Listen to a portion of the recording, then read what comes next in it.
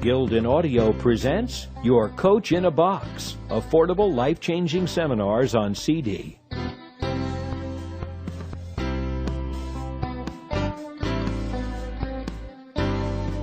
The Small Business Bible, everything you need to know to succeed in your small business.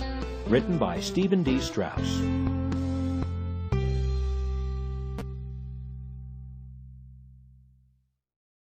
Preface. Starting, owning, and running a successful small business is one of the great joys in life. No, there are no guarantees, and yes, there are obstacles. But if you do it right, if you start the right small business, one suited to your strengths, one that you are passionate about, one that epitomizes your highest dreams and values, and certainly one that allows you to make a nice profit, then there's no telling how far it can take you. This book shows you how to get there. But be forewarned. If what you are looking for is a book that will give you the theoretical underpinnings of small business theory and expository prose about business assumptions, this is the wrong book for you. Put it down. What you will get instead in these pages are tried and true, real-world business tips, skills, examples, and strategies that have been proven to help small businesses grow, that can help your small business grow. Written in a friendly, easy-to-understand manner, chock full of interesting actual examples, the Small Business Bible contains everything you need to know to have a successful, fulfilling, enjoyable, entrepreneurial journey. Covering the simple to the complex, the Small Business Bible allows you to easily and quickly get up to speed on any pertinent subject. Would you like to know how to create a memorable brand for your small business? It's in here. Unsure about small business accounting? Read on. Shoestring marketing? Yep, it's here too. It is all here. The Small Business Bible covers everything you need to know or might need to know about starting or running a successful and enjoyable small business. It's not called the Small Business Bible for nothing. As the longtime small business columnist for usatoday.com, I have the opportunity to interact with many small business owners. I hear their war stories and learn their secrets, and that is what I want to impart on to you in this book. The best tips, hints, and ideas that I have come across. By helping you to avoid mistakes, teaching you important, difference-making business strategies, and sharing what works, the Small Business Bible is intended to be your one-stop shop for all things small business. If I have done my job right, it should become an indispensable business partner, a well-used dog-eared friend that shows you the way. Thanks for taking it along with you on your entrepreneurial journey.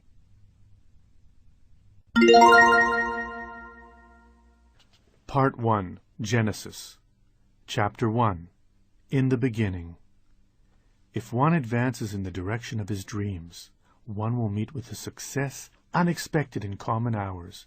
This is a quote by Henry David Thoreau. It is a huge step. Deciding to go into business for yourself is one of the most important decisions you will make in your life. Ranking right up there with picking a partner and buying a home, becoming an entrepreneur is one of those life-altering events that will have repercussions for years to come. No, there are no guarantees, and yes, there will be obstacles. But you know what? If you do it right, if you start the right small business, one suited to your strengths, one that you are passionate about, one that allows you to make a nice profit, then there is no telling how far it can take you. John Nordstrom, founder of the department store with the eponymous name, said of his roots, "I was not certain what I wanted to do. I started looking around for some small business to get into. Mr. Wallen, the shoemaker, suggested that we join a partnership and open up a shoe store." Assessing your strengths. Not everyone is cut out to be an entrepreneur. While the common perception of entrepreneurship is that it is exciting, and indeed it is, many other words equally describe the life of the self-made small business person. Nerve-wracking, liberating, difficult, challenging, time-consuming, overwhelming, fun, joyous, productive, and uncertain, and that's just for starters. Any small business person could expand at length about any one of those adjectives. for all come into play to some degree or another in almost every small business, and often in the same day. So the question is not whether entrepreneurship is right for you, but rather, are you right for entrepreneurship? Can you handle the stress, the freedom, the lack of structure, the uncertainty, and the opportunity that awaits you if you decide to start your own business? This really can't be emphasized enough. While there is no doubt that being in business for yourself can be great, if you are not temperamentally cut out for it, it will be a tough road. There is no shame in this. Some people are artists and others are lawyers. Some are vagabonds and others are homebodies. Some are entrepreneurs and some are not. So which are you? Taking the following quiz will help you evaluate your qualifications. The important thing, though, as you take the quiz, is to be perfectly honest. There is no point in answering the questions right if they are not true for you. Test your entrepreneurship IQ. Number 1. Are you a self-starter? A. Yes. I like to think up ideas and implement them. 5 points. B. If someone helps me get started, I will definitely follow through. 3 points. And C. Frankly, I would rather follow than lead. 1 point. 2. How do you feel about taking risks? A. I really like the feeling of being on the edge a bit. 5 points. B. Calculated risks are acceptable at times. 3 points. C. I like the tried and true. 1 point. 3. Are you a leader? A. Yes. 5 points. B. Yes when necessary. That's 3 points. And C. No, not really. 1 point. 4. Can you and your family live without a regular paycheck? A. Yes, if that's what it takes. That's 5 points. B. I would rather not, but understand that may be part of the process. 3 points. C. I do not like that idea at all. 1 point. 5. Could you fire someone who really needed the job your business provided? A. Yes, I may not like it, but that is the way it goes sometimes. 5 points. B. I hope so. 3 points. C. I really can't see myself doing that. 1 point. 6. Are you willing to work 60 hours a week or more? A. Again, if that's what it takes, yes. 5 points. B. Maybe in the beginning. 3 points. C. I think many other things are more important than work. 1 point. 7. Are you self-confident? A. You bet. 5 points. B. Most of the time. 3 points. C. Unfortunately, that is not one of my strong points. 1 point. 8. Can you live with uncertainty? A. Yes. 5 points. B. If I have to, but I don't like it. It's 3 points. C. No. I like knowing what to expect. 1 point. 9. Can you stick with it once you have put your mind to something? A. I usually will not let anything get in the way. 5 points. B. Most of the time, if I like what I'm doing. 3 points. C. Not always. 1 point. 10. Are you creative? A. Yes, I do get a lot of good ideas. 5 points. B. I can be. 3 points. C. No, not really. 1 point. 11. Are you competitive? A. To a fault sometimes. 5 points. B. Sure, mostly. 3 points. C. Not really. My nature is more laid back. 1 point. 12. Do you have a lot of willpower and self-discipline? A. Yes. 5 points. B. I am self-disciplined when I need to be. 3 points. C. Not really. 1 point. 13. Are you individualistic, or would you rather go along with the status quo? A. I like to think things through myself and do things my way. 5 points. B. I am sometimes an original. 3 points. C. I think strongly individualistic people are a bit strange. 1 point. 14. Can you live without structure? A. Yes. 5 points. B. Actually, the idea of living without a regular job makes me nervous. 3 points. C. No, I like routine and structure in my life. 1 point. 15. Do you have many business skills? A. Yes, I do, and those I don't have, I'll learn. 5 points. B. I have some. 3 points. C. No, not really. 1 point. 16.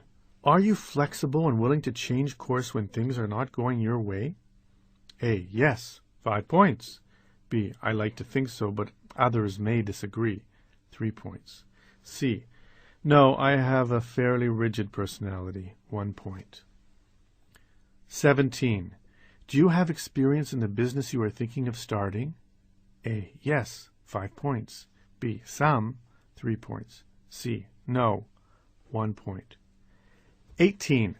Could you competently perform multiple business tasks, accounting, sales, marketing, and so on? A. I sure would like to try. 5 points. B. I hope so. 3 points. C. That sounds intimidating. 1 point. 19. Are you willing to really hustle for clients and customers? A. Sure. 5 points. B. If I have to. 3 points. C. I would rather not. 1 point. 20. How well do you handle pressure? A. Quite well. 5 points. B. It's not my strongest trait, but I can do it. 3 points. C. Not well at all. 1 point. Scoring. 80 to 100. You have both the temperament and the skills to become an entrepreneur. 60 to 79. You are not a natural entrepreneur, but may become one over time. Below 60, you would be wise to think of something else to do besides self-employment. So there you have it. Not only should this quiz help you understand your entrepreneurship IQ, but it should equally give you some insight into traits and characteristics of the prototypical successful self-employed business person. Driven, hard-working, creative, energetic, resourceful, confident, and flexible. So if this describes you, or a close approximation of you, then the next question is, where do you go from here? Risk tolerance. The quiz you just took is intended to both help you gauge your entrepreneurship IQ and show you the traits required to start your own small business. Yes, you will need some business savvy and self-confidence. That is a given. Being creative and hardworking are equally important. But of all the necessary traits, the one that you must have in abundance is a tolerance for risk, because starting your own small business is a risk. Borrowing money, setting up shop, trying out new ideas, these are things that, while fun and exciting, are also inherently risky. There are no guarantees that your idea and plan will fly. Certainly the goal of this audiobook is to make sure it does. But no matter how much you study and learn, there will always be an element of risk in being an entrepreneur. Would you have it any other way? If your answer is no, then you definitely have the right stuff. If it is not, if the idea of taking a big risk scares more than excites you, then you need to consider carefully whether starting your own business is really for you. Throughout this audiobook, I share with you the traits of exceptional small businesses so that you can see what the best of the best do. Here is the first one, and it is good news. Great small businesses work to reduce their risks as much as possible. They work at covering every angle so that the risks they take are prudent, calculated ones. That is what you will need to do too if you start your own small business. Take a prudent, calculated, intelligent risk with a high likelihood of payoff. Just know that even reduced risk will still be present because it is the nature of the game. The next step. Sometimes the idea of starting your own business can be overwhelming. What kind of business should you start? Where will you get the money? How will you find customers? All are legitimate concerns, and all are addressed in detail. At this point, however, understand that as you drive down the street, almost every business you see is a small business run by someone who at some point had never run a business before either. But they learned how, found the money, found some customers, and are still around. If they did it, so can you. To join their ranks, you must be willing to do your homework. education. The next step, therefore, is to educate yourself. Most people go into business because they love something and want to do it every day. The baker wants her own bakery, the chiropractor wants to start his own practice, and so on. The problem the baker and the chiropractor usually have is that while they may know a lot about baking and backs, if they are like most entrepreneurs, they know little about the business and boardrooms. They may know their specialty, but they do not know everything else it takes to start and run a successful business. And problematically, it is the everything else that will take up a lot of their time. Marketing and advertising, sales and income taxes, hiring and firing, and so on have nothing whatsoever to do with backs and bread. There are several great sites that can teach you a lot about small businesses.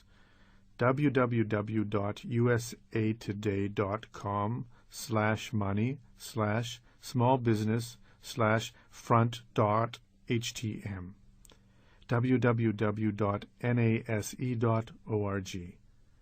www.nfib.com www.sba.gov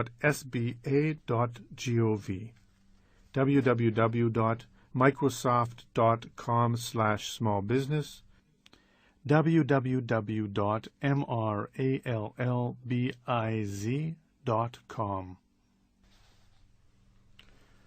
So the next step is to begin to learn about business in general. Certainly this audiobook should be enormously helpful, and down the road you will see that nothing beats the trial and error of actually running your own venture.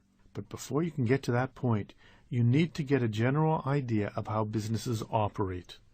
Even if you have passed the preceding entrepreneur IQ quiz with flying colors, it is probably safe to assume that while you have an entrepreneurial bent, you likely do not know everything you will need to become successful.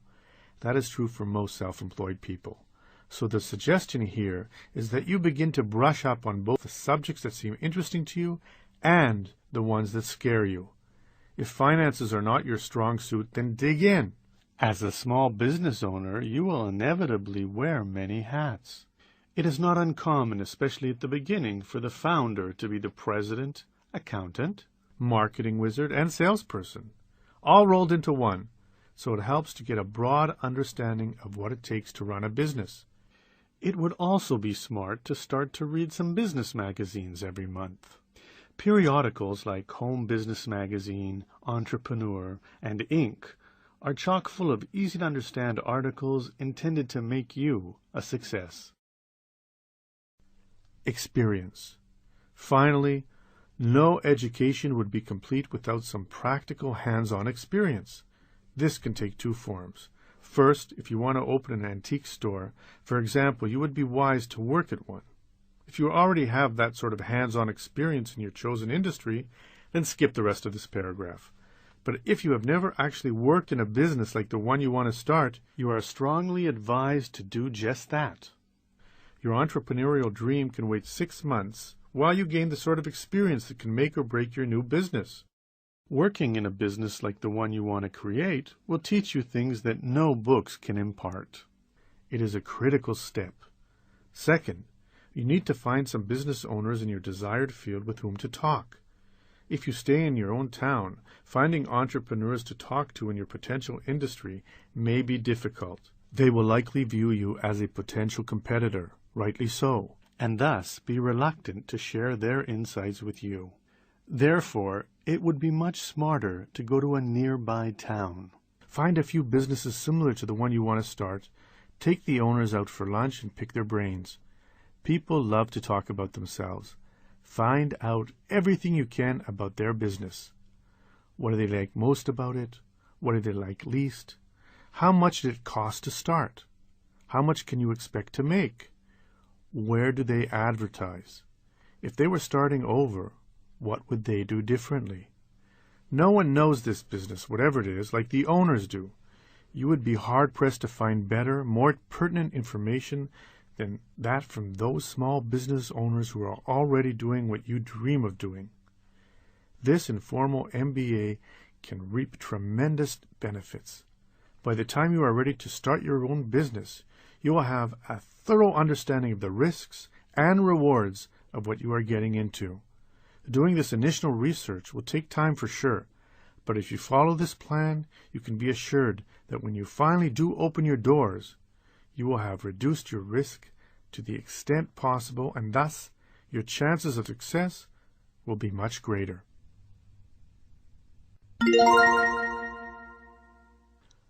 Chapter 2. Choosing the Right Business. The road to happiness lies in two simple principles. Find what it is that interests you and that you can do well, and when you find it, put your whole soul into it, every bit of energy and ambition and natural ability you have.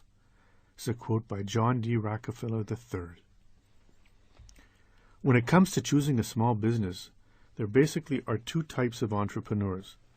The first is the person who is in love with the idea of starting a very specific business. It may be a gardener who envisions a nursery or a chef who has long dreamed of owning a restaurant. The other potential small business person is someone who is also in love, not with a specific idea per se, but with the idea generally of being his or her own boss. As there are both risks and rewards associated with each path, both warrant further discussion.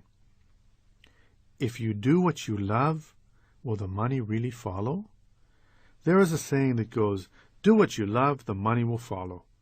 While noble and possibly true, there is more to small business success than simply doing what you love.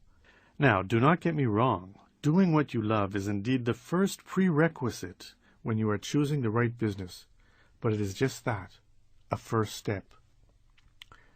Live with passion. What do you love? As in the rest of life, we tend to succeed when we are engaged in something that we really enjoy. Your business should be no different. Richard Branson started Virgin Music not because he thought music would be hot, but because he loved it. Bill Gates started Microsoft because he loved computers. Both companies began as small businesses. What about you? By now, you know what excites you, what you love most. You know what you like to do, what your passions are, what is fun, and how you like to spend your time. Barbara Winter, in her great book, Making a Living Without a Job, published by Bantam in 1993, says that passion leads to purpose, that once you get in touch with those things you are most passionate about, you can begin to create a business of purpose around them. So that is your first assignment, deciding exactly which of your passions you love enough to start a business around. Remember, your business will become your baby, and like any other baby, it will require a lot of love, time, money, and attention if it is to grow strong and healthy. Of those, right now, you should be most concerned with time. Your new business will take a lot of it. Second, once you know what area you love enough to spend all the day, every day doing, you then need to figure out what business you could start that relates to that. Say, for example, that you have a lot of plants and gardening and have decided that you want to spend every day doing something related to those things. What are your choices? You could, for instance, start a nursery, open a flower shop, start a lawn care business, grow organic vegetables, buy a farm, start a winery. Stuck for a business that relates to your passion? Open the yellow pages and look under your category. You might be surprised to see how many different sort of businesses other people have created around the same thing. This is the time for one of those anything goes brainstorming sessions. Go for it. Write down any kooky idea you have. No limits. There are a few times in life when the stars align themselves just so, and one has a chance, not only for a fresh start, but a fresh start completely of one's own choosing. Usually either money is tight or the opportunity passes or something else conspires to interfere with a brand new beginning. But if you are at a place where you are reading this and are ready to start your own business, and you have the wherewithal to do so, and you can choose any business you want, then savor this moment, for it is rare indeed. But while it is good and wise to let your mind roam, it is equally shrewd afterward to come back to earth. What if, instead of gardening, your answer is that what you love most is 19th century Flemish architecture, and that you have decided to become a Flemish architecture consultant? However interesting that may be to you, and while it certainly would scratch your Flemish architectural itch, If there are not people willing to pay you for your expertise, people willing to buy the product or service you want to sell, you do not have a business. You have a bust. So be realistic. There must be a market willing to buy what you plan to offer. Assuming then that you have decided to pick a business that is a passionate practicality, the last question to be answered is whether you will be able to make sufficient profit in it. There is no sense in starting a business, however much you might love the idea, if you will not be able to make a good living. One reason we go into business for ourselves is the chance to make more money. Whatever business you want to start then, whatever products or service you decide to sell, you have to be able to sell it at a price high enough to make a profit, but low enough that people will buy it. This is not always an easy balance. Why do so many stores and expensive malls go out of business? Because even with a great concept, making a profit is mathematically impossible if their overhead is too high. So, before jumping into a business, you have to crunch some numbers, do your research. How much does a small business of the type you want to start make? How quickly does it make it? See Chapter 4, Understanding Your Market, for more information on how to do this. Too many entrepreneurs fall in love with their idea and become convinced that it is the greatest thing since sliced bread. You do not make this mistake. You must strive to be as objective as possible. Do other people like your idea as much as you do? Ask around. Get feedback. Crunch your numbers. Be a business person. While hunches and intuition are great, you need some objective criteria before making the leap into the land of entrepreneurship. A word of caution. The bad news about starting a new business is that good ideas are not really that hard to come by, but oftentimes not that easy to implement. Every business you see when you drive down the street was once someone's beloved inspiration. But what did it take to turn that great idea into a successful business? How much time, effort, and money were involved? You can bet that the entrepreneur who started that busy business on the corner probably had no idea how difficult it would be to turn his vision into a reality. So finding a good idea is just the beginning. In fact, it's the easy part. The trick is being able to successfully implement that idea. That is much more difficult. As Thomas Edison said, genius is 1% inspiration and 99% perspiration. That is as true in business as it is in science. So, not only must you come up with a good idea, but it must be a good idea that you can move on. That is what you are looking for. Look around. Are there any similar businesses to the one you want to create? If not, that might tell you something. Maybe your idea is so cutting edge that no one else has thought of it. That could be good, and then again, it might be bad. Innovative businesses have the chance to become the market leader. Amazon.com was first. Yahoo was first. Post-its and Pampers were first.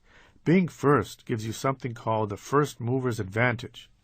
Simply put, that means that by being first, you have the chance to shape the marketplace. The potential profit in such a business is enormous. The problem, as you may have surmised, is that it usually takes a lot of money to successfully create a business. If you do not have the drive to do so, or the risk tolerance, or the capital, then you would best be advised to follow and not lead. Later on, once you have more experience and money, you can innovate all you want.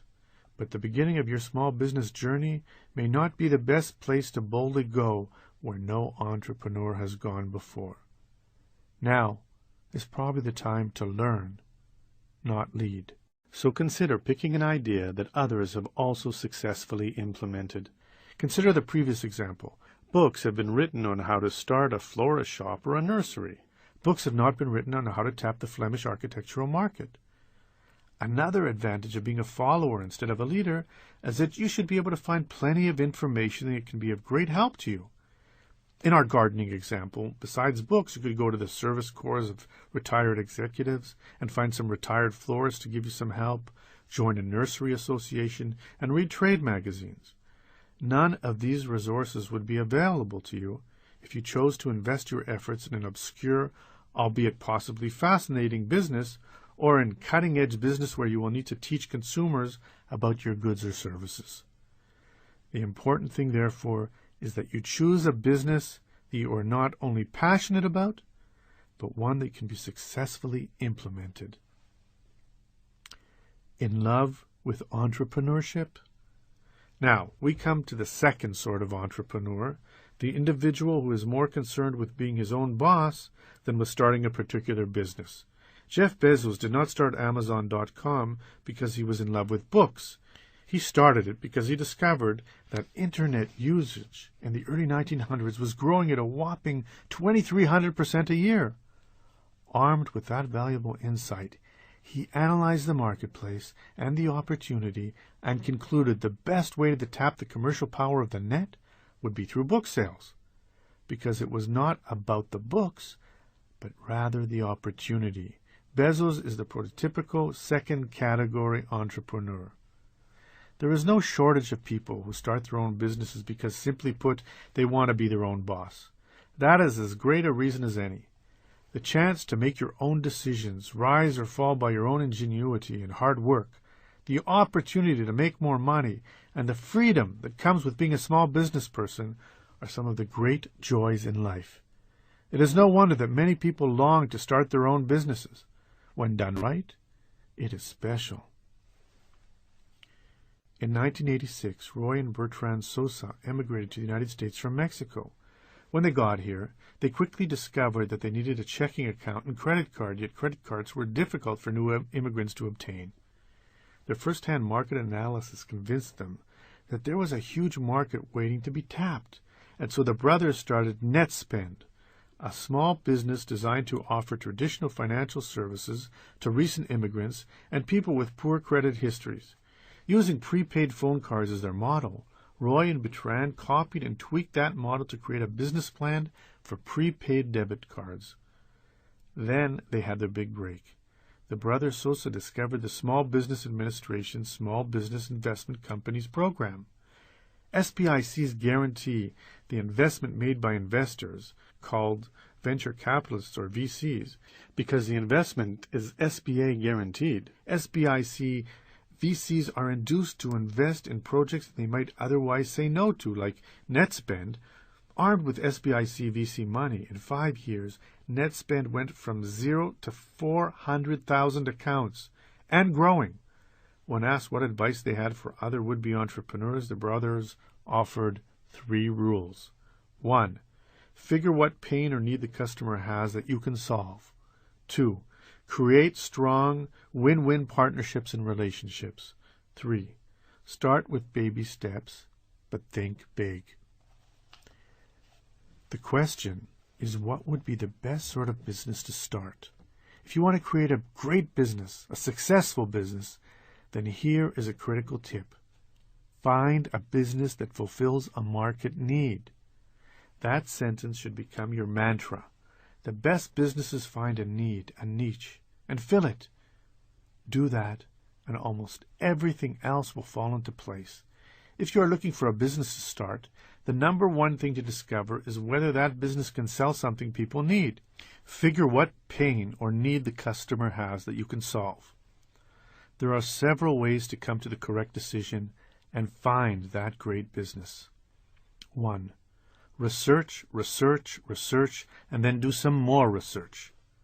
Your first step is to analyze both the marketplace and the opportunities available. Look around. Find some businesses doing something that looks good to you and learn about those businesses. How hard are they to create? How much money do they make? How much money would you need to start a similar business? The options are many, and there is no shortage of associations and websites ready to help you find the right business to start. Among them, places you should look are www.sba.gov/starting_business/ www.startupjournal.com/ www.uschamber.com/sb/business/startup.asp www.franchisehandbook.com Look for a business that catches your eye, that seems to have a great potential for growth, and that is interesting. 2. Product or service. When it comes down to it, your business will provide people either with a product or a service. Service businesses tend to be less expensive to start as there is no inventory to buy, whereas product businesses mark up prices on scores of products and profits on the difference. Service businesses, like those of lawyers, doctors, and consultants, sell time and expertise. An initial decision, then, is which of these best suits your temperament, skills, and goals. Business selection do's and don'ts. Do be patient. A good selection process takes time and requires knowledge about the industry, marketplace, and competition. Do look for opportunity. As hockey great Wayne Gretzky once said, "Go to where the puck is going, not where it is." Don't pick a business that is too challenging. You will be challenged enough. Don't pick a business that cannot compete. Superstores like Costco, Sam's Club, Target, and Walmart will beat you on price. Find a business, a niche where you will have an advantage over the competition. 3. Analyze your skills and experience. Suppose you have spent your career doing marketing for major corporations. You then have the invaluable skills that should be tapped when deciding what business is right for you. Even if it is not a marketing business, you would be foolhardy not to choose a business that does not somehow tap into your well of knowledge and skill. Now, it may be that you are tired of doing whatever it is you have been doing, and that, in fact, is why you want to start your own business. Understandable, for sure. Just be open to the option of finding a business that gives you a leg upon the competition because of your background. 4. Consider your options. You could create a business from scratch. You could buy an existing business. You could start a franchise. You could create a home-based business. The possibilities are many. The important thing is to, 1, realize that there are in fact a variety of options when you are choosing a business, and to 2, learn about the pros and cons of each. Listen to those chapters, research the industry, and speak with people in those sorts of businesses. 5. Narrow your choices. Once you have analyzed the market, the opportunities available, your skills and experience, and your goals, you should be able to narrow your choice down to a few sorts of businesses. The next step may be the most important. You must, and repeat, must, go out and find some people who own and run these sort of businesses. Again, theory and books are great, but nothing beats speaking with someone who lives that business every day. 6. Start your engines. Whether you want to start a business because you want to start a business or because you want to spend your time surrounded by your passion, the important thing is to do your homework and find a niche that fills a market need. Do that, and you're well on your way.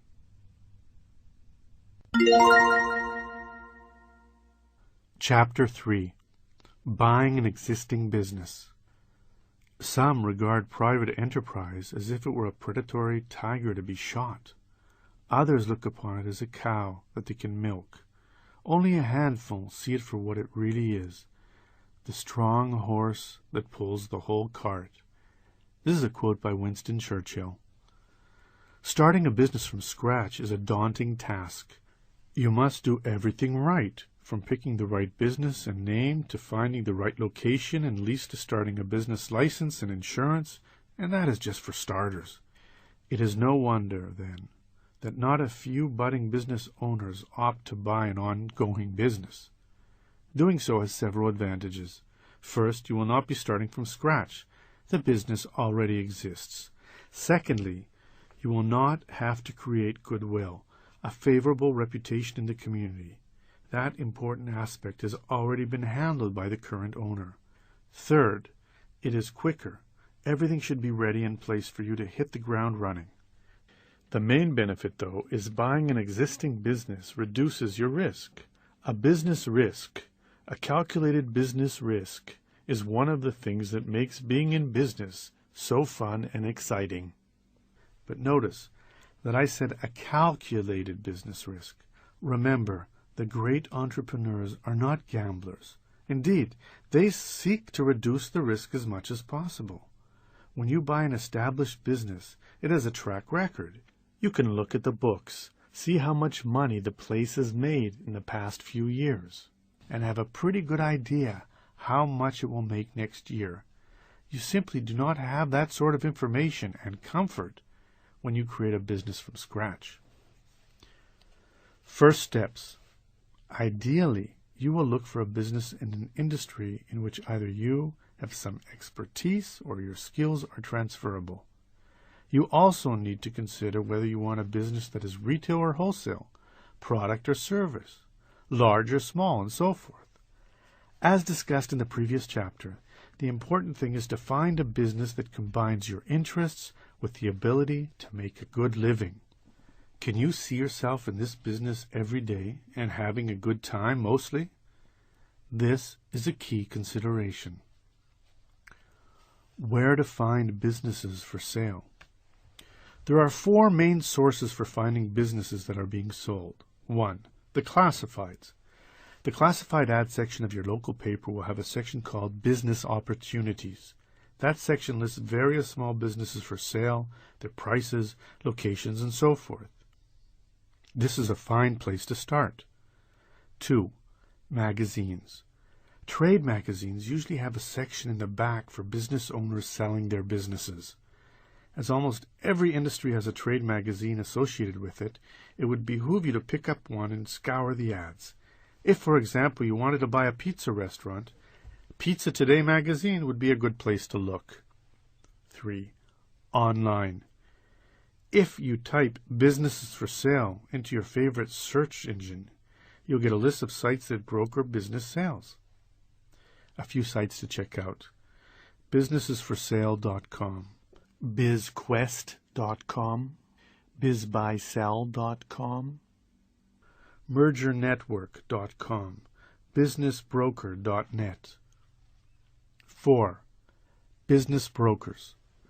While not cheap, business brokers can be an excellent resource when you are searching for a business to buy. A good broker will have access to businesses that you did not know were for sale.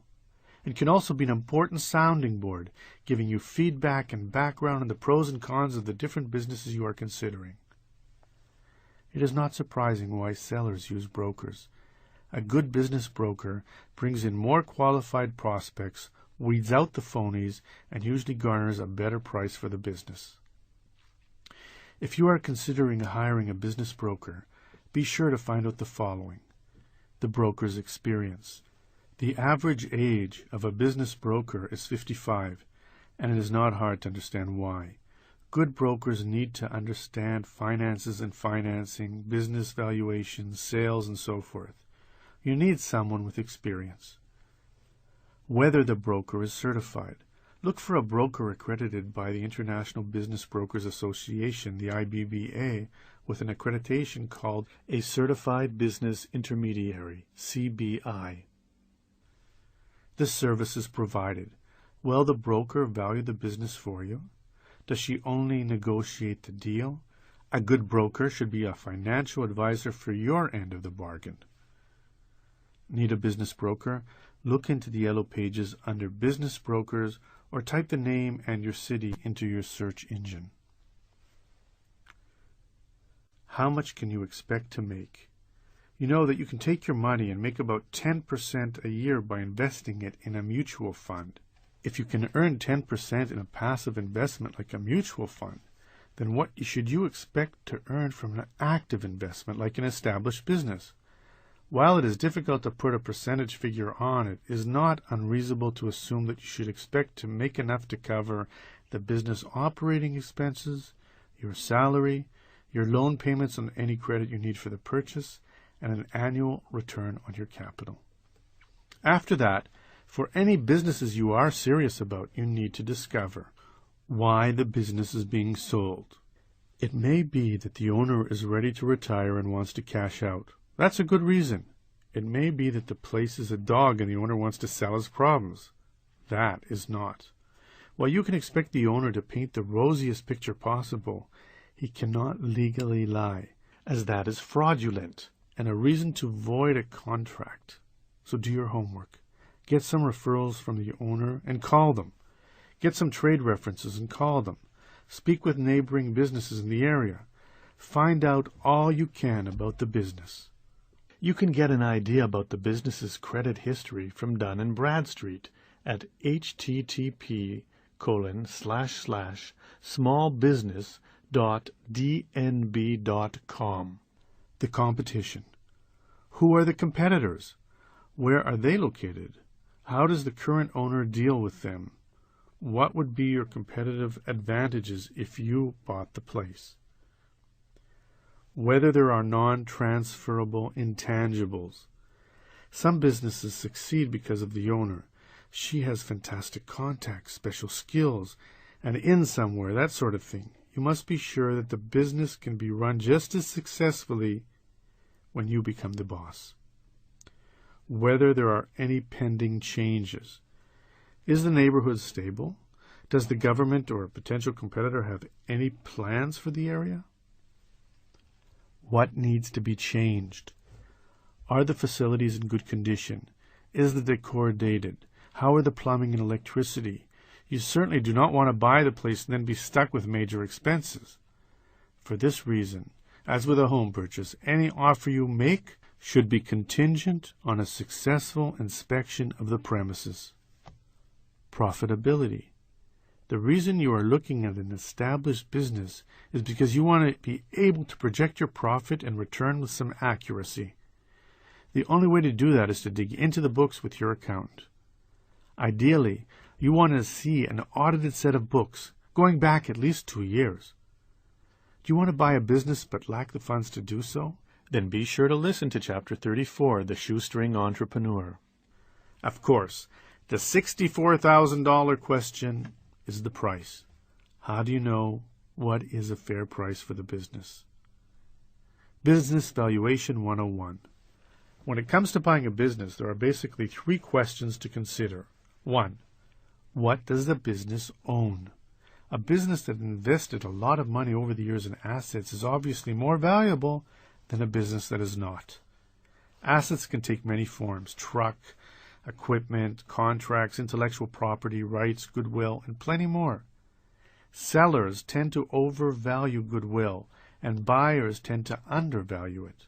The important thing is to realistically analyze the value of the name of the business in the community. 2. How much does the business earn? Again, and the same principle applies.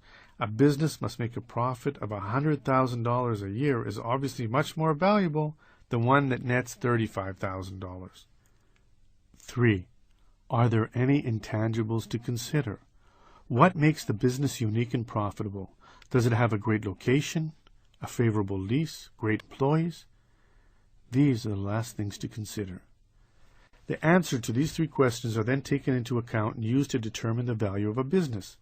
There are 3 ways to go about calculating that. The first is called price building. The second method is called return on investment. The third is the multiplier. Price building is a valuation method that simply looks at the hard facts: assets, goodwill, leases, real estate, and so on. Essentially, what you do here is list every asset and give it a dollar value. For example, it might look like this: bills, machinery, rentals. Real estate, $125,000. Equipment, $40,000. Inventory, $25,000. Goodwill, $10,000. Total, $200,000. $200,000 may or may not be the right price for this business. While it is hard to say, the price builder method indicates that it is, assuming the numbers listed above, of course. Want some help valuing a business?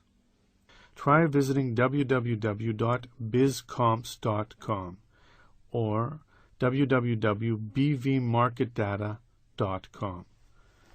Return on investment, ROI, looks at the business profit per year to help the buyer see the percentage return on his investment. For example, say that Bill's Machinery Rentals is asking $200,000 for the business. Is that fair? Using the ROI method, we would see that net profit is $100,000. Business sale price is $200,000. Return on investment is 50%. Using this method and these numbers, the buyer would be getting a 50% return on his investment in a year. There are few investments out there that allow a 50% ROI.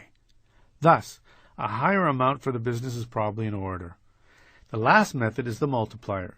Here you would again look at the earnings, but you would again multiply them by some factor. It varies depending upon the industry to get a final price.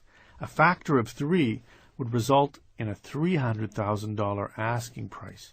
Of course, the battle is what the factor should be.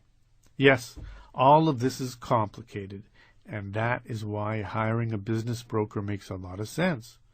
Though you will pay a decent commission, it may be worth it to ensure that you will get a good business at a fair price. Getting ready to close.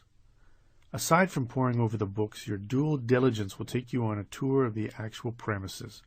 Peek into the nooks and crannies. By this time you should be aware of both the positives and the negatives of the business, and you should remember, get your questions about the problems answered. Remember that no business will be perfect. Your job is to decide whether the benefits outweigh the burdens and if obstacles can be overcome. Once you've found a business that you really like, your vetting process must include a final analysis with your lawyer and accountant. Even if you have hired a broker, leases and financial statements are best left to experts. Speak with customers and suppliers where possible. Once your team has concluded that the business is viable, it is time to negotiate a final price and get set for closing. As you negotiated the final deal, consider adding these provisions into the contract. Link the sales price to customer retention. Much of what you are buying is likely the existing customer base. Yet especially with a service business, the clients may be more committed to the seller than to the business. Therefore, see whether you can link the purchase price to the number of customers who will stay. Have the old owner stay for a while. This can help with the transition as well as assist customer retention. You will pay him or her a consulting fee, but it is usually worth it.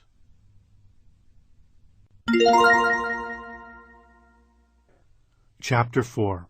Understanding your market. We don't want to push our ideas onto customers. We simply want to make what they want. This is a quote by Laura Ashley.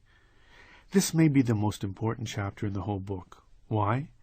Because everything else, from selecting the right business and marketing it to growing and eventually selling it, hinge on having an accurate understanding of your market.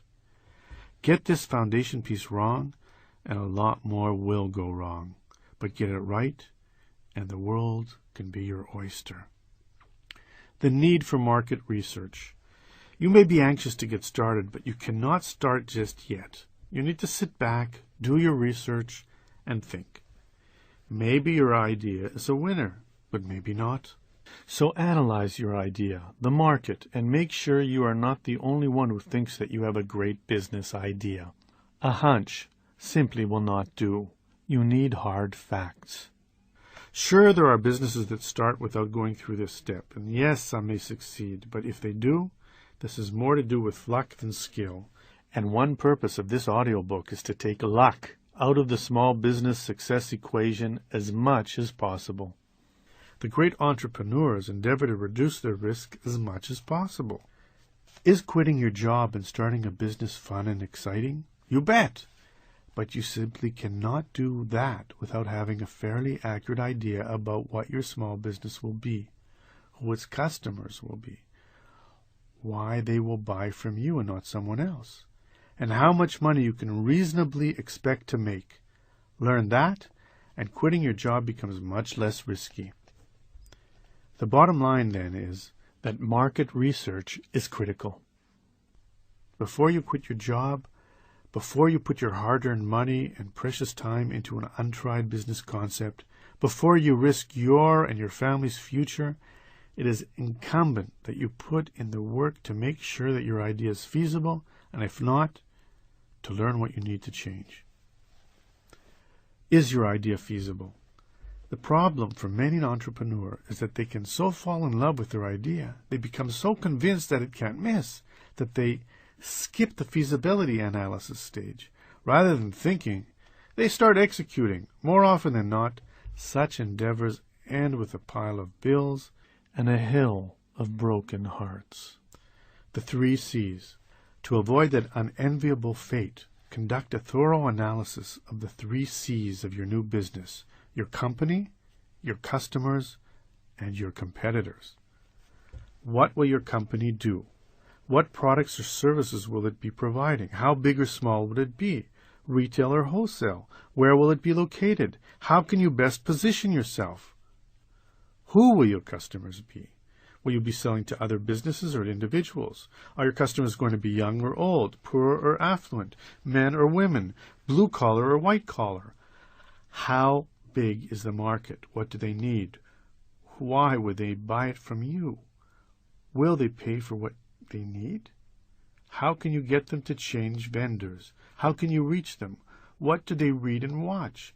The more you crystallize your thinking, the more specific you are about whom you're trying to reach, and the more you know about that market, the greater the chance that you will be able to find and entice customers to your business. Who will be your competitors? What are they doing right and wrong? What are their strengths and weaknesses?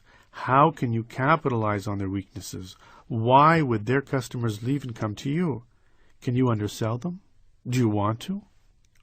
Princeton Creative Research has developed a great checklist for evaluating business ideas. Answer the following questions to evaluate your potential business or product. Have you considered all the advantages or benefits of the idea? Is there a real need for it? Have you pinpointed the exact problems or difficulties your idea is expected to solve? Is your idea an original new concept, or is it a new combination or adaptation? What immediate or short-range gains or results can be anticipated? Are the projected returns adequate? Are the risk factors acceptable? What long-range benefits can be anticipated? Have you checked the idea for faults or limitations? Are there any problems this idea may create? What are the changes involved? How simple or complex would the idea's execution and implementation be? Can you work out several variations of the idea? Could you offer alternative ideas? Does your idea have a natural sales appeal? Is the market ready for it? Can consumers afford it? Will they buy it? Is there a timing factor? What, if anything, is your competition doing in this area? Can your company be competitive? Have you considered the possibility of user resistance or difficulties? Does your idea fill a real need, or does it have to be created through promotional and advertising efforts? How soon could the idea be put into operation? This study was done by the Princeton Creative Research at Princeton, New Jersey. There are 2 possible outcomes of this research. Either you will discover that there is a need for your business, or there is not. All is not lost if it is bad news. It may be that your idea simply needs to be tweaked. This is what happened to Dave. A computer programmer, Dave decided that he would rather be a small business owner. He looked around, thought about his likes and dislikes, and decided that he wanted to buy a cafe. He found one he liked and began to research the area, the competition, the clientele, everything. His research led him to the conclusion that this particular cafe might be a loser because the lease was not long enough and the drive-by traffic not abundant enough. Undeterred, he started over, found a better cafe with features he liked, bought it, and ended up in a business he not only enjoyed, but that provided him with a good living. Take 2. So, before you abandon your idea altogether, see whether you can make it work. Those moments of clarity when great ideas materialize are not to be dismissed lightly. Insights are valuable, and often you need only track down the right research to figure out how the puzzle pieces may fit together. Therefore, divorce yourself as much as possible from your love of this idea and view it as objectively as possible. Put on your skeptical hat and put away those rose-colored glasses. You need a 20/20 vision now. Where to find what you need to know? Many resources are available to help you track demographic data, learn about your intended industry, uncover vital info about your potential competition, see whether there is a market for your proposed business, and generally plot your course. Here are the best bets. Trade associations. Every industry has a trade association connected to it, and these groups have a wealth of information. Find one associated with your idea and contact them. Explain what you are doing and ask about survey data and research reports available. Get copies of their publications. Ask whether they have a startup resource kit available. Many do. Trade shows. Consider attending the leading association trade show, which will put you in touch with hundreds of like-minded individuals, people who are already successfully doing what you want to do. Meeting them and picking their brains can save you a lot of time. Tell exactly who your customers will be. Provide experienced feedback about your plans. Let you know how much it should cost to start your business. Give you a fairly accurate idea about how much you can expect to make. Warn you of potential pitfalls and save you from overly optimistic plans. Trade magazines. Each industry usually has one or more trade magazines that may or may not be part of the leading trade association. Find the magazine for your industry and get several back copies. You should be able to notice industry trends, mistakes to avoid, potential costs, and much more. Websites. Aside from the websites mentioned previously, here are a few more that specifically may be helpful for this stage of your entrepreneurial journey. www.entrepreneur.com/formnet.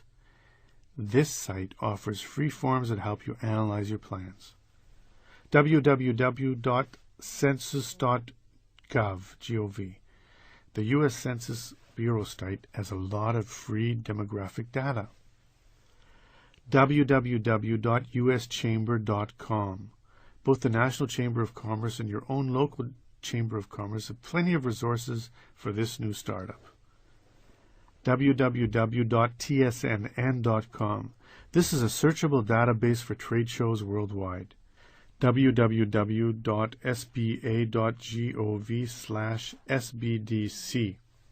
The SBA Small Business Developmental Center offer low-cost help to entrepreneurs. As mentioned previously, www.score.org also is a valuable research resource. www.inside.com, the home of American Demographics, a monthly magazine that offers information on consumer trends and analysis. This is a pay service. www.hoovers.com. Hoovers offers business and industry data as well as sales, marketing, business development, and other information on public and private companies. This is also a free-for content site. www.marketresearch.com. This site offers more than 50,000 market research articles from more than 350 publishers, categorized by industry. Interviews and experiential research. While reading is great, nothing beats actually talking with people associated with your potential business. There are two groups of people you need to meet and interview. 1. Potential customers. Although finding possible customers for your potential business is not the easiest task in the world, it must be done. You need to find and meet people who would be willing to pay for the product or service you want to provide. Find out what they like and dislike about their present vendor, why they might change, what would cause them to change, lower prices, a better location, more personal service, or what. Looking to find and interview potential customers, consider going to the place of some competition and parking yourself unobtrusively outside. Have a short questionnaire ready and ask people for 5 minutes of their time. 2. The competition. No one knows your potential business better than people who are already running a similar business. Become their customer and shop at their store or use their service. Analyze their strengths, weaknesses, profit potential, and so on. Hire some inexpensive experts. Find a good MBA program in your area. and find out whether it participates in the Small Business Institute program run by 250 MBA programs nationwide that assigns grad students to intern-type projects like the market research. For a nominal fee, or free, you may get a great team to do some quality research for you. For more information, contact the Small Business Advancement National Center at 501-450-5300. Libraries. Of course, librarians are the keepers of the research key and can show you where to find plenty of free information. That is a given. But here is something extra. The Internet Plus Directory of Express Library Services, Research and Document Delivery for Hire by editors Steve Kaufman, Cindy Kehoe, and Pat Wiedensoller, lists 500 libraries nationwide that provide low-cost research services that you can tap into. Create an online focus group. How do Fortune 500 companies and presidential candidates know what commercials to use, products to pitch, or ideas to share? They use focus groups, a group of people who are shown a product or given an idea and asked to comment upon it. Find a listserv discussion group for your industry. Subscribe to the list, learn about the group, and then ask your questions. Look for a listserv list at http://tile.net/lists/. Telemarketing and phone research. Telephone research is a fairly inexpensive method costing about 1/3 less than the personal interviews. Here you would hire a telemarketing firm to conduct a survey of a random sample of respondents. The costs associated with this method include the fee of the telemarketer, phone charges, preparation for the questionnaire, and the analysis of the results. Here are some tips when using this technique. Tell the interviewee up front how important his or her response is and that it will be a short interview between 5 and 10 minutes. Avoid pauses as respondent interest drops. Keep the questions short and interesting. Make the answer options consistent. If you get more than 250 interviews, you are nearing a good sample. Direct mail. Direct mail questionnaires are also inexpensive when you are using bulk mail prices, but the response rates are usually less than 5%. The main costs of this method relate to printing the cover letter and questionnaire, envelopes, and postage. To increase your response rate, try these ideas. Include a nice letter that explains what you are looking for and why. Keep your questions short. Limit the length of the questionnaire to 2 pages. Address the letter to a person, not occupant. Address the letters by hand. Tiring, yes, but also effective. Include a self-addressed stamped envelope. Putting it all together. After conducting all of this research, sit down, sift through it, and analyze the data. You need to get a clear idea about the strengths and weaknesses of your plan.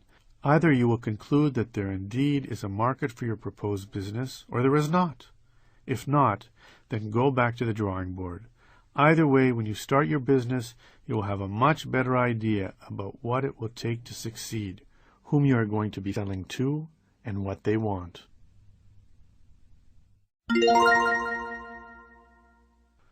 Chapter 5.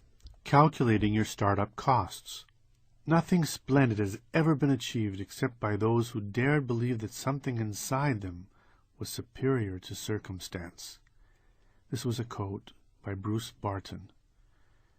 Now we get down to the nitty-gritty.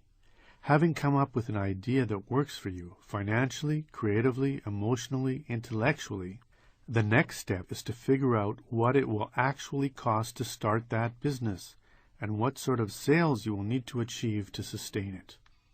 Assumptions. Figuring out your startup costs and potential sales is a matter of making educated assumptions. In the preceding chapter, it was suggested that you do a lot of research, much of which should come in handy here. What will it cost to start a business like the one you want? The numbers you input here will help you figure out how much money you need and can make, and will equally apply to the business plan you need to write, as explained in the next chapter. Starting a business from scratch, you will incur many expenses, some of which will not be encountered again, incorporating, security deposits, that sort of thing. Others are ongoing, creating marketing materials, rent, and so on. Calculating these costs is a 4-step process. The first 3 steps help you understand how much money you will need for initial startup costs, purchasing assets, and for monthly expenses. Step 4 helps you understand your potential sales and how much money you will need to break even and to earn a profit. As you calculate these expenses, a word of caution is in order. Be conservative, both with your analysis and when it actually comes time to purchase these things. Cash is the lifeblood of any business, but especially a new business. And with a new business, there won't be the sales or experience to create a steady cash flow to replace what you will be spending. Don't blow it. Don't spend too much. Buy used. Buy off eBay. Hoard your precious, precious capital. Step 1. Calculating startup expenses. Put a realistic dollar figure next to each category. 1. Creating your legal structure. Sole proprietorship, partnership, LLC, or corporation, in dollars. 2. Accountant, dollars. 3. Building out the space, decorating, and remodeling, in dollars. Licenses and permits from the city or county. Stationery and logos. Marketing and sales materials. First month's rent and security deposit. Insurance. Telephone and utility deposits. Signs, internet and website, and other expenses, and calculate the total. Step 2. Purchasing assets. What sort of assets will you need to open the doors? 1. Real estate. 2. Furniture and fixtures. 3. Equipment and machinery. 4. Trucks and autos. 5. Inventory. 6. Supplies. 7. Other. And what does that total in dollars? Step 3. Ongoing monthly expenses. Keep adding, and yes, those numbers can be daunting. But the fact is, starting a business is usually a fairly expensive proposition. That is why being smart and frugal is so important. In this section, calculate what it is going to cost you to run your business in a typical month. 1. Rent. 2. Utilities. 3. The payroll. 4. The owner's draw. 5. Supplies. 6. Insurance. 7. Transportation. 8. Shipping. 9. Legal and accounting. 10. Advertising and marketing. 11. Inventory. 12. Production and distribution. 13. Taxes. 14. Debt repayment. 15. Working capital. 16. Other. And that total is... Now, multiply this last total by 6. This will tell you how much money you will need to run the business for 6 months. Then add it to the totals in steps 1 and 2, and this will tell you how much money you need to open the doors and stay in business for 6 months. Ideally, having 6 months working capital in the bank before you start is a minimum. Here's an example. Perry's Pizza Parlor. Step 1. Total startup expenses, $22,000. Step 2. The assets to be purchased were $15,000. And step 3. The ongoing monthly expenses, $10,000. Multiply the monthly expense figure by 6, and even that is optimistic as it will be more than 6 months before revenues will be consistent. Add up to $60,000. Adding $22,000 and $15,000 to that, we see that Perry's Pizza should ideally have $97,000 to get up and running. Note that I said ideally. Not all businesses will have 6 months' worth of working capital in the bank before they open the doors. Oh well, life is not always ideal, and if you will have less than that, it is still possible to make a go of it. It will just be more difficult. But be forewarned, starting a new business is challenging enough. Having a cash crunch from the get-go makes it much harder. The 6-month figure is intended to give you enough of a cushion to get started, open the doors, create some sales, and move forward. So now the question is, how much pizza will Perry's need to sell to make a profit? Step 4. Calculate monthly sales. Your previous research will tell you that how much you can expect to make in this business. The preceding numbers, especially the ongoing monthly expense figure, gives you a break-even threshold of sales that you will need to achieve. Perry's Pizza, for example, must gross at least $10,000 a month to break even. That's $333.33 a day. If an average pizza dinner is, say, $30 a table, then Perry must serve at least 11 tables a day to break even, and anything above that will be profit. While 11 tables a day seems eminently doable, it will likely take a while for the restaurant to achieve that. Building a name and reputation take time. It is far more difficult and expensive to create a new customer than to keep an existing one. And the problem is that new businesses have no existing customers, so all customers will take effort. With enough money in the bank before you start, you will have the time necessary to build and grow your startup. Given that, it is reasonable to assume that it will take at least 6 months before Perry's or any other business is making a consistent profit. Finding the money. In our example, Perry's Pizza should have about $100,000 in the bank before the doors open. Where will Perry find that kind of money? Where will you find that kind of money? Chapter 6, Writing a Winning Business Plan, explains how to write a business plan that can get you funded, and Chapter 8, The Money Hunt, shows you where to shop that plan. Chapter 6, Writing a Winning Business Plan. Setting a goal is not the main thing. It is deciding how you will go about achieving it and staying with that plan. This is a quote by Tom Landry. Having decided upon a business that seems right, the next step is significant. Draft a business plan.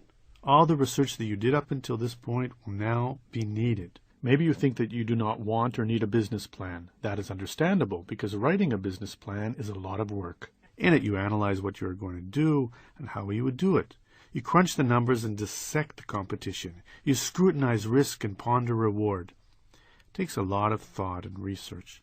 So even though business plans are work, and you may in fact be the only person who ever reads yours, if you're going to create a great small business, one that exemplifies your values and earns a fine profit, then writing a business plan is vital. The roadmap. A pilot would never fly from Seattle to Miami without a detailed, well-researched flight plan which helps him figure out how he will get where he wants to go. It tells him how much fuel he will need, important landmarks to look for, and how long it will take to get there. It is his blueprint for a successful trip. Your business plan is your version of the flight plan, your blueprint for a successful trip. Creating a business plan forces you to carefully think through your proposed business. It will detail how much money you need to get started and stay aloft. Writing it will sharpen your marketing ideas, help you understand projected cost and sales, help you understand the competition, and much more. By analyzing your business, both the things you know well and some you do not, creating a business plan forces you to really figure out what you are getting into and what it will take to succeed. It is your roadmap for a prosperous, rewarding journey. Creating and using a business plan also helps you to avoid pie-in-the-sky projections, allows an investor or lender to analyze whether your proposed business is worth their investment dollars. It helps you to identify your market and competition, and allows you to understand your business better. Because the plan projects where the company expects to be for the next few years and how it plans to get there, a business plan also serves an important tool for established businesses. It lets them know whether they are on or off course. Smart businesses create, use, and revise business plans as necessary. There are two major downsides to not having a business plan. First, without one, your enterprise will be a gamble. It may succeed or it may fail. Who knows? Certainly not you without one. So a well-researched business plan reduces the risk of failure. Second, without a plan, you will never attract an investor. If you require outside funding to get your business started, your investor will want to see your business plan. Therefore, whether it is a bank, the SBA, an angel investor, your Uncle Larry, or a venture capital firm, a business plan is a prerequisite for getting funded. Business plan elements. So just what exactly is in a business plan? The appendix contains a complete business plan in full. Generally speaking, here is what you will find in a typical business plan, though not necessarily in this exact order. A title page. On the title page should be the name of the business, your logo if you have one, the owner's name, the business address and phone number, email addresses, and the business website if you have one. Executive summary. The executive summary is probably the single most important part of your business plan. It presents the greatest hits of the plan and is vital because it is what investors key in on. If they like the executive summary, they will read more. But if they do not, all your hard work will be for naught. If you do not quickly capture the reader's attention with a dynamic executive summary, you blew it. Even though your entire business will be described in detail later in the plan, a crisp 3 or 4 page introduction captures the immediate attention of the potential investor or lender. It should explain what your business is, whom your market is, what is different about your business, why this is a good time for this venture, and why this is a unique opportunity. In addition, the amount of money being sought should be addressed. Because the executive summary is so important, considering writing it last, after you've thought through the whole entire plan. Contents. Next comes a table of contents that lists the section titles and page numbers. Business description. Here you describe exactly what your business is going to be and how you see it growing. This section includes a description of the products or services you will be selling, your market niche, and so on. Explain why what you will be offering is different from other options on the market. Show that the market you are going to tap is large and hopefully growing. If yours is a local small business, say a pizza restaurant, then explain why there's a demand for this type of restaurant in, say, a 10 square mile radius. If yours will be a national business or an internet business, then explain national needs for your services. Therefore, define accurately the target market for your business. In the case of our pizza restaurant, there may be 20,000 people in the area who would be willing to go to this type of restaurant. This is called its feasible market. You must then determine what your share of that feasible market will be. This is called your market share. You will also explain what legal form your business will take: sole proprietorship, partnership, LLC, or corporation. Make the business plan yours. Write it in your voice with your passion. Experts can smell a prepackaged, ghost-written business plan a mile away. Management. It is hard to underestimate just how important your management team is to potential investors. Banks and other lenders take seriously the background and experience of the team you have assembled. Obviously, if yours is going to be a solo small business, then document your own skills and abilities for this type of business. But if you will need others to help you run the business, you better have a good team in place. And if not put the team together yet, now is the time to do so. What sort of team, you ask? Maybe you need a director of marketing, an attorney, an accountant, a director of operations, or a director of sales. It also depends on the sort of business you have in mind and what is needed to carry out your vision. But whatever it is, the important thing is to create a team of qualified people who can impress the brass. List your team, their backgrounds, and what their responsibilities will be. Industry description. This section is where all of your background research done to date, analyzing your ideas and so forth, can be inserted.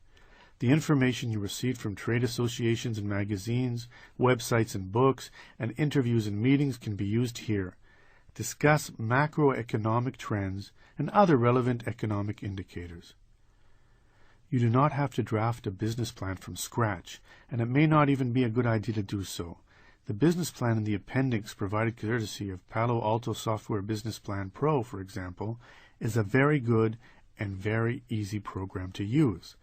But even if you do use a computer program, be sure to use your own language and make the plan yours as you write it. Competition. Include all pertinent information about your competition, including the length of time they've been in business, where they're located, and their average annual sales. How will you beat the competition? Will you offer a better location, greater convenience, better prices, later hours, better quality, better service, or what? Analyze what they do right and wrong, how customer needs are and are not being met by your competitors.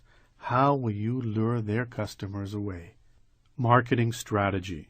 How will you position your goods or services in the market? Are you going to cater to an upscale clientele, other businesses, or whom?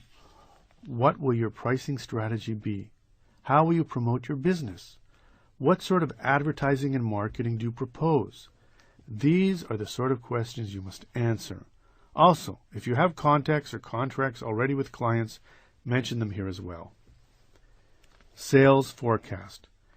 When making a business plan, avoid out-of-the-blue numbers, and make no mistake about it, you will be tempted to throw in some unrealistic numbers. Why? Because one reason for creating a business plan is to get funding, and one way to get funding is to show your potential for explosive growth. So you may be tempted to crack up the numbers, but it is a mistake to do so for two reasons. First, sophisticated investors and lenders can see through foreign numbers, exposing you as a novice, and novices with bad numbers do not get funded. Second, even if your business plan is for your eyes only, inflated numbers can only lead to unrealistic expectations, which lead to business failure when you run out of money before you thought you would. So, you have been warned. It is much wiser to deal in reality, especially when making assumptions about your sales. Figure about how much you can expect to sell in the next few years. Even though you'll be making some assumptions, when doing so, err on the side of caution. Be conservative. If you sell more, great. If not, at least your plan served its purpose and warned you. Your honest sales forecast will contain monthly forecast for the coming year, both in dollars and in units sold, annual forecast for the following 2 to 4 years, both in dollars and units sold, and the assumptions upon which you base your forecast. Where do you get this information? Time for more research? Analyze potential competitors. Consider their sales, traffic patterns, hours of operation, busy periods, prices, quality of their goods and services, and so forth. If possible, talk to customers and sales staff. Estimate as specifically as possible what they make in a given month. Your sales forecast can be based on average monthly sales of a similar-sized business operating in a similar market. Second, tap your trade associations and magazines to get an idea about what a typical business in your new industry can expect to make. Estimate your sales, but estimate conservatively. Yours is not an established business, but a new startup. It is highly unlikely that your sales will be as robust as an established competitor for at least a few years. Finally, include your sales strategy, sales objectives, target customers, sales tools, sales support, distribution plan, direct-to-public, wholesale, retail, and pricing structure, markups, margins, break-even point. Financial analysis. Use your previous analyses to explain how much it will cost to get your business up and running and how much it will cost to keep it going. Explain how much money you are asking for and how it will be spent. The basis of this section are several financial spreadsheets, balance sheets, profit and loss statements, and cash flow projections. Here again you will be making financial assumptions, which can make or break your business. If you do not understand financial planning, you need either to learn it or to hire a professional to help you. It is that important. This financial assistance is often the most difficult part of a business plan for small business people. It is easy to wax poetic about your great idea and how it will make the gang rich, but actually putting real numbers to those projections is hard work. Even so, you have to do it. Crunch some realistic numbers to go along with your realistic plan. Computer programs can be of great assistance when it comes time to analyze your business finances. Microsoft's accounting software, as well as Intuit's QuickBooks, are good places to start. Start with an income and expense statement. It's what it sounds like, a projection of income and expenses. It includes an opening balance sheet, detailed income projections, operating expenses, and a financial forecast for the next year of operation, and for the following 2 years. It also includes a cash flow forecast of inflow and outflow on a monthly basis for the next year. Where do you get this information? The usual suspects: competitors, suppliers, trade associations, chambers of commerce, websites, and trade publications. Next, you will need to include a profit and loss statement. This is a summary of your projected business transactions over a period of time. It explains the difference between your income and expenses. Café Coffee, projected profit and loss statement. Projected income fiscal year 1, $187,900. The projected expenses, the cost of goods sold were $76,300. The labor was $33,700. Bank fees $250. Equipment $4,900. Insurance $2,800. Marketing $6,200. Postage and FedEx $1,200. Phone $2,400. Printing $1,900. Supplies $7,200. Taxes $6,800. Projected total expenses $143,650. The projected net profit $44,250. A profit and loss statement is also known as a P&L statement or an income statement. The balance sheet of the business is a snapshot of the venture on a given date. It should include a projection of assets and liabilities. The cash flow statement shows how much cash your business will need and when and where it will come from. For example, how much inventory will be required and what will cost every month. The cash flow statement is important because it forces you to realistically look at the bottom line and see if you're going to make enough money, that is, enough cash flow to handle your debts. The financial section of your business plan will also analyze the use of any loan proceeds you are seeking, including the amount of the loan and the term. Finally, disclose your financial situation and how much you will personally be contributing to the venture. Exit strategy. Conclude with your proposed exit strategy, which may be a sale of the business or eventual retirement. Appendix. This section will contain substantial documentation and articles of interest, names and contact information of your references, name of present bank, name of your lawyer and accountant, personal net worth of statement, letters of intent, possible orders, letters of support, and insurance coverage, policies, type, and amount of coverage. The bottom line. Writing is rewriting. Your business plan is no different, so write it and rewrite it. It is a healthy process that will enable you to have a much better understanding of your business, what it will take to succeed, and what risks to expect. Although it will be a lot of work, it should be worth it. Either you'll get funded, or at a minimum you'll have learned a great deal about how to make a business fly. Either way, you win.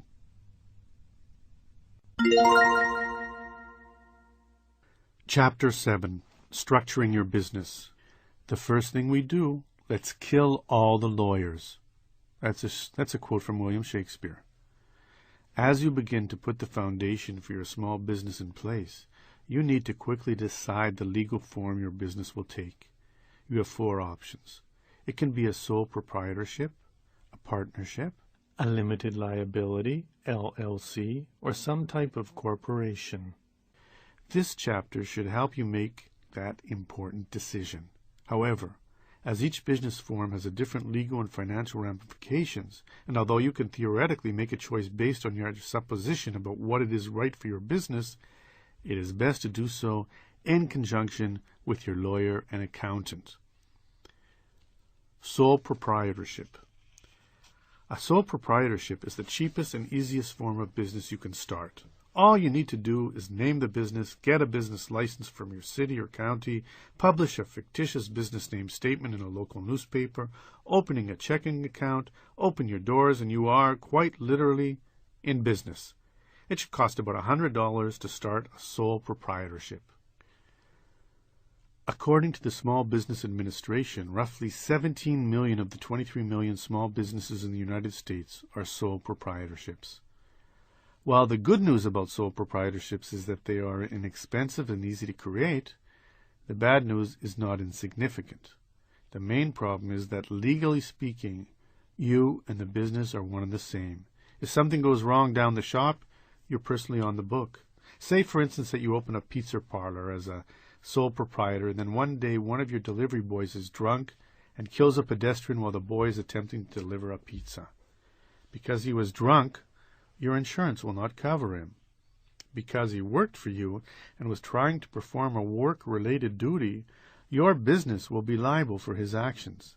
And because your business is a sole proprietorship, you personally and your personal assets, car, home, retirement, and so on, could be tapped to pay the damages from the resulting lawsuit. Obviously, therefore, starting a business as a sole proprietor is probably not a good idea, legally speaking. Aside from putting yourself in legal and financial jeopardy by starting your business as a sole proprietorship, another problem with this form of business is that it often means you will be working alone. It is not called a sole proprietorship for nothing. You will have no partners around to work or bounce ideas off. Maybe a partnership is the way to go then, you say. Let's see. Partnerships and limited partnerships.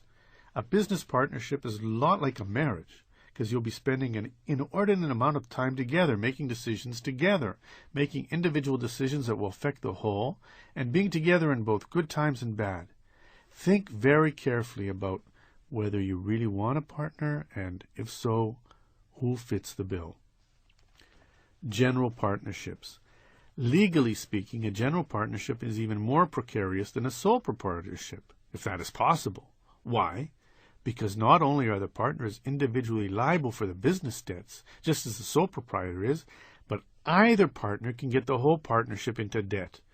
When that happens, both partners are legally liable for the debt. So the danger is that your partner can make some dumb decision, sign a bad contract or some such thing, get the partnership into debt, and you'll be personally responsible for that debt. Another thing to consider is the emotional aspect of having a partner. Do you want one? Can you share the power? One nice thing about being a sole proprietor is that you alone are the boss. You have no one to answer to except yourself. But having a partner means, well, you'll have a partner. You'll need to listen to your partner, respect her, defer to her judgment when necessary, and be willing to share responsibility for all decisions and actions. And remember, partnerships do not always work out. Best friends who become partners do not always stay friends. Conversely, though, there is plenty to be said for having a partner. The first benefit is significant, namely a partner gives you someone to work with, to share ideas and brainstorm with, to bounce ideas off. Also, a partner shares the workload.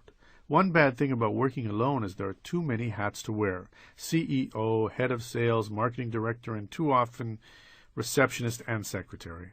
Partners help alleviate that. Finally, a business partner is someone who should share the financial commitments of the business, and that should be a relief. So consider carefully those pros and cons of having a partner, and then, if you decide that the benefits outweigh the burdens, find someone with whom you can work well. Even if you get along swimmingly, be sure to check out your potential partner's background, credit history, and so on. Get some references and call. This is a very important decision, so act accordingly. Finally, if you do decide to go to the partnership route, you are strongly advised to get a partnership agreement, preferably drafted by an attorney. This agreement should spell out who contributed what, who will do what, and if the partnership ends, who will get what.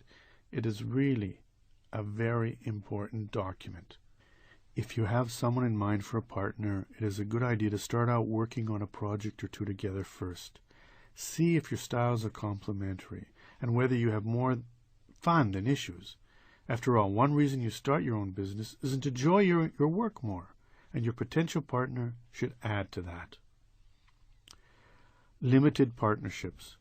Whereas in a general partnership, all partners are equal, each can incur obligations on behalf of the partnership, and each has unlimited liability for the debts of that partnership.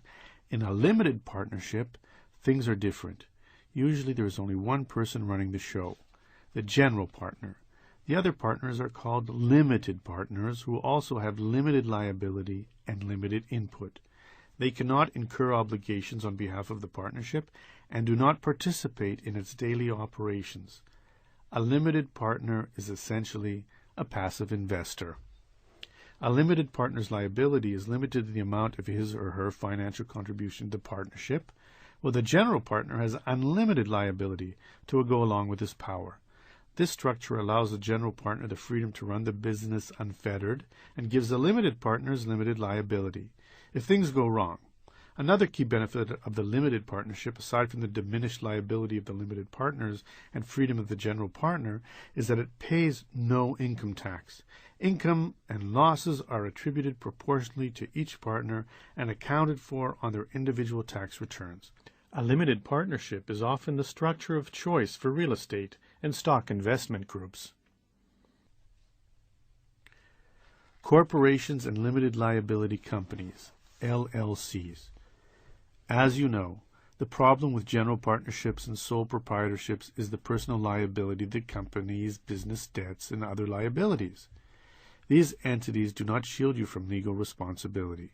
Not so for corporate entities. In fact, one of the main reasons to incorporate is to legally shield your personal assets from business debts. Consider our pizza parlor fiasco. If you had incorporated and one of your drivers had negligently killed someone, it would have been the business assets at risk. While still unpleasant, it sure beats having your personal assets at risk. Creditors are limited to the assets of the corporation only for payment and may not collect directly from the shareholders. Pros and cons of incorporating. Pros. The corporate shield protects you from legal responsibility and personal liability. Corporations are theoretically infinite. They can last in perpetuity. Sole proprietorships and partnerships usually end upon death, retirement, disability, or bankruptcy of the sole proprietor or partner. As the corporation grows, owners can continue to share in the profit as shareholders, but do not have to stay and run the business. This is not normally true for sole proprietorships and partnerships. You may be taken more seriously if your business has an Inc. behind the name.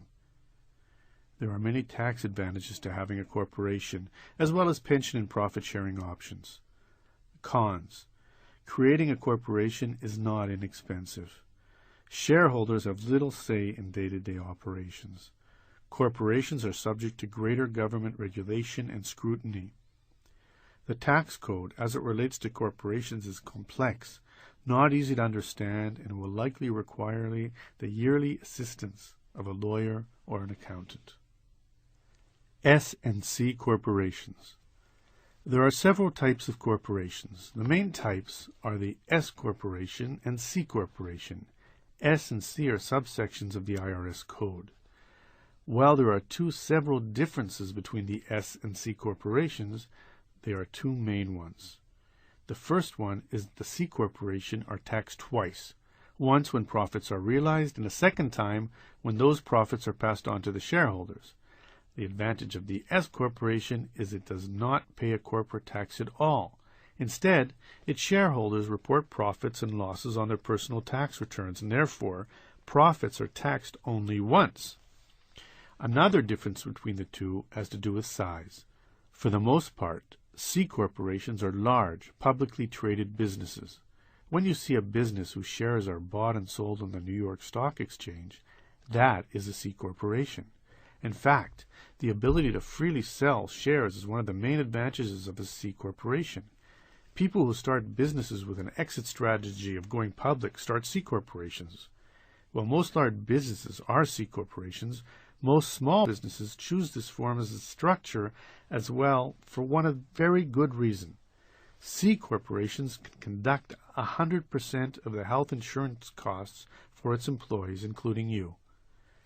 The double taxation whammy of the C corporation pushes many small business owners toward S corporations, which are, generally speaking, intended for and used by smaller businesses. There are certainly more pros than cons to starting your small businesses as an S corporation. S corporation offers limited personal liability.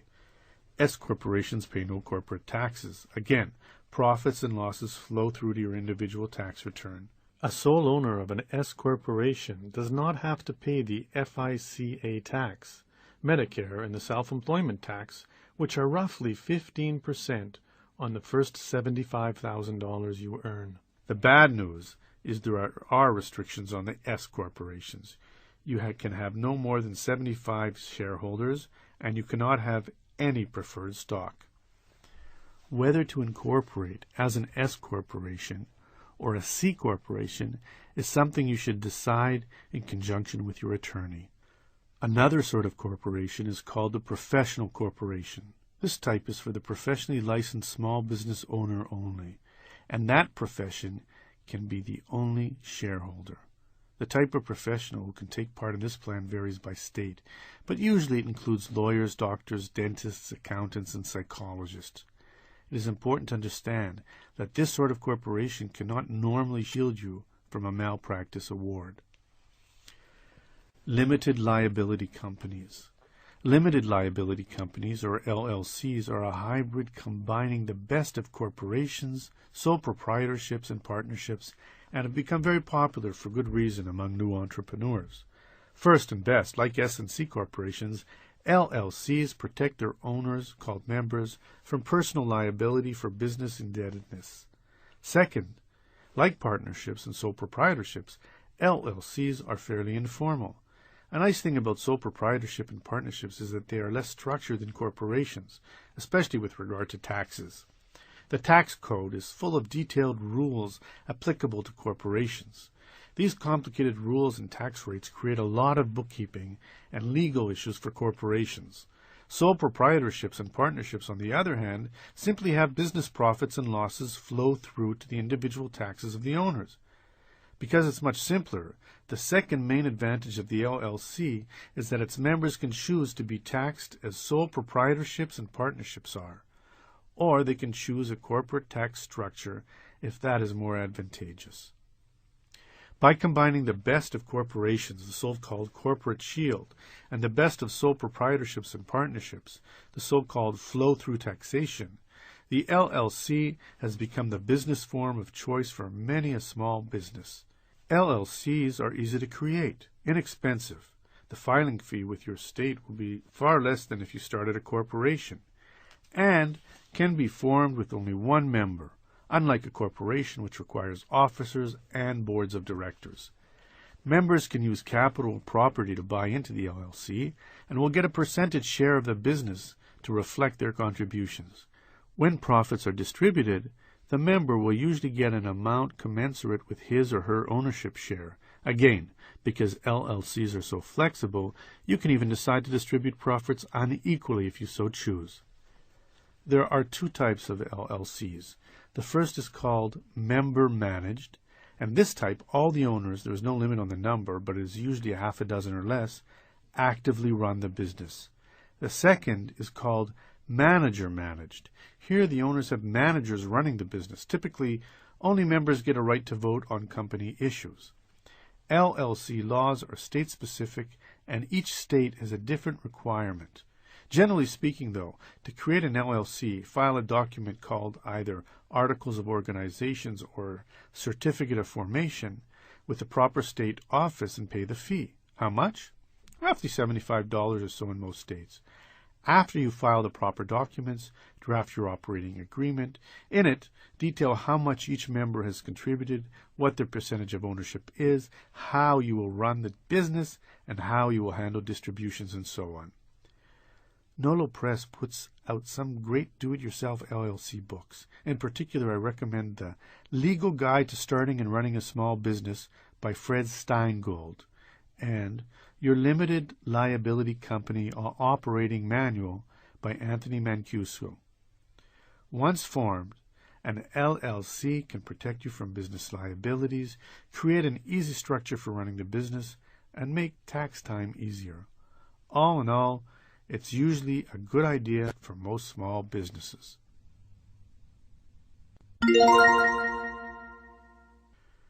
Chapter 8. The Money Hunt. If you would know the value of money, go and try to borrow some. That's a quote from Benjamin Franklin. The previous few chapters are intended to help you put the foundation of your business in place, coming up with your best idea, figuring out what it will cost to create a business out of that idea, drafting a business plan, and choosing the right legal structure are the basic building blocks of any successful small business. Now you can build upon that solid foundation starting with this chapter. Getting the money to realize your dream can happen only if you have that solid foundation in place. Any lender or investor will want to see that those pieces are set. And even if you're not going to self-fund the business, either through savings, credit cards, or some other plan, this foundation is no less important as it is the basis for creating a small business that lasts. Therefore, if you did the work suggested in the previous few chapters, you know exactly how much money you need to get started and stay open, which puts you far ahead of most new small business entrepreneurs who have only some vague idea about how much money they will need. So, the $64,000 question maybe literally is, where will you find the money to start your business? There are many, many sources listed later, which is good because it is highly unlikely that you will secure all of your required funding from one place. Maybe you will combine personal savings and credit cards with an SBA loan and a gift from an uncle. Who knows? While finding the money to find the dream is always a challenge for the entrepreneur, it is part of the job. Yes, it will likely be tough. You may get discouraged. You may not raise as much as you want. But remember, countless new business owners have found the money to start their businesses, and if they did, you can too. Stick with it. If you have a good idea and a solid plan, you can do it. The usual suspects. The vast majority of small businesses are started using funds, at least partly, from the entrepreneur himself. Indeed, if you're looking to outside investors, most will want to see that you are sharing some of the financial risk. Yes, tapping your savings for a new, untried venture is a scary thought. But remember, an entrepreneur is a person willing to take a risk with money to make money. So, risking some money, then, is part of the job description. Where do you find that money? If you have savings, you'll need to use at least some. If you may be getting an inheritance down the road, see if you can get an advance on it. Many new small business owners use their IRAs and 401k funds. Damn the penalties. Full steam ahead. If you have a stock portfolio, consider selling it. You'll have to be creative and a bit bold. But that is what will likely be needed if you are going to make your dream come true. The moment one definitely commits oneself, the providence moves too. All sorts of things occur to help one that would have never otherwise have occurred. I have learned a deep respect for one of Goethe's couplets. Whatever you can, or dream you can, begin it. Boldness has genius, power, and magic in it. This is a quote from W.H. Murray from his book The Scottish Himalayan Expedition, published by J.M. Dent and Sons Limited in 1951. Another option that I like far less is using home equity. Yes, people do it all the time, but no, it is not wise, and it should be avoided if it can be. Why? A home equity plan or something similar is a loan secured by your house, as you well know. If your bet doesn't pay off, if the business does not fly, if you have to put your home at risk, if the business does not pan out and funds get tight, how are you going to pay back that home equity loan? And what will happen if you can't? Recall what we said earlier. Smart entrepreneurs do their best to reduce the risk as much as possible. Risking your home may be too much to ask. Credit cards. Another very popular option for funding a startup company is the credit card. According to one study, almost half of all businesses use credit cards to help with the startup. Again, it's easy to see why. Credit cards are readily available and can be paid back in installments. But the problem is, it is very easy to get in over your head with credit card debt. So before you go running up the cards, charging that new computer and office furniture, some words of warning might be in order. The credit card trap. Excessive credit card debt is one of the most common debt issues that small business people face, and it can be a major factor leading to small business failure. Many of us have learned the hard way about credit card trap. You know what it is too, right? Charging or taking cash advantages, getting stuck with a huge bill, paying the minimum, watching the interest grow every month, and thus ensuring that the balance is never paid off. It is a trap because you are caught in a predicament that is difficult to get out of, and it ensures that your small business will likely remain a bit out of kilter. For example, let's say that you charge $7,000 to help your new business get off the ground. Reasonable, no? Let's further assume that you have an interest rate of 17%. This is a credit card after all. How long do you think it will take you to pay off that balance paying a minimum payment of 2%? 3 years? Let's do a little math. A monthly interest payment of 17% on $7,000 is $104. Adding that to your balance means that you will have a new balance in month 2 of $7,104. 2% of that is $142. That is your minimum payment. So, if you just paid the minimum, it would take, get ready for this, more than 40 years to pay off the entire card. Don't worry, it gets worse. You'd also end up paying almost $14,000 on your $7,000 balance. Credit card smarts. So, getting stuck with excessive credit card debt is one of the worst things that can happen to your new small business. If you need to use credit cards to help fund your startup, you absolutely have to get those balances down as quickly as possible. Here's how. Pay more than the minimum. The first way to reduce credit card debt is to pay more than the minimum payment due, as much more as you can afford. In the preceding $7,000 example, the 2% minimum payment amount goes down every month as the principal decreases. However, if you keep paying the original payment of $142 instead of the new lower minimum, you will decrease the time it takes to reduce your credit card debt from 40 years to just about 5 years. Do the balance transfer dance. One of the easiest and best methods of lowering both your monthly credit card payments as well as your company's overall credit card indebtedness is to transfer the balance on your cards with a high interest rate to a card or cards with a much lower rate, something like a 4.9%, looking for introductory teaser rates. Credit cards, while useful and convenient, can kill even the best small businesses. Use them if you must to fund your startup, but do so with a plan to pay them off as soon as possible. Using a credit card with a zero balance and timing your purchase correctly can mean that you will never have to pay interest again. Here's how. Let's say that you need a cash advance. You are billed on the 1st of the month, and your payment is due on the 25th. That means that you have 25 days to repay the debt without getting charged interest, the grace period. Now, if you take that advance on the 2nd of the month, you won't even receive a bill until the 1st of the following month. You then won't be charged interest until the 25th of that month. Thus, just by timing your card use, you can avoid all interest payments and still have almost 2 months to pay them off. The friends and family plan.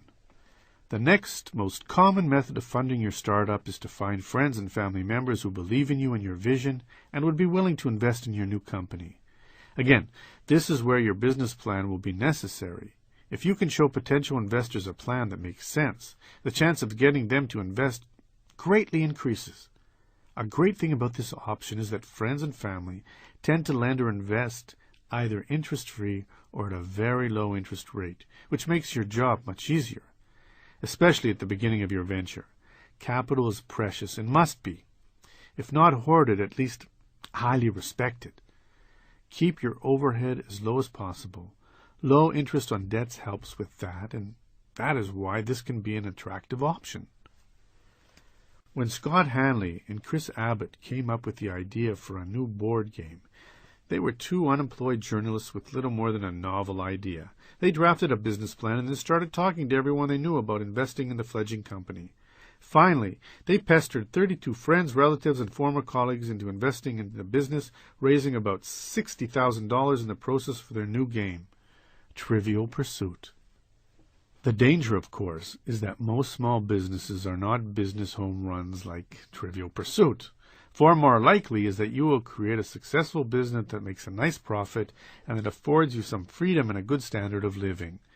But if that does not happen, if the business does not fly, owing money to friends and relatives for a failed business venture is not a pleasant experience. You have been warned. Banks and credit unions.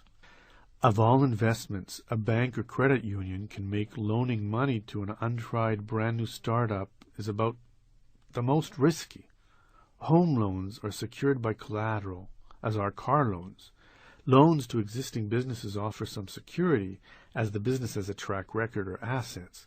But the new startup has none of those things. So getting a conventional bank loan for a new business is not always easy. Sure, it can be done, but it usually means either putting your home up as collateral or signing a personal guarantee for the loan. The problem with a personal guarantee is that incorporating to reduce your personal liability will be a waste of time.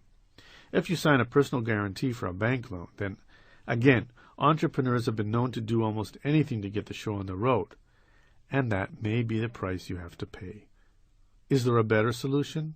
Indeed. The United States Small Business Administration, SBA, is one of the best friends your new business can have. The SBA has plenty of ways to help your business, many others of which are recounted later in this book, and can help you get that loan. Here's how. The U.S. government knows how important small business is to the American economy.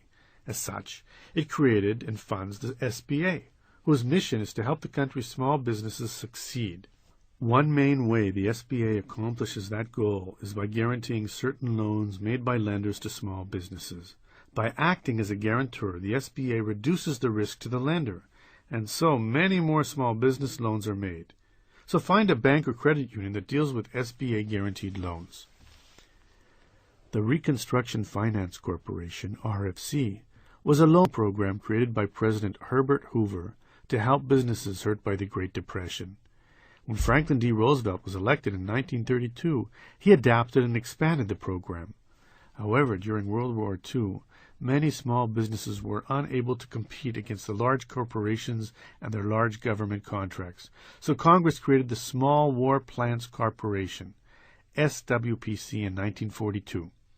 Similar to its government cousin, the RFC, the SWPC provided loans to entrepreneurs and businesses, and after the war, the SWPC was dissolved, and the Commerce Department Office of Small Businesses assumed some of its responsibilities. Finally, in 1952, President Dwight D. Eisenhower signed legislation to create a full-time, peacetime small business agency, the Small Business Administration. There are many loans and many programs. Here are the main ones. 7A Loan Guarantee. This is the granddaddy of them all, the SBA's bread and butter loan program. Not only can a 7A loan be used for startup purposes, but it is flexible, enough to be used for working capital, equipment, furniture, and real estate. The length of the loan can be anywhere from 10 to 25 years. For more information, go to www.sba.gov/financing/SBALOAN, SBALOAN/7A.htm. 7M, Microloan Program. This program is smaller. The terms of the loans are shorter, and the amounts you can borrow are less. Here you can get up to $35,000 for working capital or for the purchase of furniture, supplies, inventory, fixtures, or equipment. You cannot buy real estate with these funds, nor are loans made through traditional lenders. Instead, various nonprofit organizations who have experience lending, who can offer business assistance, make the microloans. For more information, go to www.sba.gov/financing/SBALOAN/MICROLANS.htm. 504 Certified Development Company CDS Loan Program. This program offers long-term fixed-rate loans for real estate and machinery purposes or for modernization and expansion. The usual 504 deal requires that the small business contribute at least 10% of the funds.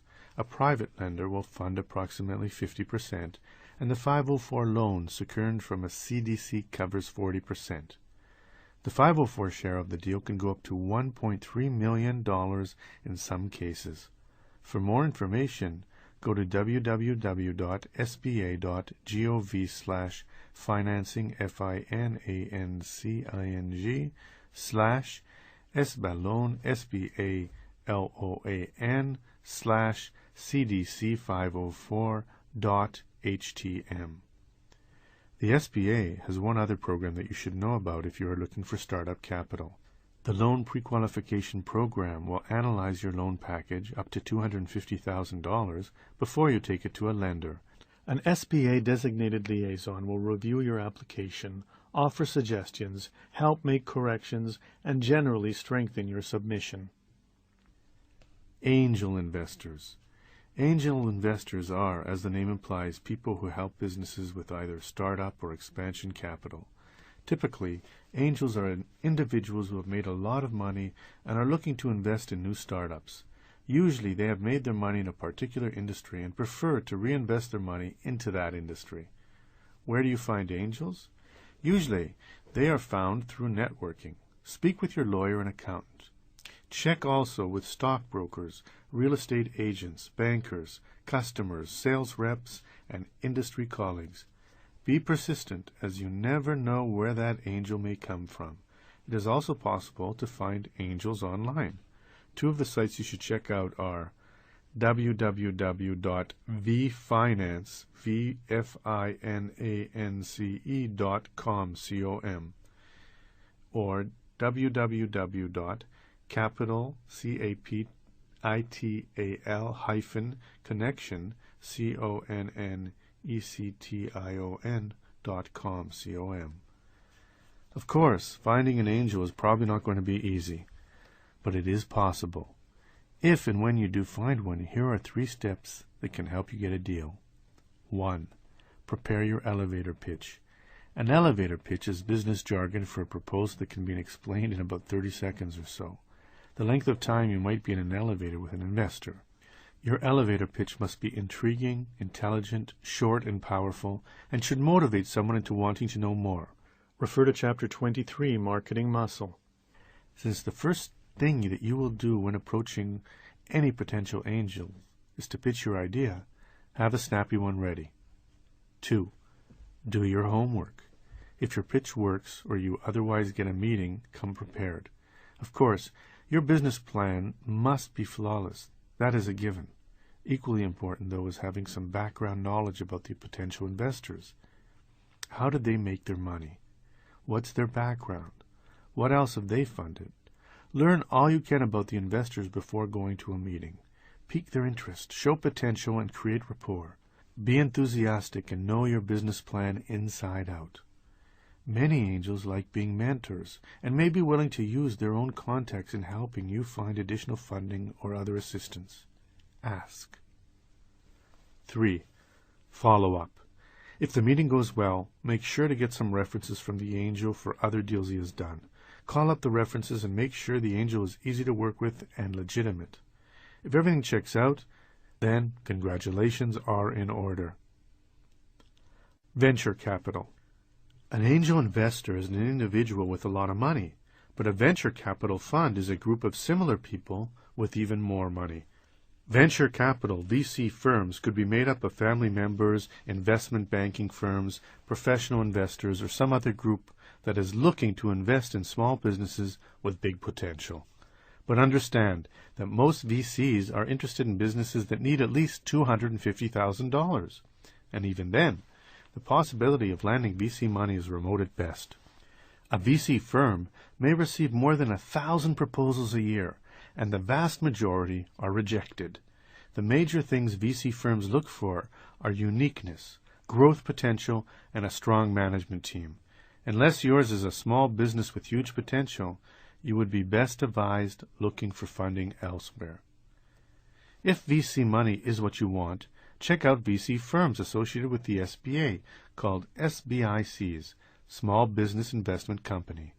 As the SB model of guaranteeing part of the investment applies here as well, the SBIC firms are especially attractive for the small businesses because they fund many small businesses that otherwise might not attract VC funding. Go to www.sba.gov/inv. Dealing with investors. When a business wants to bring in an investor, whether it is a family member, an angel investor, or whomever, there are several ways to structure the deal, depending upon the legal structure of the business. Sole proprietorship and partnerships. If your business is a sole proprietorship or partnership, the investment money could be considered a loan that will be paid back by an agreed-to time and at an agreed-to interest rate. Alternatively, you could say that the investor is buying a part of the business and he will get a percentage of the profits every month. This is something to be negotiated. Corporations. When a company is a corporation, either an S or a C, the two basic methods for raising revenue are the sale of debt and the sale of equity. The sale of debt is essentially a deal whereby the invested money is considered a loan. These are called debt securities. Some investors like debt securities because they take precedence over equity securities. That is, in a risky startup, if something were to go wrong, your investor's loan, his debt securities, is legally protected and given higher legal priority than your ownership interest. One reason you might want his investment to be a debt security is taxes. If you were to simply sell this investor stock when he is repaid, it would likely be considered a dividend. When your business pays someone a dividend, it is not deductible on the business's taxes. However, if you structure the deal as a sale of debt, a loan, your repayments are considered interest payments and thus are deductible on the business taxes. By structuring the deal as a loan, then, your business would pay fewer taxes. The second method for structuring the deal is to simply sell your investor shares of the corporation, called the sale of equity, or a sale of securities. Many investors like this option because it gives them an actual ownership interest in the businesses. The sale of common stock to an investor carries with it both the right to participate in earnings and a right to vote on the board of directors. This is the most common type of corporate financing arrangement. Note, too, that the sale of stock means the Federal Trade Commission, FTC, may have oversight duties. How much stock should the investor get? It is impossible to say. It depends upon the size of your business, the amount of money he is investing, how much authority you want him to have, and so on. Discuss this with your lawyer. LLCs. If you own a limited liability company, an LLC, things are a bit different. LLCs do not have shares of stock as a corporation does. Instead, its owners are called members, and you sell membership shares. If you want to sell your investor shares of your LLC, you are certainly free to do so. However, if you do, it may change the structure of your LLC. Recall that there are two types of LLCs. Most are members managed. The owners, the members, manage and run the business. The other management structure is called manager managed. This means that the owners have managers who help run the business. The non-managing owners, presumably your new investor, would simply share in LLC profits. The important thing to understand is that in a manager-managed LLC, only the named managers get to vote on management decisions and to act as agents of the LLC. Your investor would be like a shareholder in the corporation, except that he wouldn't have a right to help pick a board of directors, nor could he sit on the board. Why? Because LLCs don't have boards of directors.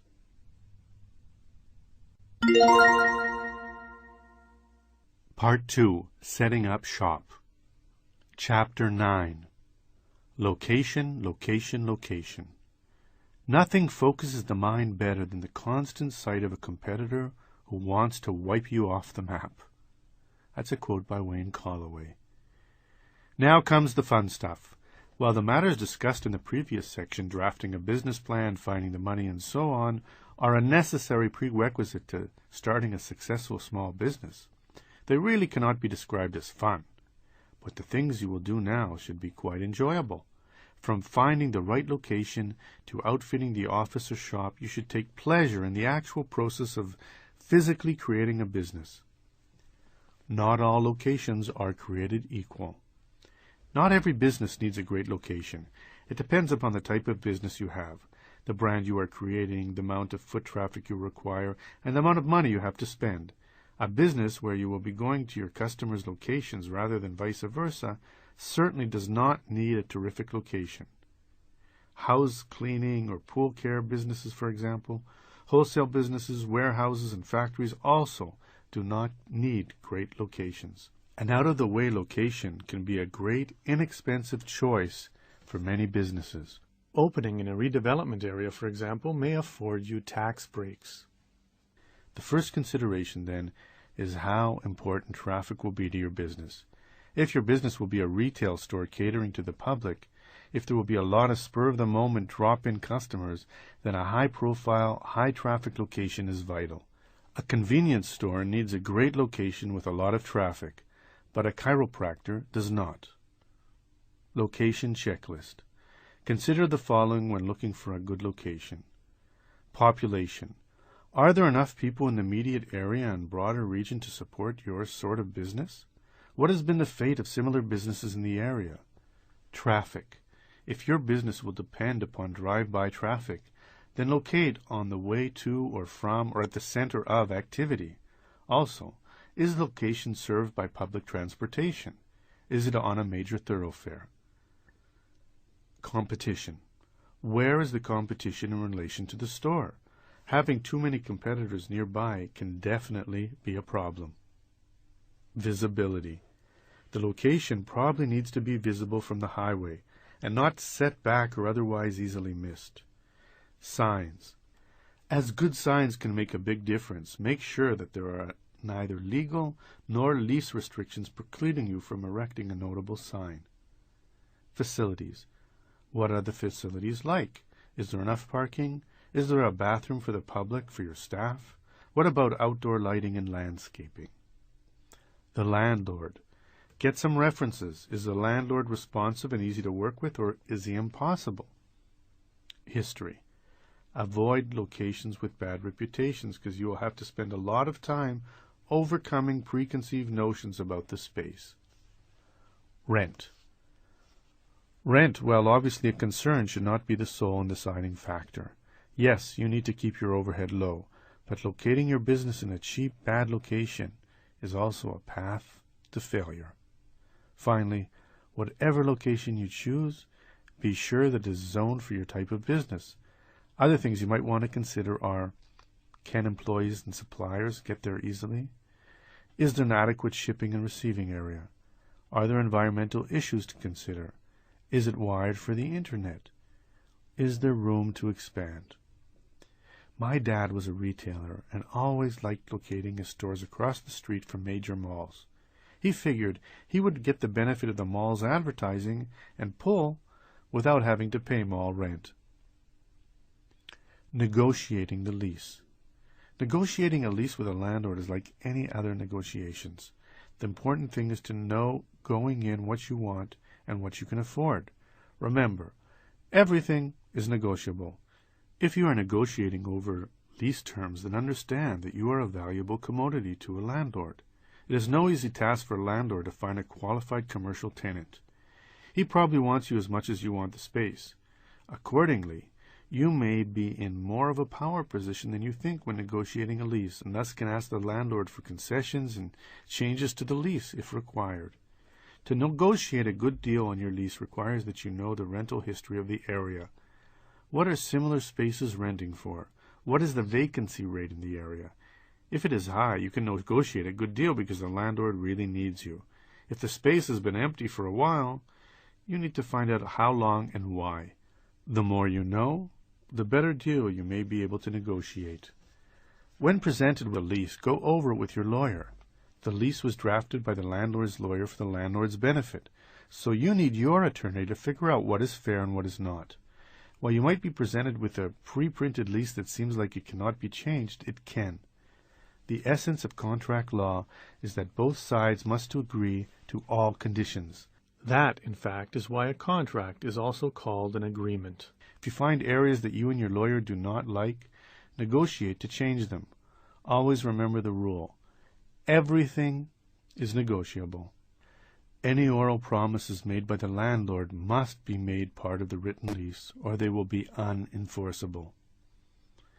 Important lease issues. When you are analyzing the lease and the space, the first issue to consider is the square footage listed in the lease. Because your rent is normally tied to the location's square footage, you might want to have an architect measure the usable space you'll be renting, because it often is less than what the landlord says or the lease indicates. The landlord will typically include things like closets, bathrooms, and halls as part of the square footage, yet these are spaces that are not office space. Other issues to consider. Rent. When negotiating a long-term lease, ask for a few months free rent. Length. The length of the lease must be long enough to establish your business, but not so long that you cannot move or close doors if things do not work out there. A year or two with an option for a renewal is probably about right for starters. Assignments and subleases. Negotiate for the right to assign or sublet your space so that if you need to get out, you can. With an assignment, the new tenant would be totally responsible for the rest of the term, whereas a sublet keeps you financially on the hook until it is over. Either way, the landlord will probably want the right to review or refuse the person you pick, and that is a reasonable request. Gross or net. A gross lease is one where the landlord pays the insurance, taxes, utilities, and so forth. If it is a net lease, you must be very clear about what is and is not included. Who pays for heating and air conditioning? Who pays for security, cleaning, and parking? Who pays for repairs?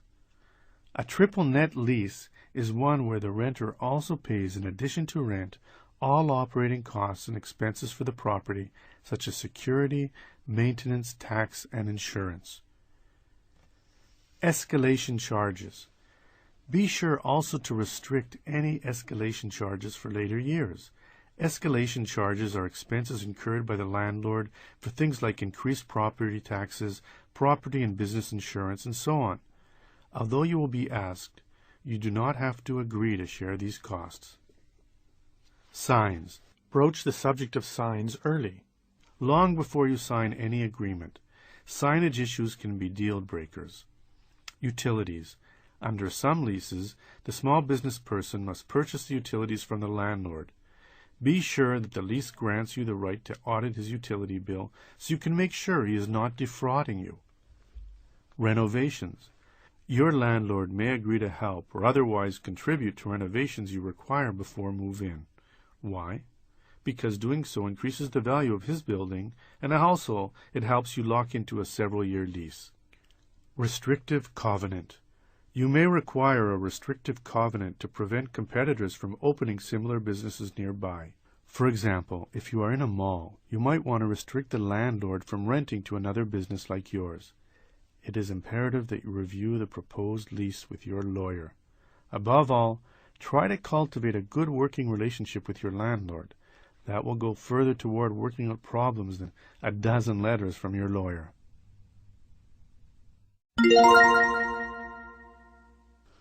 Chapter 10. Branding 101.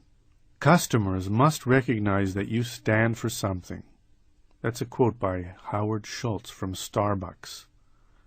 Gene Simmons, lead man of the rock band Kiss, once remarked that while he liked being in a rock and roll band, he loved being in a rock and roll brand. What did he mean by that? Think about Kiss for a moment. What images and feelings come to mind? Probably that distinctive Kiss logo, the white makeup, the outrageous shows, the wild stories. Kiss carefully cultivated that billion-dollar bad boy brand, and it's worth a fortune to them. That is what Simmons meant. Having a band is great, but it's the brand that pays the bills. Brand new. What do you think of when you think about Rolls-Royce or Nike or Apple Computer? Each business evokes very clear thoughts, feelings, and images. All have a strong corporate identity or brand associated with their names, and it's no accident.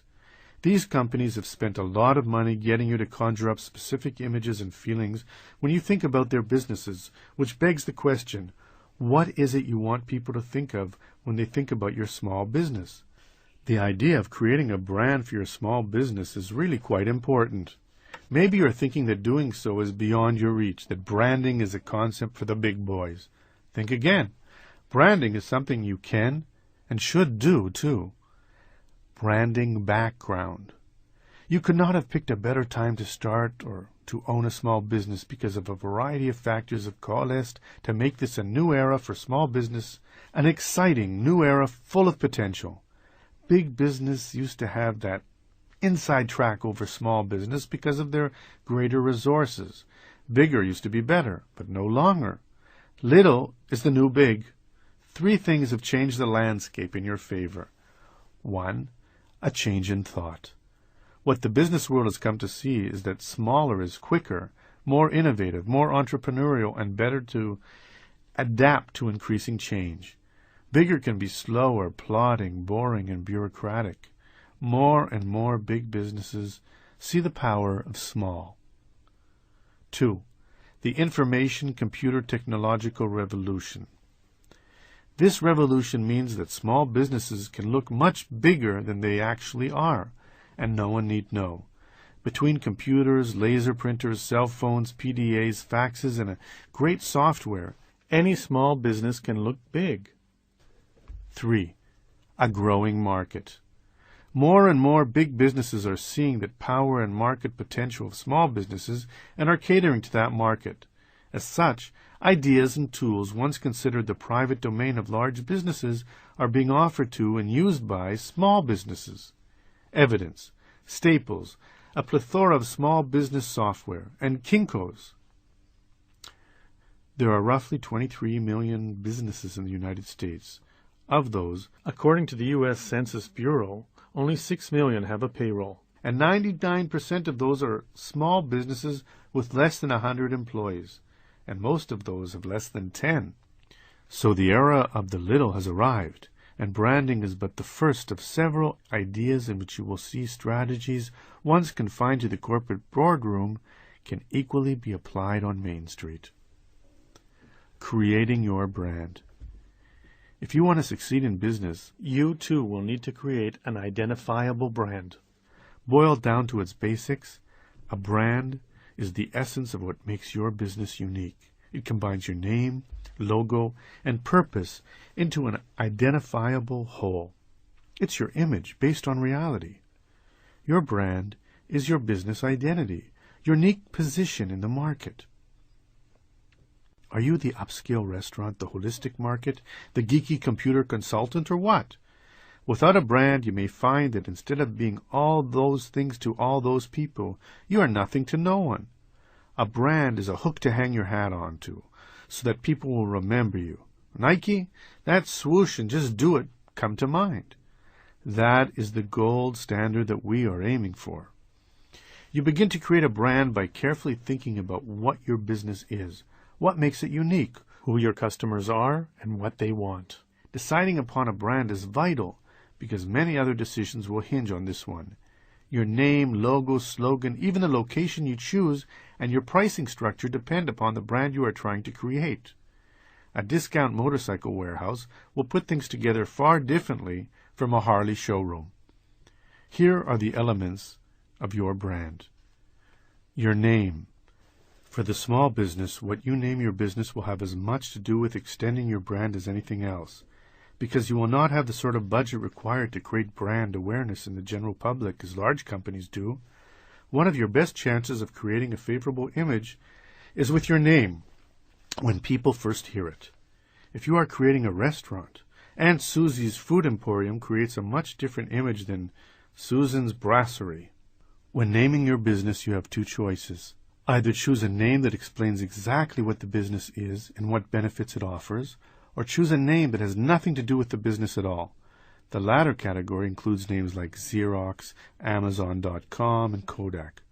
While interesting, the problem, of course, is that you don't have enough money to get people to remember the name of your business. Instead of a memorable, quirky name, all you are left with is a quirky name.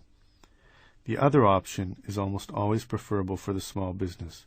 This process involves coming up with the benefits your business offers the public and naming the business after that. Examples here include Jiffy Lube, Badger Fresh, or Quickie Mart. Choosing a name that creates awareness of your business benefits can go a long way to creating a brand that people can remember. So, there are two important things to consider when naming your business. The first is the image and the brand you want to create. The thing about the successful brand is that there is a consistency across the board. The image and colors and location and logo and pricing all reinforce one another. If you are creating an upscale Italian furniture store, you need a location, prices, and a name that reflect the image that you are trying to create. Maria's Discount Italy probably won't cut it, but Maria's Casa d'Italia might. See? The second factor, aside from the name, is, as indicated, the benefit somebody would get from patronizing your business. The best name would be one that combines the image you want to create with the perceived benefit. Netflix, or Discount Warehouse, or Speedy Linguini. Your logo. A graphic image that reinforces the name builds the brand. Ideally, it says who you are and what you do. A logo can be a symbol. The target, a graphic interpretation of your business name like USA Today, or both. Either way, it needs to concisely convey the image you want to present to the world. When choosing a logo, therefore, the essential thing is that it graphically represents to the world who you are and what is unique. Accordingly, choosing a logo is akin to naming your business. You want a logo that's distinctive, memorable, and benefit-laden. When creating a logo, you again have two options. You can do it yourself or hire someone to do it for you. Doing it yourself probably requires that you use a graphics program like a Microsoft Publisher that offers clipart pictures and photographs. It is important that you not use in your logo design any material that is copyrighted or trademarked. You can find some free logo generators online. One good site is www.cooltext.com. If you can hire someone to create a logo for you, do it.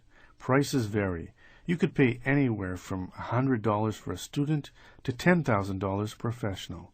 You might be surprised at the great quality and affordable prices you will get from a graphic arts student. One way to add even more value to your logo is to incorporate a slogan with it. You want your catchphrase to reinforce your desired image, and the benefits you offer should be part of that catchphrase as part of your overall branding strategy. If you are sensing a theme here, you're right. For example, IBM, think, carpet world, elegance underfoot, BMW, the ultimate driving machine. These three things, your name, logo, and catchphrase, are the holy trinity of your brand and are all equally essential. Next, you'd want to pick colors and fonts that reinforce your emerging brand. A computer consultant would be fine using a computer-looking font, but would be unwise to use an old English font. Self-evident for sure, but important to remember nonetheless. The font you choose and the color you pick will then be used to represent your name, logo, and slogan in all of your printed materials. This tapestry of decisions should create a unified, interwoven theme that reinforces the brand you are working to create. Once you have your name, logo, slogan, font, and color ready, it is time to get the word out. All are combined to create your graphic materials. Your name, logo, and slogan should be on your stationery, business cards, envelopes, mailing labels, signs, invoices, receipts, everything. Branding secrets. Okay, so you get the idea. You want to create a consistent theme that reinforces the image you intend to create. But branding goes even beyond that. Since your brand is based both on how you want to be perceived and how you are in fact perceived, it follows that the other half of brand building is creating positive perceptions based on substance as well as style. How? Do what you do best again and again. A brand is a promise that essentially boils down to, if you buy this product, you know what you will be getting because our company stands for X, Y, or Z.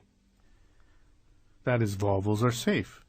Nordstrom's offers are great customer service, that sort of thing. This kind of branding takes time and derives from a company doing what it does best and then making sure that everything else they do supports that value proposition. Consistency is key. Offer superior customer service. This is a theme that is discussed in more detail later in the book, but suffices to say that all your hard work creating that cool brand will be a waste of time and money if it isn't reinforced by happy customers. Customers should find it easy to work with you or buy from you. Be a mensch. Mensch is a Yiddish word that basically means a good person. If your business practices mensch ethics, your brand grows. While good looks may get you a date, being a mensch will get you a mate. So too your business. Flash may bring people in the door once, but caring for them and your employees and your vendors gets people to stick with you for the long haul. Pay invoices on time. Do more than asked of you. Do things when not asked. Help out in the community. That really builds your brand. You cannot get by on brand alone. That is the lesson of the .com boom and bust. Take the now defunct Pets.com, for example. That high-flying startup burned through multiples of millions of dollars, mostly because it was focused far more on branding than it did on business. Its once famous sock puppet was interviewed by People magazine and was on Good Morning America. But the company soon learned that creating an identifiable brand is not the same as creating a valuable business. The bottom line is you want to constantly reinforce the image you are creating with actions. Remember, the two keys to establishing a strong brand are developing a specific identity and then communicating that identity consistently. Do that, and your brand has begun.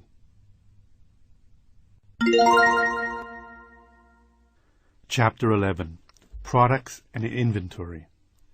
Products are made in the factory, but brands are created in the mind. This is a quote by Walter Landor. Needless to say, the type, quality, and style of the products you stock go in hand with the brand you create. The question now is where to find those products and how to best keep them on hand. While stocking the store may initially seem like a needle in a haystack chore, it need not be. With a bit of investigation, you can find the right suppliers. It's all in the buying. John owns a very successful antique shop in California. In fact, it is so successful that he only works about 6 hours a day, 4 days a week. And he still makes a 6-figure income. His store is usually busy, and it is not hard to see why. It's full of fascinating old knickknacks, doodads, odds and ends, and the other stuff that he buys from a variety of sources: dealers, antique shops, garage sales, classified ads, and estate sales are the most common. When asked what the secret of his success is, John answers quickly, it's all in the buying. John loves shopping for things to put in his shop, but won't buy anything, no matter how cool it is, unless he can get it for the right price. He knows that if he pays too much, no matter how interesting the item, it will take up valuable space in his store, space that could be used for products that sell. He also knows that if he can't get the right item for the right price, selling it won't be a problem. John is convinced that the reason for his success is not how well he sells, but how smart he buys. It's all in the buying could be the motto for this chapter. It's as sound as a small business principle as you hear. So your caveat is this. As you start to make the decisions that will build your brand, don't forget the name of the game is making a profit. Buy low and sell high. The key now is to find the right suppliers who will help you buy low. Finding the right suppliers. There are many existing channels for buying merchandise. You just need to tap into them. Here are the best bets. Referrals. The problem with speaking with people in your community who have a business similar to the one you have or want to start is that they may very well view you as a competitor and therefore be reluctant to help you. It's probably wiser then to find someone in a neighboring area and speak with them. They can tell you who their suppliers are and the names of the suppliers' representatives. Call the reps and have them come to your home or store to show you their line. Internet discussion groups can also be a good place to get referrals. Trade shows. Trade shows are maybe the best place to find products and suppliers for your business. Trade shows are presented by people in the business for people in the business. By attending, you will make invaluable contacts, see the latest trends, meet potential suppliers, learn the lingo, and essentially get a crash course in your industry. By wandering the aisles, finding the products you like, and then talking with the rep in each booth, you will begin to establish yourself. To find a trade show in your industry, log on to http://www.tsnn.com. Manufacturers, wholesalers, and distributors have traveling agents and representatives who sell their products. Some of these sales reps represent a single company, while others rep several companies who sell similar products. A sales rep for the gift industry, for example, may rep the lines of many different manufacturers who create products that might interest a gift shop. Stationery cards, candles, picture frames, soaps, magnets, and so on. Sales reps travel with their wares and visit the shops of potential and current clients. They will suggest new products, show samples and catalogs, take orders, and even help install specialty equipment or displays. By some estimates, there are more independent sales reps than any other type of home-based businesses. Trade magazines. Pick up a copy of the trade magazine for your business and look at the ads. Call the companies whose products you like, and again, Get them to send out a rep to meet you. Trade associations. One of the nice things about contacting your trade association is that they may have a list of overseas contacts who sell what you are looking for, and those products will likely cost less. Go online. Here is a great way to get a list of possible manufacturers of products for your store. Go to the online version of the Thomas Register and type in the products you are looking for at www.thomasregister, ThomasRegister.com. Go to the source. If you know what product you want and who makes it, then go online and get the company's contact information. Call them up and ask for the sales department. Explain who you are, what you are doing, and that you would like to meet with the rep in your area. Meet the reps. If you already have an established business, then meeting with the rep should be simple. They know that you know the program, but if yours is a new business, the challenge is to get the reps to take you seriously, to see you as a viable contact. Most reps are overworked and don't have much time to waste, so be sure to present yourself professionally. If you are new to businesses, maybe the company or the rep will want to see letters of credit, references, or something similar. They will want to be sure that you will be able to pay for what you order, in full and on time. Of course, the vendor wants your business, but business is business. Therefore, finding vendors is a matter of relationships as much as anything else, and you need to establish relationships with your potential vendors and their representatives. Sometimes, without any trade references, getting your foot in the door and proving your mettle is difficult. This is especially true if you're trying to establish trade credit and to get the vendor to sell to you net 30.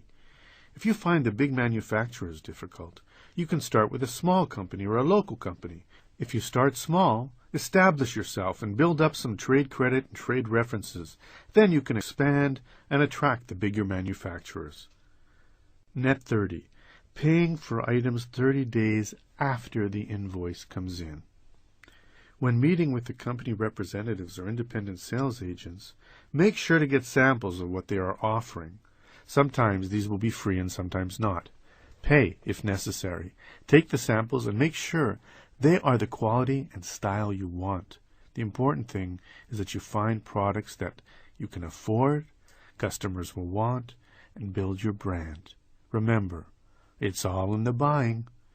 If you don't have enough money to buy all the product you want or need, be sure to check out Part 8, Business on a Shoestring, which offers several ways of stocking the shelves with little or no money. Inventory control. Order enough stock and enough variety to respond to the needs of the many different types of customers who will be coming into your store. Remember that cars come in all shapes, sizes, and price ranges for a reason. It takes all kinds of people to make the world go round. If you stock your store only with items you like, then you're losing the chance to sell to people unlike you, and rest assured, there are plenty of those out there. You may not like stuffed kitty cats, but someone does. How much product do you need? First, the shelves must look full. Second, while it might sound trite, you need enough product to meet the normal demands of your business. A store with a track record can look to previous years, but a new startup must use the figures used in the business plan. I told you it was important. Once you know how much you need, you should order that amount, and a bit more, maybe even 10% more. That is enough of a cushion if a vendor delivers late or if there's some force majeure, an act of God that causes your shipments to arrive late. This leads us to reorders. After a while, you will get a rhythm for your business, and you will know how long it takes to supply X to deliver to product Y, and you will order accordingly. But especially in the beginning, you need to be all over this. If you have 50 stuffed kittens and sell 5 a week, that's a 10-week supply, and if it takes 2 weeks to get them delivered, you'll need to reorder them when you have 3 weeks' worth of product left so that you never run out. Running out of inventory is an amateurish mistake and one that can easily be avoided with just a little bit of planning. New York Pizza is a restaurant whose affable owner, Ed, hails from Brooklyn. He says they make the best pizza west of the Mississippi, and he may be right. But sales did not match his skill, so Ed hired a public relations firm to get the word out. Before long, the local paper interviewed Ed and planned a big story for the next Friday. The story came out, a glowing review of the restaurant. That night, the place was inundated with new customers. By 9:30, though, New York pizza had run out of dough, and by 10, cheese. Excited new customers were turned away at the door, and Ed missed a golden opportunity, all because he hadn't bought enough inventory. The flip side of a lack of inventory is having too much inventory. This can be an especially nasty problem if you sell perishable goods or seasonal items. Excess inventory slows your cash flow and costs you money by taking up space for items that would otherwise be selling. What do you do when you have too much product on hand? The time-honored thing is to have a sale. Sale is one of the two most powerful words in business, free being the other. The good thing about sales is that they bring people in the door for the sales items who just may stick around and buy other items that are not on sale. The bad news is that you are losing money on sale items that you need to move because you didn't practice smart inventory management. Cash flow and inventory control. One of the most important concepts in business is the 80-20 rule. 80% of your sales will come from 20% of your customers. Know who those customers are. Treat them right, and your continued success is almost assured. The 80-20 rule applies to inventory as well. 80% of your sales will come from 20% of your products. They probably aren't your most expensive items.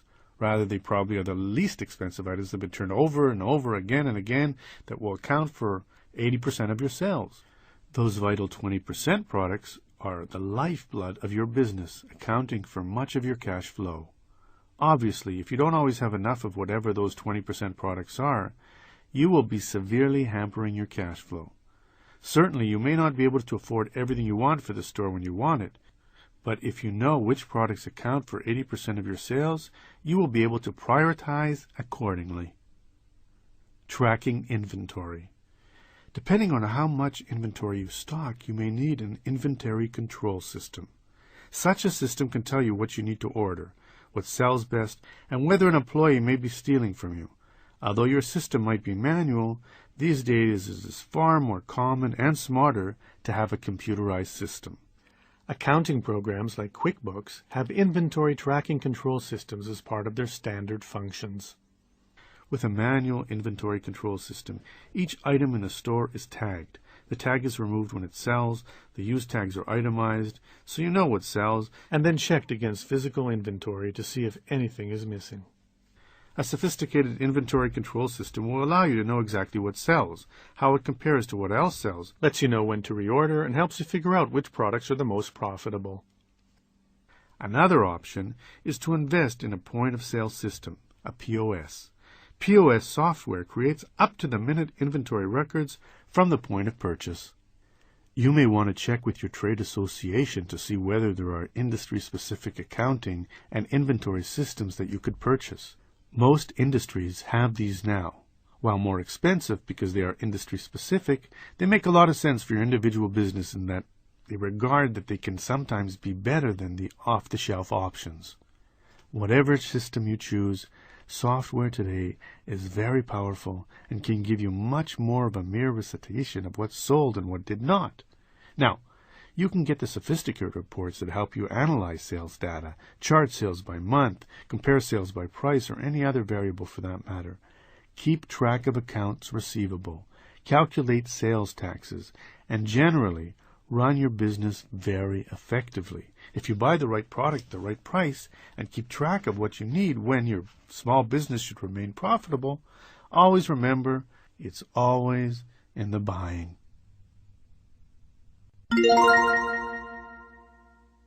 Chapter 12. Successful Pricing Strategies. If you really put a small value upon yourself, rest assured that the world will not raise your price. That's a quote by Anonymous. How much should you charge for your products or services? This is a question that vexes many an entrepreneur. Of course you want to charge enough to make a healthy profit, but not so much that you drive customers away. Moreover, the price you charge is an important aspect of your brand. Thus, you may need to tinker a bit before you find that perfect price. The psychology of price. You expect to pay more for a BMW than a Volkswagen because of the brands they have created, among other reasons. BMW aims to sell fewer products at a higher price to a wealthier and maybe more discriminating audience. VW goes for a high volume and less profit per sale. Both are valid strategies and both work. So the price of your product carries with it a great psychological impact. When you pay more, you expect more. You expect more from a car that costs $50,000 than you would do from a car that costs $20,000. That there is a direct correlation between price and quality in the minds of customers is no secret. Your task is to use that mindset to your advantage. For example, products with an even-numbered price are generally considered of higher quality than those with an odd-numbered price. A stereo selling for $200 is thought of as better and of higher quality than one that sells for $179.99. If you are seeking to sell high-end items, then consider pricing them with an even number. If you are looking to be the low-cost leader in your area, then use 99 cents to your advantage.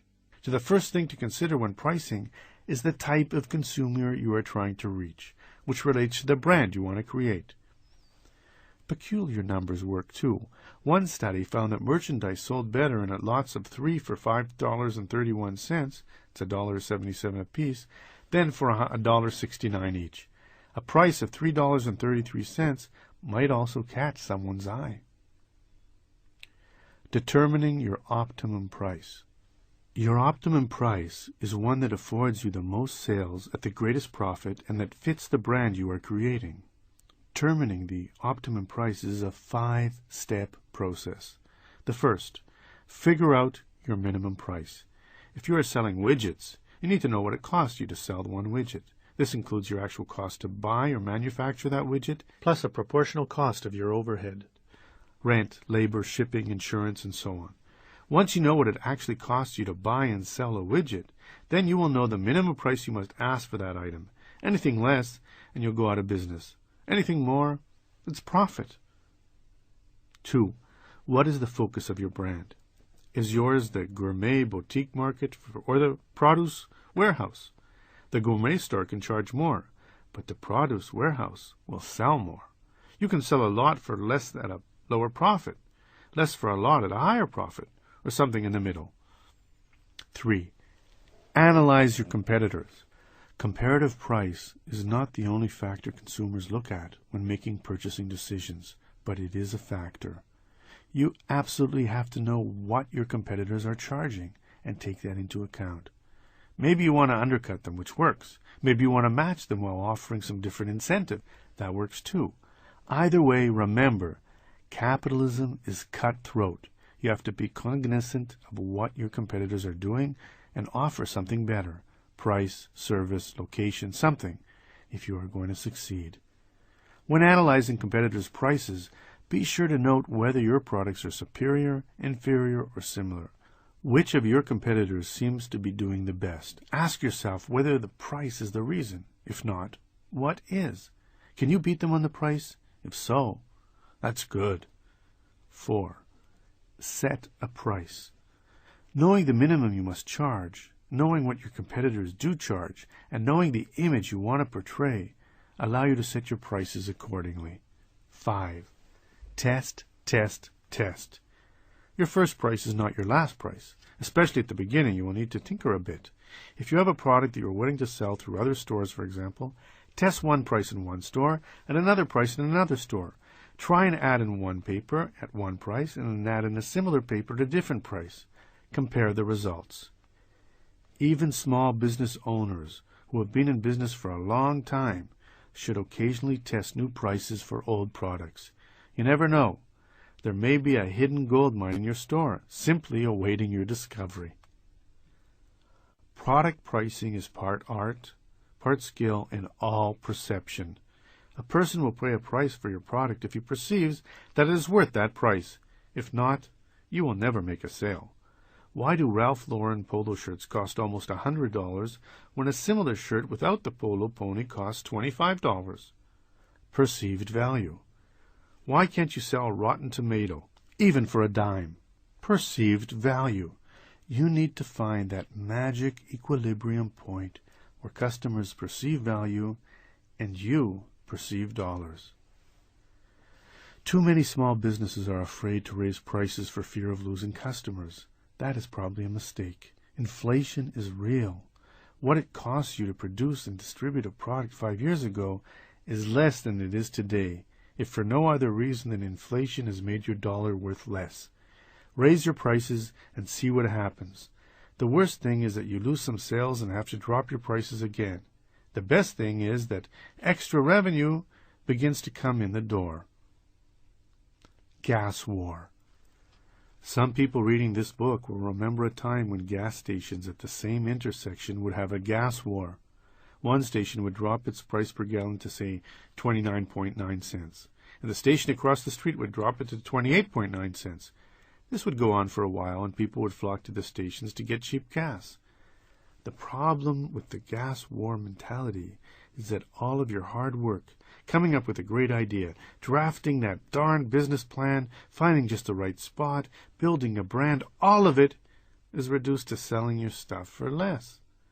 Unless you can really compete on price and want to, don't make the mistake of thinking you can simply charge what your competitors charge or less and all will be fine. McDonald's is the cheapest because they can afford to be, and that's their business plan. Ditto Walmart. Is that your business plan? Customers look at a variety of factors when deciding where to buy. Sure, price is a big factor, but it's not the only one, and often not the dispositive one. Think about it when you buy something. How often do you buy solely because you found it for less? Probably not all that often. Starbucks is certainly not the cheapest place to get a cup of coffee, but it is the most popular. Its customers have reason beyond price for frequenting that establishment. What do your customers want? Give them that, and then worry about the price. Let's say that you are a lawyer with a wills and trust practice. Yes, you can charge what the trust mill across the town charges, but you probably don't want to, and you certainly don't have to. All sorts of consumers are shopping for a wills and trust lawyer. The ones who go to the will mill probably have fewer assets and fewer issues. But if you open a shop in a nicer part of town and charge more, if the brand you are trying to create is excellence and quality legal work, then you can charge more. Perception creates price. If consumers perceive you as a great lawyer who does good work, you can charge commensurate fees.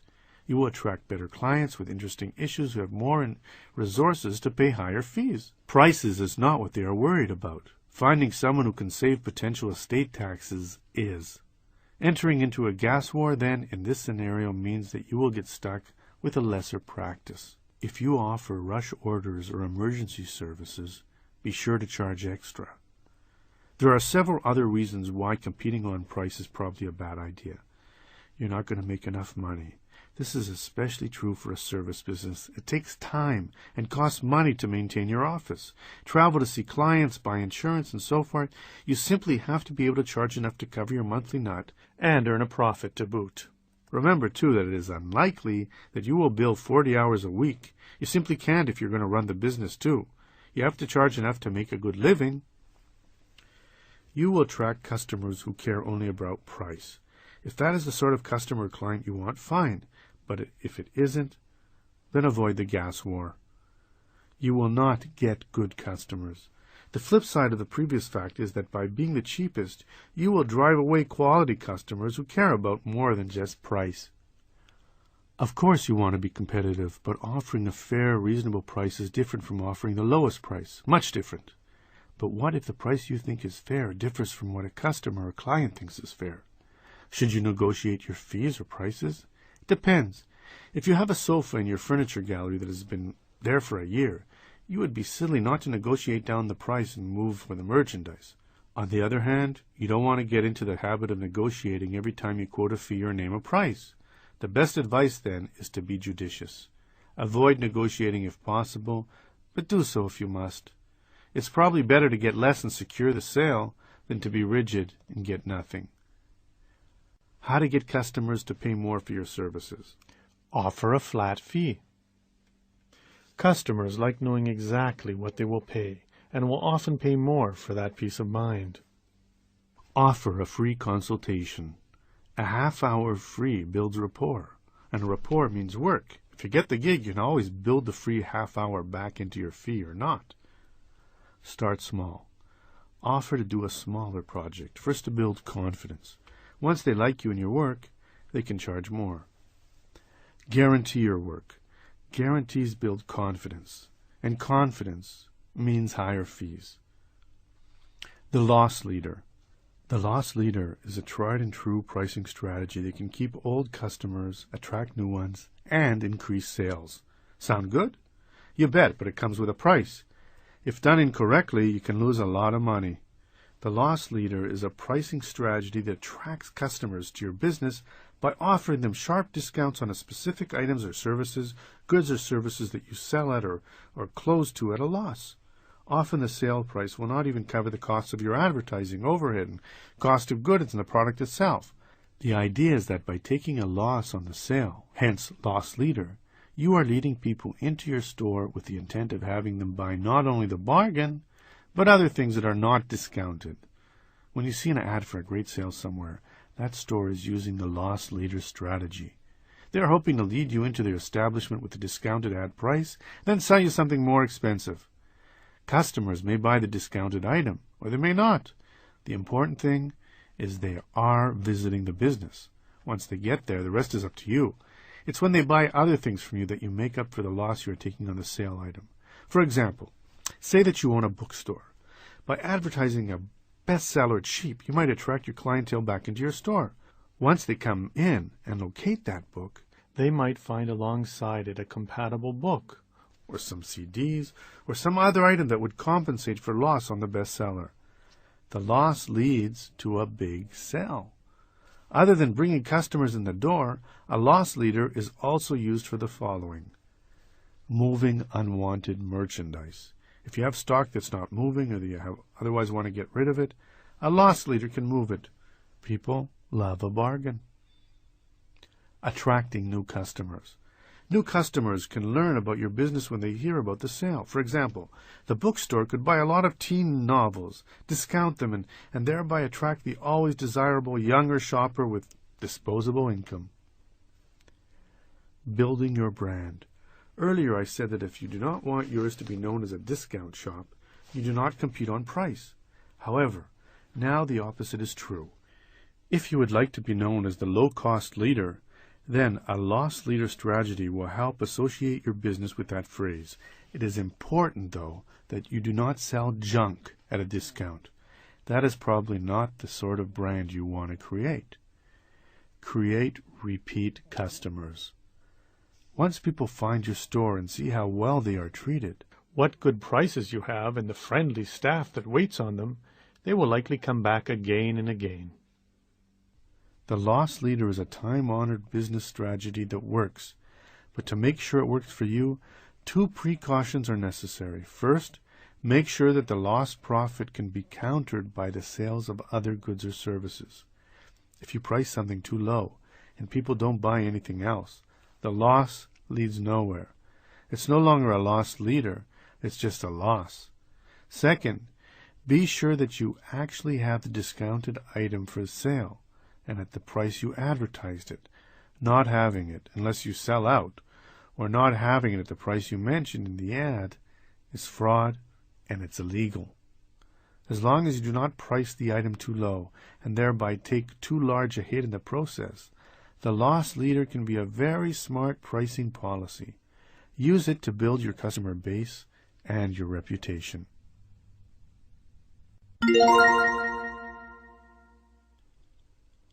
Chapter 13. Small Business Technology. Any sufficiently advanced technology is indistinguishable from magic. That's a quote from Arthur C. Clarke. The computer internet information technology revolution that has occurred over the past 20 years has radically transformed business generally and small business in particular. Indeed, if there has been one event in the past generation that has changed small business, the computer revolution is it. Today, small businesses have tools and technology to look and act big, while maintaining the nimbleness and entrepreneurial spirit that makes them unique. However, technology is changing so rapidly that it would be impossible to discuss what is being offered today without its being out of date tomorrow. Rather, this chapter examines the trends in small business technology so that you can see that the options small businesses have today are not your father's Oldsmobile. The interconnected office. One of the best new features of the Small Business Office is that you can now run your business from anywhere, from home on the weekends or while on a business trip in Cincinnati. Computer technology has made it so that you can access vital info on your computers wherever you are and share it with members of your team wherever they are. This is done in one of two ways. First, for the smaller small business, the latest version of Microsoft Windows allows for the creation of a remote connection to other computers. By properly configuring your home computer, for instance, you can remotely access your computer desktop at the office. Secondly, we all know that a server has something to do with the net, but what exactly? When two or more computers log into the same internet site, that site sits on a server, sort of a master hub that connects other computers. For a business, you might want to think of it as the central nervous system, the place through which all business information can flow and, more importantly, can be shared within the business. Most offices these days have information stored on various computers. Key contacts might be on your computer, while important email addresses might be on your secretaries, and your client list sits on the computer of your VP of sales. No, it's not the most efficient system, but it is how many small businesses work. Imagine now that instead you had a master computer to house and store all of your vital company information, a computer that can be accessed equally by everyone in your office, from wherever they may be in the world. This is your server. A small business server is a centralized place to store business information, keep you better organized, and to keep your staff better informed. The wireless office. Beyond networking your computers, another great advancement in the field of small business technology is wireless fidelity, or Wi-Fi. Checking email, surfing the net, or connecting to your desktop from your laptop while sitting at Starbucks or at an airport makes running your small business easier and more fun. Even more important is that wireless networks allow your employees to be connected while on the go, without having to wait until they get back into the office or get to the hotel to plug in. Allows them to get more work done in real time, because wireless networks use radio signals as opposed to wires and cables to connect to a local area network, or LAN. You have the ability to get connected from a wide variety of places. Wireless networks are growing quickly, and as sales increase, price drops. So going wireless has never been easier or more affordable. If you'd like to create a wireless LAN for your small business, keep these tips in mind. Understand the need. Today's small business is much different from those in days of yore. The new small business should be fairly high-tech, computer-driven workplace. Moreover, the days when employees come in at 9 and leave at 5 are also gone. Between job sharing, flex time, and changing schedules and increased mobility, many employees work at times and places other than the old norm. According to Microsoft.com/small businesses, small business employees are at their desks only 30% of the time. As such, wireless networks can make your employees more productive. Between meetings, they can catch up on email or work on that presentation, for instance. Furthermore, by using laptops, personal digital assistants, PDAs, or even their phones, employees are able to access the network. If, however, yours is a business that is more traditional, then a wireless network is probably not necessary. Find a vendor that specializes in small business. Yes, you may get a better deal from a smaller company, but in cutting-edge technology, especially, it is smart to buy from established veterans who have the infrastructure in place to help you make your wireless network succeed. Hire an expert. The larger your network, that is, the more users, the more complicated it is to create and maintain a wireless network. It is smart to hire an information technology, IT expert, to set up your network properly from the get-go. Dr. Arthur Levine is a pediatrician who owns Advanced Pediatrics in Beechwood, Ohio. With 2 doctors, some nurses, and support staff, Advanced Pediatrics is the prototypical small business, When he opened the doors to his clinic, Dr. Levine installed a Microsoft Small Business Server and is quite happy with the results. Because his computer desk sits on a server and not his desktop computer, he can access his virtual desktop from anywhere. Thus, for example, if he gets a call one night from a parent of a sick child, he can log on to his home computer, access his office computer — the interface looks exactly the same as if he were on his office computer, by the way — and read the child's chart, knowing instantly the child's medical history, medications, and so on. Dr. Levine also installed an intranet. This is an internal web page that only staff can access. It can, for instance, announce the next staff meeting, list the vacation schedule, publicize important events, and so on. Dr. Levine told me that he loves this network because it ties the team together. He estimated that the business has saved the practice between $40,000 and $60,000 this year because the technology allowed him to hire less staff. Mobility tools. Wireless is just the latest of the many and ever-increasing tools in the arsenal of mobile business warrior. Laptops. As laptop computers become lighter and less expensive, and as email and internet use are also increasing, the tool of choice for many mobile small business people is the laptop. What is making laptop use even more attractive these days is that not only has battery life increased, but wireless cards enable users to log on almost everywhere. A recent variation on the standard laptop is the tablet PC. These devices use handwriting recognition software to allow users to enter information on longhand. Tablet PCs have proven especially handy for use in meetings. A word of warning: more than 500,000 laptops are stolen every year. It is therefore important to protect yours. First, always keep it near you, especially at airports where thieves look for laptop cases briefly unattended. Especially in airport restrooms. Be sure to keep your laptop case close by. More than a few business people have had their laptops stolen, snatched by the strap while they were, well, indisposed. Consider also insuring your laptop. A policy can be bought for less than $100. Moreover, as damage to your laptop is more likely than theft, that such policies cover most damage makes buying even smarter. Finally, you can purchase software that tracks your laptop to its new internet connection if it is ever stolen.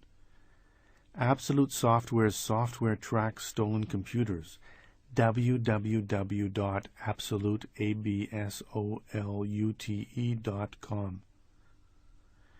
PDAs/cell phones. It used to be that PDAs, personal digital assistants like Palm Pilot, and cell phones would be treated as separate entities. Cell phones made phone calls and PDAs kept you organized, but no longer. One of the best changes in mobile technology is the advent of all-in-one device that allows you to handle all of those chores and more in one nifty device. Products like RIM's BlackBerry, HP's iPac, Handspring's Trio, and a host of so-called smartphones and pocket PCs will let you make calls, send and receive emails, take pictures, work, and of course play games. Global Positioning Systems, GPS. Many of the aforementioned devices, as well as standalone products, offer Global Positioning Systems, or GPS. This allows you to always know where you are and practically never get lost. That's especially good if you are on the road a lot. Your exact location is plotted via 24 satellite navigational system that orbits and continuously sends signals back to Earth. Video conferencing. Another tool you may want to check out is video conferencing. Especially after September 11th, video conferencing has taken off. While traditional video conferencing was done with video cameras and telephones, this technology is being challenged and changed, as is everything else, by the web. Internet video conferencing allows you to meet with people remotely on a prearranged web page or via webcam, share PowerPoint presentations, and conduct a virtual meeting. It is much less expensive than the traditional model and can also be done via laptop while you are on the road. Intranet. Another trend in business is the use of an intranet to facilitate communication among you and your staff. An intranet is a web-based network available only to you, your employees, and possibly selected partners and customers. Having an intranet makes a lot of sense for many small businesses. First, if you have people who are not always working at the place of business, for example, if you have a virtual company or partners on the road or telecommunicators or traveling salespeople and so on, communication is always an issue. An intranet allows you to instantly communicate the same message to everyone. On it, that is on your internal company website, you can post important updates, sales reports, memos, policies, meeting times, vacation schedules, PDF files of important forms, and other important information that everyone needs to know. An intranet can also build camaraderie.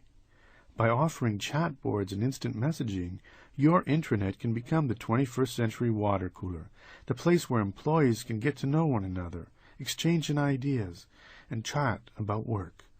More importantly, on the intranet, people can work on and share the same documents and files. Accordingly, the most up-to-date version of that file will always be available and in a place where everyone knows where it can be located.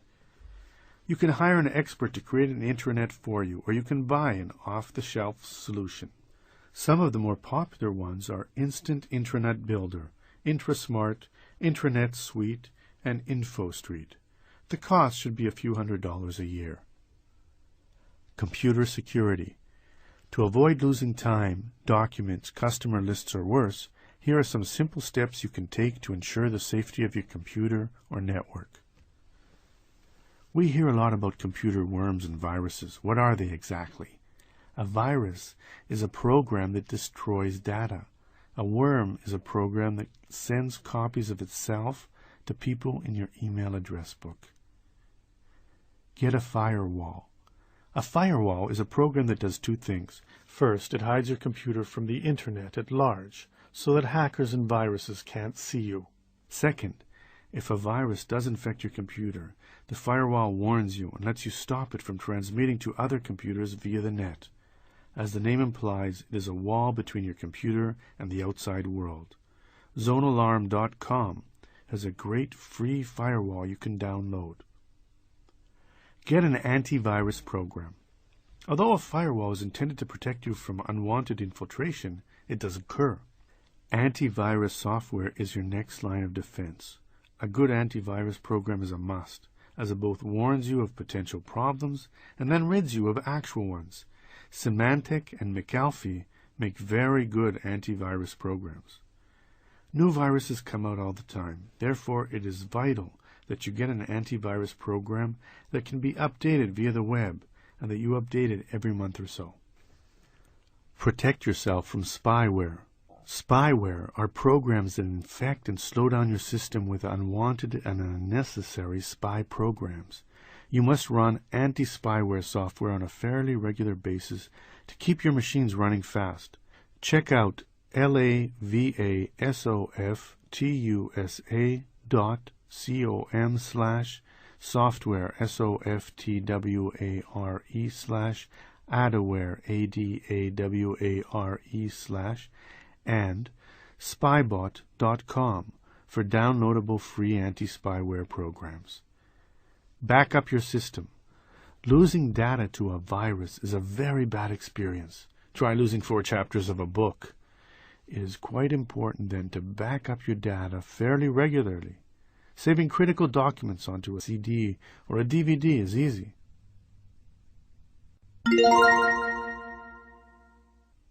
Chapter 14. Small Business Software. Buying the right computer and getting it to work properly is no more complicated than building a nuclear reactor from wristwatch parts in a darkened room using only your teeth. That's a quote from Dave Barry. The point of software is to make your business more effective. Although it is supposed to save you time and make things run more smoothly, we all know that that is not always the case.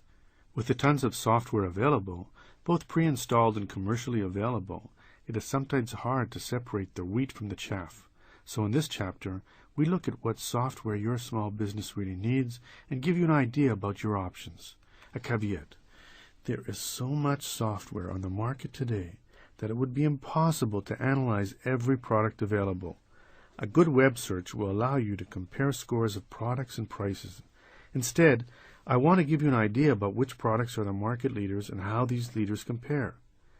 That is not to say they are the only products available, because they are not. However, I have found that when a few products dominate a field, it is for a good reason. They are usually the best.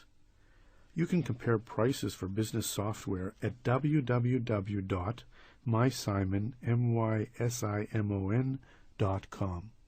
Office suites. Almost all computers now come pre-installed with some sort of basic office suite that allows you to draft simple documents and so on. While these are nice products, if you are serious about running a successful small business, you will likely need to upgrade to something more robust. A good office suite should be an integrated program that allows you to create documents and spreadsheets, produce marketing materials, manage email and contacts, and much more. As your office suite will become your basic, essential daily tool for organizing and running your business, you should not always shy away from buying a good one. This is not a place to skimp. Microsoft Office Small Business Edition. Microsoft has been putting out a small business edition of its ubiquitous Office suite for several years, and it is worth checking out. It really is designed with a small business owner in mind. As with regular editions of Office, Office Small Business is a bundle of essential programs: Word, word processing, Excel, spreadsheets, Outlook, contacts, calendar and email, and Publisher graphics. It also now comes with PowerPoint presentations and a new product called the Business Contact Manager, which allows you to track leads and help turn them into sales. It is the leader. Coral WordPerfect Office. Microsoft Office or Coral WordPerfect Office are your two main choices when it comes to Office suites. The Coral program comes with WordPerfect word processing, Quatra Pro spreadsheets, Coral presentations, and Coral Central, appointments and email. Like Microsoft Office, this is an excellent product for handling your daily office tasks. The question really is whether you want to work in a Microsoft environment or in a Coral environment. Microsoft Works. This is a program designed for home and student use, as most businesses will need Excel and PowerPoint, and Works does not come with those. However, for a small home-based business, Works may do the trick, and it is hard to beat the price. It's only about $100.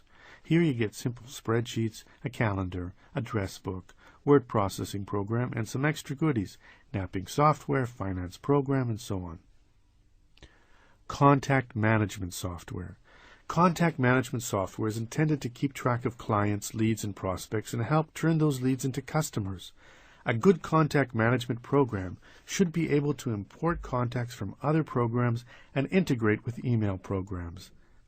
ACT. Like other similar programs, ACT, which has been around for quite some time, allows you to manage contact information in one place, including names, business names, phone numbers, addresses, and so on, manage leads, customers, and vendors, track each relationship, and create sales forecasting models. ACT can be shared, thereby keeping everyone's notes about customers and vendors in a central location. However, some people have a hard time integrating ACT with Outlook. Goldmine. Another granddaddy in this field, Goldmine is a popular choice. Its interface is similar to Microsoft Outlook, with taskbar and menu options, including the ability to create custom taskbars. This program easily integrates with Outlook, Microsoft Exchange, Lotus Notes, and Lotus CC Mail. Goldmine's contact management tools are powerful. For instance, when you create and send a letter, fax, or email, the program automatically records your interactions with the contact. You can also forecast sales, complete transactions, assign quotas for employees, and easily create reports and charts analyzing sales data. Microsoft Business Contact Manager, BCM. BCM allows you to manage your customer and sales opportunities very efficiently. What are the prospects of making that sale 80%? Plug that into BCM, sort out your highest potential sales, set a callback date, and presto! Your prospects with the highest probability of being sold are now part of your calendar. BCM also allows you to create any one of 20 custom reports that can be exported to Excel or Word. Note, however, that when integrated with Outlook, both BCM and Outlook take quite a while to load. Accounting software. A good accounting software program is probably a must for small businesses with employees. If your small business is just you can probably get by with a basic money management program like Quicken. But if your business is bigger, is going to get bigger, then a program like the ones listed next is required. All of these programs offer similar tools: budgeting, accounts, receivable management, payroll, inventory control, and so on. The key, then, is to find a program that offers the extra bells and whistles you want and functionality you like. QuickBooks. QuickBooks is the standard in the field. It has an easy-to-use, intuitive interface and powerful tools which should please both the new and seasoned entrepreneur alike. Sure, it handles all of your basic accounting needs, but it also has more sophisticated functions like loan management, cash flow forecasting, tracking of fixed assets, and vehicle mileage tracking. Peachtree Complete Accounting. Peachtree is another solid choice. It is especially good at handling e-commerce and has a host of usable financial features. Some of the best options are the inventory control function, which lets you track product based on the size or color, and the daily register report, which is a snapshot of your daily activity. MyOb Plus. This is a similar, less expensive program which does not offer advanced options like cash flow projections. The newer versions of this product allow you to process credit card payments and direct deposit paychecks into employee accounts. Simply Accounting. This program is easy to use and inexpensive, good for small businesses that has basic accounting needs and a tight budget. Business planning software. Business plans are not just for startups in need of capital. They are essential tools for anyone running a small business who wants to think strategically, plot a course of action, and follow up to see how well the plan is being followed. A good business planning program will walk you through the steps necessary to create a usable, powerful business plan. Business Plan Pro. The best-selling business planning software for a reason. Business Plan Pro is useful to the novice and experienced businessmen alike. It easily helps you work through each category in the plan. For example, executive summary, sales forecasts, etc., and contains more than 400 sample plans. The business plan in the appendix of this book comes from Business Plan Pro. With excellent templates, charts, and graphs, the program is also easy to use. An excellent choice. Palo Alto Software, the makers of Business Plan Pro, also has a great product that can help you create a marketing plan called Marketing Plan Pro. Business Plan Writer. This program interviews you and then helps shape your answers cogently. It offers examples for each stage along the way, has hundreds of sample plans, and helps you through the process. Antivirus and anti-spam software. The twin technological plagues of the modern era, computer viruses and email spam, must be controlled if you are to be at all productive at work. As a virus can ruin your computer and spam can slow your work to a crawl, containing these problems is vital. As discussed in the previous chapter, Symantec and McAfee make excellent antivirus programs, and while spam control is being built into many office suites nowadays, you still may need extra help. McAfee Spam Killer. Unwanted emails can be greatly reduced with this program. Using filters, lists, and reports, Spam Killer blocks plenty of spam, monitors your email, and quarantines what does get through. Mail Washer. Another excellent program, and even better, free. Go to MailWasher.net. The makers of this product, Panicware Software, also offer a very good pop-up blocker, also for free. Norton Anti-Spam. The makers of Norton Antivirus has a similarly effective tool for the spam menace. Very effective. Also, install an anti-spyware program. Check out www.lavasoftusa.com/software/adaware or www.spybot.com. E-commerce solutions. Almost any small business needs a web presence today for obvious reasons. Whereas creating a website used to be a fairly complicated matter requiring a webmaster, and although more sophisticated sites will still require expert help, simple off-the-shelf solutions are available for those small businesses that just need a basic website. These programs will help you design and publish a fine site, shopping cart included. Macromedia Dreamweaver, a very popular program among professionals. Dreamweaver has a powerful array of layout tools, applications, and other services to create and implement websites. Easy to use, says one expert. Microsoft Front Page.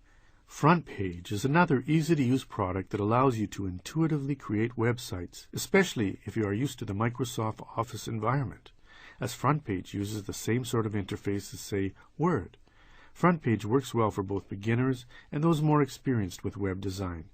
Note that your web host will need Front Page extensions installed on their server for your site to work. NetObjects Fusion. This easy-to-use design program helps you build a site with WYSIWYG. Whatever you see is whatever you get. Technology while offering shopping carts, credit card processing, and other e-commerce solutions. Yahoo. Yahoo Small Business offers very easy, affordable merchant solutions. Starting at about $50 a month, you can get online and start selling.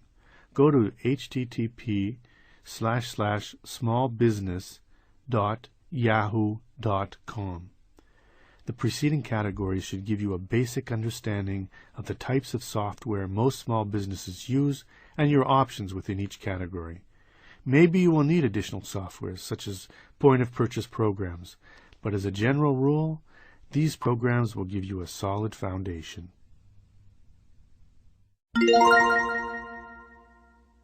Part 3. Money. Chapter 15. Accounting Ease. There's no business like show business, but there are several businesses like accounting. That was a quote by David Letterman. Business accounting is a way to keep score. If one purpose of business is to make a profit, then proper business accounting helps you know how well you are doing. No, it's not glamorous, and yes, it is important. Remember, there are two parts to your business: doing the things you love and doing the things you must. Accounting falls into the latter group, unless, of course, you are an accountant. Accounting Basics. Accounting is the general process of tracking your income and expenses and then using that data to examine the financial status of your business. Your basic accounting tool is the general ledger. It's the place where you keep track of all the business financial transactions. That information is then used to create financial statements, such as balance sheets and income statements. An accounting period is a set amount of time where a business's financial reports can be compared with one another. They can be months, quarters, or years. 1 year in a company's financial life is called a fiscal year. The general ledger is made up of 4 basic categories: assets, liabilities, income, and expenses. All general ledger entries are double entries. Debits are kept on the left and credits on the right. And for every financial transaction in your business, the debits and credits flow from one side of the ledger to another. When you sell something, for instance, you record a sale, credit on one side, but you also have to debit your inventory on the other. For every debit, there should be an equal and offsetting credit. When debits and credits are unequal, your books don't balance. All debits and credits either increase or decrease an account balance. Double entry general ledger accounting dates back to the 15th century. The first written description comes from a 1458 manuscript by Benedetto Cortugelli, and a Franciscan monk, Luca Pacchioli, included it in its seminal work, Summa d'Arithmetica, Geometria, Proporzioni, Proporzionality, printed in Venice, Italy, on a Gutenberg press in 1494. Each area that feeds the general ledger is also its own subledger containing details about what is going on. For example, daily sales and payments are recorded in the accounts payable and receivable subledgers and correspondingly increase cash and decrease inventory in the general ledger. In the previous chapter, several different accounting programs that you can buy are listed. It's much easier to understand how a general ledger works if you buy a program like QuickBooks, since it will walk you through the process and do much of the work for you. When you are organizing the accounting department of your small business, although one person often handles everything, it is optimum to hire two. The problem with a single accounts payable and receivable person is that having one person write checks and then reconcile the checking account is asking for trouble. Your ledger will be the basis of your basic financial reports that either your software or your accountant will create. Financial reports, like profit and loss statements, are important because they are a snapshot of the financial health of your business. For instance, your income ledger will tell you how much money you brought in this month. But you will know your profit only when it is compared to your expense ledger. Your accounts receivables will tell you whether your customers are paying on time and whether you have enough coming in to pay your accounts payable.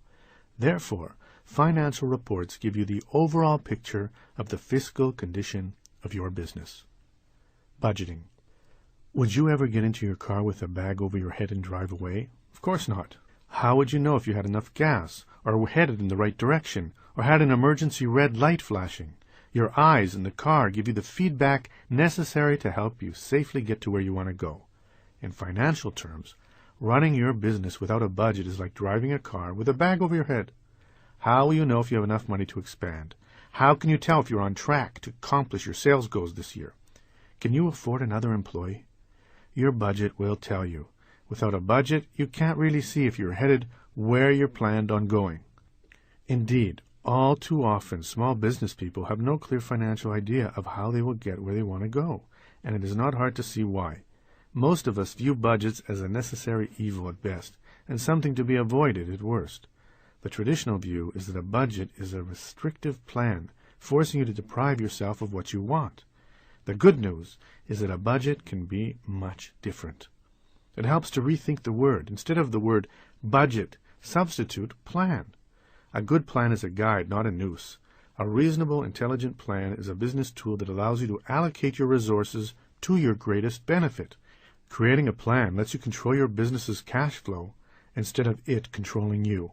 Creating a budget need not be complicated or time-consuming task. The key is to figure out how much you will have to spend and where you want to spend it. It's a matter of digging through your records to see how much comes in, where it has been going, and then deciding where you would rather have it go. That really is all a budget is. A business plan that allows you to put your money where it can best be used. Your budget will have two categories, projected income and expenses. Again, any good accounting program will walk you through this. In the income category, conservatively estimate how much you can expect to make next year from all sales and other sources of income. Look at what you made last year and extrapolate from that. If you are new to business, what does your business plan say? Be realistic. If you paint too rosy a picture, then you can easily get in over your head and spend money that never materializes. If you make much more than your projected income, great. But if you make less, watch out. As far as expenses go, consider every expense you have. Advertising, auto, insurance, lease payments, taxes, phones, utilities, inventory, equipment, payroll. Any and all expenses that you anticipate will be borne by the business next year. Once you see your projected income and expenses on paper, you will know exactly how much you really need to make every month to keep things afloat and how much you have left over. You will be far less tempted to indulge in a business expenses that are not part of the plan. By having a budget, you will ensure that your expenses are not more than your income, and that your money goes where you think it can best be used. Cash flow. Cash flow is your business oxygen. Without it, your business will suffocate and die. One more reason, then, to create a budget is to ensure that you will have enough adequate cash flow. I can't say this any more plainly. Without consistent, sufficient cash flow to buy inventory, pay bills, handle payroll, and pay yourself, you're going to go out of business. Preserving and defending your cash flow, therefore, is critical. Aside from creating a budget, there are 3 more ways to control your cash flow. 1. Live by the rule. Without your business oxygen, your business will suffocate and die. 2. Create cash flow projections. You need to know what will come in and when. Realistic cash flow projections are key. The question is, what do you expect your cash balance to be in 6 months? Always know that number. Think ahead. 3. Keep the pipeline open. A client or customer you create today may hire you, but it may be a few months before you finish the work and send out a bill, and it may be another month or two before they pay. You have to keep creating clients and doing work today to keep the cash flow spy god open. When it comes to cash flow, always project 3 to 6 months ahead. If you will need money in 6 months, you must create new business within that next 3 months. That way you can do the work or sell the product, bill it, and get it paid within 6 months. A cash flow crunch is usually the result of poor planning. All businesses have business cycles and they must be planned for. Starbucks knows that coffee sales go up in the winter and down in the summer. In the summer, then, they introduce cooler drinks to keep the cash flowing. The same should be true for you. You must know your business cycle, know when times should be good and bad, and plan accordingly. If you do run into a cash crunch, there are 2 things you can do. First, receive your receivables. Allowing clients to pay net 30 is common business practice, but anything more than that is bad business. If you consistently have outstanding invoices, change your terms. Always remember that accounts receivables, AR, are the lifeblood of your business, representing your business's cash flow and liquidity. Getting your receivables current, therefore, can bring in immediate cash. Here is how to get those tardy accounts receivables up to date. Assign an employee the task of contacting all AR over 30 days old and get a specific date as to when the debt will be paid. Have the employee call again that day if the money is not received. Once an AR is more than 60 days old, you have a real problem. If you are a sole proprietor, you must prioritize this task. Institute a new policy on 30 days' notice that a surcharge of at least 10% interest will be due on all AR over 30 days old. Inform your customers that all outstanding balances must be made current before any new product will be sent out. If necessary, hire a lawyer or a collection agency to commence collection activities. As a last resort, you can always sell the debt. The money owed to you is a commodity and can be sold like one. Collection agencies buy a bad debt every day for sharply discounted prices. Your other option for dealing with a cash crunch, ironically, is to get a loan. Sometimes you simply need a short-term infusion of cash to keep things going until business picks up again. A prudent loan with a plan to pay it back can be a smart solution to a short-term cash crunch. Hiring an accountant or bookkeeper. Many small business people have a hard time dealing with the financial aspect of their business. They may be great innovators, have plenty of enthusiasm, and be the best salesperson around, but ask them to create a balance sheet and watch their eyes glaze over. Even the most powerful accounting software is useless if you cannot input or understand the data. So sometimes, nay often, hiring an accountant or bookkeeper is smart business. Duties of an accountant. While accountants cannot guarantee your success, they can be an important adjunct to your business. Their basic services include keeping track of how much your business owes, how much it is owed, creating financial statements such as balance sheets, income statements, and cash flow statements, and reconciling bank statements. Beyond that, a CPA might handle taxes. A good accountant can save your business thousands of dollars through proper tax planning. Do your payroll. Payroll is often outsourced. Handle audits.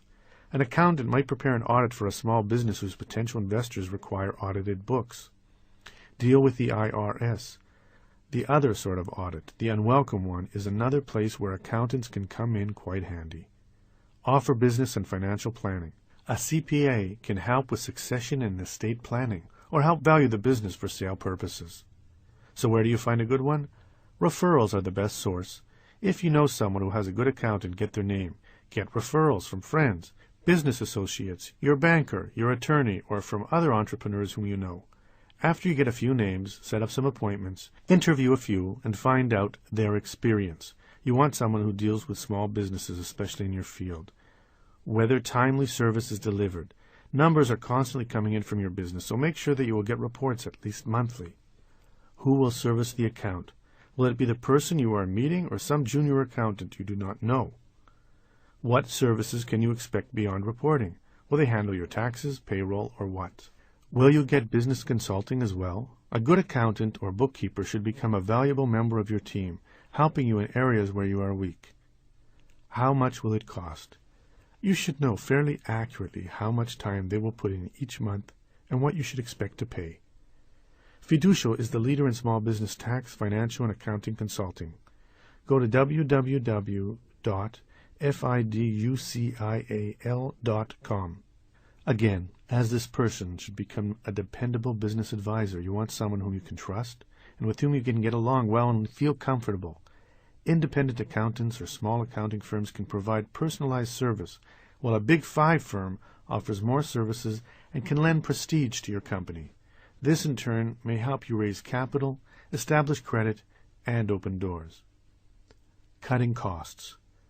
Accountants are professionals and their fees are not inexpensive. Even so, there are a few ways to keep your accounting costs down. Keep great records. Keep receipts organized. Have your ledger legible and up to date. Have your records automated if possible. Handle the small stuff. The stuff that you can do. Use a bookkeeper. If all you need is someone to do the books, a bookkeeper is much less expensive. Chapter 16. Making a Profit. It is no secret that organized crime in America takes in over $40 billion a year. This is quite a profitable sum, especially when one considers that the mafia spends very little for office supplies. That was a quote by Woody Allen. The name of the game, of course, is making a profit, and many things go into the equation: overhead, markup, and what the competition is doing, for starters. In this chapter, we examine how to make a consistent profit and what to do if you are not. Computing your profitability. As a concept, profit is easy to understand. It's the difference between what it costs you to make or buy your product and what you earn when you sell it. But it is when you break this seemingly simple concept down that things get a little complicated. When it comes to profit, there are 4 sub-concepts to understand: gross and net profit, your profit margin, and markup. Gross and net profit. The gross profit on a product sold or service rendered is computed as the money you brought in from the sale less the costs of the goods sold, COGS. Net profit is your gross profit less taxes and interest. Net profit is the same thing as earnings or net income. Your COGS is the cost you actually incur in making the product or service. For a product, it will include raw materials, labor, and other directly associated costs. For a product you sell, it is your wholesale costs. Computing your profit. Keeping a running tab on profitability helps you stay focused and can be an early warning sign of trouble ahead. Let's say you run a child care center. To compute your profit, you must figure out your total costs to take care of each child, such as rent, labor, food, insurance, utilities, advertising, auto, other. Let's assume that your total overhead every month is $5,000. If you have 10 children, then obviously your expenses per child would be $5,000 divided by 10, or $500 per child. That is your break-even point per child per month. Let's further assume that you gross $8,000 a month, meaning that you charge $800 a month per child. $800 times 10 children equals $8,000. Your gross profit, therefore, per child is $300, and your total gross profit is $3,000. Is that good or bad? It depends on your profit margin. Profit margin. While your gross profit is expressed as a dollar amount, $3,000, your gross profit margin is a percentage computed as follows. Gross profit divided by sales equals gross profit margin. In the preceding example, the gross profit would be $3,000 divided by $8,000, or 37%. That is good. Any business that makes 37% profit is doing something right. Again, some good accounting software will help you calculate these numbers quite quickly. Markup. Knowing your markup is critical to understanding your profitability. Like your gross profit margin, your markup is also expressed as a percentage. Sales price minus cost to produce divided by cost to produce. In the case of the child care center, it would look like this. $8,000, which is the sale price, minus $5,000, the cost to produce, is equal to $3,000. $3,000 divided by $5,000 equals 60%. So, the markup for each child is 60%, again, quite impressive, which begs the question, how much should you be charging for your goods or services? Pricing. Just how important is selecting the right price? It could mean the difference between success and failure. The wrong price can put you out of business. Finding that magic number requires careful thought and planning. In the previous example, we know that you must charge at least $500 per child to break even. The trick is to come up with a price more than what gives you a good profit while still attracting customers. There are basically two schools of thought when it comes to pricing your product or service above your break-even point. If you are more interested in growing rapidly and capturing a share of the market, called, of course, your market share, then you need to price your goods as low as possible because the laws of economics dictate that a lower price will attract more customers. Volkswagen sells far more cars than Mercedes, but Mercedes makes more money per car. If you're going for a broad customer base, then you need to figure out, often by trial and error, what price people will consider a bargain and what still allows you to make a profit.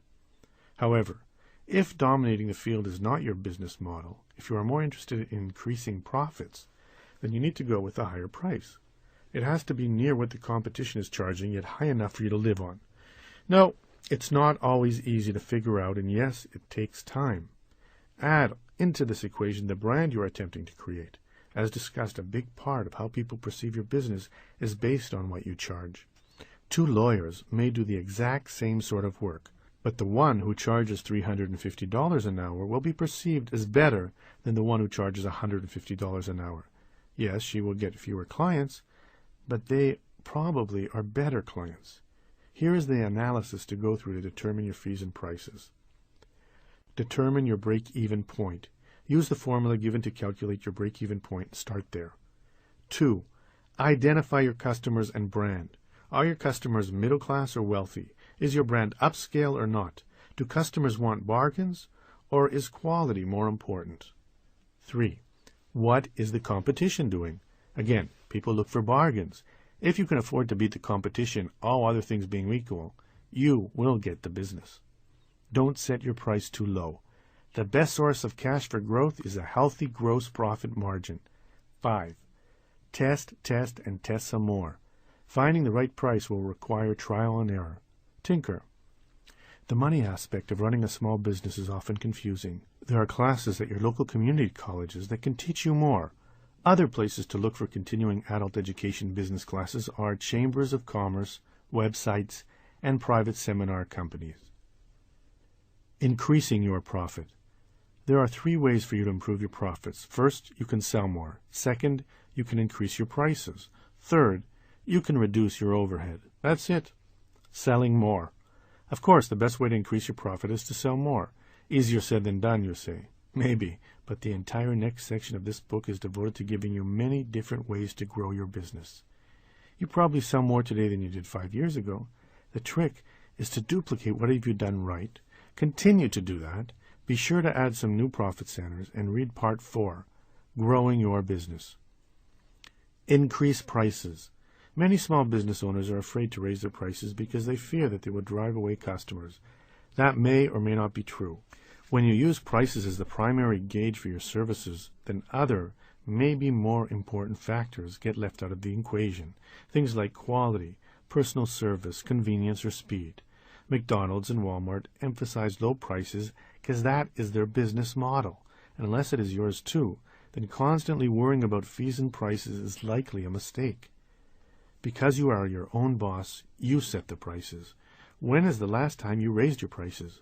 While you should be justly concerned that you may drive away clients if you do, it is still worth a shot. If your fears are valid, you can always lower your prices again. But if your fears are ungrounded, you will be giving yourself a well-deserved raise. If yours is a service business, consider testing a price increase on a few customers first. If they do not balk, then you cannot roll out your price increases across the board. And if customers do, you can always change your mind. Reduce your overhead. The tried and true way to increase profit margin is to decrease costs. When a Fortune 500 company lays off 5,000 employees, they are utilizing this strategy. Of course, the risk is that by cutting costs, you may cut into the very thing that brings in business. That is a real danger, and that is why firing people usually is not the answer. What is? You have to figure out a way to reduce your overhead, and more importantly, to have employees care about keeping costs down, because it is often your employees who hold the key to cost overruns. If you can get them committed to saving, then staying consistently profitable is much more likely. How do you do that? Ask Jack Stack. Stack is an entrepreneur who runs a company called the Springfield Remanufacturing Corporation. SRC began like many a small business, in debt and struggling. Within 5 years, however, Stack had created a new way of doing business, and soon his business was worth millions.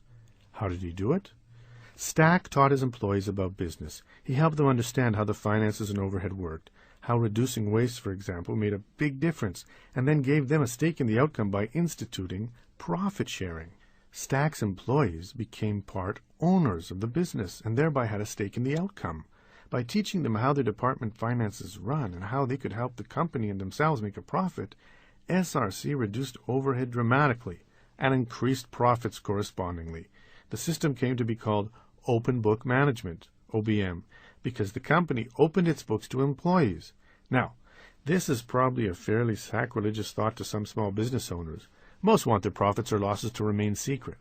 While understandable, the thing to know is that there is another way, and the other way works. By opening the books, by giving his employees the knowledge that what they do makes a big difference to the bottom line, and by giving them an ownership interest in that bottom line, Stack created, in essence, a workforce of small business owners, and we all know how motivated small business owners are. If you would like to know more about open book management, pick up A Stake in the Outcome, Building a Culture of Ownership for the Long-Term Success of Your Business, by Jack Stack, Currency 2003.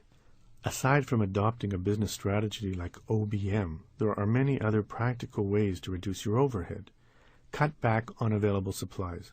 One of the things employees love about being employees is that they can nab pens and send FedExes without paying for them. However, if costs are an issue in your workplace, you simply must stop excess waste in this area. Rent out space. If you have unused workspace, you may be able to rent it out to another small business. Give incentives. Because employees are on the front lines, they may see waste that you do not. Rewarding them for suggesting cost-saving measures that you may implement is smart strategy. Buy in bulk. Sam's Club, Costco, and the like are savings bonanzas for the small business person. Costco's executive membership costs about $100 a year, allows you to shop earlier, and offers you the chance to buy low-cost insurance, telephone service, lines of credit, and much more. Buy used. Instead of new furniture, for instance, buy used. Use the United States Postal Service. Instead of spending $15 to overnight a package, think ahead and use the USPS Priority Service 2 to 3 days for delivery for about $4. The Postal Service has many services geared for the small business person. Go to http://www.usps.com/smallbiz, SMALLBIZ. Rethink phone service. There are so many carriers with so many great deals, you better not be paying retail anymore. Review insurance coverage. The coverage you bought a few years ago may be outdated and overly expensive. Call your broker and get him to give you new quotes from several different insurers. Non-smoker and good driver discounts should be explored. Utilize video conferencing. Online video conferencing is a great way to reduce travel costs. Request proposals. Your tried and true vendors may have gotten a little lazy, taking your account for granted. Shop your needs to some new vendors and see if they can save you some money. Read Part 8 of this book, Business on a Shoestring. Scores of other ways to save money are offered. These are just a start. Of course, there are many other ways to reduce overhead without affecting the bottom line. Paying yourself. A question many small business owners have vis-a-vis profitability is how much they should be paying themselves. The most important thing is to consider your business's financial condition. Before you can decide how much money you can safely put out of the business each month, first figure out how much money your small business needs, because its needs come first. If you bite the hand that feeds you, it will bite you back. Calculate your break-even point and go from there. Knowing how much comes in and goes out allows you to figure out how much you can realistically afford to pay yourself. How much is that? Only you can say for sure after seeing your budget. But as you begin to formulate that number, keep the following 3 things in mind. 1. Your business structure often determines when and how to pay yourself. There are 5 forms your business can take: C Corporation, S Corporation, Limited Liability Company, LLC, Partnership, or Sole Proprietorship. Only owners who have set their businesses up as C Corporations are legally considered employees of the business. If your business is a C Corporation, then you can pay yourself as you would every other employee, as part of normal payroll. Beware of paying yourself too much because it can trigger a tax audit. Let's say that you own a C Corporation with $600,000 in profits. That is taxable income. You might decide that a hefty 6-figure bonus to yourself makes sense. While probably deserved, if the amount of your yearly income is significantly more than what similar CEOs get for the industry, the IRS may conclude that the bonus was a sham transaction intended to reduce corporate profits and pay less taxes. As a general rule, salaries of less than $500,000 are not challenged, but those that are more are. Many small businesses start as sole proprietorships or partnerships. Sole proprietors can pay themselves whatever they want. It depends almost entirely on how much profit you make, how much money your business needs, and thus what you can afford to pay yourself. Partners must consider the desires of each other when determining how much they will be paid. The same is true for LLCs that have more than one owner, with one caveat. You can make a distribution of profits legally only if doing so does not impair the solvency of the business. 2. Avoid paying yourself as the money comes in. Many small business owners make this mistake. If they have a good month, they take the extra out of the business. If they had a bad month, they don't. Not only does this violate the aforementioned rule of the budgets, but it doesn't account for potential business emergencies. It is imperative that your business checking account always has enough money in it so that if something goes wrong, you can afford to fix it. If you pay yourself whatever comes in every month, saving for a rainy day will be impossible. The smarter thing to do then is to come up with a figure to pay yourself that your business can live with, and pay that amount to yourself on a consistent basis. Consider the tax consequences. If you have a C Corporation, when you pay yourself, the business is responsible for payroll taxes on the amount you get paid.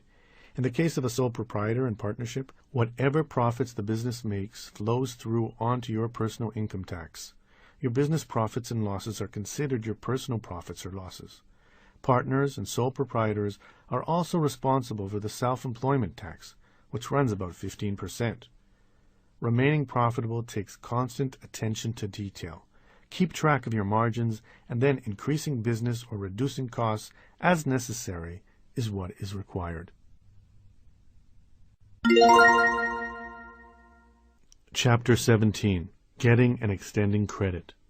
There are 3 great friends: an old wife, an old dog, and ready money. That was a quote from Benjamin Franklin. The world runs on credit, and if you are going to run a successful small business, you need to know how to get it and when to give it. Whether it is obtaining a loan to open a new store or extending credit to a new customer, understanding the world of credit is a must. Business loans. You never know when you might need a business loan. You may be chugging along, making a tidy profit every month, doing just fine, and then suddenly you get sick and are unable to work. You have to hire additional help to make up for the time you are away. Or maybe everything is going along just fine when a great opportunity arises, but to take advantage of it requires capital you don't have. Whatever the case, the time will come when you will probably need a business loan. To get one, think like a banker. When lenders look to extend credit, what they are most concerned with are the 4 C's of credit. 1.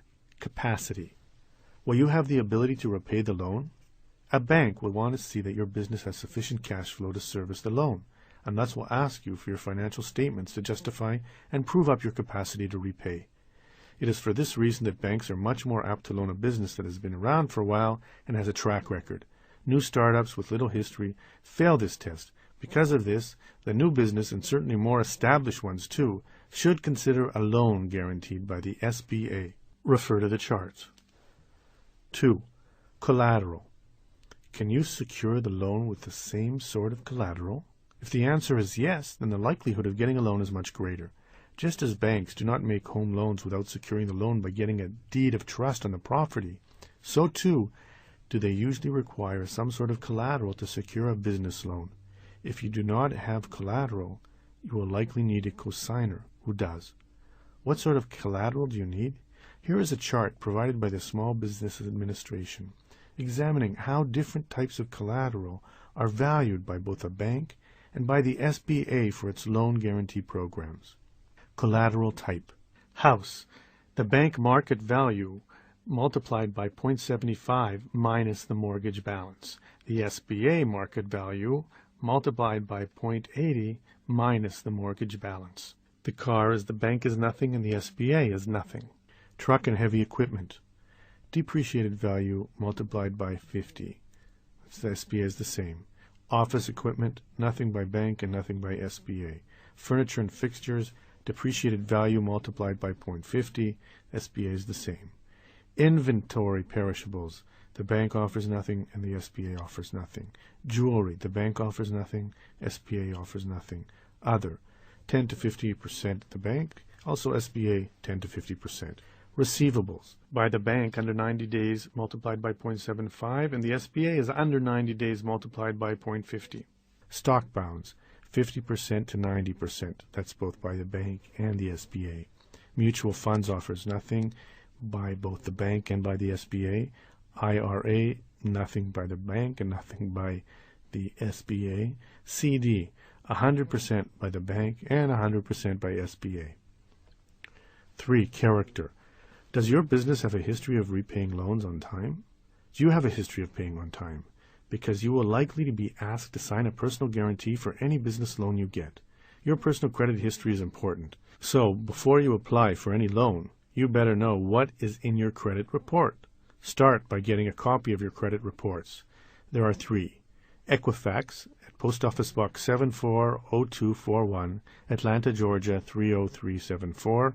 The phone number is 1-800-685-1111, and internet site is www.equifax.com. Experian at Post Office Box 2002, Allen, Texas 75013, phone 1-888-397-3742, www.experian.com. TransUnion, Post Office Box 1000, Chester, Pennsylvania, at 19022, phone number 1-800-888-4213, internet site www.transunionTransunion.com. You can get a copy of your business's credit history from Dun & Bradstreet, 1-866-472-7362, internet site http://smallbusiness.dnb.com. If you have a paid account on time, that will be there. If you have been late, that will be there too. A late payment here or there will not affect your ability to get business loans, but a pattern of late payments will, charge-offs, judgments, and bankruptcies certainly hurt your case.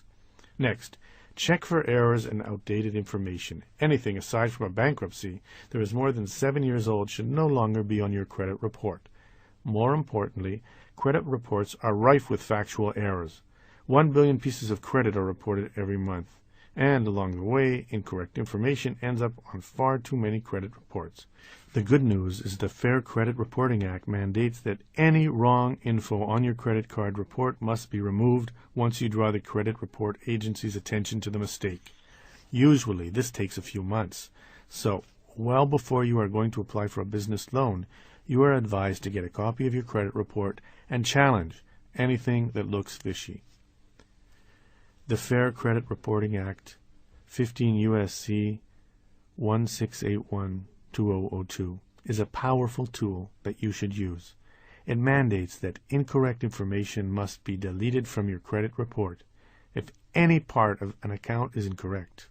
As such, if a legitimately late account also has some wrong piece of information attached to it, your name is spelled wrong, an account number is incorrect, and you challenge it, it must be deleted from your report. This is how people clean up their credits. 4. Capital. How much money do you need and why do you need it? You have to come into the bank with financial statements, a business plan, and a solid reason for asking the exact amount you want, how it will be used, and when it will be paid back. Aside from the 4 C's, banks may also look at 2 additional factors when determining whether to give you a loan called underwriting. Let's call these the 2 E's. 1. Equity. When you buy a home and begin to pay it down, you build equity. If the house is worth $100,000 and you owe $75,000, then you have $25,000 in equity. It is your actual cash value of the property. Well, the same is true for your business. Ironically, of course, one way to get a business loan is to prove that you don't need one. And the way to do that is to have equity built up in your business. This can be done by retaining earnings or through a cash injection from an owner. Most banks like to see what your debt is no more than 4 times your equity. You need equity to make sure your ratio is penciled out. The amount your business owes versus the amount it is worth is called its debt-to-equity ratio. Your balance sheet will help you determine this. 2. Experience. More relevant to a new startup, your experience in the business and your experience in the area that the loan is going toward is a final factor a banker will look at when conducting a lending analysis. So, do you qualify for a business loan? Let's find out. 1. Do you have a good credit history? Yes or no? 2. Are the taxes up to date? Yes or no? 3. Can the business repay the loan? Yes or no? 4. Does the business have equity? Yes or no? 5. Does the business not have a lot of debt? Yes or no? 6. Do you, the owner, have your money invested in the business? Yes or no? 7. Does the business have collateral? Yes or no? 8. Would you be willing to personally guarantee the loan? Yes or no? 9. Do you have a solid management team? Yes or no? 10. Do you have a business plan? Yes or no? Scoring. Unless you answered yes to all questions, you may have had a hard time getting a conventional bank loan. SBA loans. The U.S. government and its arm, the Small Business Administration, want you to succeed. And one way they help you do it is through the SBA's various loan guarantee programs. Again, the SBA does not make the loans, but by guaranteeing loans made by the selected banks, the SBA expands the pool of small businesses that are able to qualify for debt financing. This chart explains the different loans available. Loan 7A, amount up to $2 million, length 7 years, discussion, the SBA's basic loan program. SBA Express, up to $2 million, 7 years, answers in 36 hours. Microloan, up to $35,000, 6 years, often used for small startups. Disaster recovery, varies, disaster relief loans. CDC/504, $1 million, 5 to 10 years, long-term investment for fixed asset purchases. LODOC, up to $150,000, 5 to 10 years, answers within 36 hours. Cap lines, up to $2 million, up to 5 years, for short-term and cyclical working capital needs. Community Express, up to $250,000 for 7 years, applicable for low and moderate income areas. Export Express, see also SBA Export Working Capital Loans, up to $250,000, 5 to 25 years, for companies that export. International Trade, up to $1.25 million, up to 25 years, for companies engaged in or hurt by international trade. Equity financing. Going into debt or debt financing is one way to fund expansion. The other is called equity financing. Many growth stage small businesses use equity financing to fund expansion plans. As its name implies, equity financing occurs when you sell part of the business in exchange for capital. The deal can take many forms, from the sale of shares in a corporation to adding a partner to adding members of your LLC as in the startup stage. Equity financing often comes from non-professional investors, such as family members, friends, business associates, or industry colleagues. The other form of equity funding comes from professional investors known as venture capitalists, VCs, and angel investors. VCs are typically groups of wealthy individuals or financial institutions, and most specialize in a few industries that the members know well. In the Silicon Valley, for example, the lion's shares of VCs are former computer executives who want to invest in a new high-tech startup. Angels are individuals who want to invest in growth opportunity businesses. VCs, while certainly on the lookout for the next big thing, more often look to invest in companies that are 3 to 5 years old, that have a solid plan and sound management team in place able to execute that plan. VCs will look at and listen to hundreds of pitches and plans before investing in the cream of the crop. Extending credit to customers. The flip side of getting credit is extending credit. Offering terms of net 30 or 60 is common. Net 30 should be your maximum, but should not be undertaken lightly. If you do extend credit, you will need to create an accounts receivable plan, send out invoices monthly, and then keep track of who has paid and who has not. It takes time. While you likely will need to extend credit to get business, you do not have to extend it to everyone.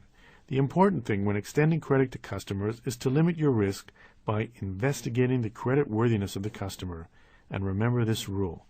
If a customer can't or won't pay when he or she wants to hire you, when they need you most, they probably won't pay later.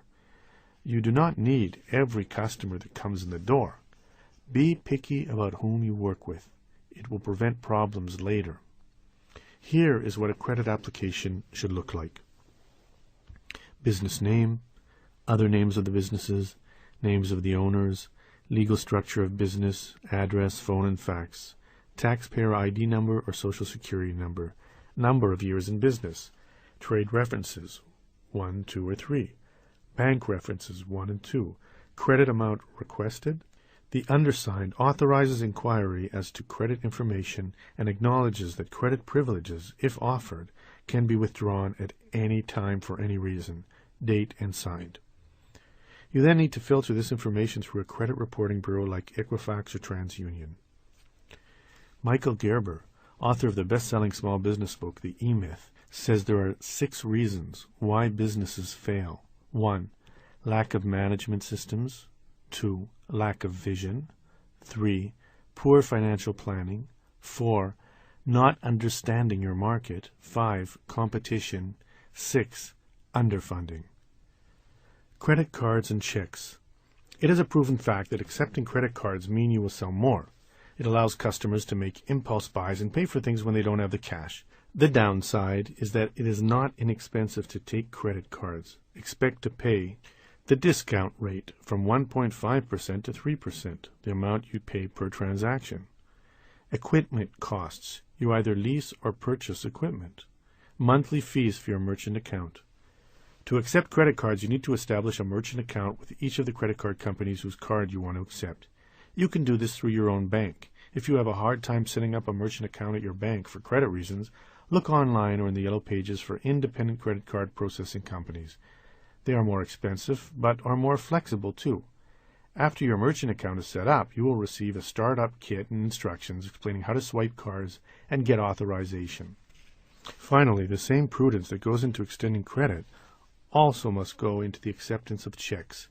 Of course, you need to see proper ID when taking a check from a customer, but beyond that, keep 2 tips in mind. First, don't accept new checks.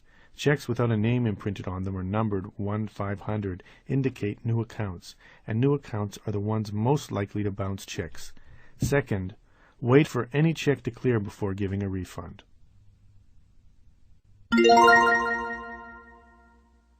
Chapter 18. Insurance. Insurance, an ingenious modern game of chance which the player is permitted to enjoy the comfortable conviction that he is beating the man who keeps the table. That is a quote from Ambrose Bierce. September 11th, 2001 had profound effects on business, one of which is that it made business owners take a second look at their insurance policies and needs. Yet insurance is fairly oxymoronic. You buy something you hope you never need. But even so, you sure are glad it is there when you do need it. Types of insurance. When you own a small business, the array of potential insurance products can be overwhelming. What type of insurance are really important? Health. Employees constantly rank health benefits among the most important benefits of employment. Because it is so important and complicated, This issue is dealt with extensively in Chapter 27, Employee Benefits Demystified. Business owner. Business owner insurance is also known as catch-all coverage. It is a basic policy that provides protection from fire and other mishaps, as well as some liability protection. See next item. Property casualty. Just as you insure your house against property loss, so too must you insure your business for the same. Property insurance protects your business against physical damage or loss of business assets. It is used when your troubles like fire, theft, explosion, or vandalism damage or destroy your equipment, inventory, or buildings.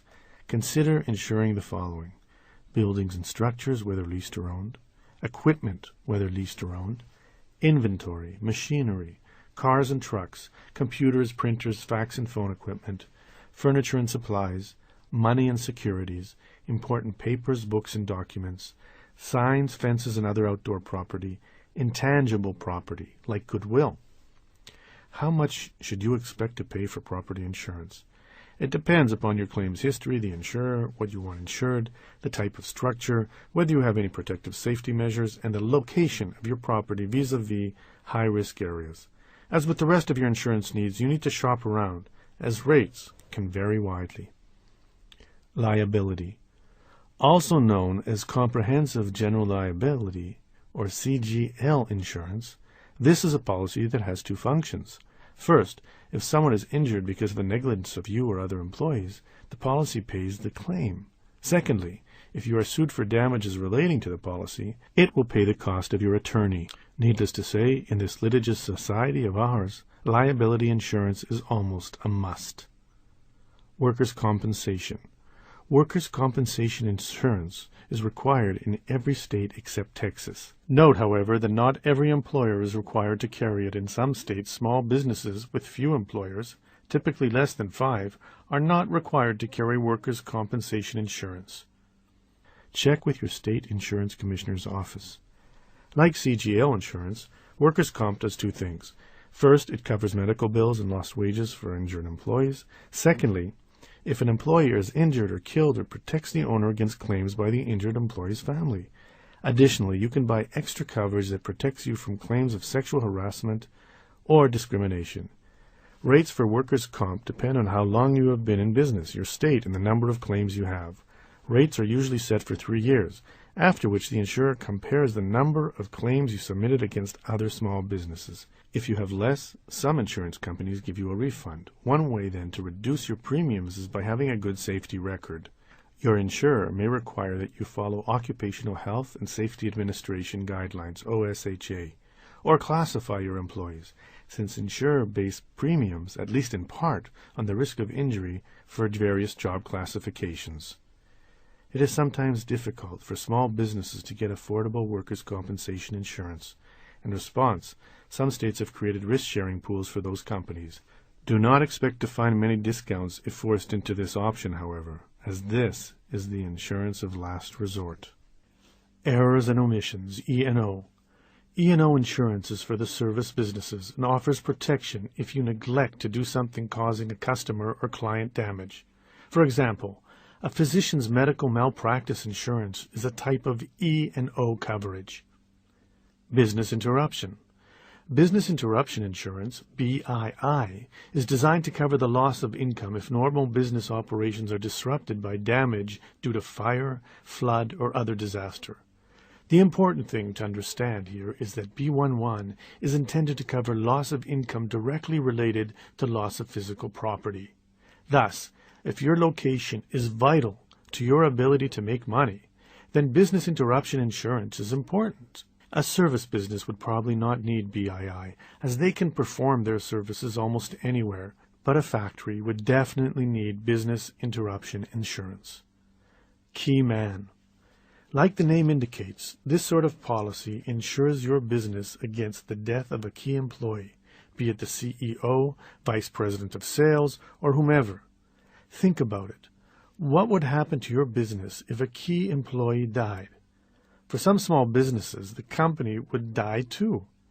The important things to understand about key man insurance is, if your top management is thin, if 1 or 2 people are responsible for keeping the ship afloat, then key man is key. Buy as much as your business can afford. Accurately estimate what it would cost the company if the key men or women were to vanish, and buy a policy for that amount if you can afford it. Auto. If your business makes deliveries or if you provide employees with company cars, then auto insurance is a must. While you may be tempted to purchase the minimum coverage required by your state, that is not enough, since the point of insurance is to protect your business. If your driver kills someone in an auto accident, a minimal $25,000 policy will equal bankruptcy. For an established business, $1 million in liability coverage is probably right. A better way to keep your premiums down is to increase your deductible. Life. Why are you in business for yourself? One reason surely is that you want to create financial stability for your family. Well, what if something happens to you? What becomes of the dream then? Without adequate life insurance, it probably will turn into a nightmare. Beyond that, many banks require that the owner of the business have life insurance before the bank will loan the business money. When shopping for life insurance, you will be faced with a decision: term or a whole life policy. Whole life is like buying a house.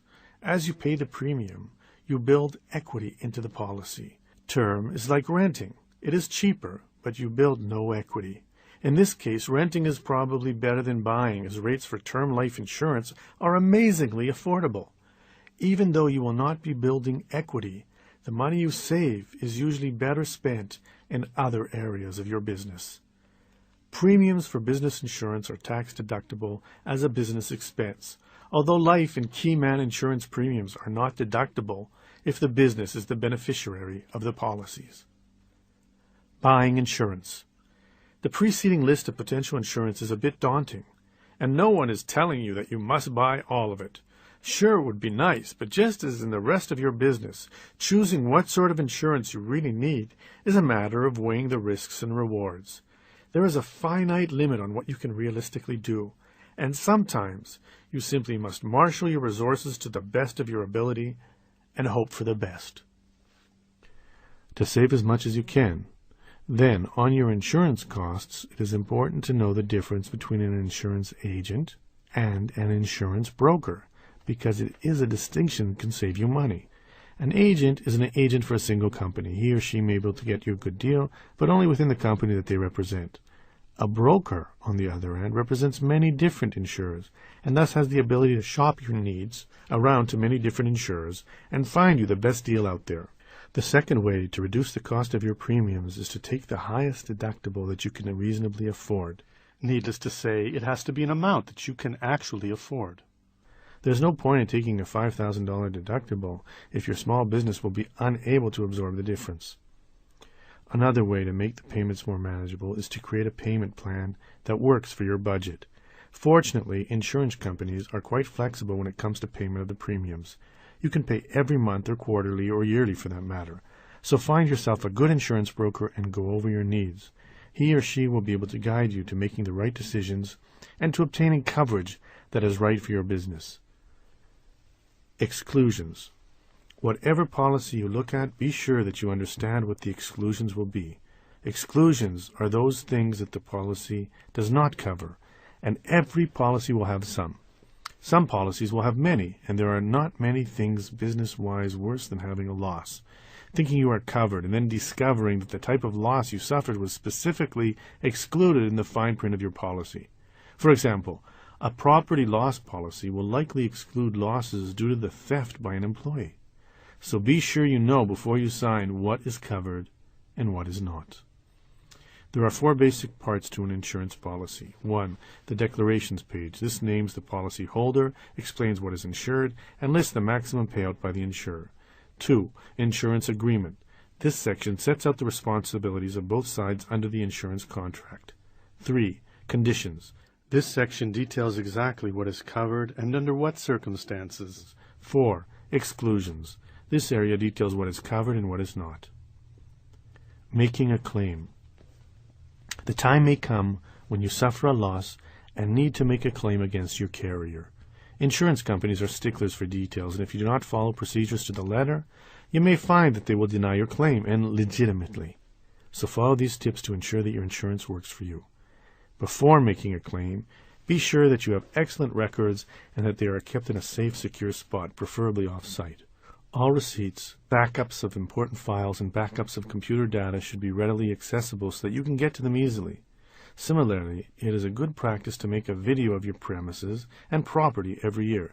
Spend some time going around and documenting what you have where. Then put the tape with your other vital records in your secure location. It will be invaluable if you ever need it. The main reason for keeping good records is that it speeds up the claims process. The longer it takes you to gather the information that your insurer needs, the longer it will take to process your claim. And the longer it takes to process your claim, the longer it will take to get that check. After a loss, follow these steps when making a claim. 1. Report the incident immediately. Tell your agent or carrier about the problem as soon as you can. Some policies require notification within a set time limit and can deny coverage if notice comes in too late. 2. Protect your property from further damage. If it is a property loss claim, such policies often require that damaged property be kept safe from further damage. 3. Provide documentation. If you have receipts, copy and provide them. If you made that videotape, get it out. 4. Communicate and cooperate. The easier you make it for the adjuster, the easier it will be for you. Chapter 19. Get a handle on taxes. To you taxpayers out there, let me say this. Even though income taxes can be a pain in the neck, the folks at the IRS are regular people just like you, except that they can destroy your life. That was a quote by Dave Barry. Taxes are one of those areas in which almost every entrepreneur hates dealing. So I will make you the same deal I make with the readers of my weekly USA Today column. www.usatoday.com/money/smallbusiness/front.htm. Whenever I write about taxes, twice a year, April and December, give me just a bit of your time, and I'll make this as painless as possible, and hopefully save you some money in the process. Tax basics. The amount you or your business will pay in annual taxes depends on several factors. The legal form of your business, how much money it made that year, what your expenses were, how sharp your accountant is, how much you personally know about the tax system. Here is what you need to know about taxes if you run a small business. Deductions. You already know that you can deduct ordinary and necessary business expenses to reduce your taxable income. That's the easy part. Travel, supplies, inventory, labor costs, all are deductible from your federal income taxes. The real question is, are there any loopholes you can use? Entertainment. While you used to deduct up to 80% of all legitimate entertainment expenses, the limit now is 50%. The good news is that almost any entertainment activity that relates to business can be deducted. A round of golf, important dinners, taking a client to a game or a concert, or even a day on a boat. Keep records, all receipts, and be able to prove that the expense was actually related to business. Write on this receipt whom you were with before filing it away. If you throw a party, picnic, or some other entertainment event for your staff and families, these expenses are 100% deductible. Travel. As you know, travel expenses you incur for business are 100% deductible. However, if your family joins you for a business trip to Orlando, their expenses are not deductible. But the loophole is that if you stay over for a night or two to get a discounted airfare, your extra hotel and meals are deductible. Automobile. There are two methods of calculating your vehicle deduction. The standard mileage methods allows you to deduct 36 cents per mile when you drive the car for business, as well as business-related tolls and parking expenses. The actual expense method permits you to deduct your total expenses for gas and repairs plus depreciation. Then, multiply your expenses by your percentage of business use. For example, if your total auto expenses are $10,000 and you use the car 40% for personal use and 60% for business use, your deductible auto expenses would be $6,000. Keep a log of when the car is driven for which purpose. Business losses. These can be deducted against your personal income. If the amount your business lost is more than your personal income, the extra loss can be applied to future income taxes. Loans and credit cards. Interest on the loans, purchases, or advances can be deducted as a business expense. Professional association fees are deductible. You can deduct up to $25 per business gift given. Bank charges, magazines and books, losses due up to theft, commissions paid, website development, parking and tolls, seminars, and even bus fare are deductible. Charity. Sole proprietors, partnerships, LLCs, and S corporations can have charitable contributions passed through and deducted on the owner's personal tax return. C corporations claim any charitable deductions for themselves. Taxes. Sales taxes on items you buy for the business are deductible.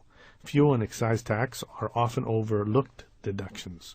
Property tax and local assessments are deductible, as are employment taxes you pay, although the self-employment tax paid by individuals is not deductible, and neither is federal income tax paid. Small businesses lose audits when they have poor records, so keep all receipts, canceled checks, credit card statements, and so forth. If you do keep good records and you are ever audited, your chances of success, of not getting hit with an extra assessment and fine, will be much greater. Keep good records. Other tax basics. Employees and taxes go hand in hand. When hired, your employees need to fill out a federal W-4 form and an Immigration and Naturalization Service form I-9. As you begin to pay them, you deduct a variety of taxes from their paychecks. Social Security taxes, also known as FICA, must be withheld from an employee's pay. Match the amount withheld and pay it to the federal government. Medicare must also be withheld. Match and pay this amount too. Unemployment tax. You need to withhold, match, and pay this tax too. State income taxes.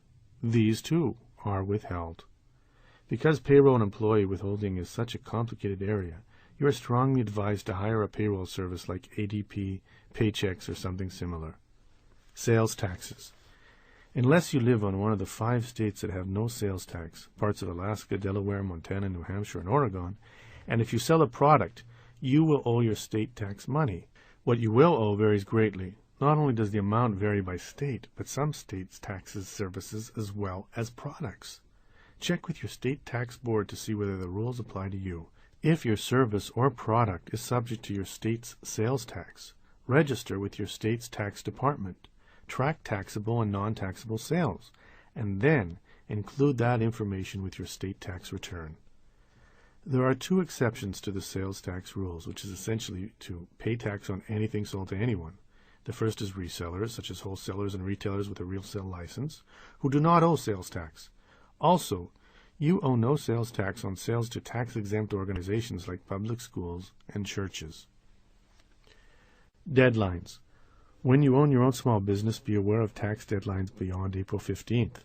Corporations must file their returns within 2.5 months after the end of their fiscal year. Quarterly estimated taxes are due 4 times a year: April 15th, June 15th, September 15th, and January 15th. Sales taxes. Sales taxes are due quarterly or monthly depending upon what state you are in. Employee taxes. Employee taxes may be due weekly, monthly, or quarterly depending on the number of employees you have. Quarterlies should be paid by any small business that expects to pay at least $500 in taxes for the year.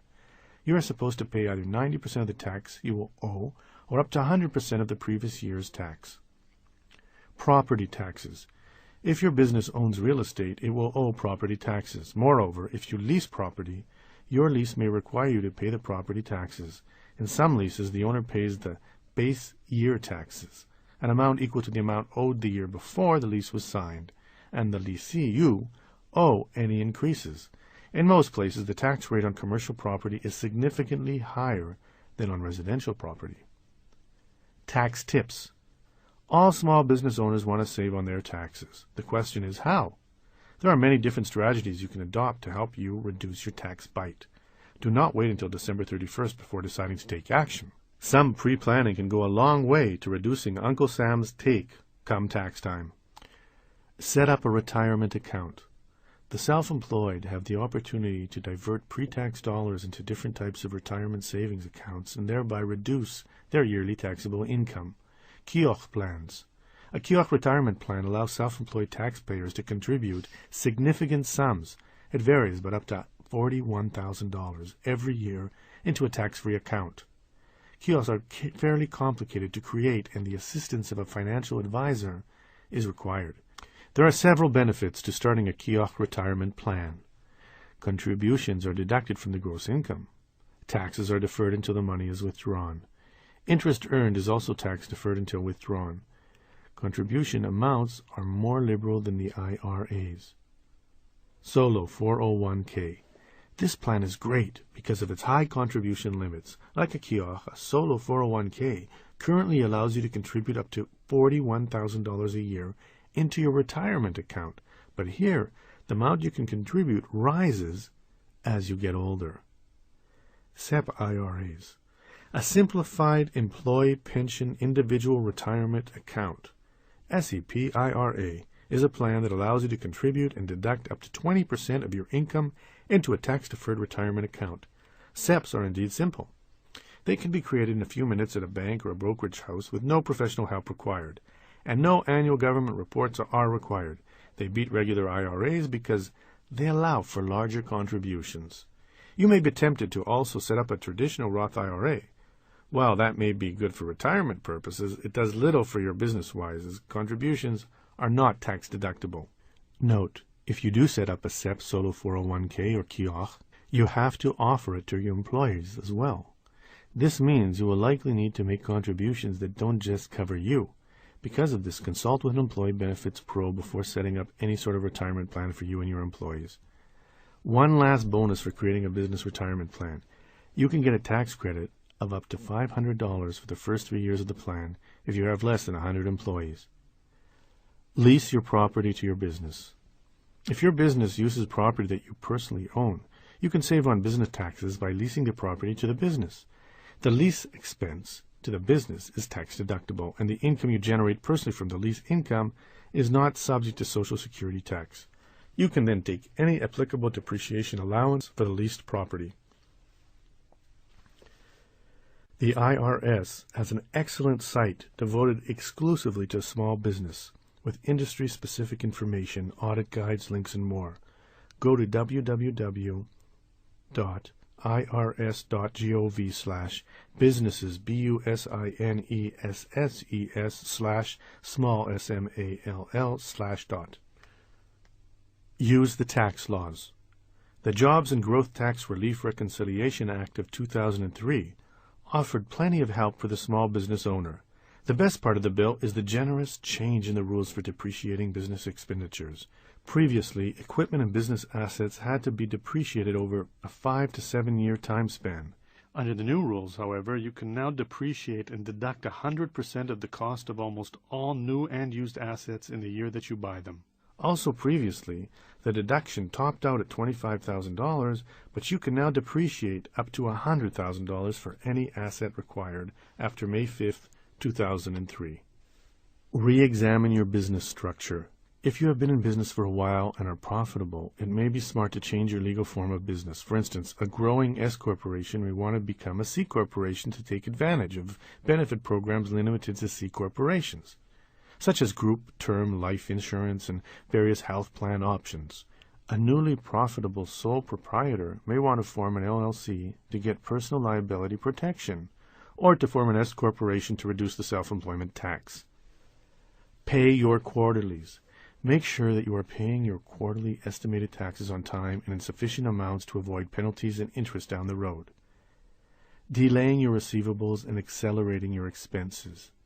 At the end of the tax year, if your business expects to have significant income from accounts receivables, consider delaying those receivables until after the first of the year. Doing so will reduce your business net taxable income for that year.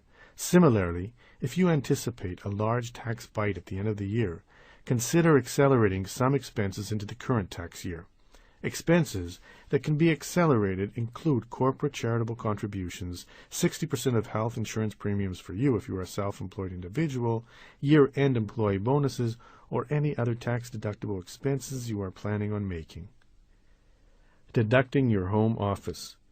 If you use part of your home for business, you may be eligible for the home office deduction. Here's the rule. 1. Your home office must be used exclusively and regularly for your business, and 2. The area must be either your principal place of business or where you meet with customers in the normal course of business. If you pass that test, then you can deduct a portion of your mortgage, insurance, utilities, and so on. Surviving an audit. Even if you know your tax law and do everything right, the chances of getting audited are greater for you than for the public at large. Why? Because small businesses are audited more than any other entity. So, if you do get that dreaded letter and do have to attend a tax audit, here is what you should do. Get some help. If you have a CPA, considering hiring her to help you prepare and to attend the meeting. Your accountant should be your financial business advisor, and this is when you need her most. If you can't afford an accountant, you must do on your own what she would do. Prepare. Look at the returns in question and be able to substantiate with those good records you were advised in to keep what is in the return. You and your accountant need to prepare all documentation for the audit. Be organized. Make sure your receipts are organized, your canceled checks and credit card receipts are in order, and that all logs and other records are ready. Having your ducks in a row builds credibility. The success of your audit depends upon your ability to document your income and expenses. You will want to have ready for the auditor bank statements, canceled checks, receipts, invoices, sales slips, petty cash vouchers, printouts of electronic records, bills, checkbook registers, ledgers, journals, appointment books, and any other physical documentation of your records. Without adequate records, the IRS auditor can legally make assumptions about your income and deductions. Prepare your listed property records. Equipment that has both personal and business use is called listed property. Things like home computers, cell phones, and autos. Provide the auditor with business records of your listed property. Prepare your travel and entertainment records. T&E expenses must be proven by written record. IRS Code 267. One way to document T&E expenses is with an appointment book or log. As you can see, winning an audit will be much more likely if you have a practice of maintaining records, keeping receipts, and chronicling electronically what you do.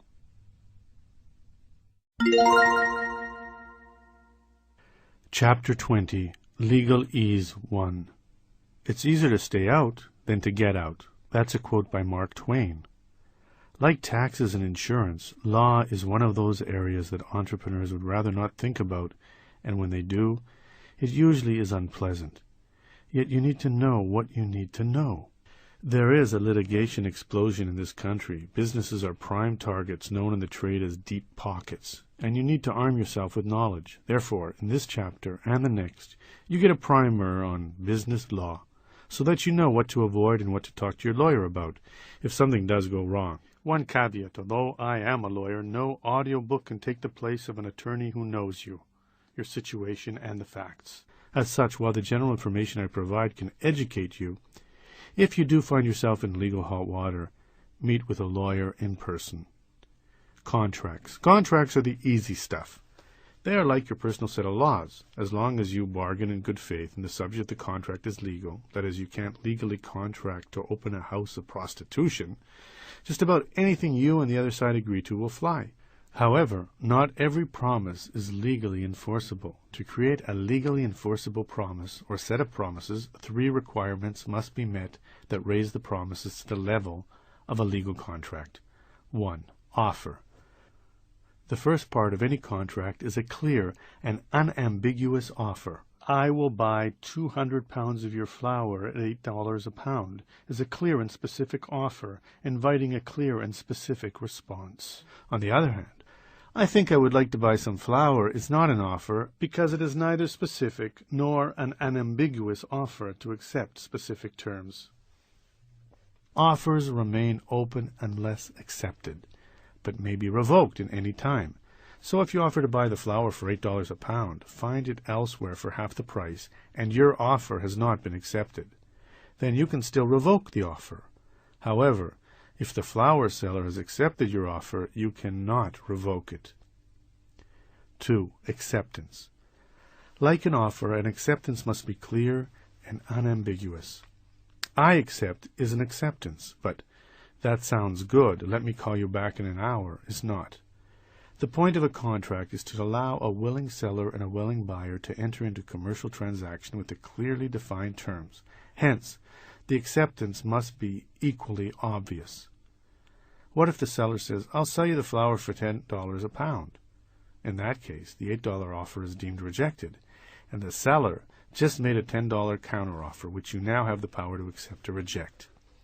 This offer or counteroffer dance can go on ad infinitum. The one exception to this is a commercial transaction between merchants, where there's an acceptance with minor changes that do not materially alter the original offer. In that case, pursuant to the Uniform Commercial Code, UCC, the offer is deemed accepted and the changes become part of the contract. What does material mean? That's what you hire lawyers for. There are times when offers are not actually accepted, but are enforceable. This occurs, for example, when the acceptance occurs as actual performance. My offer to purchase 200 pounds of flour can be accepted by delivery of 200 pounds of flour. 3. Consideration. To create a valid, legally enforceable contract, aside from offer and acceptance, you also need a bargain for exchange. Legally, quid pro quo, or this for that, called consideration.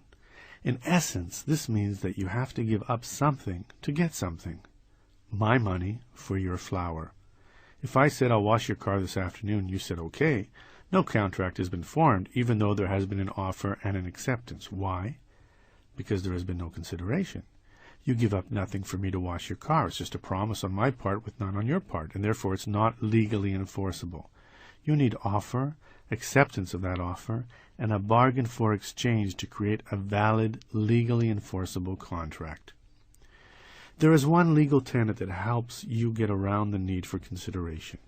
If you make a promise, and I rely on that promise to my detriment, and it was reasonably foreseeable that I would rely on that promise, I can get that promise enforced, even if we did not have a formal contract. For instance, if you say, I will give you $5,000 if you drive my car to Los Angeles, and I do, I relied to my detriment on your promise, and I can enforce it in a court of law. There are a few other things about contracts that you need to know. It is good business to have every contract in writing. Although only certain contracts have to be in writing, most notably those for the sale of land for purchases of over $500 and employment contracts that last more than a year, memories fade over time, and people choose to remember things wrong. If it's not in writing, there is no record of whose recollection is actually correct. Get it in writing. Avoid oral contracts. Remember, too, that standard or form contracts can be modified. A contract is also known as an agreement for a reason. You need to agree to it. If there is a clause in a standard contract you do not like, negotiate to change or delete it. Be specific as possible in your contract so that nothing is left to chance. Ambiguity breeds litigation. The first one to breach a contract usually loses. Yes, there are legitimate reasons that may excuse performance. The contract was entered into by mistake, fraud, or impossible to perform. But usually, the first breacher loses. If you would like to draft your own contracts or otherwise be your own lawyer, then go to www.nolo.com. Nolo Press is the leader in do-it-yourself law and offers a wide array of excellent books and software to help you. Negligence and liability.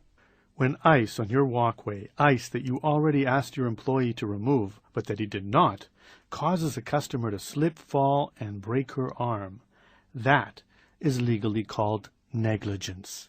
Being found negligent can be one of the worst things that can happen to your business, since the damages can be astronomical. Whereas a breach of contract merely means that the loser has to pay the winner the value of the contract, a negligence suit can cost you hundreds of thousands, if not millions of dollars, as you are obligated to pay the defendant for his pain and suffering. Here is the standard of care you and your employees are obliged to maintain. You must act as a reasonably prudent person would under the same or similar circumstances. If you do not, and if that breach of duty causes someone damage, you will have to pay. In the case of the ice, a reasonably prudent employee would have removed the ice when his boss asked him to. If he did not, and that caused the customer to slip and fall and get hurt, then the business would be found liable because of its negligence. That is why many small businesses enact standards, policies, and procedures for employees to do certain duties in a certain way. If the standards you adopt are adhered to, it is less likely that someone will get hurt, and even if they do get hurt, it will be more difficult for them to prove you fell below the standard of care. If you have policies and procedures in place intended to avoid just this sort of accident, your policies and procedures prove that you are a reasonably prudent business owner. See? But accidents do happen and people do get hurt. That is why you are also strongly advised to buy liability insurance. Yes, your premiums will go up if claims are made against your policy, but it sure beats paying the damages out of pocket. The most famous case in the history of negligence law is called Palsgraf versus Long Island Railroad.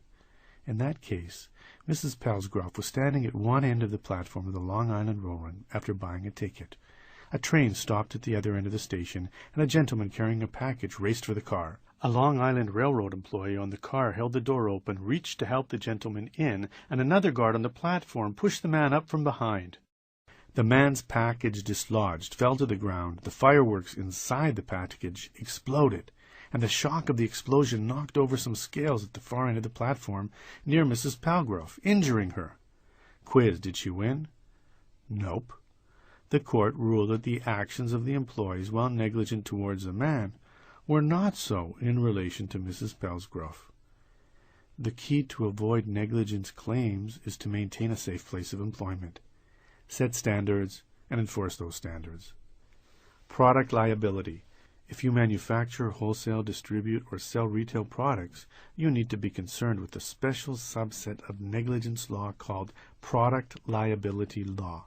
If a product you manufactured, wholesaled, or sold injures a consumer, everyone in the supply chain between you and the buyer may be legally affected. In the case of a defective product, there are three legal theories to be concerned about. 1. Negligence.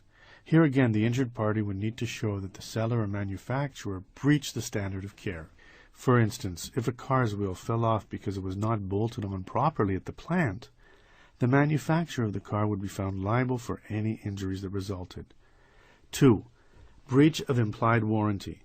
If you, the small business owner, make either an express or implied warranty or representation about what a product will do, and the product fails to live up to that, causing you harm, you may be found liable for the injury under this theory. Many states have limited the use of this theory to business matters where the buyer has suffered economic loss only. Whatever representations you make, the product must perform up to that standard. So one way to limit your risk is to avoid making any representations in your advertising or marketing materials, as they may later be used against you. 3. Strict liability. This is the scary one.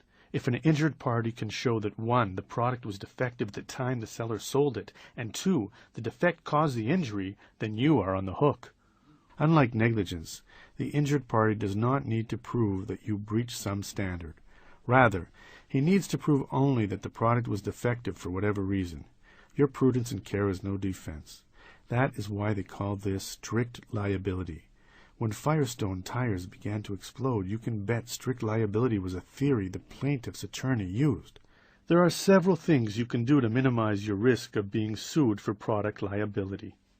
First, try not to ship or sell defective products. Inspect what you can. Second, warn where possible. Warning of dangers is a valid defense, and now you know why you see those crazy warning labels on products. Next, be careful about what you say and promise in your promotions. Also, consider using disclaimers. A conspicuous text disclaiming any liability for damage caused by the product may protect you in some circumstances. Finally, specify the useful life of the product. Harm caused after the expiration of the useful life cannot be attributed to you. Intellectual property. An altogether different area of the law, but one no less important to your business, is intellectual property law. It has to do with intangible assets like words, phrases, and pictures. These may in fact be your most important assets. Let's use Nike as an example. How important is that swoosh logo? That is intellectual property, a trademark. What about the name Nike?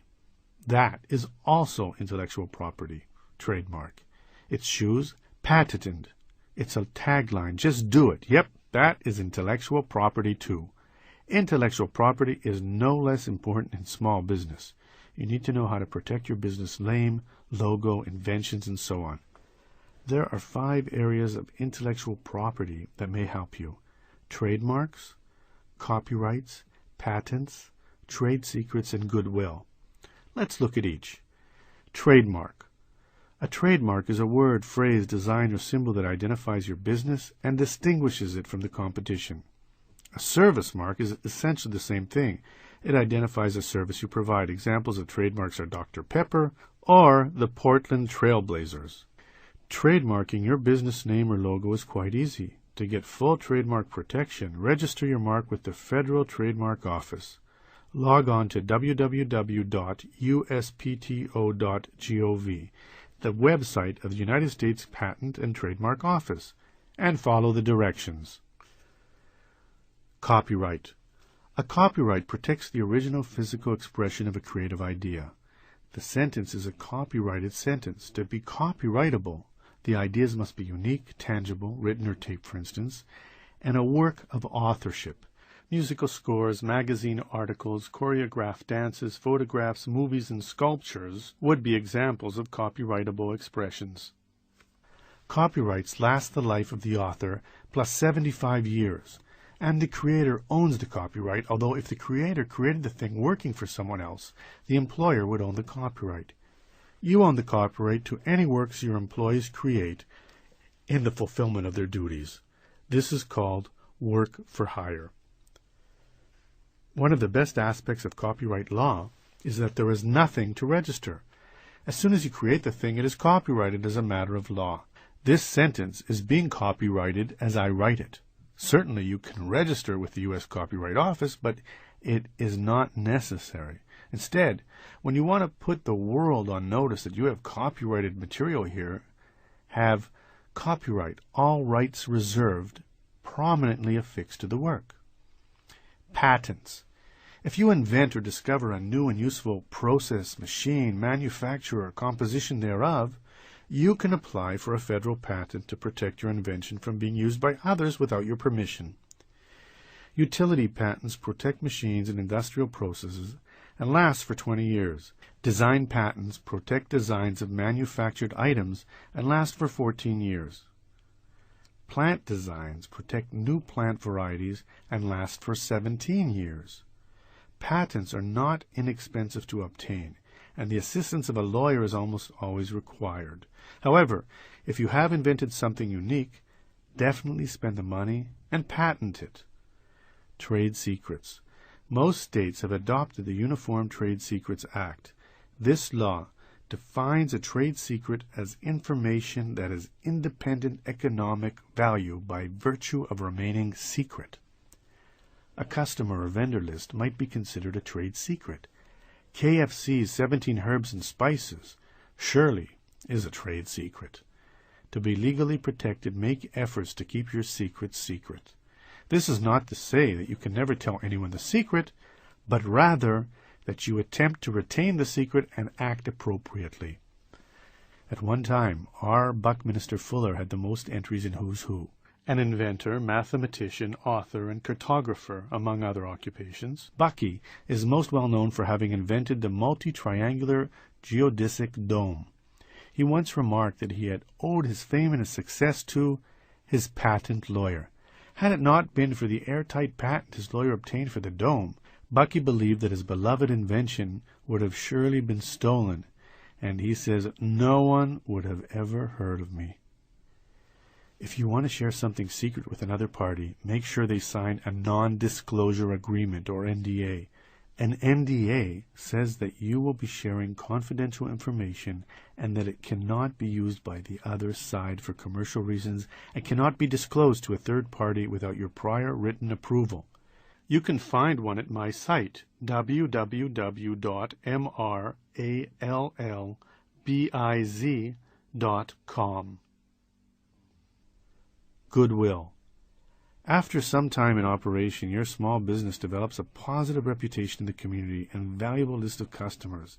This is called your goodwill. Goodwill is a business asset that usually relates to your exit strategy when you're looking to sell your business. A significant asset to be sold at that time will be your business reputation, your goodwill. Protect it.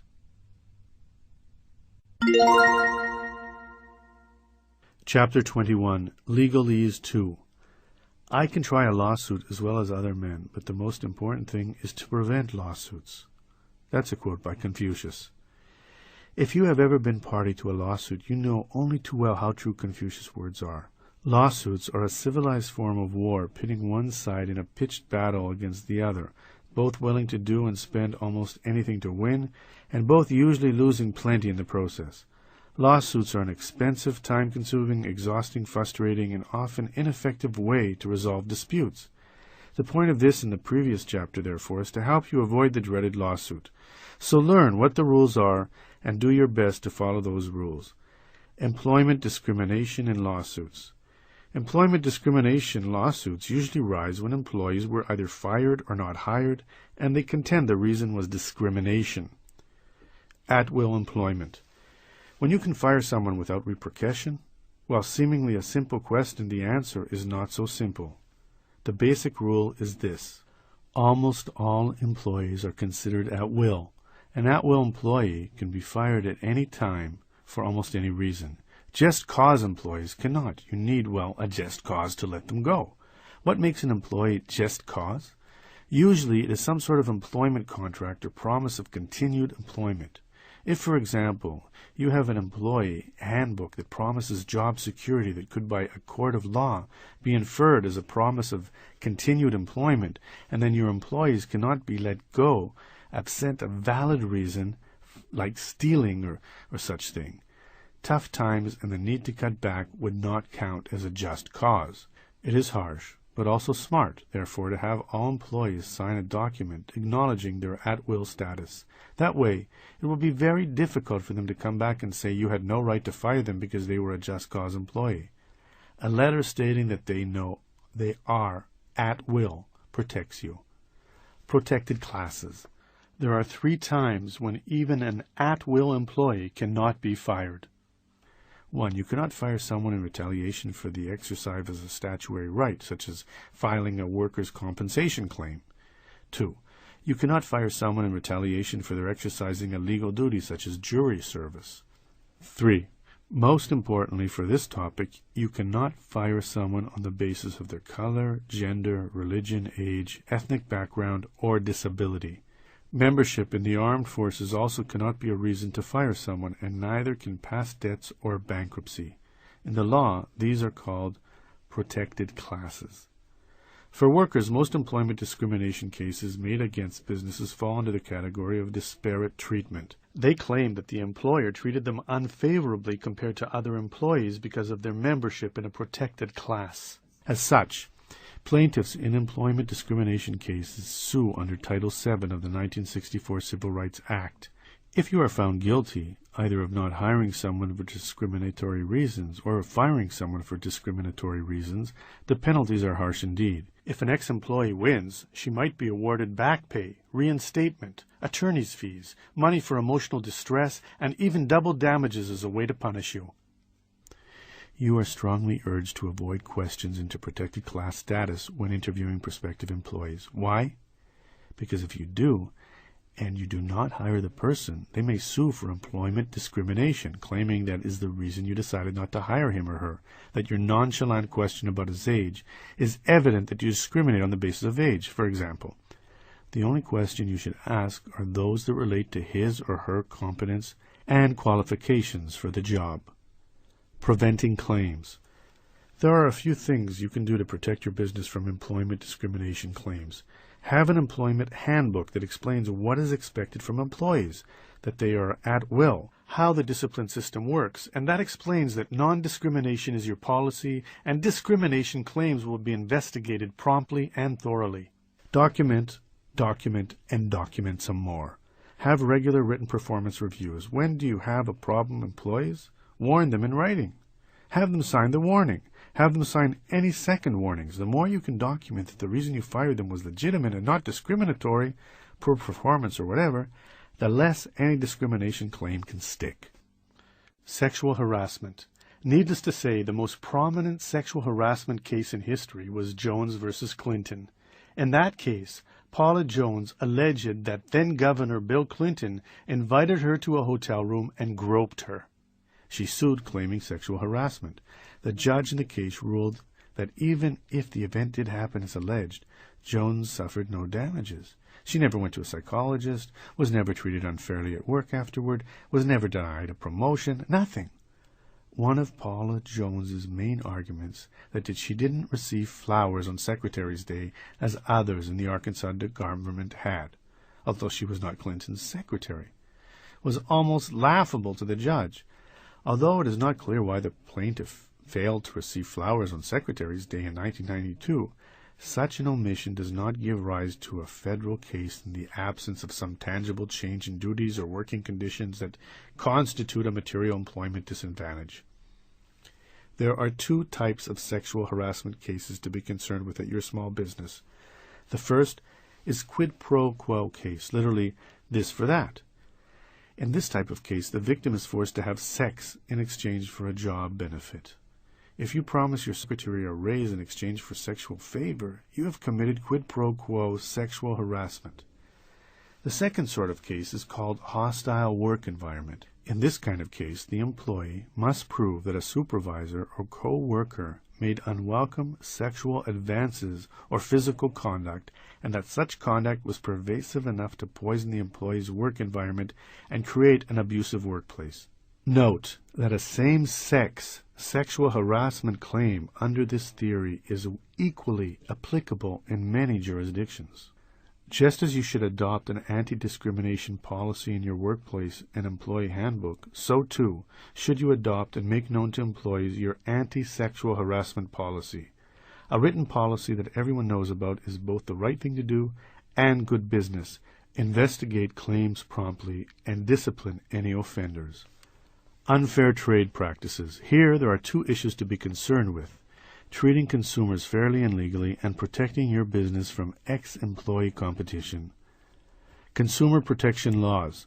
The first consumer protection law to be concerned about is deceptive or fraudulent advertising. Your advertising must be truthful. You cannot boast, but like George Washington, you cannot tell a lie. If you do, not only can you be sued by consumers who claim they were damaged, but you can also get into trouble with the Federal Trade Commission, which investigates false advertising claims. The FTC can issue a cease and desist letter or sue. Consider the case of the car dealer who promised in his ad a car for 1,000 bananas. Of course he meant $1,000, but when a customer came in with 1,000 bananas, the dealer would not sell the car. The consumer sued the dealer and was awarded $1,000 in compensatory damages, the value of the car, and $100,000 in punitive damages to punish the dealer for misrepresentation.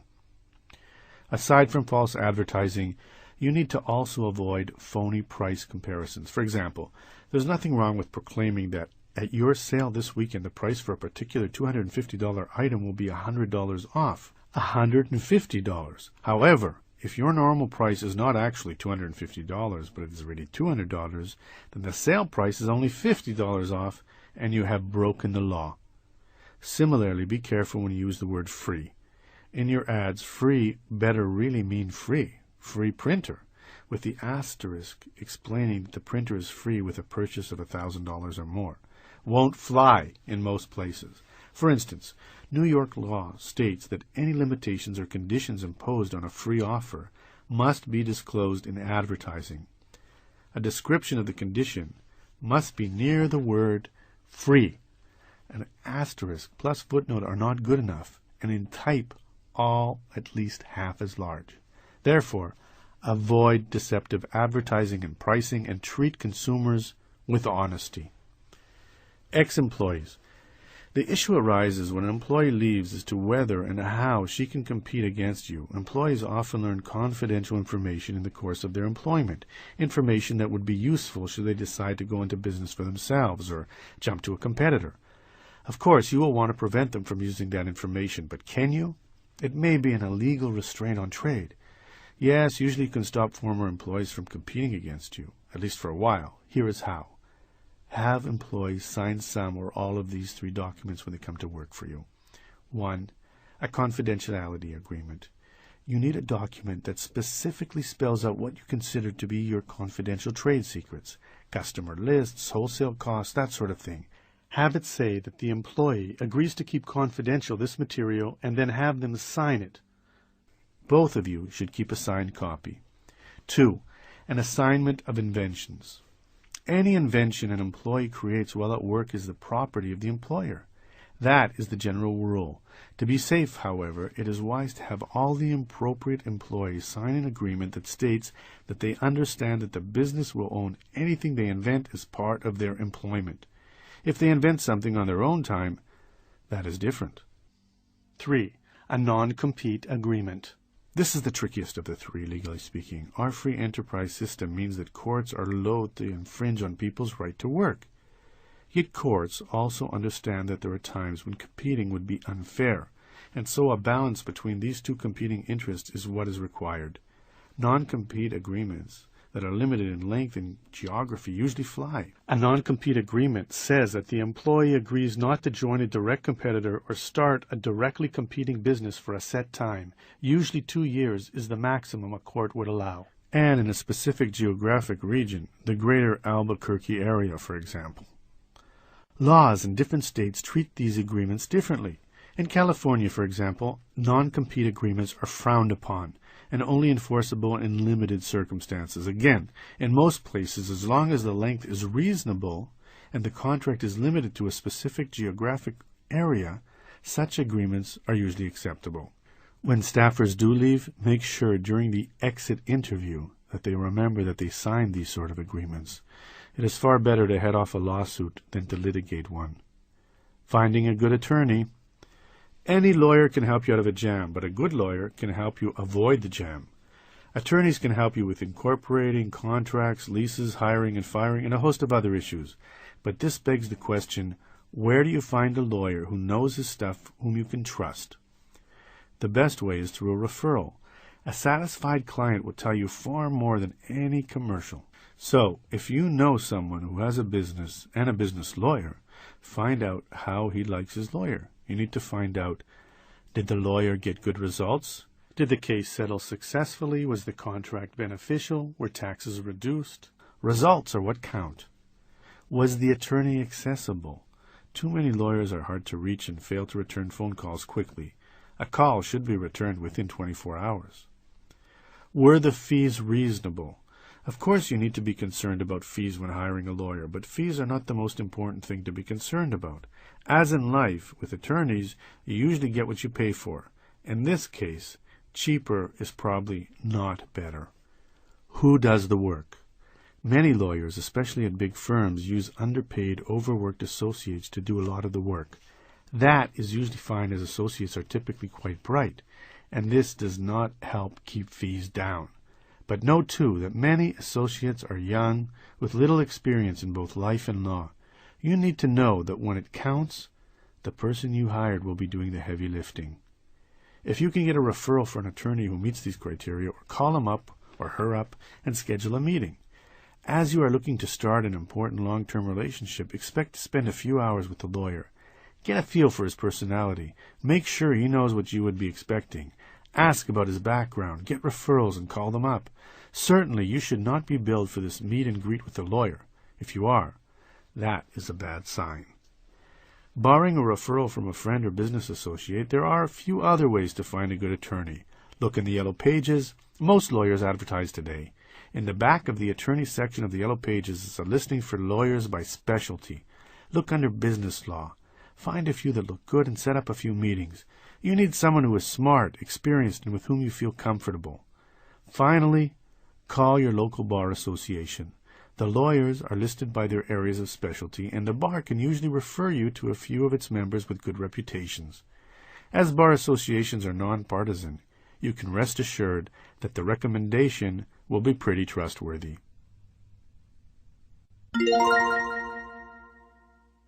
Part 4. Growing your business. Chapter 22. Successful Advertising Strategies. Early to bed, early to rise, work like hell, and advertise. That's a quote from Ted Turner. Not advertising is like being alone in a dark room with the door closed. You know you are there, but no one else does. You absolutely have to advertise if you are going to succeed in business, because it is the basic way new customers learn you are out there. Yet it is surprising how many small business owners assume that their great idea, or ideal location, or big sign, or good looks, or whatever, will bring people in the door. Here is what brings new people in the door. Advertising. Sure, marketing is very important, as is networking and customer service and word of mouth.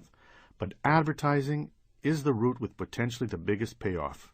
Advertising turns the light on. The process.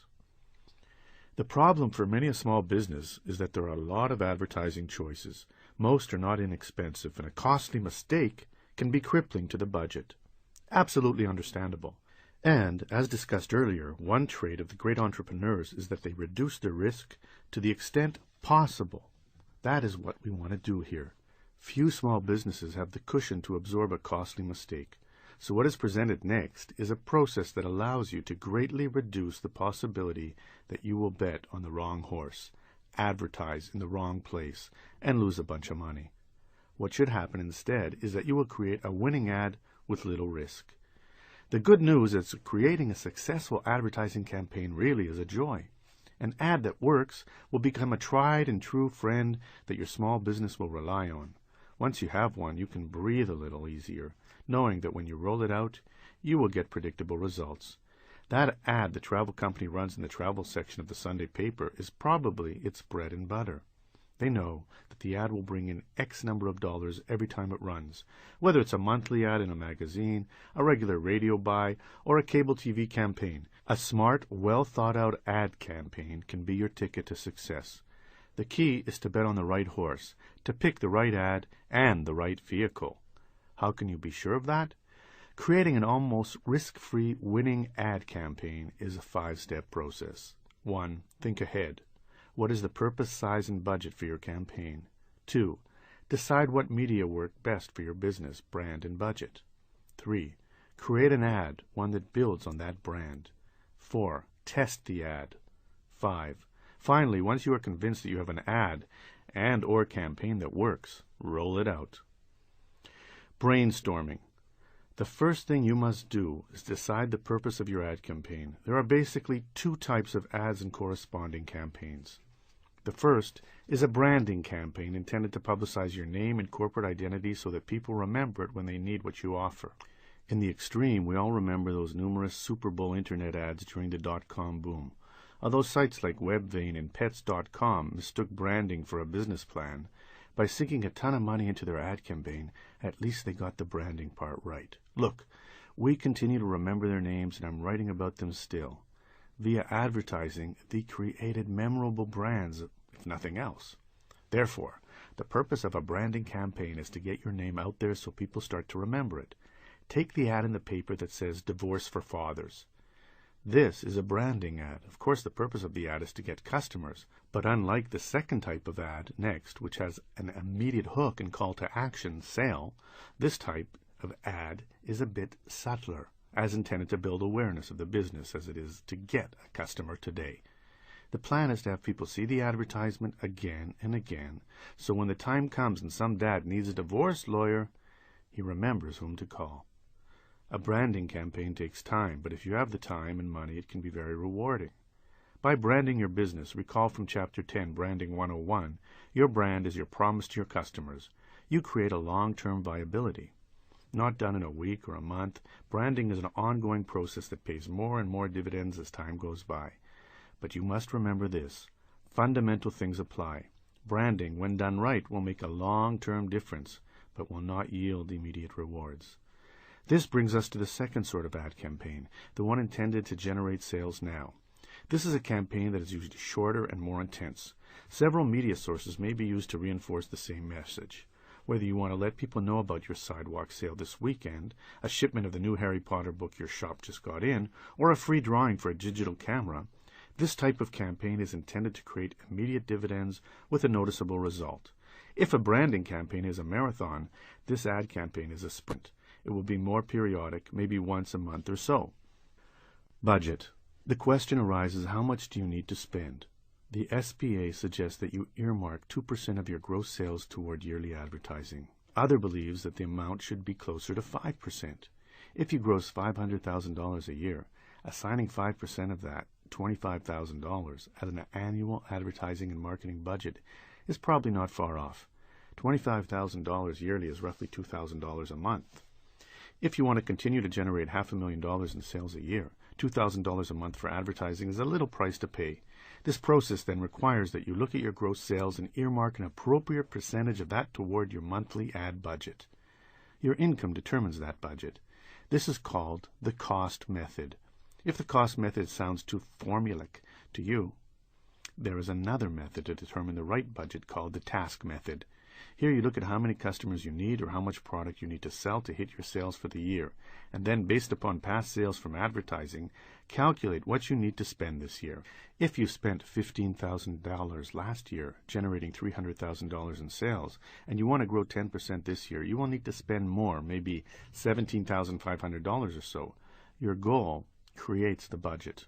So, that is your first assignment, deciding what sort of campaign best suits your objectives and needs and what sort of corresponding budget you can afford. Choosing the right medium. Different media outlets have different strengths and weaknesses. Your campaign may utilize only one, or it may take several to accomplish your goals.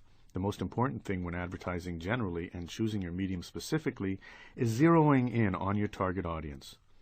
Earlier in this book, it is suggested that you know exactly who your customers are. What is your target demographic? What do they watch, read, and listen to? Your earlier research and business plan should be consulted. Knowing whom your potential customers are takes a lot of guesswork out of choosing the right medium. If your customers are men in their 20s, then a magazine like Maxim or an alternative rock radio station would probably be excellent choices. If they are business travelers, then Sky Mall would be great. Without knowing exactly whom you are trying to reach, figuring out where to advertise is a shot in the dark. Do your research and reduce your risk. Here are your main options. Newspapers. Almost every home receives a newspaper, and in it you can target your audience quite specifically. By advertising the right section of paper, sports, comics, news, business, home and garden, etc., you can reach different types of people. The advantages to advertising the newspaper are numerous. Newspaper ads can contain details, prices, and telephone numbers that are difficult to get across in the electronic media. You can pick your ad size, your section, your day. Even a small ad with a big headline can reap rewards. Your website is a sitting goldmine. Whatever media source you choose, be sure to reference your website. There you can give a lot of information and reel them in for a little extra cost. Yet, there are downsides. Unlike magazines, newspapers are read but once and discarded. Also, small ads have to compete with big ads and news articles for the reader's attention. Probably worst of all, you are not even assured that your target audience will see your ad. They may not read the section you are in. They may skip your page, or they may just gloss over your ad. Your best bet against failure, therefore, is to have an excellent ad. While this is discussed in detail later, begin by calling your newspaper's sales representative for your area. Not only can your rep help you get the ad designed in-house, but she can also help you devise a budget and suggest the best sections and days to run your ad. The question to answer how big an ad to run, where, how often to run it, and how much to spend. Although bigger is usually better, it costs substantially more. Ask your rep for help. Newspaper advertising is sold by column and inch, and you can determine the size ad you want by looking at the paper. For an example, an ad that measures 2 columns across and 4 inches down would be an 8-inch ad. If the inch rate is $50 per column inch, your ad would cost $400, $50 times 8 inches. Often a newspaper will charge you full price for the first day you run the ad and then give you substantial discounts the more days in a row you run it. Keep in mind that although Sunday is the day newspapers are read most, it is also the most expensive day and the one with the most ads and competition. Because position in the paper is critical, if you can specify the page of the section you want, page 3 of your desired section is best because it's the first page with ads, what people see first when opening the paper. Do so. Even if you have to pay to do so, it is usually worth it. Finding your ad buried on page 21 is not a pleasant experience. Request an outside position for ads that have coupons, as that makes them easier to cut out. Depending on your budget, newspaper advertising may make a lot of sense. Television. Although television is the most powerful advertising medium ever invented, Budweiser does not spend all that money there for no reason. For most small businesses, television is both cost-prohibitive and unnecessary. Here's the deal. You must be willing to make a substantial commitment of time and money, be willing to wait a few months for a payoff, and your small business must have regional appeal for a TV campaign to be worth the cost. A standalone bakery has no need to advertise on television, but a chain of bakeries might. If you do have a regional business or product and you have the money and commitment to make a significant TV buy, the payoff can be huge. What makes good television ad? First, it must be highly visual. TV is a visual medium. Because of remotes and competition, your ad must grab their attention quickly. Be sure to repeat your phone number and the name of the business several times. Finally, do not make the mistake of making your ad more interesting than your business or product, or so amusing that people fail to remember what you are selling. Finally, do not be afraid to copy a good commercial that works. Television, to be effective, must be used repeatedly. How often? A lot. Here is how to figure out how much. A GRP is a gross ratings point. It calculates 1% of the TV households in the area. If there are 2 million TV homes in your city, 1 GRP is 20,000 households. To make a television buy worth your time, you probably need to buy at least 150 GRPs a month. The price you will pay for each GRP relates to which stations you want, the size of your city, and the competition. You can save money by trying these tips. Advertise at off-peak hours. Prime time, 8 p.m. to 11 p.m., has most viewers and costs the most. Go with cable. Cable should allow you to advertise on a station that meets your desired demographic and is much less expensive than the networks. Consider a media buying service. TV salespeople will quote you their standard rate card, but maybe negotiate down a bit. But that's it. A media buyer charges 7.5%, but can easily save you more than that, because they buy millions of dollars worth of advertising a month and have a lot more pull than you do. In a city like New York, you might expect to pay $2,500 per GRP. In a smaller place, say Raleigh, it might be $100. The bottom line is that TV makes sense only for a few small businesses, but if yours is one of those and you have both the time and war chest to do it right, TV can reap tremendous rewards. Radio. Radio is another medium that can allow you to target specifically your audience and as such can be a very effective advertising tool. It might be a Christian rock station or a news talk station or an oldies station. All cater to different demographics. Again, however, targeting that desired audience will probably not be cheap. The following chart shows what you might expect to pay per minute in the top 16 markets on top-rated stations, top 3 or so, secondary stations, and tertiary stations. Market, New York, $1,500, secondary $1,000, tertiary $350. Los Angeles, top tier, $1,500, secondary $1,000, tertiary $350. Chicago, top tier, $1,200, secondary $800, tertiary $250. San Francisco, top tier $1,000, secondary $750, and tertiary $250. That's the same with San Francisco, Dallas, Washington, Seattle, and Atlanta. Boston, top tier, is $850, secondary is $600, and tertiary $175. That's the same with Denver and Philadelphia. Houston's top tier is $750, secondary is $500, and tertiary $150. Minneapolis is top tier $750, secondary $250, and tertiary $150. Phoenix, top tier is $750, secondary is $250, and tertiary is $150. Baltimore is $500 top tier, secondary is $350, and tertiary $100, and that is the same with Portland. It is estimated that people have to hear an ad 6 times before it sinks in, so the key is repetition. The key is repetition. The key is repetition. What is the key? C, and of course, repetition costs money. The important thing with radio, as with any other media source, is that the station you pick delivers your desired demographic audience. Speak with your sales rep and get verifiable information regarding the station and particular show's audience size, rating points, listener age, and income.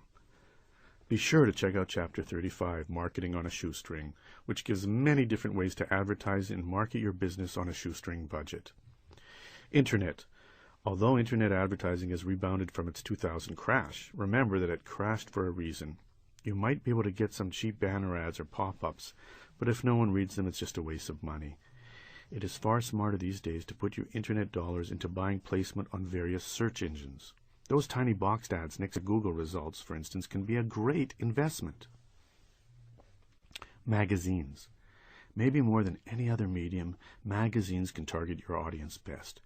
There are simply so many magazines today that it should be easy to find one that your customers read. Magazine ads are not inexpensive, but magazines do tend to stick around a house for months and are often read by many people. As such, you might get more bang for your advertising buck by advertising there. Yellow pages.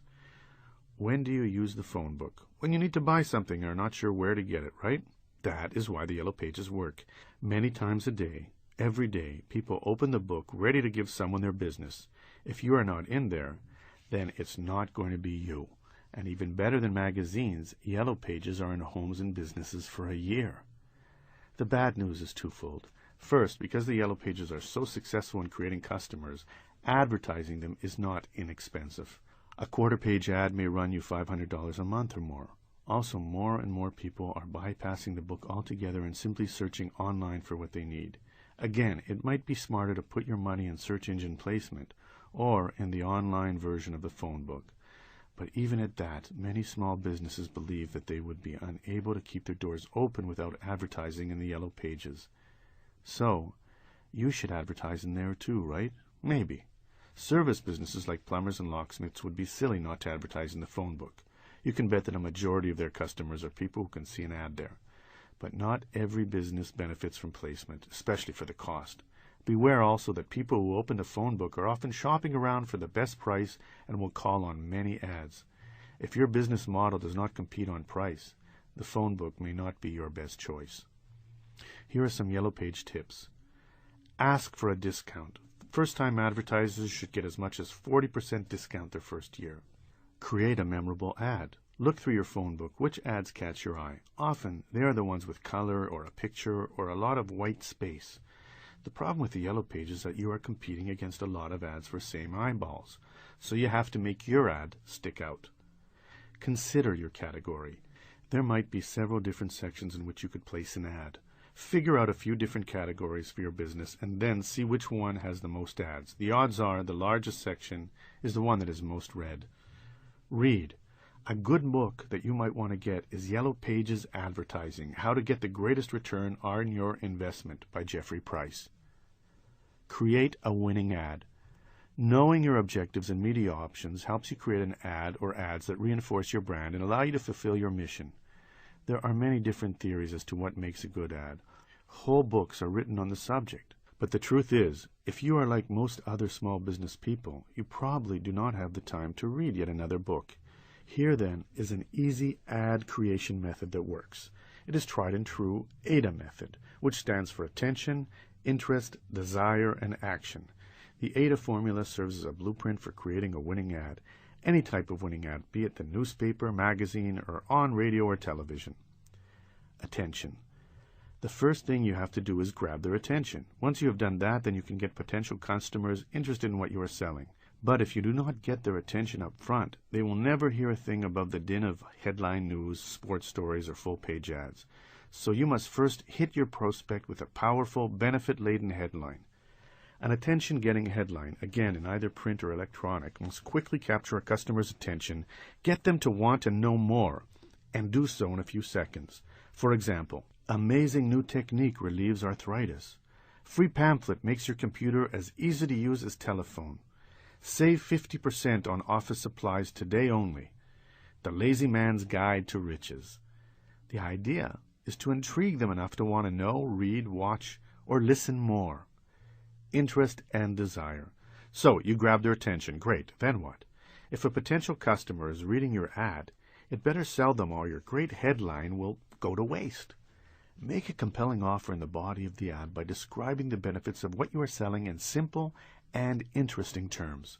To work, the interest and desire section of your ad must be well written, must clearly explain the benefits to the customer, and must keep their attention. Easily explain in your ad how your product fills the need of the customer. If you solve some problem they have, and your ad easily explains that, bingo. Action. Having grabbed their attention and shown them the benefits of buying them from you, ask for the order. Given incentives for the customer to buy now and make it easy to do, it might involve a coupon, an 800 number, an email address, an online order form, a fax order line, or some other means to make it easy and simple to buy or call. Here's an example of an ADA ad. Bankruptcy, free seminar, free advice. This headline captures the attention of someone in debt. Remember that free is the most powerful word in advertising. This Thursday at 8 p.m. at the Downtown Holiday Inn, a local bankruptcy attorney, Jay Rosenberg, will be conducting a free bankruptcy ceremony. All of your questions will be answered, and there is no cost and no obligation, interest and desire. Seating is limited. Call 212-555-9000 for reservations. www.freebankruptcyseminar.com. Limited seating is a call to action. Website can give more details. If you follow the ADA formula, you should find that your ad will work no matter what medium you place it in. Test the ad. To avoid making an expensive advertising mistake, after coming up with your game plan and designing your ad, test it and make sure it pulls. Testing the ad could mean many things: running a smaller version of the ad in print and then enlarging it, or buying better placement once you are convinced that it pulls. It might also mean running it in a local paper before branching out regionally, or running your radio spot on a less expensive station or on a less expensive show until you know it works. Consider running the ad in different media sources at the same time, each with a different code that people need to refer to when responding. Mention code 1122 when calling and get 10% off. That way, you will be able to track which ad in which source works best. In the history of bad business decisions, maybe the worst of all was the decision by Coca-Cola to scrap Coke and introduce new Coke. How could this have happened? If you're going to toss out old Coke, you might as well ban Mom and outlaw apple pie while you're at it. At the time, Coca-Cola was being challenged by Pepsi. Nervous executives at Coke began to secretly experiment with new formulations until they finally found one that beat Pepsi in taste tests. Convinced they had a winner, Coca-Cola triumphantly rolled out new Coke to huzzas and ridicule. The problem, it was later discovered, was that Coca-Cola never test-marketed new Coke. The marketing wizards at Coca-Cola never took batches of new Coke and tested them in stores in, say, Des Moines. Testing is key to avoiding expensive, painful belly flops. Avoid sinking a lot of money into the ad campaign until you know for sure that your ad and strategy will work. After that, go for it. Roll it out. If you have created an ad that works, it is time to roll it out, for it is your meal ticket. Run it as often as you can afford, avoiding oversaturation of the market. Maybe you recall an infomercial a few years back wherein an entrepreneur named Don LePrey talked about how placing a tiny little classified ad could make you millions, as it had for him. LePrey's strategy was to find a product or service to sell, create and test a small, inexpensive classified ad for it, test it, and when the ad pulled, to roll that exact ad out to hundreds of newspapers across the country. It worked, and is essentially what you should do. Once you have found an ad that works, use it in as many places and as often as you can. If you plan on advertising a lot, consider hiring an ad agency. They can help with the creation of your ad and buy you time or space at rates you probably could not get for yourself. Fees. As you start this process, you will begin to meet and discuss pricing with a variety of media outlets. The first rule of media is never pay the rate card. The rate card is the price you will be quoted from their book.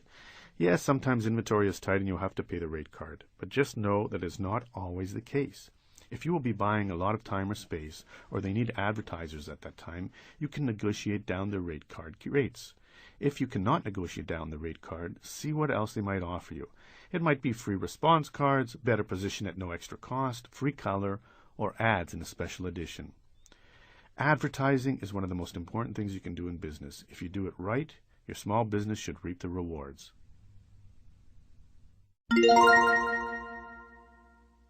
Chapter 23, Marketing Muscle. Image creates desire. That's a quote by J.G. Gallimore. Small businesses do not have unlimited funds. Indeed, quite the opposite is usually true. So just as you need to be thoughtful about how best to use your advertising dollars, so too do you need to be equally intelligent about your marketing efforts. Both must clearly reinforce your business identity. Marketing, advertising, and branding are the interwoven threads that make up the tapestry that is your business image.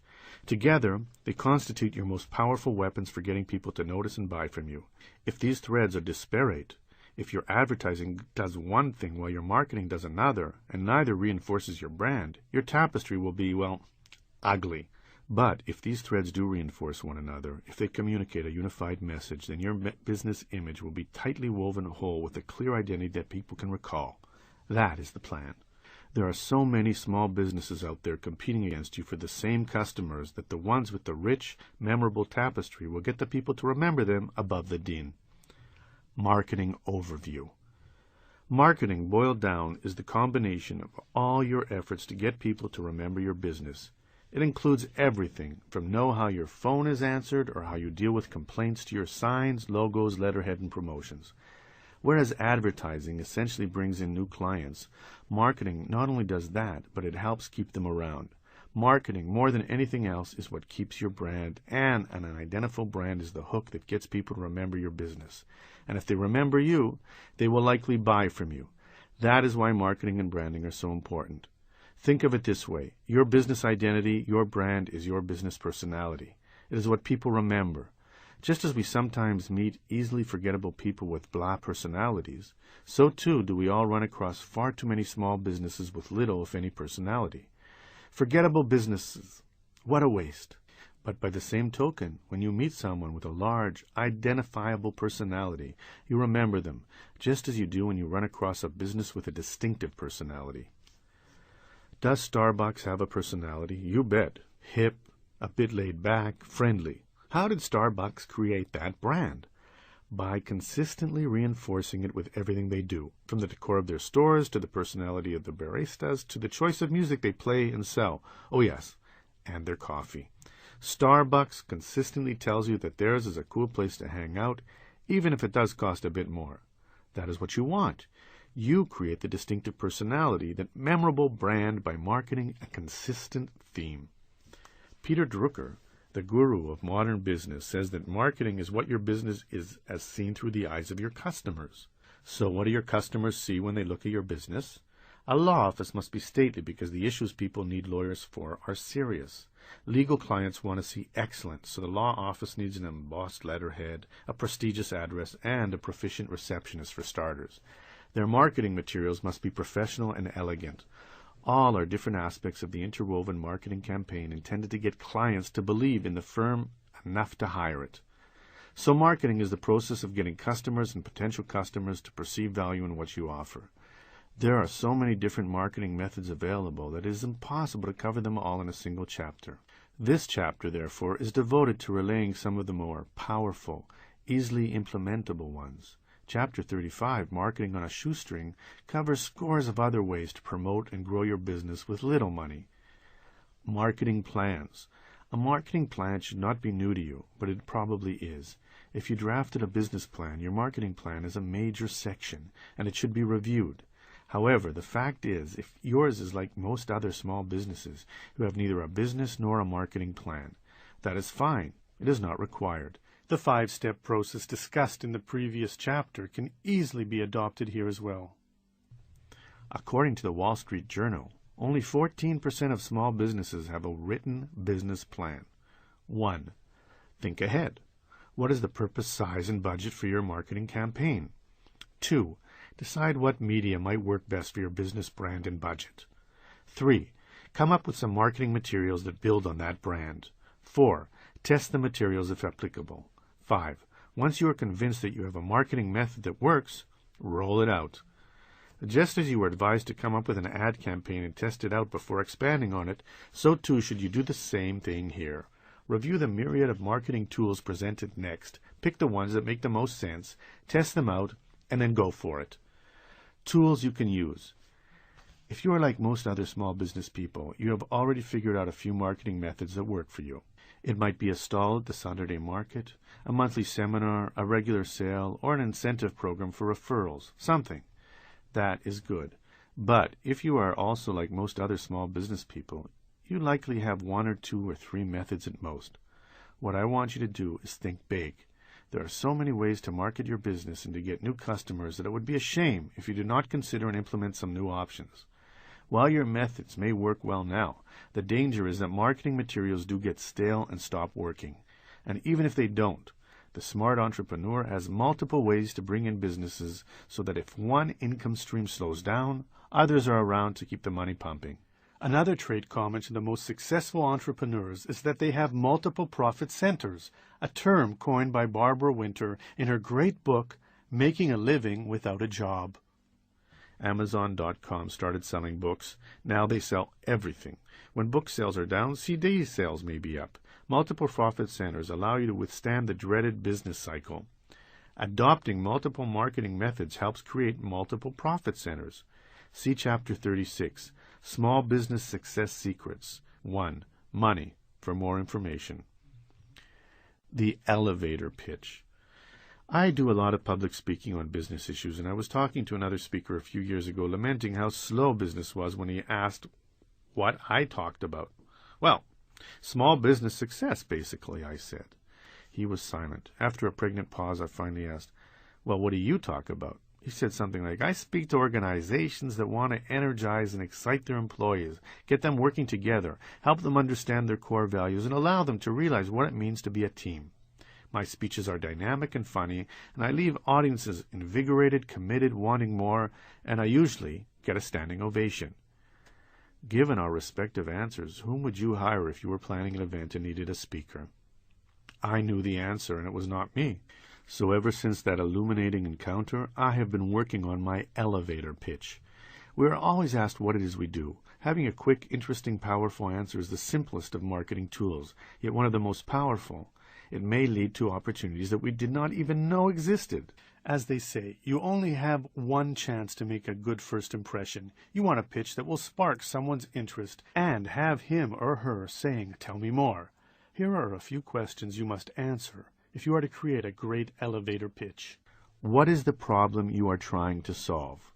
Every great business solves a problem for someone. Why do you go to the local store to buy some bread? Because you have a need for bread, and the store solves it.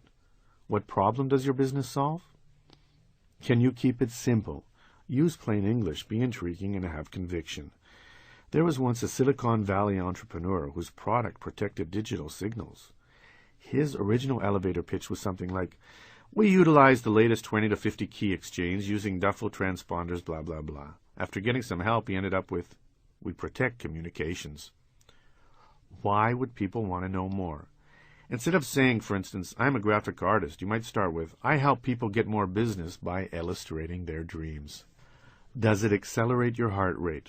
A great pitch is a passionate pitch. Here's your basic pitch. Hi, I'm Maura Sidney, president of Gillian Publishing. We publish architecture books. Here is an elevator pitch. Hi, I'm Maura Sidney, president of Gillian Publishing. We publish books, newsletters, and video programs designed to help architects, drafters, and urban planners to become more successful. Our best-selling title, How to Become the Recognized Expert in Your Field, was named Specialty Book of the Year by Architecture Magazine. Networking. Of course you should network, you know that, and most of us probably believe it, but it is sometimes easier said than done. First of all, networking takes time, and secondly, is not always easy. Yet even so, some of your best prospects will come from networking, whether it is at a chamber social, by joining a group like Le Type International, or in some other social situation. Because much of business is about relationships, it is indeed not what you know, but whom you know, and networking ensures that you will know more people. Is it occasionally uncomfortable to make chit-chat with people you do not know? Sure, but here is some motivation. According to the book The Millionaire Next Door, most self-made millionaires network all the time, wherever they are, at the car wash, on the golf course, or at a business conference. They know that they never know which contact may be a big deal and lead to a big deal. Here are 2 tips for making networking easier. 1. Use your elevator pitch. Having a prepackaged snappy opener is a great segue into a more meaningful conversation. 2. Pretend you are the host. Rather than sitting back waiting for something to happen at the event, flip the situation around and pretend you are the host. How would you act? That's right, gregarious, self-assured, and positive. Form a strategic partnership. We are not called small business people for nothing. According to the SBA, of the roughly 23 million small businesses in this country, 17 million have no employees. Of the remaining 6 million with employees, the vast majority have 10 or less. The point is that we often need help. A large corporation has plenty of resources, marketing departments, accounting, you know the drill, but we don't. One of the best ways around this dilemma and to grow your business, that, after all, is the purpose of marketing, is to team up with other businesses who are after the same customers as you and with whom you have synergy. With the right strategic partner, you can combine and leverage for very little extra money your respective distribution, infrastructure, and knowledge for greater joint success. The teamwork could, for example, entail cross-promoting each other's product or jointly creating new products. For instance, a veterinarian and a local pet store might agree to cross-promote each other in their respective establishments. On a larger level, HP, the giant computer maker, has long teamed up with Microsoft, the maker of software, for those computers to jointly grow their businesses. Here is an example. All Systems Go. www.a-v-designs.com is one of the top home theater and multi-zone music design and installation businesses in the country, and its owner, Radems Pera, is a master of creating successful business partnerships. You may also know of Pera from his earlier career. If a friend has ever held a rock in his palm and asks you to snatch the pebble from my hand, grasshopper, then you are imitating Radems Pera. Yes, he was the child actor who played the young grasshopper in the classic television show Kung Fu. Pera began All Systems Go in 1988 because, he says, he always loved stereos and wanted to have a business that he would enjoy going to every day. Back then, surround sound stereo systems were new, so Radems went around to various stereo and electronics stores in Los Angeles, forming relationships with salespeople and letting them know that he was able to install the pricey systems they were starting to sell. This clever strategy meant that his business grew almost exclusively by favorable word of mouth. That he did great work for a fair price only enhanced his reputation. Expanding into the full range of audio and video home theater systems, All Systems Go grew rapidly. How good is Pera at what he does? Word-of-mouth referral clients include Johnny Depp, Nicolas Cage, Sharon Stone, Phil Knight, Charlize Theron, and Ben Stiller. When he decided to leave L.A., Pera had to start his business over. How did he do it? Via business-to-business partnerships. Armed with a list of satisfied celebrity clients, a stellar reputation in the entertainment capital of the world, plenty of experience, and a thorough understanding of the market, enticing and teaming up with the local stereo and electronics retailers was much easier. And again, his plan worked. The business took off right away, he says. In fact, business was so good, and his reputation was such that while he was living and working in Portland, old clients in L.A. continued to fly him down for new jobs there as well. After a decade in Portland, Pera and his wife were forced to relocate, but his old strategy of linking up with retailers for once did not work because, he says, the market had become saturated. Ever resourceful, Pera tried a new tack, marketing his services to builders and architects. And once again, creating strategic partnerships allowed him to successfully recreate his business in a new location. To make a strategic partnership work for you, consider the following. Make sure the other business is congruent with yours. Do you have the same goals? Discuss and agree upon the purpose of the partnership and what each side expects. What are the downsides to the deal? Brainstorm both the positive and the negative. Is the deal a win-win? Negotiate viable commitments that both sides can live with. How will disagreements be resolved? What is the exit strategy? Having a set of definable objectives allows you to know when the partnership is and is not working.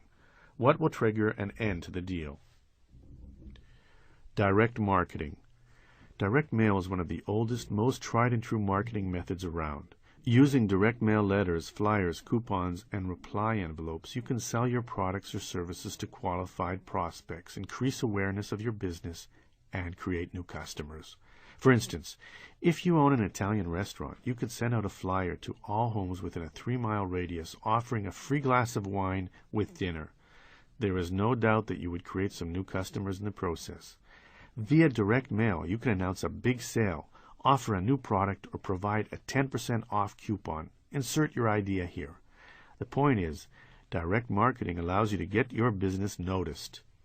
A Gallup survey of 251 businesses found that their top choice for educating consumers, creating sales, and introducing products was direct marketing. Creating a successful direct marketing campaign is a threefold process. First, you must find a letter, offer, flyer, coupon that works. This is a matter of testing. Again, start small, tinker, and analyze results. Our restaurant might try sending the free wine offer to a third of the homes in the area, a 10% off coupon to another third, and a free child's dinner to the last third. After tabulating the results, the owner would then know which coupon pulled best and could then send it out every 4 months or so. Step 2 requires that you acquire a usable list.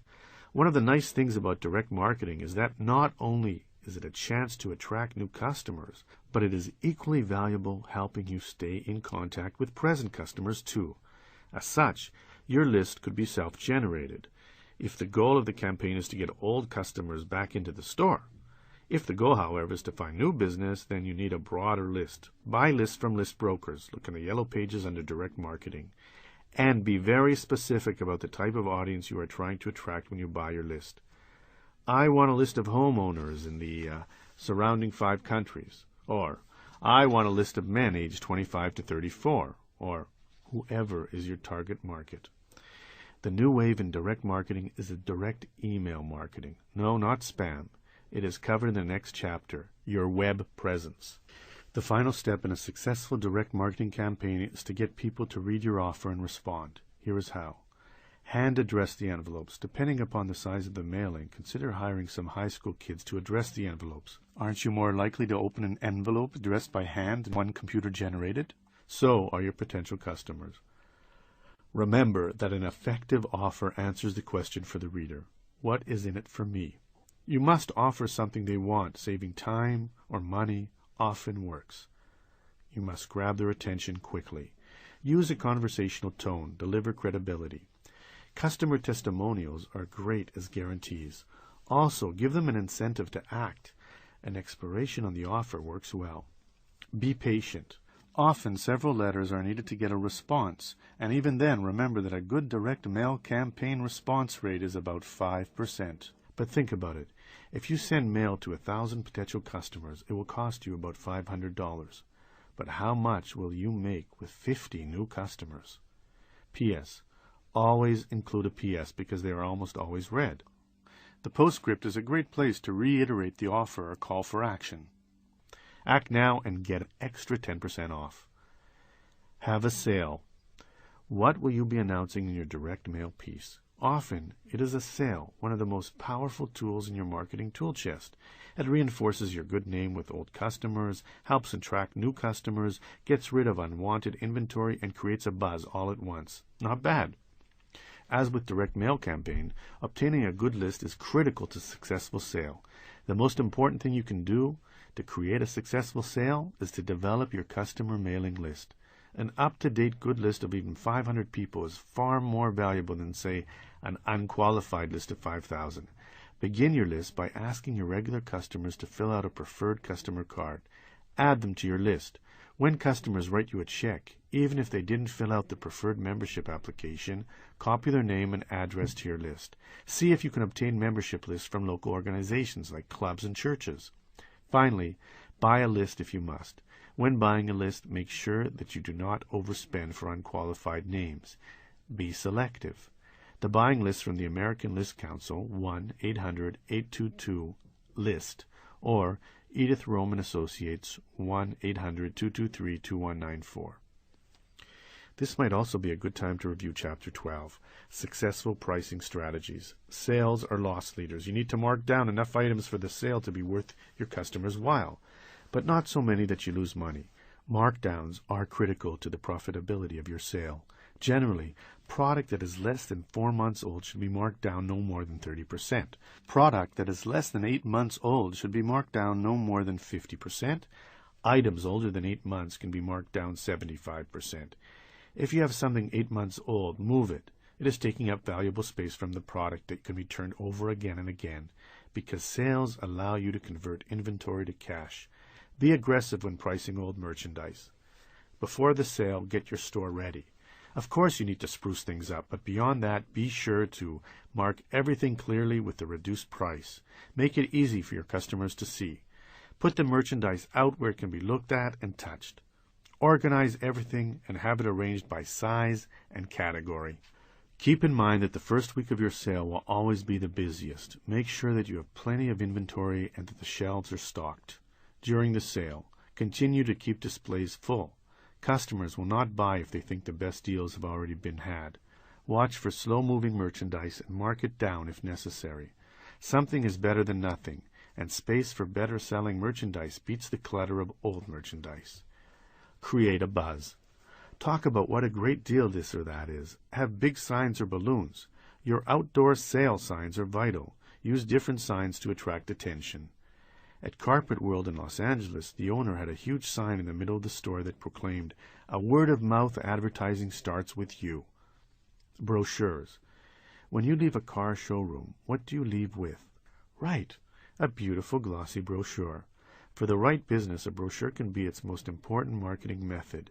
It is a chance to put your best foot forward. Proudly display who you are, what you offer, why it is unique, and why people should buy from you.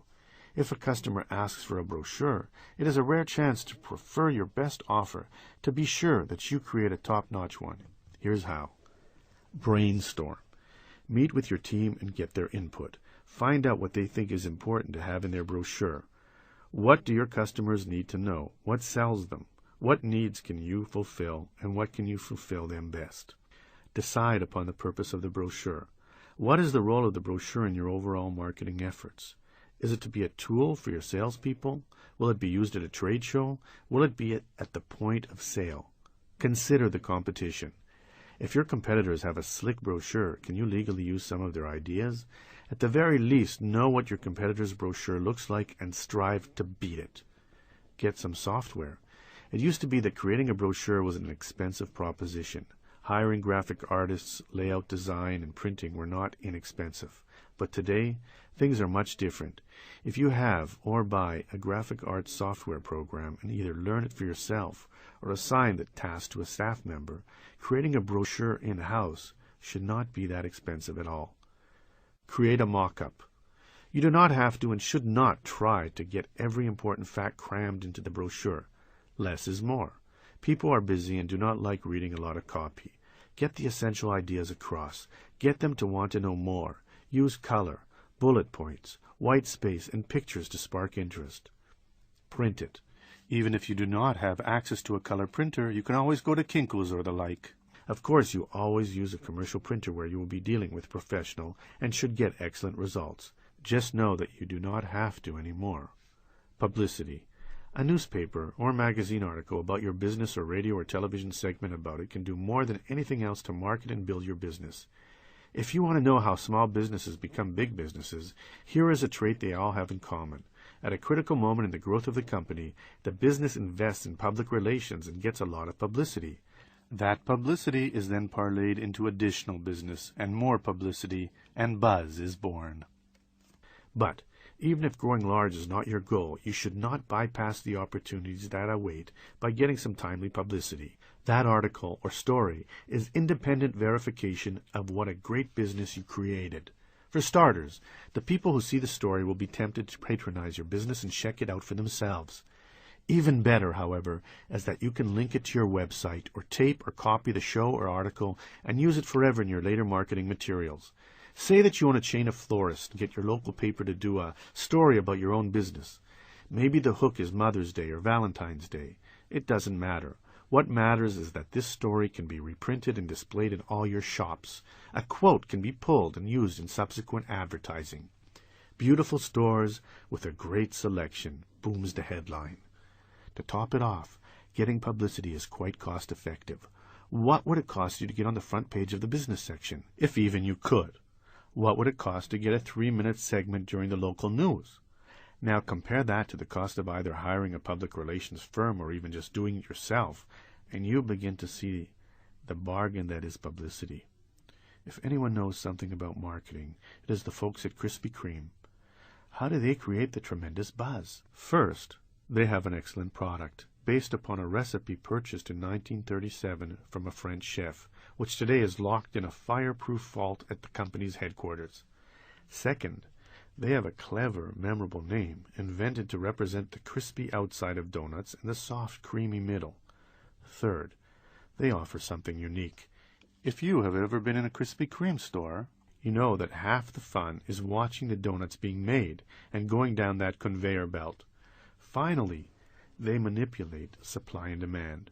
When Krispy Kreme enters a new market, they give the local press plenty of warning. They give out plenty of free samples. They build the anticipation, and then, months later, a single store finally opens up. Most of us won't create the next Krispy Kreme, but the lesson for us is clear. Create a unique business or product, have a memorable name, market it creatively, generate some publicity, and thereby create buzz. The results can be awfully tasty. Newspaper editors and television producers have to come up with new stories every day. There is no reason why you or your business should not help feed the hungry monster that is their daily story requirement. The way to do so is to give the editor-producer a news hook. They are not in the promotion business. They do not care if your business gets publicity or not. They are in the news business, and what they do care about is finding a newsworthy story. So if you're going to succeed in getting on the air, you need to couch your desires as news. You must give them a news hook. How do you do that? There are 2 ways. First, you could hire a public relations firm. PR firms have both the expertise and contacts to get the story about your business out there. If you do not have the time or inclination to do it yourself, but see the value in having your business name publicized, then hiring a PR firm makes a lot of sense. They can be expensive, and you want your money well spent. So the way to find a good one is the same way you found the other professionals on your team. Word of mouth is best, but cold calling some firms out of the phone book can work just as well. Compare fees, sure, but more importantly, compare results. The other way to get the word out there about your business is to do it yourself by drafting and sending out a press release. A press release is a 1-page article that explains the who, what, where, when, and how of your newsworthy story. It is intended to capture an editor's attention, to get her to want to know more, and then to assign a reporter to interview you. To get that to happen, be sure to send the press release to the editor by name who is in charge of your industry. Send it also to the reporter by name who covers your industry. Use a catchy headline. Make it newsworthy. Dog bites man is not newsworthy. Man bites dog is. Be unique. Be creative. Do not sell. Keep it short and sweet, no more than 500 words. Here is an example of a press release. For immediate release, today's date. Attorney wins prestigious award. J. Rosenberg, a local attorney specializing in criminal law, was awarded the State Bar's Young Lawyer of the Year award at the State Bar Convention this month. The award is given to attorneys under the age of 40 who have shown leadership in their area of law. Says State Bar President Sam Davis, J. Rosenberg has given selflessly to needy, indigent clients. He is to be commended for his hard work in his community. He is an up-and-comer. Rosenberg is the owner of the Rosenberg Law Firm with 2 offices in town. For more information, contact Raphael Aarons at 555-555-5555 or Raphael at agencypr.com. Chapter 24. Your Web Presence. The Internet is a marketing medium. That's a quote by J. Conrad Levinson. If you have been in business a while, I am assuming that you have a website, and if you are new to the world of small business, I am assuming that you are getting a site. If you do not have one, get with the program. This is the 21st century. A website is one of the most powerful, inexpensive, and useful marketing and sales tools ever invented. Whether you buy a program and design it yourself, or hire someone to build a website for you, you must get online. That is not the question. The real question is, what do you do and how do you make money once you have a web presence? In this chapter, we discuss how to get people to come to your site, what they should find when they get there, how to fulfill the orders you receive, and how to use the power of the internet to create even more business. Getting traffic. Commercially speaking, many small businesses find the internet frustrating, although some do find it exhilarating. If you are like a lot of other small businesses, though, you probably spent a sizable sum to get your site up and running, only to find that, while it is sort of a cool e-billboard, it does little to drive sales, actually. The problem usually is that people do not know who you are out there. The issue, therefore, is how can you get people to find your site? Getting listed on search engines and directories. More and more, people are leaving the yellow pages and searching for what they want online via internet search engines and directories. And because many of those looking are other businesses, the possibility of your creating some very lucrative commercial customers is also quite possible online. Again, though, only if they can find you. Therefore, you must get listed on the various search engines like Google, Yahoo, and Ask Jeeves. There are two ways to do this. 1. Do it yourself. Here, you physically submit your website address or URL to the different search engines and follow up to see that you get listed. Because submitting your site is a very preliminary step, it does not mean that you will be ranked high, merely that the engine or search directory knows your site is out there. 2. Use an automated service. Since there are hundreds of search engines, finding and physically submitting your site to everyone is time-consuming. Note, though, that the ever-present 80-20 rule is said to apply here as well. 80% of the searches are done on 20% of the sites, and even then there are only about a half a dozen major ones. A search engine is a tool that compiles and lists computer results from an inquiry. A search directory is an inquiry result created by humans listed by category. The listings on the Yahoo homepage are a directory. The Yahoo search tool on its homepage is a search engine. A good plan, then, is to use a service that simultaneously submits your site to literally hundreds of search engines. One such service, for example, is www.submit.com. This site, for a small fee, will get your site listed up to 400 search engines, and it also resubmits your site periodically to make sure you stay listed. Another excellent submission service is www.submissionpro.com. Submission tips. Getting the engines and directories to know about you is all well and good, but it will do little to build your business. What really drives traffic and therefore sales is your ranking and being listed in the directory. Being stuck on the third page of a query result will not help your cause much, but getting a top 10 ranking will. Begin with a submission process. Whether you will be submitting your URL yourself or hiring a web service to do it for you, you need to create a list of 25 words or so describing your site, including 3 key words that you think people will use to get to your site. For instance, if you have an athletic shoe store in Boston, your 3 words might be athletic shoes, Boston. Paid submissions. The wisest course is to submit your site first to Yahoo. Why? Although Yahoo charges a fee for commercial listings, it is a human-based engine and directory. If you pay the flat $300 fee for a year, you will get listed and linked. When that happens, you drastically increase your chances that your site will be found by Google, and that's the ticket. Google sends out a web crawler that automatically searches and analyzes the web for good links. The more sites that link to yours, and the better the Google software thinks your site is, the greater the chances you will get accepted by Google for free, and the higher the likelihood that you will get a higher ranking. A listing and link on Yahoo starts this process. If money is tight and you cannot afford to pay $300 to Yahoo, work on getting reciprocal links with other sites. Google may then find you anyway. The $300 annual fee to be listed on the Yahoo directory is for commercial sites only. If your site is not about selling merchandise, you should also try to submit via Yahoo Express, the free submission tool for non-commercial sites. Aside from Yahoo, the other directory engine that you should pay money for is LookSmart, because LookSmart's listings are distributed to, among others, the popular MSN search service.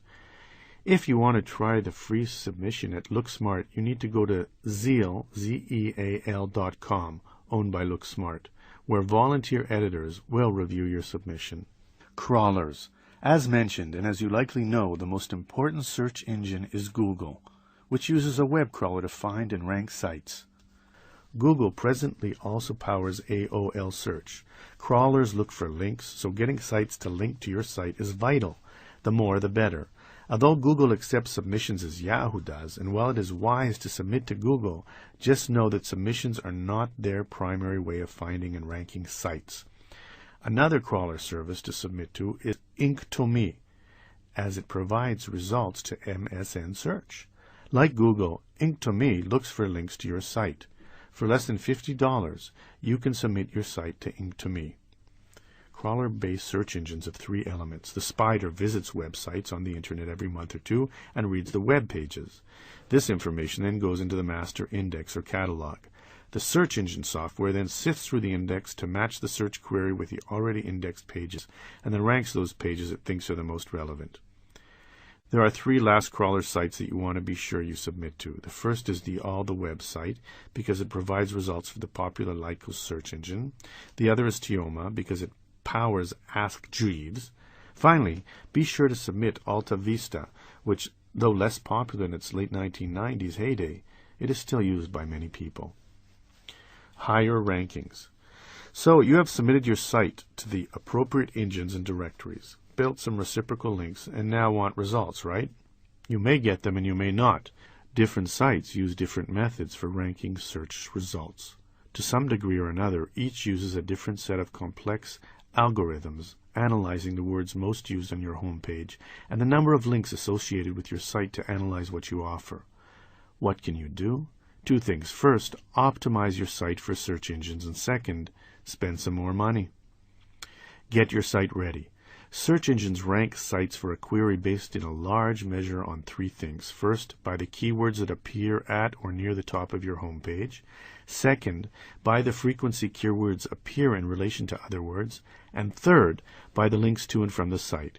Maybe you are thinking that you can surreptitiously have Athletic Shoes Boston written 100 times at the top of your home page, and you will be assured a high ranking. Wrong. That is a type of spamming that will assure you a low ranking. And in any case, the link analysis plays a large measure on how high you will be ranked. So how do you get higher rankings? Pick your keywords carefully. The words that you think people will use to find your site are your keywords. For me, it might be small business success or small business expert. What about you? Each page on your site will be spidered and indexed, so you need keywords to reflect each page's content.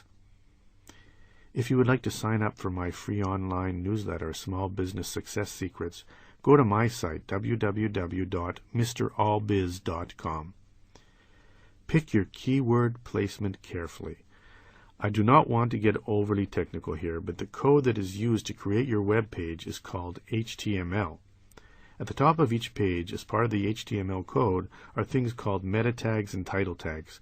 These help create and explain your page. The title tag, for instance, is what people will see and get if they go to bookworm your page to their favorites or bookmarks. Because some crawlers look at this meta and little title tags, speak with your webmaster and make sure that your keywords are made part of your meta and title tags. Similarly, the titles to each page need to use the keywords you want associated with those pages. Have specific pages.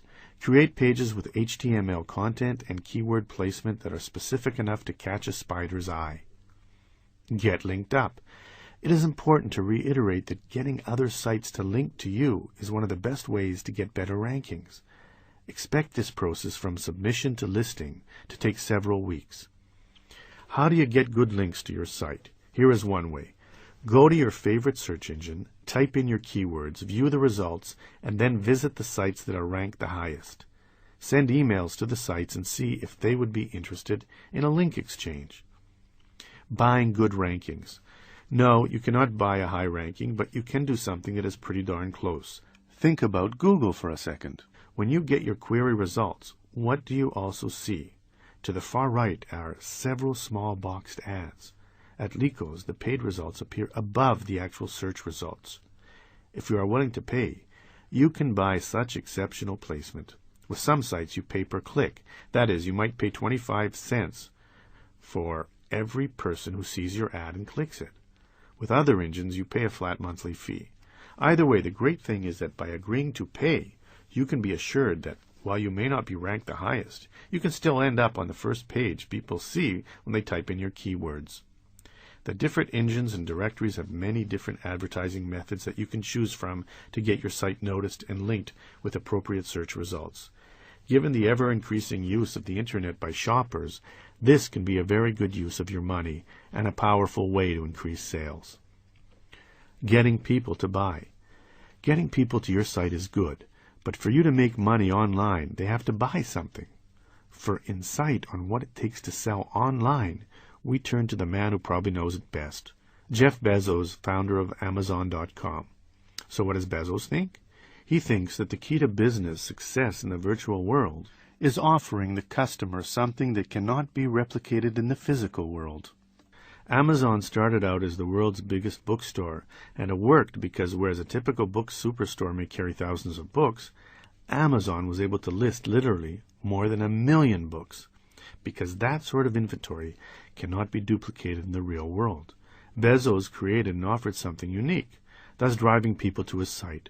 So you must do this if you are going to be an online success, and not necessarily on the scale that Amazon did to still be successful either. Here's a small business example. Brian Kaplowitz is the founder and president of SpeakerMatch.com. SpeakerMatch began as a speakers bureau, an agency that matches public speakers with meeting planners. As part of that business, Kaplowitz created a website. While his bureau began as the most other businesses do, with a modicum of success, it was when he had his big idea and began to follow Bezos' dictum, you have to offer something unique to succeed online, that things began to change, rapidly and for the better. Kaplowitz realized that there was a great need not being met by the traditional speaker bureaus, a need that could be best met online. Although Brian Kaplowitz never met Jeff Bezos, he instinctively knew Bezos' lesson. Kaplowitz realized that one of the great frustrations for many a speaker is that finding speaker gigs takes a lot of time. Similarly, for meeting planners, finding the right speaker is also time-consuming. Instead of having a physical speakers bureau, Kaplowitz realized that he could match these two groups online. It became the monster.com for the speaking industry, says Kaplowitz. On the site www.speakermatch.com, meeting planners list, for free, their events and speaker needs. Speakers pay a monthly fee to the site for the right to peruse and to pursue the leads that match their abilities. According to Kaplowitz, since he started using his revised business model, the site and customer base have grown every month. He has 2 pearls of wisdom learned the hard way for those who want to start their own successful online businesses. The smartest thing he did was to create an opt-in subscription list for his speaker marketing newsletter. By opting in to that newsletter, visitors to Speaker Match are instantly pre-qualifying themselves for Kaplowitz's services. They want what he is selling, and they have agreed to give him their email address. It's a powerful marketing tool for any would-be e-merchant. The dumbest thing he did was to purchase an opt-in list from a broker. It's a waste of money, he advises. Creating an opt-in email newsletter is an excellent way to create a viable customer list, stay in touch with customers, and generate increased revenue. To be successful, your newsletter must provide information, discounts, or services that customers want badly enough to agree to give you their email address, also known as the opt-in. By opting in, these customers are telling you that they are very interested in what you have to offer. So use that. Sure, your newsletter must be full of valuable content, but do not miss the opportunity to pitch new products or services. So, the Amazon and SpeakMatch lesson is clear. If you want to create a successful online business, then offer something unique, something not easily duplicated in the physical world. Serve a market need, and watch the money click in. Drop shipping. Fulfilling orders online through your shopping cart is fairly basic. After a visitor goes to your site and clicks to purchase, you will get notification of the purchase and you have a merchant account. The money will be deposited directly into your bank account. You then ship the product as you would any other order. If you are new to this, you need to get a merchant account. If you cannot get one, you should strongly consider signing up with PayPal, which will notify you when you do get an order, tell you what was ordered, collect the fee and a small percentage for itself, and either hold or deposit the money into your specified account. It is a very good service for your basic small business website. What if you don't want to go through the hassle of actually physically fulfilling orders? One of the best things about having a viable e-commerce site is that you do not have to actually physically have stock on hand to sell merchandise. Drop shipping is an arrangement between you and a wholesaler or distributor where you virtually stock your online store with their products and take orders. You then inform the wholesaler or distributor of any sale, and they ship off the merchandise. In essence, you are just a middleman, though no one knows that. It looks to the entire world as if the merchandise is stocked and sold by you. Via drop shipment, you can sell first-rate merchandise on your site and make a healthy profit, but without actually having to stock and ship product. Here is an example. Say that your athletic shoe store carries a product called the best tube sock ever, and a package of 10 sells for $44, plus $6 for shipping and handling. When a visitor clicks and purchases this item, you get an email notification. You then send the tube sock manufacturer an email. In many systems, this too is automatically generated by the sale. The manufacturer ships the package off using your label and sends you a bill for its cost, say $35. PayPal takes your money and deposits it into your account. You make $15 on every purchase, and all you had to do was take the order. You are right if you're thinking this is a great business model, because it is. You do not have the labor expense for shipping and handling. You can stock name brand items. You can easily add and delete items on your e-store, and you do not have to buy inventory. Start this process by deciding what products you want to carry and then speaking with the manufacturer of those products to see if they have a drop shipping system. If they do not, then work on finding a distributor, a business that has an inventory of products and distributes them. The Thomas Register lists thousands of companies, their brands, and products. The company website says it is the most comprehensive online resource for finding companies and products manufactured in North America, where you can view thousands of online company catalogs and websites. Go to www.thomasregister.com. As with any other business deal you do, negotiate the best deal you can. When you find a wholesaler or distributor you want to use, find out how their wholesale prices compare to retail so you can calculate your profit, how and what they charge for shipping, how they will bill you, and how they deal with returns and refund requests. Drop shipping is an easy, affordable way to sell online. Avoid those companies that want to charge you a fee for selling their products. They're out there, so beware. And be sure to choose quality products that reinforce your image and brand and that afford you a healthy profit margin. eBay. If you already have products to sell and do not need a drop shipper, one of the best, easiest, least expensive ways to create another profit center is to begin an eBay business. Moreover, if you have older merchandise that you have not been able to sell, you might be surprised to find a ready market for it on eBay.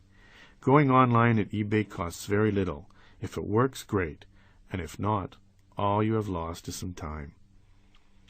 People sell an estimated 12 million items on eBay every day, generating about $40 million in sales. As you know, on eBay you sell items via an auction system, although a recent change allows customers to buy it now, supplementing the auction. You can sell almost anything on eBay, with the most popular items being collectibles, books, movies and music, furniture, cars, and sports memorabilia. Note, though, that almost anything might sell on eBay. Everything from a pig farm to a rubber ball can be found there. One secret to selling on eBay is the old dictum to buy low and sell high. Remember the motto for our antique dealer, it's all in the buying. He knew that if he could buy items at a cheap price, reselling them for a healthy profit would not be that difficult. That is especially true on eBay. eBay strategies. Several things you can do to increase the likelihood of eBay successes are: first, be sure to set a proper hidden reserve price for your auctions. The reserve price is the lowest fee your auction will accept for your product, thereby assuring that you will make a profit on the sale if you sell it. Second, focus on customer service. Potential customers will email you questions, and those questions need to be answered promptly. Similarly, once you make a sale, stand behind your product and be sure to ship it promptly. Other things you can do to make sure your foray into eBay is successful are use photos. People want to see what they're buying. Write a great headline. Redundant but true, headlines grab people's attention. Be thorough. Giving a full description of the product can make a big difference. Accurately estimate your shipping costs. Even though eBay buyers usually pay for shipping, you will still eat into your margin if your actual shipping fees are more than what you are charging your buyers. Learning how to sell on eBay is not difficult. Visit ebay.com/education to get a full tour of how the process works, or check your local bookstore. There are several good books on the process.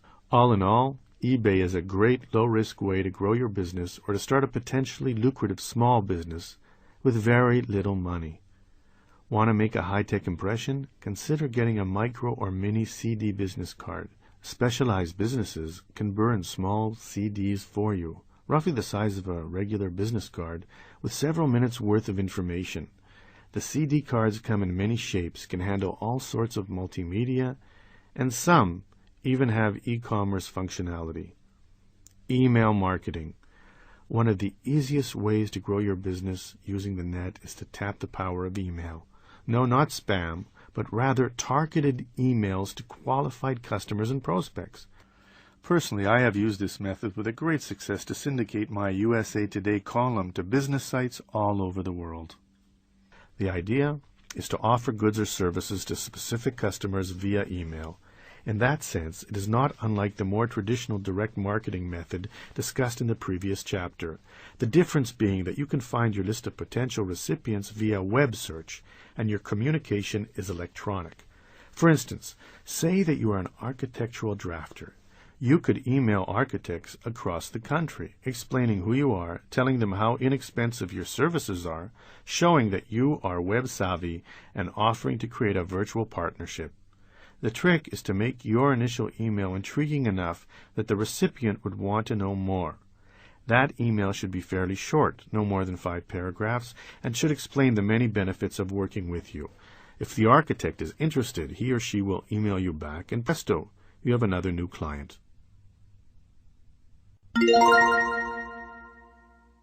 Chapter 25. Exodus. Be prepared. That's a quote from a Boy Scout motto. There may come a time in the life of your business when you want to move on, or at least start preparing to move on. People leave businesses all the time. To start another business, to cash out, to let a child finally take the reins, to retire. The reasons are many. But any exit strategy requires preparation, something that many entrepreneurs are loath to do. In this chapter, we tackle getting out made easy. Succession planning. No one likes to think about their death, but should you die without a plan, what would happen to your business, to your family? Succession planning is your way to ensure the continued viability of your vision, and therefore should be part of any small business plan. If something does happen to you, or to other key team members, should someone die or leave unexpectedly, would the dream live on? Succession planning ensures that it will. You need not only create a succession plan for your own sake, but it is something you owe your employees, vendors, shareholders, and/or investors. They all depend on your business to some extent for their livelihoods. Succession planning is the process whereby replacements are identified and groomed, not only for the CEO president, but possibly for key managers as well. Consider the cautionary tale of Marty, the owner of a flooring chain. As he got older, Marty decided that he needed a succession plan and so created what he thought was a foolproof one. Then, the unexpected actually did happen. At the age of 50, Marty died suddenly, and his plan had to be implemented. When Marty's will was read, everyone discovered that Marty's right-hand man was given 25% of the business and was to run it. The other 75% was equally divided among Marty's 3 children, 2 of whom were still minors. What Marty had never imagined was that his plan would create more problems than solutions. His oldest son wanted to run the business, but Marty's will had specifically given that responsibility to Marty's employee. Then, after a year or two, the employee came to resent working full-time, but having to give 75% of the profit to Marty's kids. In the end, the children sold their shares of the business to the employee, and Marty's master plan and dream had, like Marty, prematurely died. As you start to create a succession plan, you need to answer 3 questions. First, what is your vision for the future of the business in your absence? Second, who can best implement that vision? Finally, what plan can you create to see that the vision is carried out? Start by deciding what you want for the business if something happens to you, your partner, or other key people. Do you want the business to continue? Would that signal instead that it is time to wrap things up? Legally speaking, the death of a partner ends the partnership, unless otherwise agreed to. In an LLC or corporation, death does not ipso facto end the business. If the business does not continue, who will own the deceased shares of the business and how much say would she have in running it? These are questions you need to answer. Whatever plan you create needs to be memorialized in 2 places. First, it should become part of the operating agreement for the business. Second, if ownership shares are being transferred, that must be handled in your will or living trust. Next, if continuing is appropriate, you need to decide who is capable of replacing the person in question, be it you or someone else. You and your team have duties. Who around can best handle those duties? Look around your business and think about who might best replace key individuals. You do not necessarily want a clone of yourself, but rather someone who can step in and lead. Examine skills, personality, leadership ability, and intelligence. You may even want to give potential candidates a self-assessment test to see how they view their strengths, weaknesses, skills, and vision. They do not need to know the reason for this test if you do not want them to. Finally, once you have identified the person you think would be the best candidate to fill the position, say for instance your position, speak with him or her about this and get their perspective. If it is your son who is going to take over, you need not only broach the subject of succession, but discover whether he would like to become the boss. If the answer is affirmative, therefore, actively begin to groom him for the position. Teach him what he needs to know, answer questions, expose him to all aspects of the business, your vision, and the plan. But be careful as you do this. Choosing a successor can also create hard feelings. Qualified candidates who are not selected may leave, and the process itself may cause company-wide anxiety. Your best political skills will be required. In 1991, GE Chairman Jack Welch said that the thing that preoccupied his mind, the thing he spent the most time on, was succession planning. This was 9 years before he stepped down. Finally, put your succession plan in writing so that there is no mistake regarding what you want. Selling your business. Maybe you want to sell your business because you were unable to locate a successor, or simply that it is time to move on. A business sale requires forethought because it is a complicated, time-consuming transaction. Finding qualified buyers, growing through your books and inspections, transferring real estate, and closing the deal can be protracted. Certainly, it could take a year or more, all told. So, to make sure that you actually are able to find a viable buyer and close in a reasonable amount of time, a few tips are in order. Line up your ducks. Like the sale of a home, the sale of a business requires that you increase the business curb appeal, among other things. You will want to paint what needs to be painted, fix what is fixable, clean up the back room, and otherwise get the place ready to show. Get a business valuation. A lot of small business owners overestimate the value of their business, especially their goodwill, thinking it is worth more than it is. It is wise, then, to pay for a professional business valuation early in this process so that you know what to expect and will be able to honestly evaluate the offers you receive. The value of your business is based upon its profitability, goodwill, assets, and liabilities. If you hire a business broker, as discussed later, he will be able to accurately assess the value of your business as part of his services. Get your house in order. One reason buyers buy businesses is because they want to reduce their risk, and the only way they can see whether your business is risky or safe is by looking at your books. All records, P&L statements, tax returns, contracts, permits, leases, everything need to be in order. Boost your profits. People buy businesses because they are profitable. It follows then that one of the best things you can do to ensure a lucrative sale is to increase sales and profits to the extent possible. Speak with your advisors. Your attorney and accountant may have some good ideas about the sale of your business. They may even know of potential buyers. You need to talk to them beforehand, tell them your plan, and then have them ready to review the deal as it nears completion. Hire a business broker. Having decided to sell your business and having spruced up the office in preparation, the inevitable question is, where do you find buyers? You have two options. You could either advertise the sale yourself or hire a business broker. If you decide to sell it yourself, akin to selling a home without a real estate agent, advertise in the following places. The classifieds.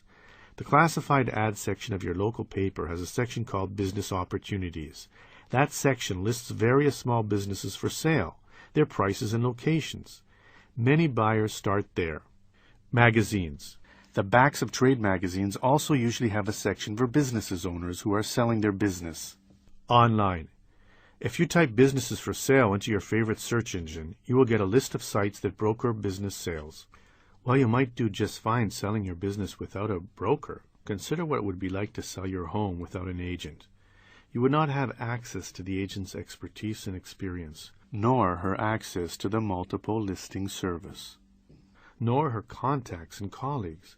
So too in the world of business sales, brokers have a listing service and associates, both of which are excellent ways to find buyers. So the first advantage of hiring a business broker is that you will have access to many, many more qualified buyers than you could find on your own. Well, not cheap. Usually they are paid a percentage of the sales price. Business brokers can be an invaluable resource when selling a business. A good broker will help you decide upon the right price, be an important sounding board, negotiate a good deal, and handle the closing. Maybe best of all, a good business broker will separate the real buyers from the looky-loos, bring in more qualified prospects, and thereby usually garner a better price for the business. If you are considering hiring a business broker, be sure to find out the following. The broker's experience. Good brokers need to know business valuation, sales, business financing, negotiations, and more. You want someone with experience who really understands the world of business. Whether the broker is certified.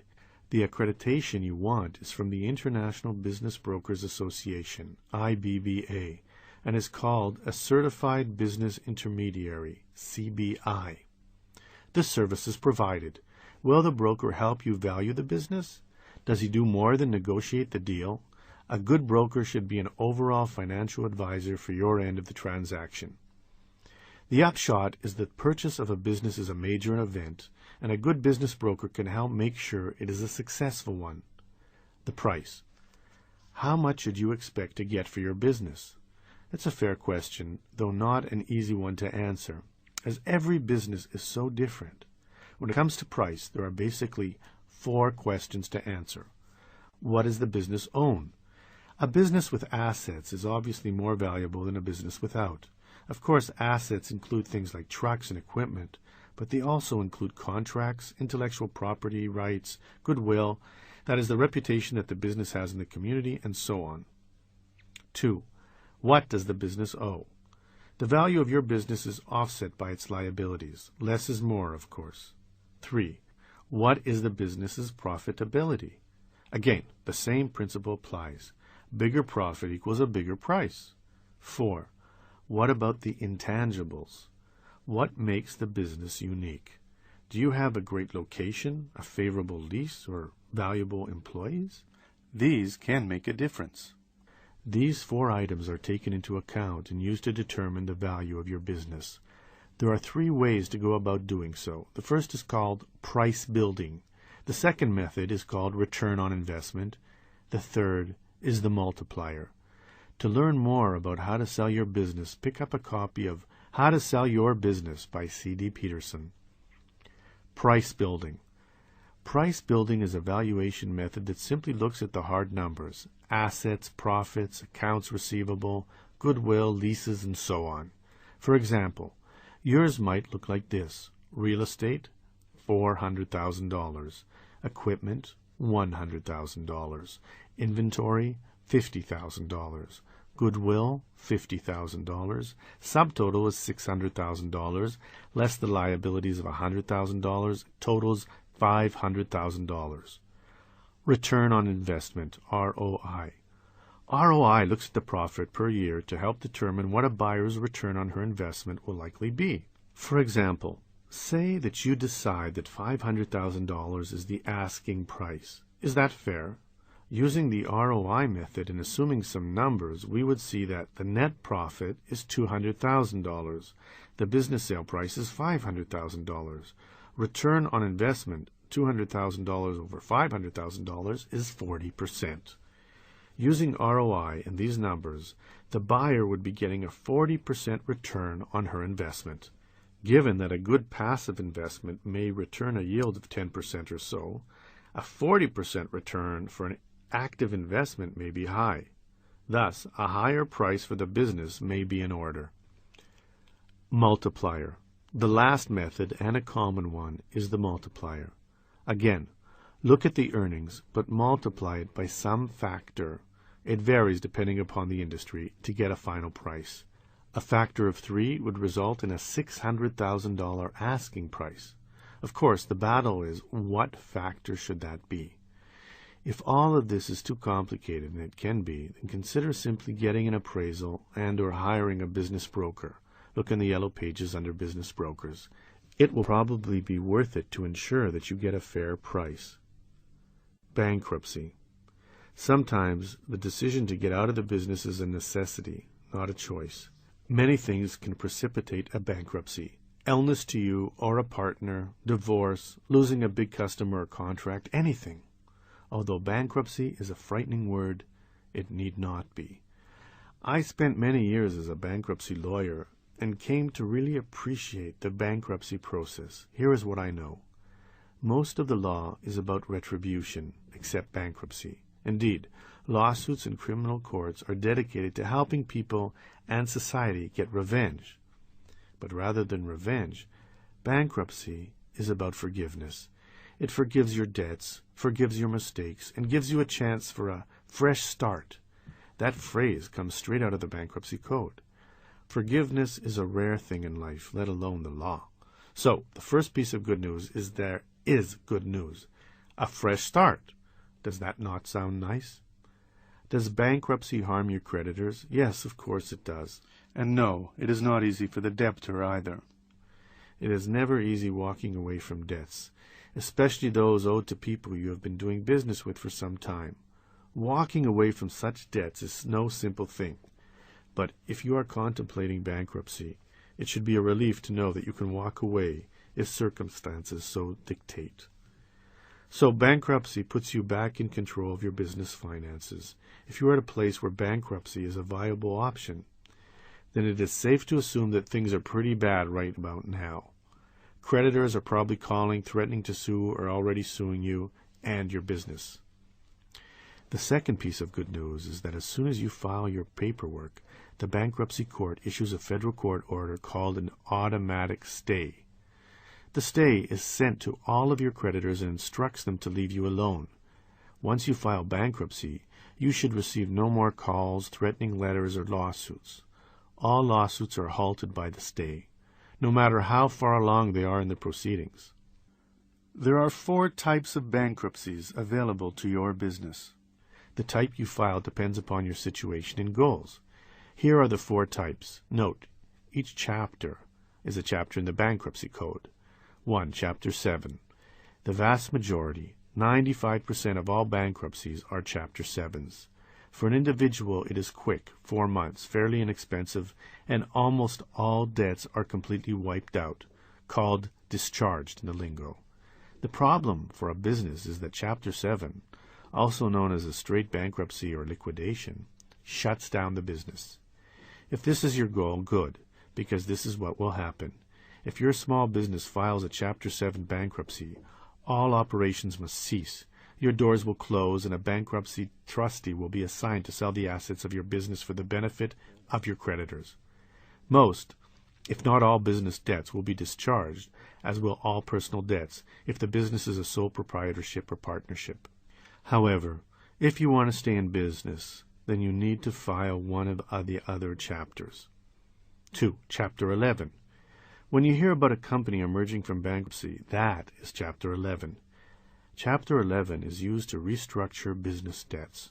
Under this chapter, existing management of the business continues to run it, although the bankruptcy court must approve significant business decisions.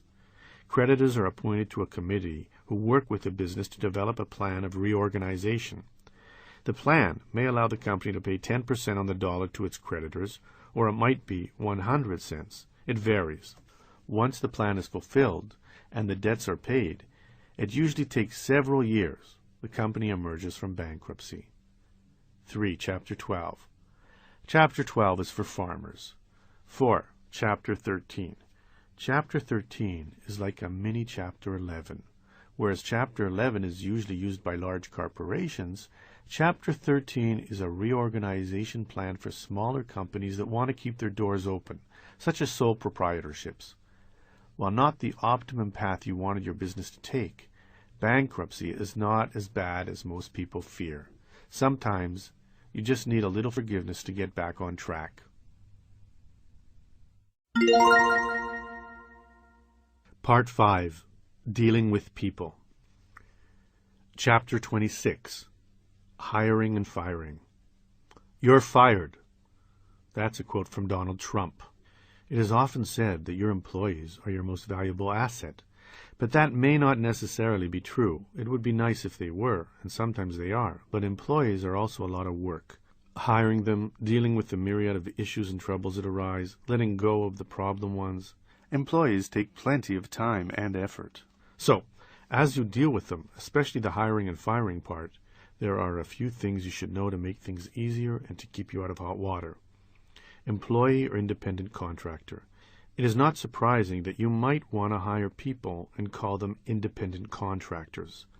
Although an employee and an independent contractor often perform similar duties, your obligations toward independent contractors are minimal compared to obligations to an employee. You rarely need to provide an independent contractor with workers' compensation insurance. Check with your state. You need not match an independent contractor's unemployment insurance payment. Most importantly, you need not pay any portion of an independent contractor's Social Security or Medicare taxes. So yes, it would be nice to hire independent contractors to do the job of employees. Many employers do, but only if they really are independent contractors.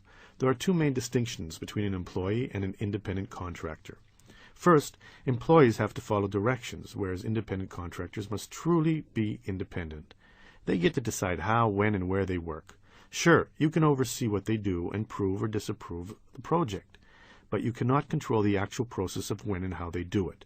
Second, employees are exclusive. That is, they usually work for only one company and certainly never work for competitors at the same time. Independent contractors, on the other hand, must be able to offer their services not just to one business but to the public at large. Indeed, they often work for several similar businesses at the same time. That is why they are called independent contractors. They must be independent. You may be tempted to save money and hassles by saying that the position calls for an independent contractor, but if the person is really an employee because they are not truly independent, the results can be severe. If you get caught, and you probably will get caught, employees resent this tactic.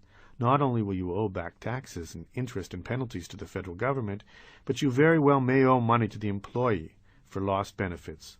On top of that, you will also likely get into trouble with your state's labor department. All in all, taking this shortcut is a mistake to avoid. Hiring employees. Hiring employees should be a fairly enjoyable process. Finding and hiring the right people is a chance to implement your vision for your business. It is when you get to locate the type of people you would like to work with and with whom you think your customers would like dealing. As much as you look at the background, education, skills, and intelligence when hiring, you should equally consider personality and compatibility. You spend plenty of time with your employees, and you want to make sure that yours will be an enjoyable place to work. Finding and hiring good employees, therefore, is one of the most important things you as a small business owner can do. Employees help set the tone, do the work. deal with the customers and are the ones on the front line. If they blow it, they give you and your business a bad name. And conversely, if they do things properly, you all win. So how do you hire the right ones? Essentially, this is a 3-step process. The 3 steps. Step 1, preparation. Before hiring anyone, have a very clear idea about what the position will entail. Write up a job description that includes duties, hours, responsibilities, and so on. Based upon the job description, consider how much schooling and experience the person should have, what sort of people skills they need, what you want from them, and so on. Some of this can be gleaned from an employment application.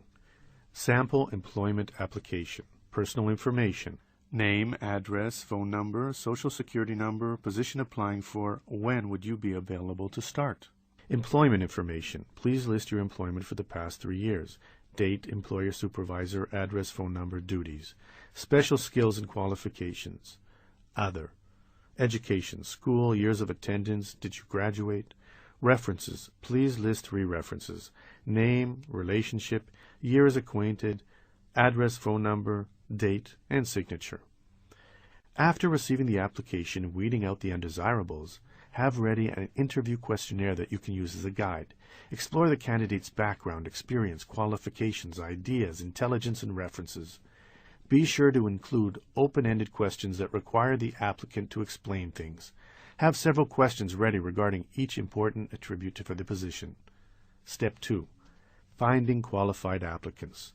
Once you know what you want from the employee, you need to find a stable of potential candidates to interview for the position. Of course, a help wanted ad in the classifieds in your window or on a site like monster.com can draw a pool of applicants.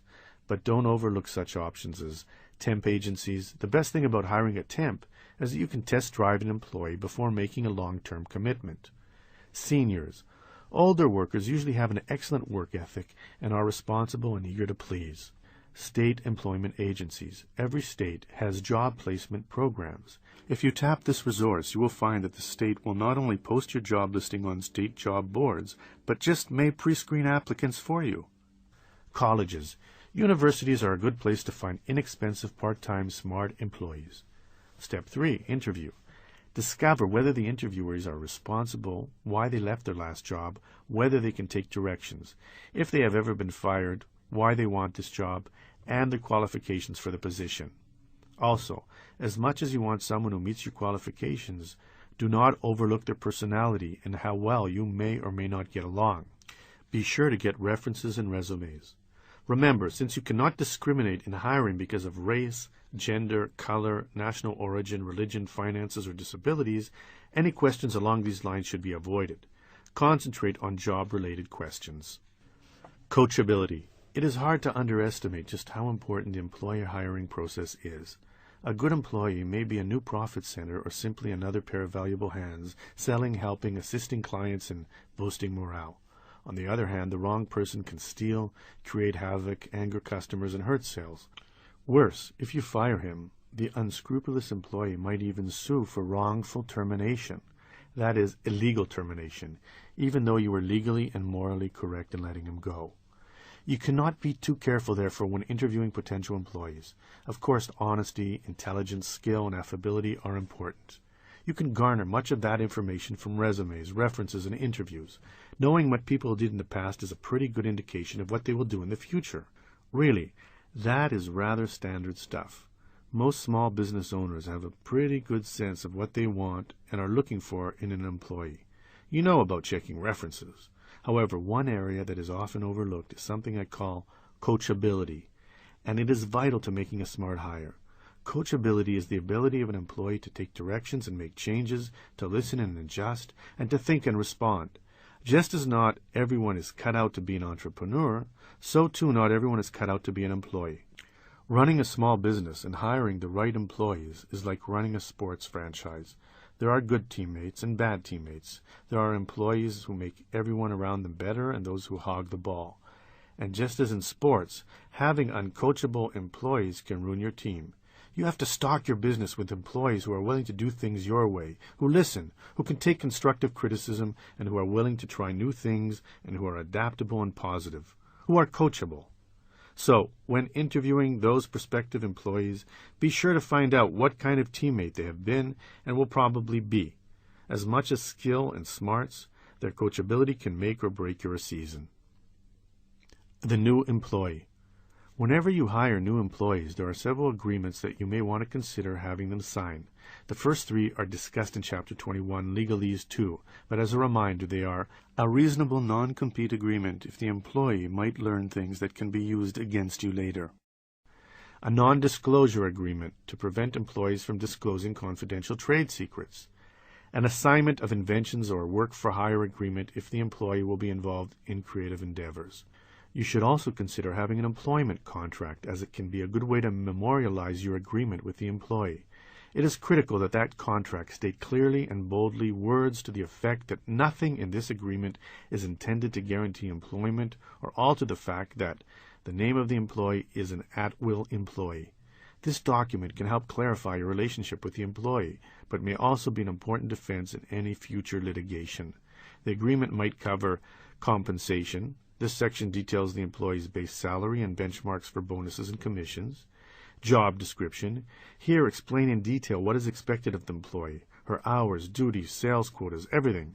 Be expansive and explain that other responsibilities may be added later on. Benefits.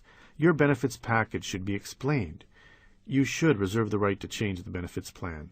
Stock options. If you offer stock options as part of your benefits or incentive program, the process by which they are attained and exercised needs to be explained. Arbitration. Litigation is expensive, and many employers have mandatory arbitration clauses in their employment agreements. Immigration status. The employee needs to verify that she is a citizen of the United States or has a proper work visa. If you do decide to have some sort of employment contract, go over it with your lawyer. Then both you and your employee need to sign the contract, and you should keep a signed copy in a safe and secure place. Consider also having an employee handbook that explains important policies and procedures, such as workplace safety, anti-discrimination policies, how complaints are handled, discipline, sick leave, and vacation policies. This handbook should also reiterate that employees are considered at will. If you have 50 or more employees, you are required to abide by the Family and Medical Leave Act. The FMLA mandates that eligible employees be given up to 12 weeks of unpaid leave during any 12-month period for the birth of a new child, the adoption of a new child, to care for the health of an immediate family member with a serious health problem, or to take care of their own serious health issue. Learning from new employees. If you are a good employer, you do a lot of listening. Employees are one of your very best resources for learning how to improve your business. They will see things that you missed. However, on the totem pole of valued employees, the newer employee usually is near the bottom. That may be a mistake, as new employees especially can give you a perspective other more entrenched employees lack or lost. So, after an employee has been with you for a few months, consider giving her a survey to fill out. The results will probably be illuminating. For example, your survey might look like this: 1. Name. 2. Position. 3. Please describe your job. 4. What are the most important things you do in your job? 5. What is the best part of your job? 6. What is the worst part? 7. What would you change about your job? 8. Does the job reflect what you were told during the hiring process? 9. What improvements could be made to our hiring process? It just isn't working. You may be tempted to have a probationary period of, say, 6 months when you hire new employees. You should avoid this. Why? Because by creating a probationary period, you are implying that different rules apply before and after the probation. You do not want that. You should have one set of rules for everyone, whether it is their first day or 10th year. You may also be tempted to fire someone immediately when things go wrong. It is far better and helps you avoid litigation if you document problems first. Yes, it is true that an at-will employee can be fired at any time, but creating a paper trail can only help you. Document every transgression in writing, giving the employee a letter explaining what they are doing wrong, what they can do to reverse course, and have them sign it. Remember, you cannot fire without repercussion any employee because of discrimination, retaliation, or if they have a long-term contract. To avoid an ugly and expensive wrongful termination suit, here is a checklist of things to consider before terminating an employee. Of course, not all items will apply to all employees, but this does give you an idea of issues to consider prior to firing. 1. Analyze whether the problem is the fault of the employee or your business procedures. If it is how your business is run, firing someone will not solve the problem. 2. Make sure that you have documented the employee's transgressions in writing. 3. If you have a grievance or complaint procedure, be sure that it has been followed. 4. Determine whether similar employees have been treated similarly to the employee in question. Disparate treatment equals litigation. 5. If the employee is a member of the protected class, handicapped, a minority, older, be sure that the reason for the termination is valid and double-check to make sure the problems with the employee have been documented. 6. Make sure the employee is not being fired in retaliation for exercising a legal right. 7. Make sure the employee does not have a contract for continued employment, either written or implied. If you determine that firing the person is required, it has been found that it is best to do so in the morning, usually midweek, although late on Friday afternoon may work well too. Break the news in the employee's office or a conference room, and endeavor to do so gently. Make it brief and dignified. If you are concerned that the employee might become violent, have a security guard ready nearby. Hire one for the day if needed. The opposite of an at-will employee is a just cause employee. Employees with long-term employment contracts, such as a tenured teacher, are just cause employees. Just cause employees may be legally terminated only if you have, well, a just cause. Just cause reasons may include illegal behavior, excessive absenteeism, insubordination, sexual harassment, or serious incompetence. Firing a just cause employee requires investigation, notice, and hearings. After the employee has left the premises, you may need to change the locks or the access code if he had security clearance. Finally, write a disengagement letter to the ex-employee after he has gone, handling any necessary house-cleaning matters and reiterating what happened in the termination meeting. A necessary part of small business, letting employees go, can and should be done in a way that minimizes your risk.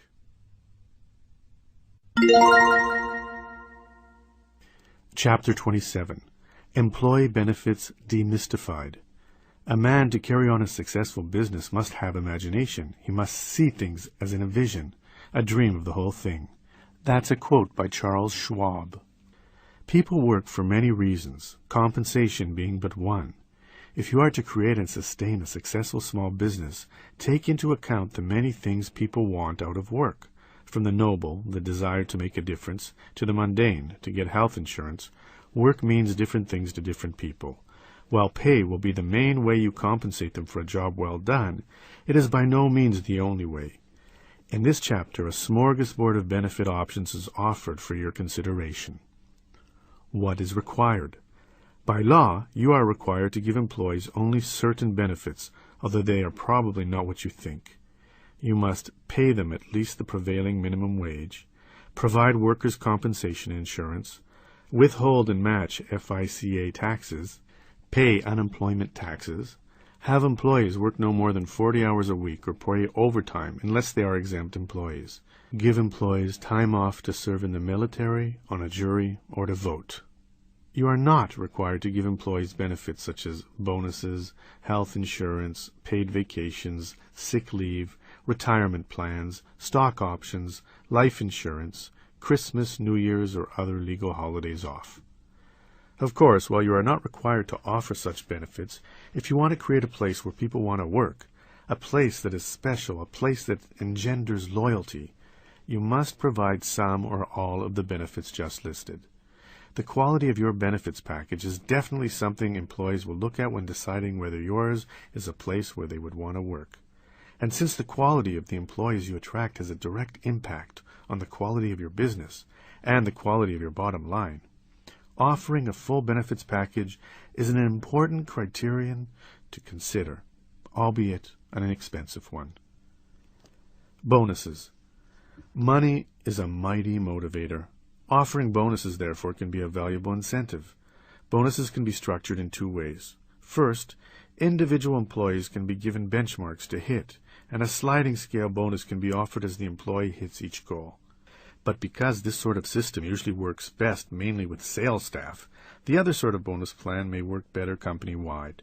Under the second system, goals for the entire business are communicated to all employees, and as the company hits these goals, a pool of bonus money is created. Each goal reached fills the pool more, and at the end of the year, the pool is divided equally. Goals could be sales, or reduced overhead, or less shrinkage. Shrinkage is a reduction in inventory caused by accounting error, employee theft, customer shoplifting, administrative error, and/or vendor fraud or mistake. There are several advantages to this system. First, it helps teach your employees about business, and the more they know, the less likely they are to waste. Secondly, it gives everyone a stake in the outcome, not just your salespeople. Third, it creates a sense of teamwork and helps employees feel invested in the business. Stock options and ownership.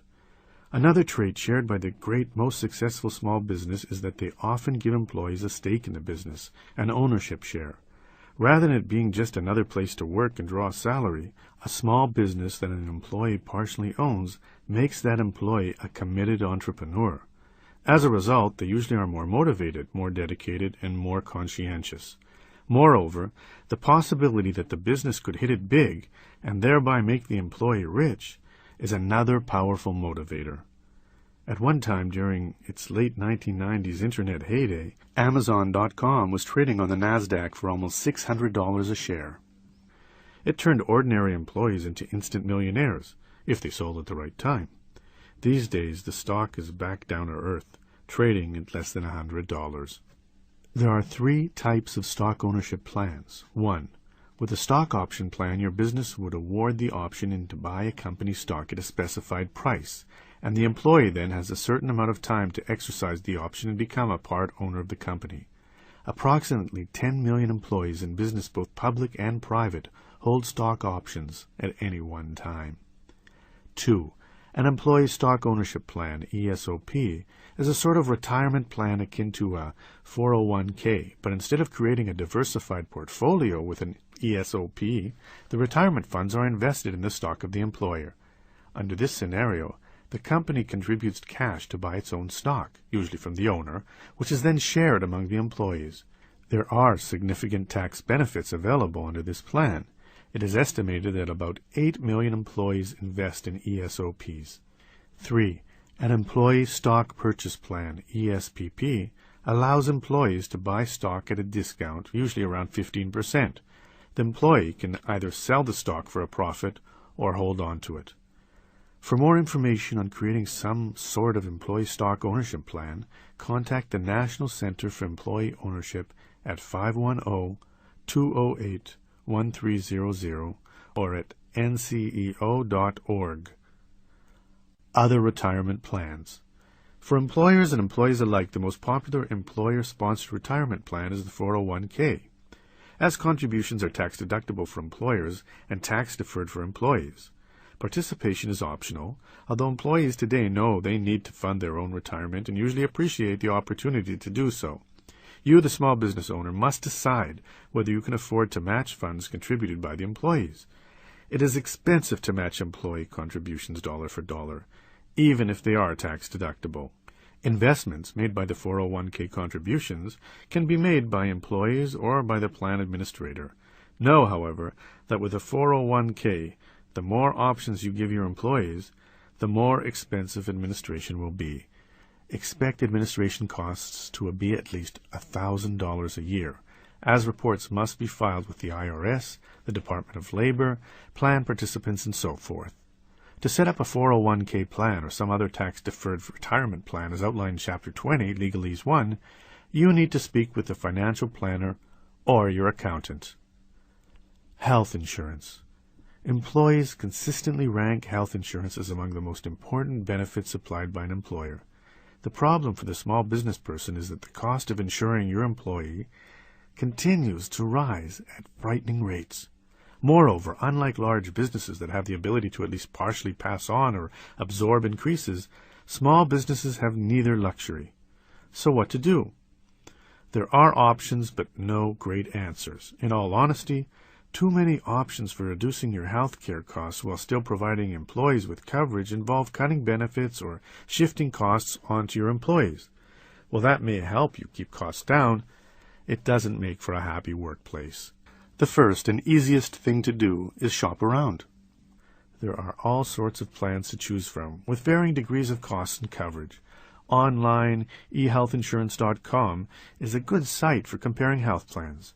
You should also speak with your insurance agent or broker. The plan you bought a few years ago may have a cheaper alternative today.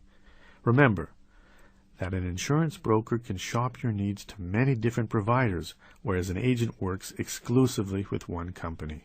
By shopping, you can compare quotes for scores of different plans. Options. Your basic options are these. The traditional health insurance. This type of insurance allows employees to pick any doctor or specialist they want.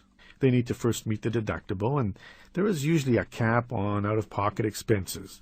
This is the most flexible and most expensive sort of plan.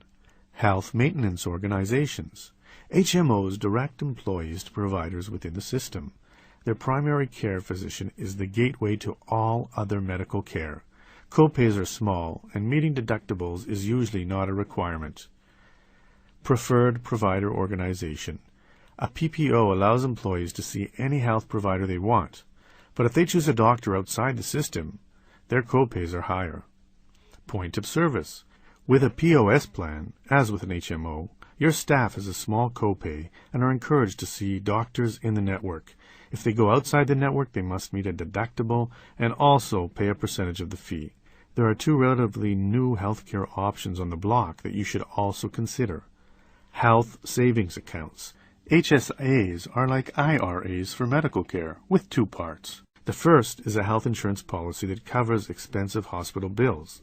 The second is that employees can contribute money tax-free into an interest-bearing investment account in which the money deposited can be withdrawn tax-free for medical care. If employees do not need to use the money they save, the money accumulates with a tax-free interest until retirement, when they can withdraw it for any purpose. To learn more, go to www.hsainsider.com. Health Purchasing Alliance. Here, instead of joining one health plan, employees join an alliance of many health plans, all of which are being jointly administered. Because all are competing for your healthcare dollars, you get the best possible prices and are able to shop for various coverage options in one place. Finally, you should find out whether your business may be eligible for discounted healthcare plans from an association. Chambers of Commerce often offer this, as do trade associations. Alternatives. A few other things you can do to reduce your small business healthcare costs are first, consider cutting back on the extent of your plan. If, for example, your plan offers dental and vision, you may have to cut those. Unpleasant, yes, but at least your employees will still be covered in the areas where it really counts. No, I certainly do not enjoy advising you to cut employee benefits, but I also understand that healthcare costs are a major concern for many small businesses, and cutting benefits is better than cutting jobs. Also, if you have a plan that requires copays, as most do these days, you can reduce your premiums by increasing employee copays. The higher the copay, the lower your premium. Similarly, you can increase prescription copays by increasing the amount your employees pay for their prescriptions. You can again reduce your premiums. Whatever you choose to do, it has to be thoughtful and maybe even something you decide with your employees. Because healthcare is so important, you must weigh carefully your need to rein in costs against your employees' needs for adequate health care. Holidays, sick leave, and vacation. Time off for holidays, sick leave, and vacation days are not rights that employees have, but benefits you offer. According to the Fair Labor Standards Act, you are not required to give paid time off for holidays, sick days, or vacation days. But just because you do not have to be a good employer, it does not mean that you should not. If you want to recruit great people, you have to create a great place to work. And this is the one place to start. The traditional method. Small businesses usually set up a leave policy whereby employees get X number of days for sick days and Y number of days for holidays and so forth. You simply decide on how many each employee will get a year, whether they will be paid days or not, put the leave policy in writing, and let everyone know. Typically, new employees usually get about 16 days off per year, allocated evenly between vacation days and sick days. Most employees expect a paid week or two off per year. Most employers provide paid holidays for New Year's Day, Memorial Day, the 4th of July, Labor Day, Thanksgiving Day, and Christmas Eve and night. When it comes to other religious holidays, the norm is to allow employees to take them off without pay, or to allow employees to use vacation days. Most small businesses also allow about 4 days off paid to attend to a death in the family. Innovative options. Consider this new idea. Pool these various types of days off into a bank of hours that employees can use as they see fit. For example, instead of giving employees 11 holidays and 5 vacation days a year, you might decide instead to give everyone 100 hours a year off to use how and when they want. This sort of plan has many benefits.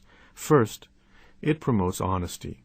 Employees could schedule days off without having to call in sick. Also, it respects employees as adults, in effect telling them that you trust them and you assume they know best how to balance their lives and work. Employees are responsible for their choices for using their time off. They may use half a day here, a full day there, a week for vacation, save it for sick days, or just save it to be used later. Some employers allow employees who bank more than, say, 75 hours to cash in the extra hours for money at their current rate of pay. Another innovative option is the Flex Holiday Plan. At the beginning of the year, you create a list of major holidays. There could be 25 or more. Everything from Christmas Day to St. Patrick's Day, Kwanzaa, or President's Day should be on the list. Employees then can select any 11. This plan also respects employees as adults and allows them to decide what is important. Intangible benefits. Benefits can take many forms. Aside from offering options like health and retirement plans, you can create policies that will be appreciated by your staff, policies that are every bit a benefit as money.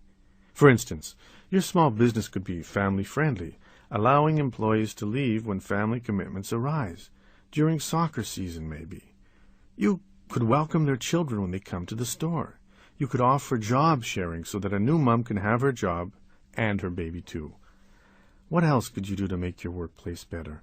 The great thing about innovative policies is that employees appreciate them almost as much as anything else you offer. Yet the policies may not cost nearly as much as those other expensive benefit packages. Chapter 28. Training and Motivating Your Staff. Help me help you. That was a quote by Jerry Maguire. Some employees are hired, trained a bit, and expected to do their jobs competently.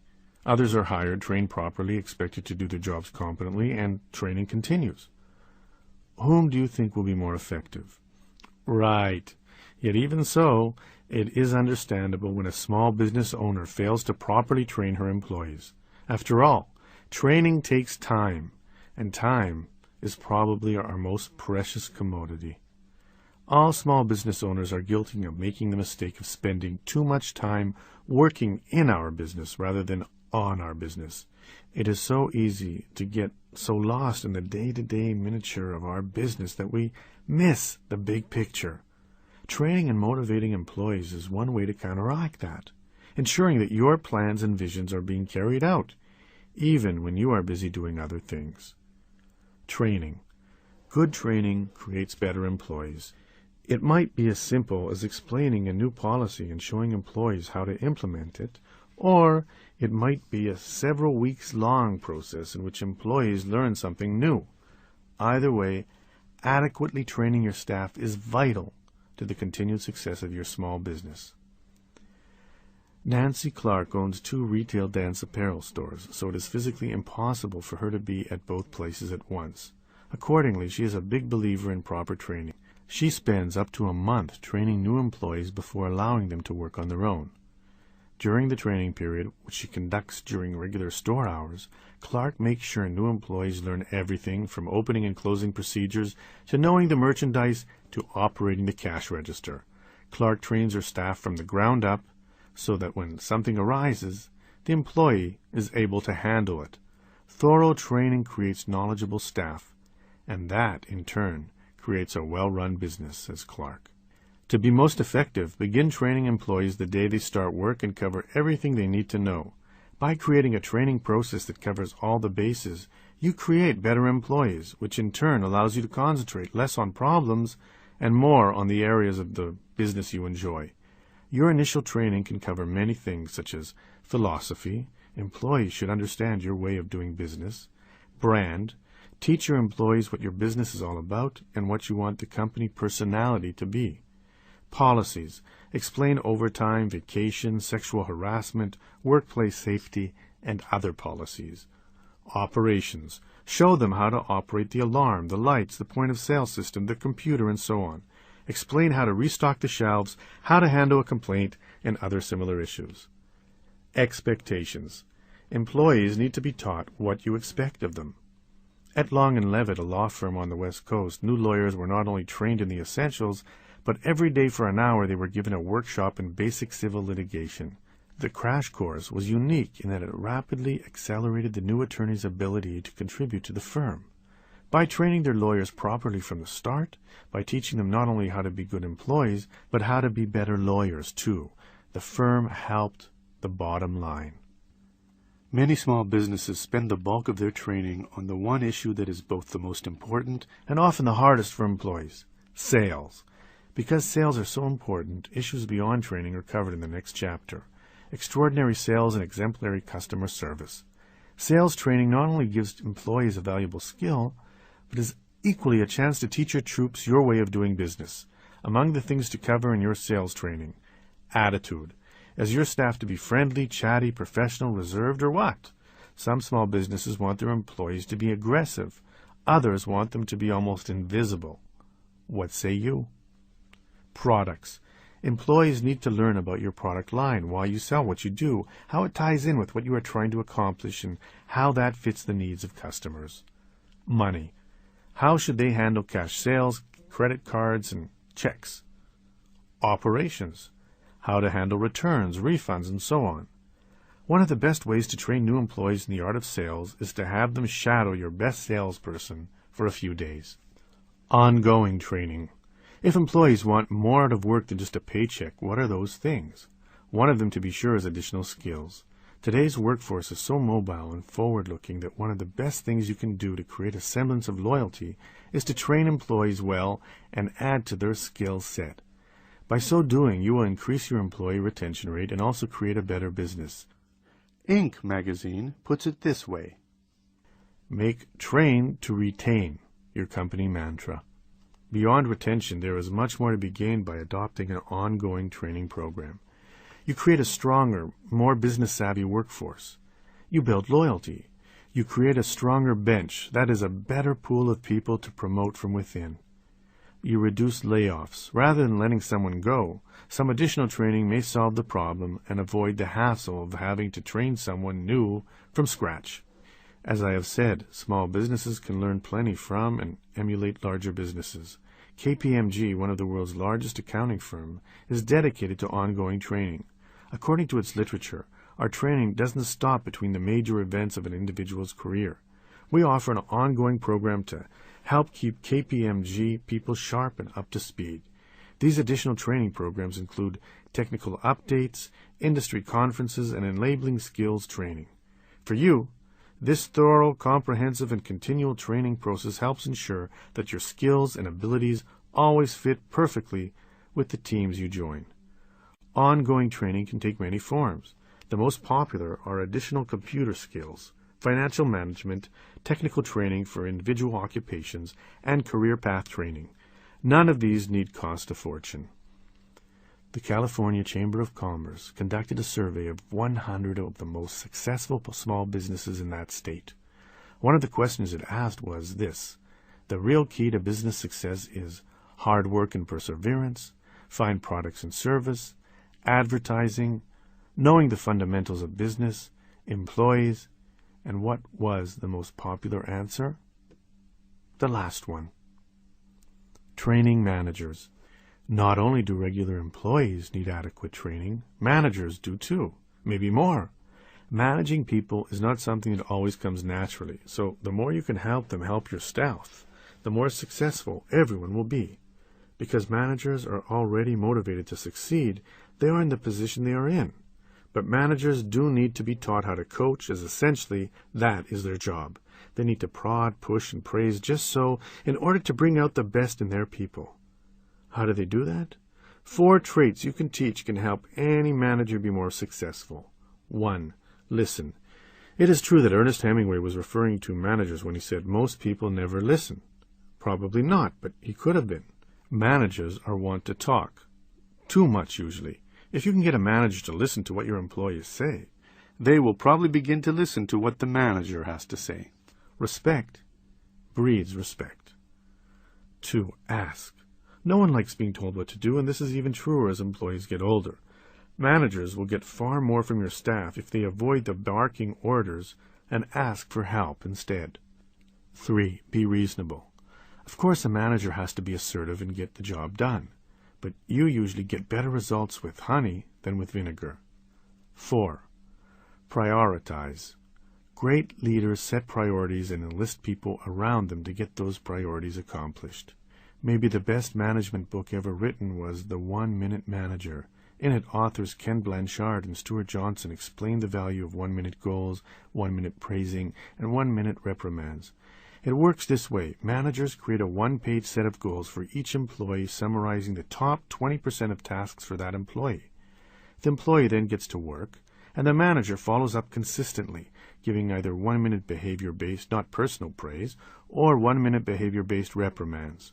Both praise and reprimands keep employees going in the right direction. Training techniques. Properly training your staff and managers need not be boring, as people learn best when they are engaged. Accordingly, any small business looking to improve its training should consider doing something more than lectures alone. For example, you might try shadowing. As mentioned, sending people into action with already trained employees is a fast way to get someone up to speed. Videos. Because people recall what they see, videotapes can be a very effective training method for employees and managers alike. Videos can teach people how to sell, how to open and close, how to spot and deal with potential theft, how to motivate, and so on. Role-playing. Staff members can take turns pretending to be the thief, or the reluctant customer, or the irritated patron. You can then show them the proper way to handle these situations. The Internet. Online training is a booming business, and convenience and no cost are 2 reasons.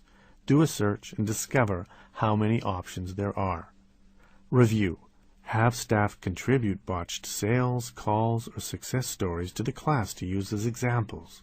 The bottom line is that your commitment to training and education can retain employees, help them provide better service, boost morale, and increase sales. All in all, it is a pretty good idea. Motivation. There are 2 ways to motivate employees, with money and without money. Money motivators. It's no secret that money motivates employees. Sales contests, offering bonuses, and dangling raises are tried and true ways to motivate people. The benefits package you offer is a similar motivator, which begs the question, why does it take money to motivate an employee? Because the possibility of making more money transforms the employee into an entrepreneur, which is based on the premise that hard work and ingenuity will be rewarded. Isn't that how you think? If I implement that plan, we could increase sales by 10%. Well, that is precisely what an employee thinks when offered a money motivator. If I sell more than anyone else this month, I win that trip to Hawaii. So the secret to motivating with money is to tap into and use this mindset for mutual benefit. First, you can always link an employee's pay to performance. That is exactly how commission salespersons work. Similarly, you could link bonuses with desired outcomes. For example, you might offer your director of operations a nice bonus if he can reduce overhead by 10% for the year. A manager might get 10% of any increased revenues for a store for the month. There are many ways to structure such a compensation program. The most important thing when creating a money-motivating system is that the reward is linked to an outcome that the employee can control. The director of operations can directly affect overhead, but cannot increase sales. So a reward based on increased sales would not work with him. If the reward is based upon overall company performance, the employee will only be motivated to try harder if he can affect overall company performance. As long as the reward and the desired action are linked, the motivation will be there. Contests are a wonderful way to build excitement and create desired behaviors and outcomes. Successful contests use realistic, achievable goals, are limited to a short period of time, have desirable prizes, link rewards to performance, and have uncomplicated rules. Motivation on a shoestring. Employees who are disengaged usually have a reason. The Gallup organization's annual survey of employment has found that employees are unmotivated when they do not know what is expected of them, when they feel stagnant in their work, and when they do not feel appreciated. People also lose enthusiasm for a job when it becomes boring and routine, when bosses are clueless, and when their employer seems to care more about money than people. So, if you want to motivate employees without money, the first thing is to engage them. Learn what excites a problem employee work-wise and begin to foster that. This individualized approach is the opposite of what many managers do. Notice a problem and try to fix it. That motivates no one. What motivates people is feeling appreciated as individuals and contributing what they have to offer. There are many simple ways to motivate people, to have them feel appreciated without spending a lot of money. Show appreciation.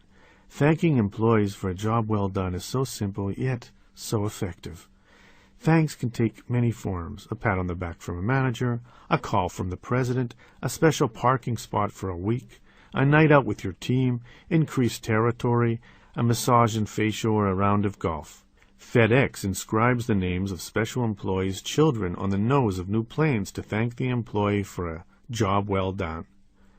How often do you see a plaque naming the employee of the month? Recognize them. Letting everyone else know that someone did a great job works wonders. A survey by the Minnesota Department of Natural Resources found that 68% of employees said that being appreciated was important to their job satisfaction. At Blanchard Training in Escondido, California, praise from customers or managers is reprinted in the company newsletter. What about sending a press release regarding an accomplishment to your trade journal? Ask for input. Listening to employees' ideas and taking them makes people feel like they're part of a team and that what they say makes a difference. At Grumman Corporation in New York, employees whose suggestions are implemented get gift certificates. Felpro of Skokie, Illinois, has a yearly drawing for $1,000 for all employees who participated in the Employee Suggestion Program. Offer freebies. Employees who do something above and beyond the call of duty can be given an afternoon off or a gift certificate to Nordstrom's or tickets to a game. At H.B. Fuller Company in St. Paul, employees get a paid day off on their birthday. Mary Kay Cosmetics gives the birthday girl a lunch voucher for 2. Make yours a special place to work. What about having a massage therapist come by every other week for a complimentary 15-minute back massage at employees' desks? What about an in-house yoga class? Have a yearly picnic with spouses and children. Organize a rafting trip down the river. None of these cost a lot, but all would be appreciated, and appreciation is motivation. Be creative. Take suggestions. Employees are much more motivated when they enjoy their workplace. A few changes can reap tremendous awards. According to Michael LeBouf, author of The Greatest Management Principle in the World, the top 10 rewards for good work are 1. Money, 2. Recognition, 3. Time off, 4. Ownership shares, 5. Favorite work, 6. Promotion, 7. Freedom, 8. Personal growth, 9. Fun, 10. Prizes. Creating an exceptional culture. Training and motivating your staff can take you only so far. At the end of the day, what will make a difference is the culture of your small business. All businesses have a culture, some by design, most by default. A negative culture is created by employees who feel unappreciated, by workplaces that are unharmonious, by managers and bosses who are incompetent. On the other hand, if you communicate a sense of direction, of mission, if you foster teamwork and cooperation and fun, you begin to create a positive culture, a place where people want to work. Your corporate culture should be a reflection of your goals and ideas. Creating this sort of culture allows employees to act appropriately, to understand what you are trying to accomplish, and to implement what vision in their own unique way. It gives work meaning, gives employees direction, and in the end, it boosts profits. So, how do you create a superior culture? Start by having a mission. The mission statement. We have all seen the mission statement seemingly created by force at some corporate retreat, prominently displayed, cockeyed on some wall somewhere, meaning nothing to no one. But a real mission statement, if done correctly, can actually be a very effective business tool because it tells you, your employees, and your customers just what your business is really all about and where it is supposed to be headed. Knowing your mission also helps everyone know whether their daily activities and policies are helping or hurting their cause, not only keeping you focused, but also helping employees understand what is expected of them. You can create a mission statement by answering the following questions. These have been excerpted with the permission of the Speaking Success System by Bert Dubin, the #1 speaking success resource in the world, www.speakingsuccess.com. What personal values do you want to be embodied in your business? What qualities and characteristics should be best exemplified by your business? What resources are at your disposal? What is your niche? What is your grand vision for your business? Think big. Based upon your values, vision, characteristics, and resources, what is the purpose of your business? Which of your personal qualities do you want to be infused into the business? How can your business best serve your clients, families, employees, and investors? How much money do you want to make? What are your markets? Who are your customers? What is your responsibility and commitment to them? Are you willing to commit to your mission, your vision, your dream? Are you willing to pay the price, whatever that is? Based upon your answers, based upon your values, dreams, plans, niches, resources, and market, draft a mission statement between 50 and 400 words that incorporates any or all of these. Make it large, bold, and fantastic. Something you believe in with all your heart.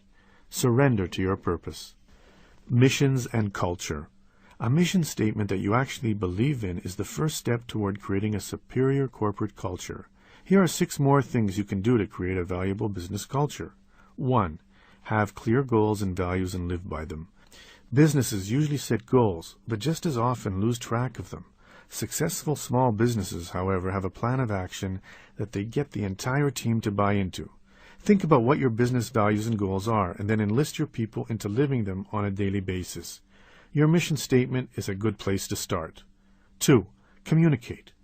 If you communicate what you want and expect, if you listen to what they want and expect, and if you involve employees in decision-making process, people begin to own the results. Communication could be a quarterly state of the business report, or it could be a one-on-one meeting devoted to career goals. The important thing is that employees hear what is going on, know where things are headed, and feel free to offer feedback and suggestions. 3. Make employees feel that they are part of a team. A sense of teamwork creates a superior business culture. Go to a game together, help a charity together. At McCormick & Company in Baltimore, employees are encouraged to work 1 extra Saturday a year for the charity of their choice. They donate their pay for the day to that charity, and the company matches their pay dollar for dollar. 90% of employees participate. 4. Reward your staff. This chapter is about rewards. Whether they are big, profit-sharing, or small, a gift certificate, rewarding employees makes a big difference. 1001 Ways to Reward Employees by Bob Nelson is a great book, chock full of easy ways to reward your staff. 5. Demand excellence. Demand the best of yourself and look for the best in others. Reward excellence. Have fun. Do your best. Help employees do their best and work together to create results of which to be proud. 6. Have fun. The whole point of leaving the corporate world and striking out on your own is to create a business that you love. Sure, it can be serious and stressful and difficult and demanding, but do not lose the forest for the trees. Workplaces where employees are encouraged to do their work and have fun have been shown to be more productive than places where work is everything. See the book Fish, A Remarkable Way to Boost Morale and Improve Results by Stephen C. London to learn more. Finally, beware of negative influences. Employees who are bored, who are berated, or who are not challenged, who are unhappy, are people who can sabotage your business. They need to get on board or get off the bus. Implementing even a few of these ideas can go a long way toward building a small business that will not only be a great place to work, but will prosper in the process.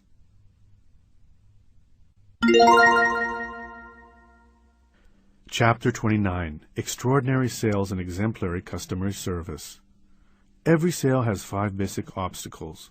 No need, no money, no hurry, no desire, no trust. That was a quote by Zig Ziglar. People can make or break your small business. The preceding chapter was about caring for the internal people you work with, your employees. This chapter is about caring for the external people who make your business possible, your customers. If you take care of both constituencies, then small business success is yours. Sales. You probably know a thing or two about sales by now, or you would not still be in business. But even so, sales are one of those areas where even the smallest little trick or new idea, once implemented, can reap surprising rewards. Brian Tracy, maybe the world's best salesperson, tells the story of how his first sales job was selling soap door to door to earn his way to the YMCA camp. He heard rejection after rejection until he so slightly rephrased his sales pitch. Instead of asking, "Would you like to buy a box of soap?" he said instead that he was selling soap, but that it was only for beautiful women. Thereafter, he says, getting to camp was a breeze. So yes, the smallest sales secret can often make the biggest difference. Let's look at some sales secrets and strategies that may make a difference for you. Rapport.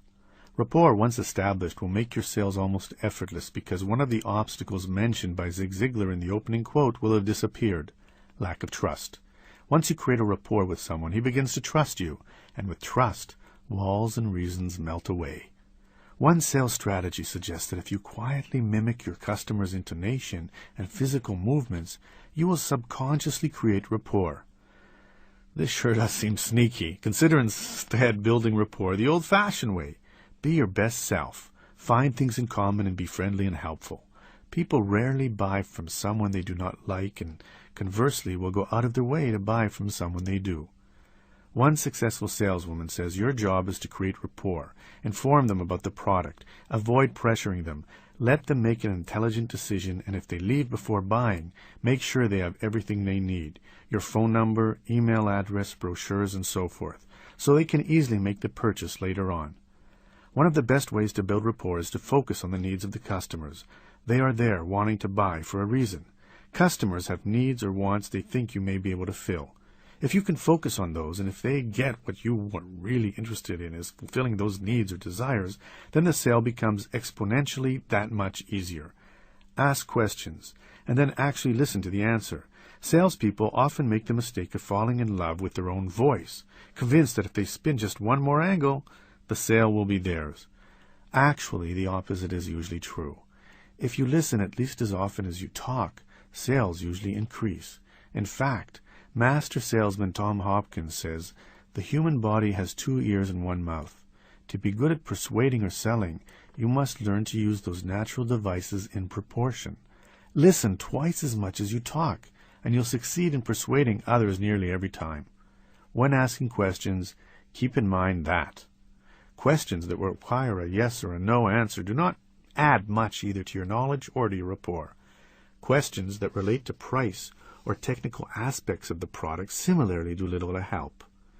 Open-ended questions that invite customers to explain their needs and motivation for buying do help. Asking follow-up questions requiring more explanation helps even more. Go the extra mile. Because it costs so much more to create a new customer than to keep an old one, foster your relationships with your current clientele. Do your homework and keep up to date on where your customers are and what they need. A little extra effort into learning about a customer, for instance, by studying trends in their industry or knowing a bit about the competitor, can go a long way toward impressing that customer and keeping her around. Visualize a pickle or olive jar for a second. Think about that first pickle or olive. Getting the first one out of the jar takes some work, right? But once you get the first one out, all the other pickles or olives come out quite easily. So too in sales. Getting that first sale with the customer takes extra work, but once you get it, all subsequent sales with the customer come much easier. Similarly, going the extra mile for potential customers can reel them in.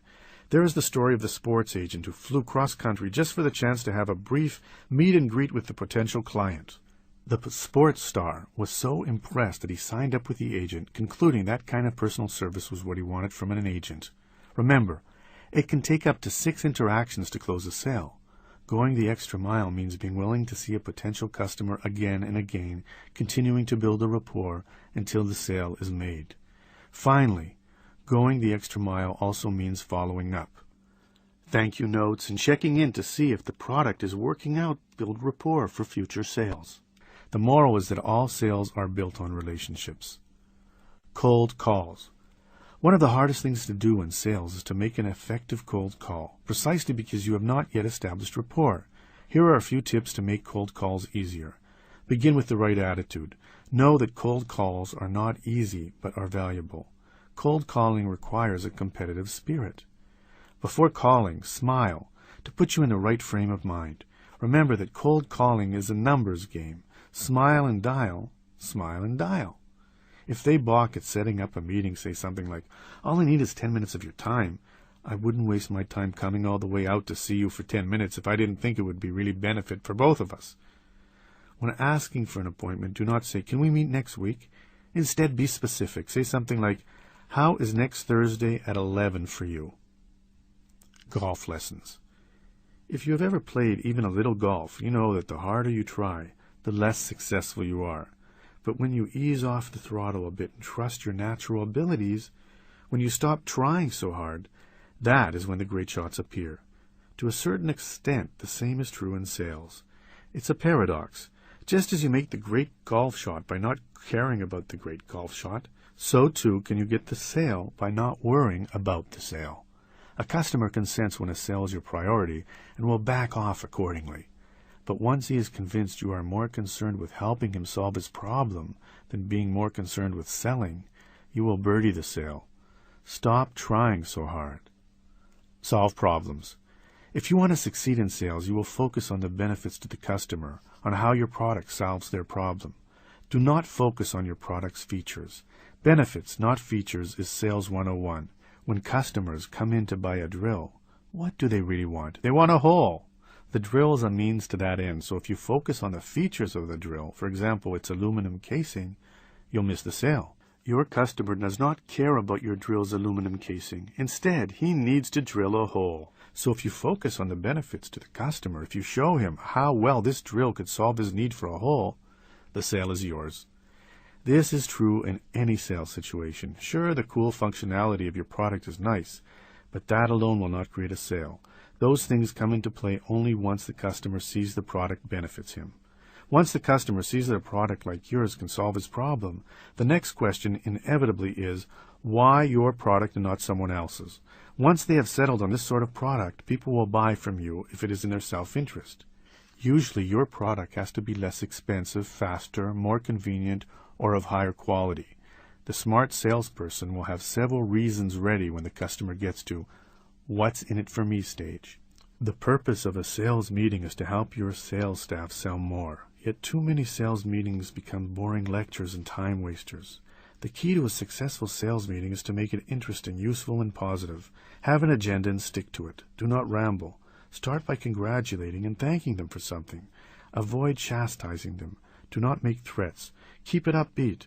At least one positive war story should be a part of every meeting. Ask them for their opinions and find out what they are hearing from customers. Attendee participation in some form is a must. Employees want to feel respected. Consider bringing in a customer occasionally to explain why he or she buys from you. Finally, keep the meeting short and sweet. Meet for more than an hour and watch them fade out. Sales secrets of the car salesperson. Who better to learn sales from than a car salesperson? Despite their unseemly reputations, car salespeople know how to sell, almost better than anyone else. So do they have some secrets to impart? You bet. To the car salesperson, selling is a game, and it's a game they play for a very good reason. It works. The goal of the car sales game is to sell you a car at the highest possible price today, and they do so by enlisting you in their game and by getting you to play by their rules. That is their first valuable lesson. The best salesperson considers selling a game, not a chore. The right attitude can take you far. How is the game played? Using several pre-planned steps. Step 1. The car salesperson gets you to trust her. Car salespeople are nice and friendly because they know that creating rapport with you is essential. Once they create rapport, trust occurs. She then starts to ask seemingly innocent questions, but innocent they are not. In only a few minutes, the salesperson can learn whether you are ready to buy, and if so, how much you have to spend, how much you know about the product, how much you know about the game. Step 2. She starts to get you excited. That small talk and those innocent questions allowed the salesperson to learn some valuable things about you, especially regarding what benefits you think are important. So like Tiger Woods of sales, she usually takes you to a car she thinks you might like and does the walk around discussing the things she hasn't concluded are probably important to you: safety, color, roominess, and so on. Next, she invites you to sit in the car. Why is that? There is a phenomenon in the car business called taking mental ownership. The longer you sit in the driver's seat smelling and touching the car, the more invested in the car you become. Some real estate professionals have their own name for this same concept, called falling under the ether. Once a real estate agent has learned what a client is looking for, he immediately schedules tours of appropriate properties. Before long, during some walkthrough somewhere, the client usually finds a house he or she loves and becomes invested in owning it. They have fallen under the ether. Step 3. This is critical. The salesperson gets you emotionally invested in the car. How does she do that? You know. She asks you if you want to take a test drive. Test driving a car is fun and exciting. The salesperson knows that when you get excited about a car, you'll be more apt to make an emotional rather than a logical decision. Sure, the car may be nice, and yes, it may be the one you want, but even so, making a $20,000 decision based on a 10-minute test drive is illogical. Yet it happens every day because car salespeople get patrons excited about the purchase. Step 4. Create a sense of urgency. Maybe you are told the boss wants this car off the lot, so a special deal is available, or someone is coming by this afternoon to look at it again. You would be foolish not to buy now. Yes, some car salesmen are too pushy, but not all are, and most know what they are doing. By playing the game to some extent, they sell cars, lots of cars. So you might want to learn the game too. It's as simple as creating rapport, finding out what the customer wants, getting him or her emotionally invested in the sale, and then giving an incentive to make the purchase today. Try playing the game and see if you don't sell a few cars in the process. What about that step in the car buying process when the salesperson goes to talk to his manager? Usually they are discussing strategy, trying to figure out how to get you to raise your offer. The manager then comes out and explains why your offer is too low. This authority figure becomes the person who can make the deal happen and usually does. The lesson for you is that it might help sales too if you add a closer to your sales process. The sales presentation. Of course, sales, the car salesman way, can work only in certain situations. Just as often, a more professional approach is required, and sales presentations are the standard method, which is a 5-fold process. 1. Create rapport. 2. Introduce the topic or product. 3. Ask questions to see what they need. 4. Highlight benefits. 5. Ask for the sale. While the process is simple, what makes it work is preparation. Organize your presentation, prepare your selling points, and consider possible objections. Creating rapport at the start may be the most important aspect of the presentation. Here is an easy way to create that rapport. Within the first few minutes of your presentation, ask the audience group some questions they can easily answer. That dialogue builds rapport quickly. During the presentation, be sure to take plenty of notes. Listen and deal with negativity with positivity. There is always a solution should be your motto. Finally, ask for the sale. It might be as subtle as, well, how should we proceed? Or it might be more blunt. It depends on your style and how the presentation proceeded. Here are 2 excellent ways to close a sale at the end of a sales presentation. First, offer a one-time incentive. If you want to do this today, I'll throw in an extra hour of my time for free. Second, offer a 100% money-back guarantee. Customer service.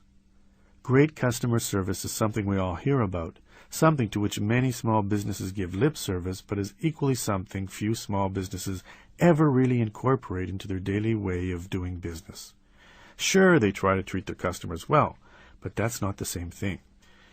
For some, lack of real customer service is because the culture of the business is so hectic that employees are too rushed to take the extra effort with customers. For others, it just is not important. Yet offering excellent customer service is one of the things you can do that will distinguish you from the competition, and it need not be either expensive or cumbersome. By implementing a few changes, you may just see increased sales and a more loyal clientele. Say that you own a little coffee house. A customer who buys coffee and a bagel from you once, or only every so often, is nice, but nothing special. His share of your total revenue for the year is about $5. But what about that customer who comes in 3 times a week? If he spends $10 a week at your shop, that translates into $520 for the year. The repeat customer is your most valuable customer, and it does not cost much to keep him. But what it does take is customer service. For people to patronize your business 3 times a week for a year, or to become a regular customer of any sort, they have to feel welcome and appreciated. Customer service means that he's treated as an individual, treated well, is respected, and finds your shop easy, not difficult. The cafe customer is rewarded for his patronage by getting good coffee and food, by being greeted by a friendly face, by someone knowing his name. According to Michael LeBouf, author of How to Win Customers and Keep Them for Life, fancy sale pitches, high-powered marketing strategies, and clever advertising can be very important attention getters, and they may persuade people to become your customer. But keeping customers for any period of time depends on how well you reward them. If a great customer service becomes your business culture, your business will be the better for it. You know, one of those stores where "we love our customers" is more than just an empty slogan. Those small businesses treat you well, exceptionally even, and you enjoy the experience. It's not hard to turn any small business into that prototype, but what it does take is commitment. Teaching employees how to treat customers right should become part of your initial and ongoing training, reinforced daily. Among the other things, you might consider doing these. Reward customer service stars.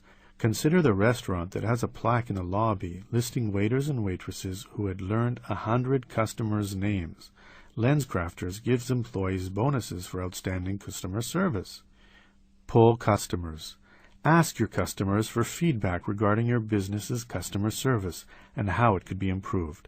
Hand out surveys and find out what your customers like and dislike generally about your business. Customer service is not just about saying yes or handling complaints. It's also about making your store the best it can be to serve the needs of your clientele, and getting feedback from them is one easy way to do that. Just say yes. When possible, do what the customer asks. Saying yes keeps them around. Want to know how your employees treat your customers when you are not around? Hire a mystery shopper. She will come into your store, shop and buy, and then report back to you what she observed. Customer disservice. Just as there's a way to treat customers right, so too is there a way to treat customers wrong. Yet far too often what I call customer disservice creeps in. Here then are the 5 commandments of customer disservice. 1. Thou shalt not put phone calls ahead of real customers. How often has this happened to you? You wait in line someplace, you get to the front, it's your turn, when suddenly the phone behind the counter rings, and the person on the phone is suddenly more important than you. Actual people who visit your business in person are almost always more important than the phone callers. Make sure that your employees know that and are taught to treat your face-to-face customers with the respect they deserve. 2. Thou shalt not become a nopey. Do you remember Gumby? Gumby had a pal named Nopey. No matter what you said to him, no matter what you asked him, Nopey's answer was no. Sound familiar? Far too many employees flex their muscle by saying no. It gives them a sense of power. But the Nopey employee is a problem employee. They are the ones who anger already unhappy customers, and they are the ones who turn customers into ex-customers. Thou shalt not be a strict constructionist. In the law, a strict constructionist is one who says that laws and policies do not evolve. that the document as written must be strictly interpreted. While that might be a valid legal argument, it makes for poor customer service. Sometimes the smartest choice is to bend policy and make an exception. The customer will remember it, and your business will probably not be harmed by it. At Outback Steakhouse, if something is not to your liking, your waiter or waitress can fix it without having to go to their manager. He or she can give you a free drink, comp your meal, or take other similar actions to make sure you are happy. Bending policy to make customers happy is the norm, not the exception at Outback. 4. Thou shalt not have bad manners. Your customers should not be thanking you. You should be thanking them. Common courtesy and good manners can go far toward leaving your customers with a good impression of your business. 5. Thou shalt welcome complaints. Feedback from your customers, whether positive or negative, is one of the most valuable things your business can get. An SBA survey found that 95% of dissatisfied customers would do business with a business again if their problems were solved quickly and satisfactorily. So, solving the customer's problem is your job, even if you disagree with his or her complaint. When you get a complaint, the first thing to do is ask the customer how he or she would prefer the problem be resolved, and resolve it that way if possible. If he wants a refund, it is usually in your best interest to honor that request. If an employee is involved in a dispute, retrace the problem and provide the employee with retraining if necessary. If you are convinced that your business is not at fault, apologize, offer something to placate him, and explain how he can avoid similar situations in the future. Take care of your people, and your people will take care of you.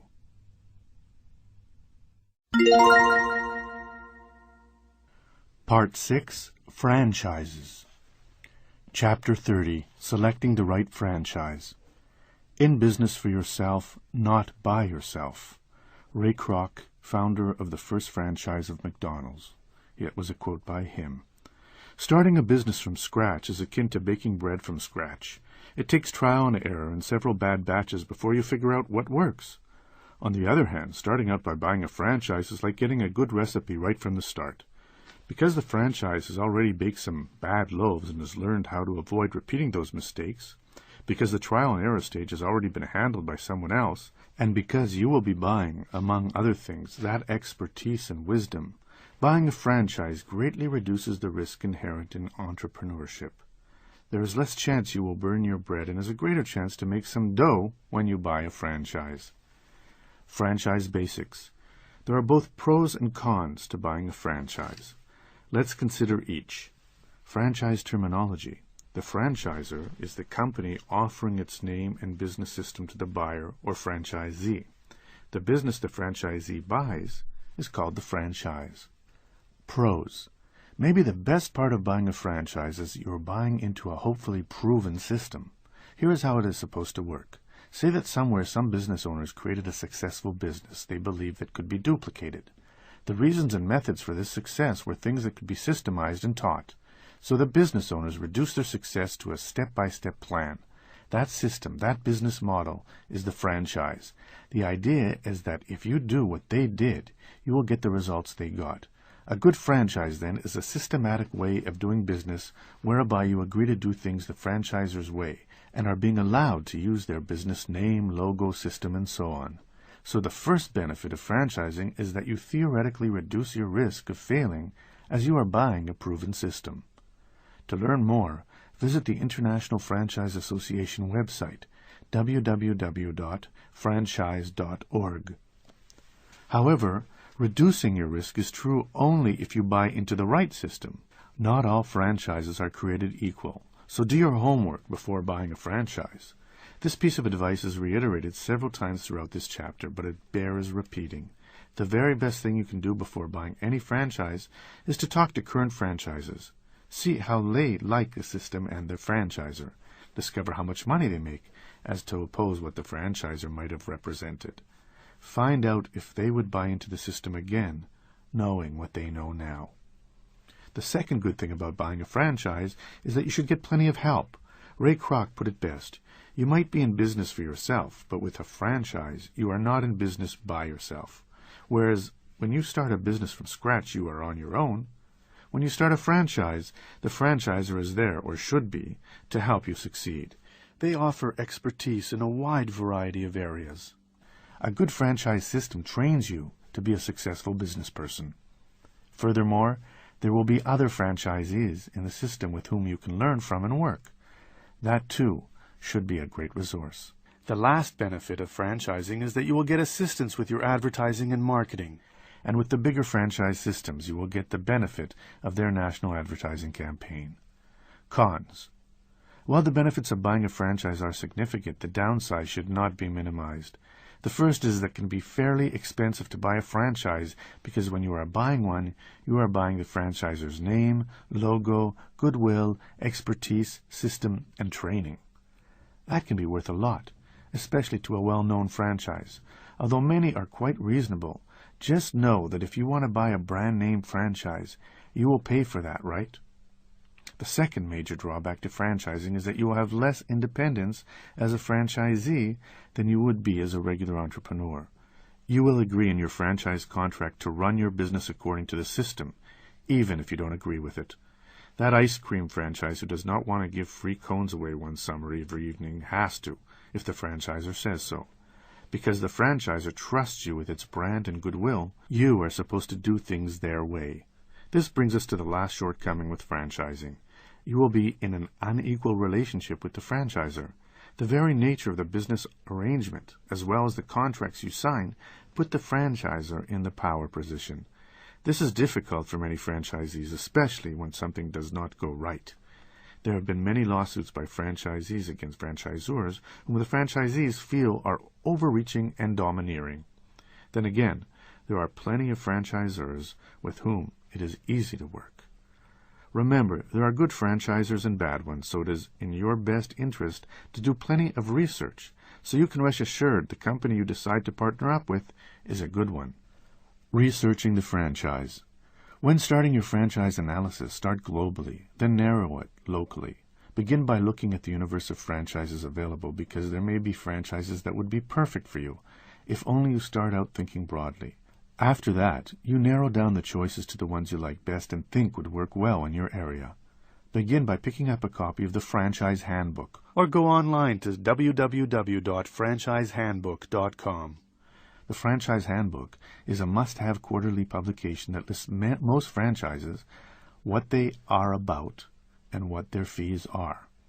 Attend a franchise expo in your area. These are held fairly regularly, and the Franchise Handbook site lists many of them. The problem with an expo, though, is that only a few franchisers of the thousands available will be there. But even so, it does give you a chance to get some face time with actual franchisers. Here is what you want to discover when speaking with franchisers at a franchise trade show. What is the total investment required? Do they offer financing? What sort of training and support can you expect? What sort of advertising do they do? Are there some current franchisees with whom you could speak? After looking at the franchise universe, narrow the choices down to a few industries that you like best and that seem to have the most potential.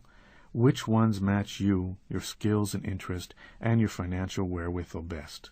Does there seem to be a market for that type of business in your area? As you narrow your choices, start to contact those franchisers who seem like the best and request information. Visit their websites. Just don't rely on those materials alone to make your decision. Find franchisees of the franchisers you like best and go speak with them. The most important thing you can do in this process is to talk to current and former franchisees. They can tell you what the franchisor is like to work with, what to be concerned about, and a whole lot more. What to look for. Of course, you want a franchise that will be interesting and lucrative. That is a given. While you can never be guaranteed of that, there are traits that the good franchisers have in common that you should know about. There is plenty of support. The best franchise systems are the ones where the franchisor sees its relationship with the franchisees as a partnership.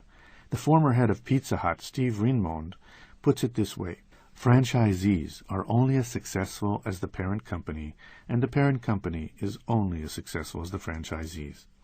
That is the attitude you want to see.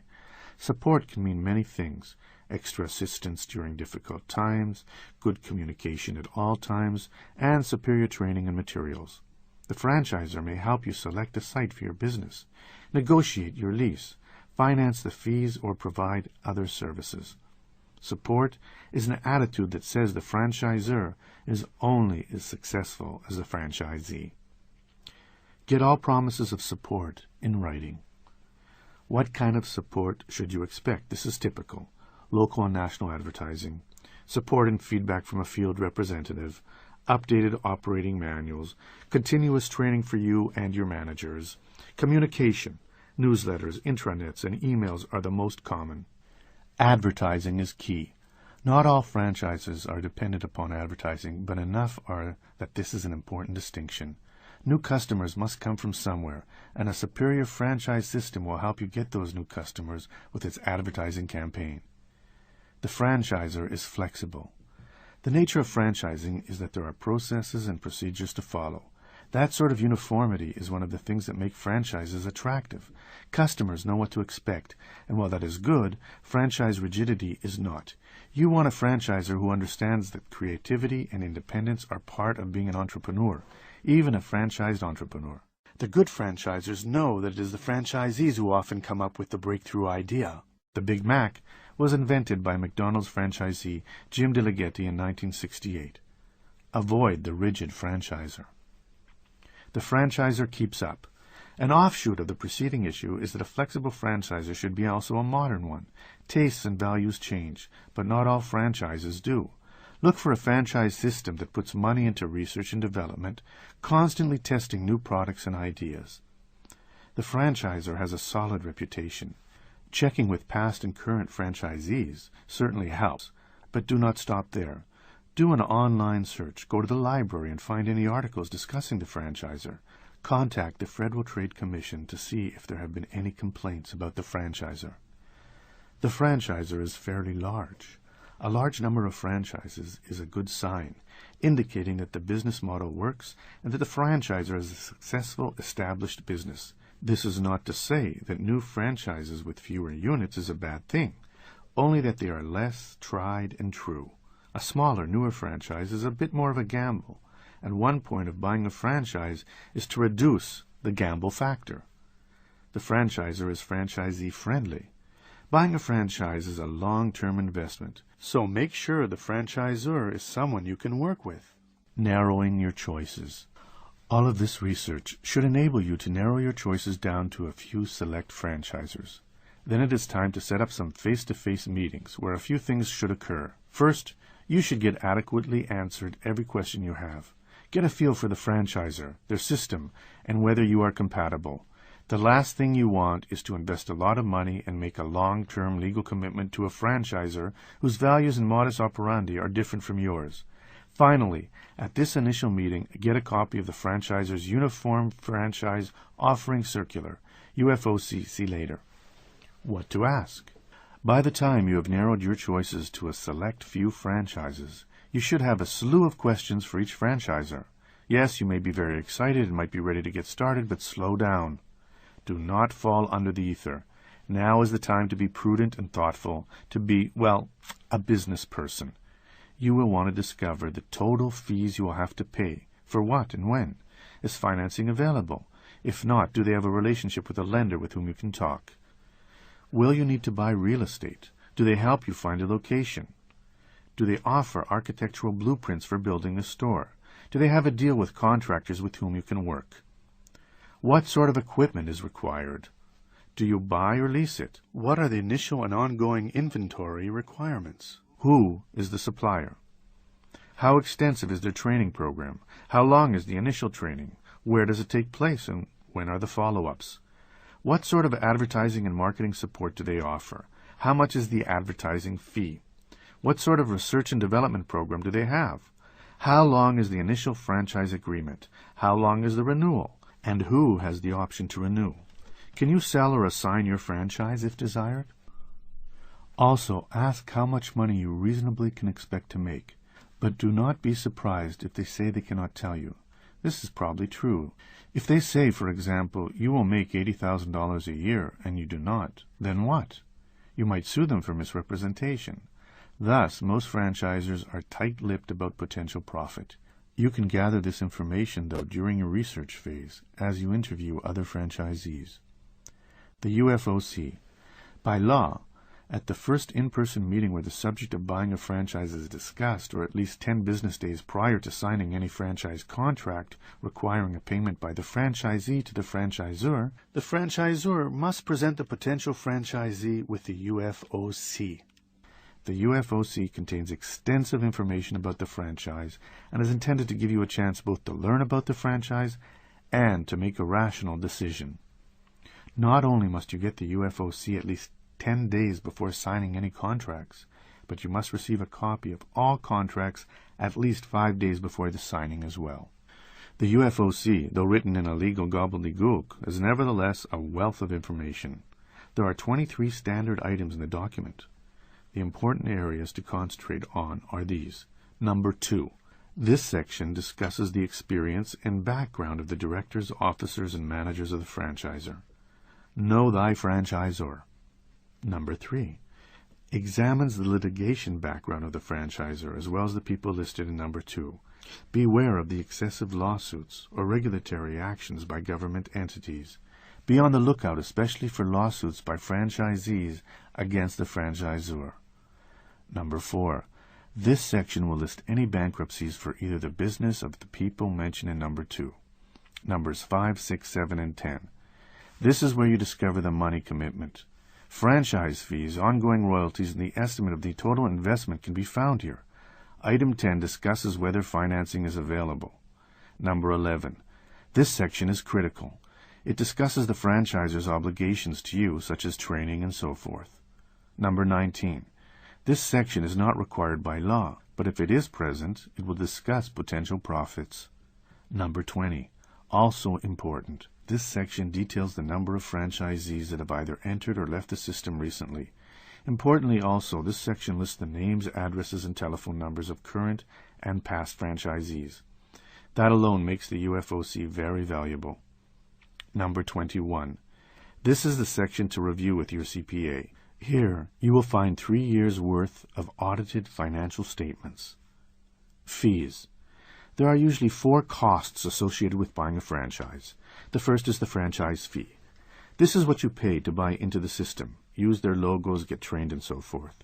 The franchise fee might be as little as $2,500 for a small, unknown franchise, or it might be $50,000 for a well-known outfit. Second, you will pay an ongoing royalty of between 3% and 6% of gross sales per month to the franchisor. Third, expect to pay some monthly or quarterly fee for the advertising pool. The last cost is usually the largest one, the amount it will cost you to build out the store, if it is a retail franchise, in accordance with the franchisor's mandates. Again, this could be a minimal, or it could be $500,000 or more. Why so much? Here are some of the things you may have to pay for. Real estate. You may have to buy land and building and put down security and utility deposits. Design fees. You may need an architect to draft plans for your store. Construction fees. This can include everything from constructing the building to remodeling and landscaping. Equipment and fixtures.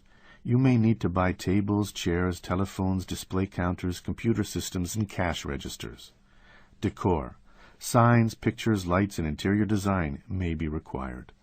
Other costs associated with opening your doors might include inventory. You have to stock the shelves. Insurance.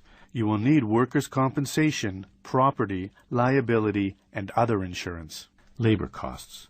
Your staff may be required to get initial training from the franchisor. Costs vary widely. McDonald's estimates that new restaurant costs range from $455,000 to $768,500. Subway estimates that new restaurant costs range from $97,000 to $220,800. ServiceMaster says that its capital requirements range from $10,200 to $52,000. The final decision. Do not be intimidated by the costs previously listed. Constructing a standalone restaurant franchise is an expensive proposition, but the vast majority of franchisors are not standalone restaurants. There are literally thousands of choices out there. If you do your homework, you can find one that has a solid reputation, offers a fair return on your investment, is interesting to you, and is affordable. Good luck!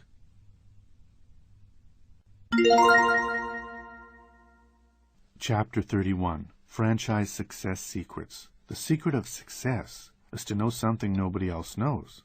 That was a quote by Aristotle Onassis. Running a successful franchise, indeed running any successful business, requires several traits and abilities. Yes, working hard and working smart count a lot, but other equally important factors go into business success equation. Some, like strong sales skills, are seemingly obvious. Others, such as exceptional employee relations, are not so clear-cut. In this chapter, the secrets of the best franchisees are yours for the taking. Survey says, Fred Burney is the president of Dynamic Performance Systems Incorporated, a company that helps franchisors select successful franchisees. Franchisors have a vested interest in finding strong franchise candidates. Burney says because unsuccessful franchisees lead to franchisor aggravation, employee morale problems, unflattering media exposure, and possible lawsuits. So, franchisors want to find and recruit potential franchisees who have a high likelihood of success. In an effort to help his clients, Burney and a staff of psychologists undertook a survey of hundreds of franchisees over a several-year period in many different industries. Asking more than 600 questions covering a wide variety of attitudes, personality traits, and skills, the study examined how and why successful franchisees differed from less successful ones. The purpose of the study, Burney says, was to find a way to identify which candidates had the greatest likelihood for success, identify whether personality characteristics could predict performance, and identify what the mystery other factors are. Some years ago, I became aware of the frustrations that franchise professionals had in predicting how well a particular candidate would eventually perform. My clients told me, and research backed their claims up, that personalities seemed to have no great track record in predicting performance. Obviously, there must be other factors in place of, or in addition to, personality at work here. So I decided to find out what these other factors were. Fred Burney, www.franchise-profiles.com. The results were illuminating, to say the least.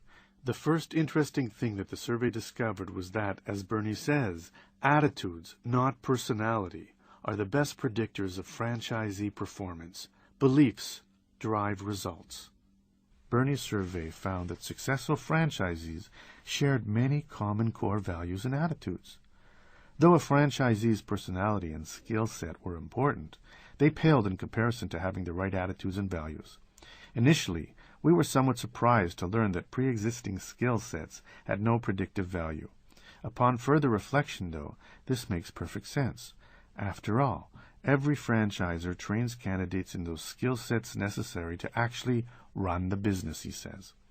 So just what attitudes and values make a difference that separate the excellent from the mediocre franchisee?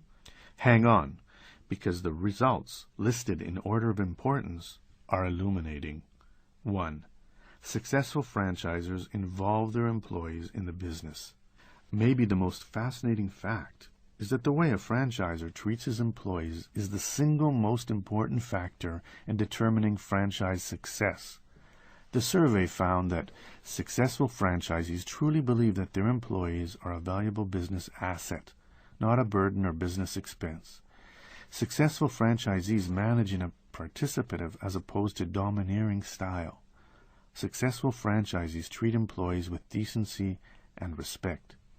Because of such enlightened thinking, franchisees who do treat their employees right tend to have less staff turnover, fewer hiring expenses, more contented employees, a happier workplace, and thus more loyal customers. Happy employees offer better customer service, which in turn translates into increased profits. Conversely, if your employees think you are a jerk, will they go out of their way to make a customer happy? If you do not help your employees, they figure why should they help you? Number 2, successful franchisees are optimistic. Having a positive outlook on life generally, and your franchise in particular, have been found to be major factors in franchisee success. It isn't difficult to figure out how this attitude translates into day-to-day activities. If valuing your employees creates happier employees, which in turn equals happier customers, the same will be true for optimistic, positive franchisers. That positivity filters down through all areas of the business, raining light on everything and everyone associated with the business. Successful franchisees are moderately independent. Yes, the nature of the franchisor-franchisee relationship is one where independence is not a paramount virtue, but surprisingly, it is those franchisees who in fact are somewhat independent, who have ideas and try them out, who think for themselves and are self-determining who are the most successful. The best franchisees find a balance between following the system and being entrepreneurial. Balance is the key. The good news is that you do not have to be corporate clone to be a successful franchisee. Number 4. Successful franchisees are adept at sales and marketing. This trait is linked to the independence factor. Franchisees who are the most successful do not just wait for business to appear or for their franchisor to roll out a new marketing campaign. The most successful franchisees work at becoming knowledgeable business people. They learn new marketing tricks and try them out, schmooze and sell, network and pitch products. They know sales is a game and one they enjoy playing. The best franchisees take off their manager hat and do not expect their staff to do all the selling. The excellent franchisees are out there in the store talking to customers, making suggestions, and making the sale too, knowing that if they have a selling attitude, their employees will too. All of these traits are not just amorphous attitudes, but are beliefs that create actions promoting success in sales. 5. Successful franchisees are sociable. Business is a social game, and the best franchisees know that. Although you cannot really help being an introvert or an extrovert, being extroverted and gregarious directly affects the bottom line. Employees like you better, and relationships with customers are strengthened. Are you introverted by nature? Do you find selling difficult? Sorry, but too bad. If you're going to be successful in your franchise, you will need to lead by example. Fake it till you make it. Since your staff takes their cues from you, if they see you being quiet, this will become the corporate culture of the business. Therefore, franchisees who are the most successful know that people come first. If they treat their people right, other things fall into place. It is the franchisee who is dictatorial, resentful, restless, or negative who has the least chance of success. Other factors. Aside from the traits, attitudes, and actions previously listed, several other factors foster franchisee success. Successful franchisees follow the system. No, this is not contradictory to the precept mentioned earlier, that independence is important. If you were not independent, you would never have gone into business for yourself. But you did buy into your franchise for a reason, and evidence shows that successful franchisees follow the system. Becoming a franchisor and creating a successful operating system are no small feats. Not only must franchisors have created a successful business to start with, but they had to have been able to reduce that success to a repeatable, teachable system. By the time you bought your franchise, the hood on that system has been up many times, and the engine that is the system had been tinkered with, analyzed, fine-tuned, turbocharged, and perfected. Mistakes had been made long since. Funny noises had been fixed, and the bugs had been worked out. The system is what it is for some very good reasons. If you do what they did, you should get what they got. That is the plan. If you wanted to do things your way, then starting a business from scratch and being a prototypical entrepreneur would have been a better choice. But if you are at a place where you've already won a different route and bought a franchise, then it would behoove you to get with the program. Be a jack of all trades. Clay Wirtz is a no-nonsense man with a salt-and-pepper hair who has been a very successful franchisee for more than 2 decades. An owner of 3 Baskin-Robbins franchises, all popular, Wirtz has some strong beliefs, learned in the trenches about what it takes to make it in the franchise game. He is, first of all, a big believer in the axiom, if you are a jack of all trades and a master of none, you are most likely to be a success. Why is that? He says that running a franchise requires many different skills, promotion, management, financial, and so on. Be able to handle all the different facets of the business is critical, he says. To illustrate his point, Wirtz talks about a couple he knew who owned, notice past tense, an ice cream store not far from his. The husband was the king of promotions, and the wife the queen of ice cream decorations. Yet they went out of business within a year. According to Wirtz, although the couple did two things well, that was all they did well. The couple were especially bad at cash management. The money made in the summer was not saved for the inevitable downturn an ice cream shop has in the winter. Cash management is as important as marketing is as important as a beautiful product. Clay Wirtz is also a big believer in the power of having a good location. You can stay in business with a great location, he says, even if you are not the best business person. But if you have a bad location, no matter how good a business person you are, your possibilities are inherently limited. What is his final piece of advice for franchise success? Think big, he says. If you are an optimist, are willing to take a risk and work your tail off, anyone can make it. Advertising and marketing. Superior franchisees are proactive when it comes to creating business. They accept the challenge of finding new customers, relish it almost. Of course, they like and benefit from the franchisor's efforts, but they know they cannot rely solely on what the franchisor does. If it's to be, it's up to me, might be their motto. Too often, franchisees either fail to advertise sufficiently or their advertising is wasted on an unfocused approach that fails to zero in on the people who are ready, willing, and able to purchase their products or service. Instead of marketing to their specific audience, these franchisees target a broad audience in an attempt to reach everybody, but usually reach nobody. One famous advertising executive once remarked that the best ad he ever saw read, "Farm fresh eggs available today." The tight ad conveyed a feeling. Farm fresh, the product, eggs, and a call to action. Fresh today only, supposedly. To avoid this unenviable fate is easy. Know your target market. Know who your customers are and what they like to watch, read, and listen to, what they buy and why, and how you will fill these needs.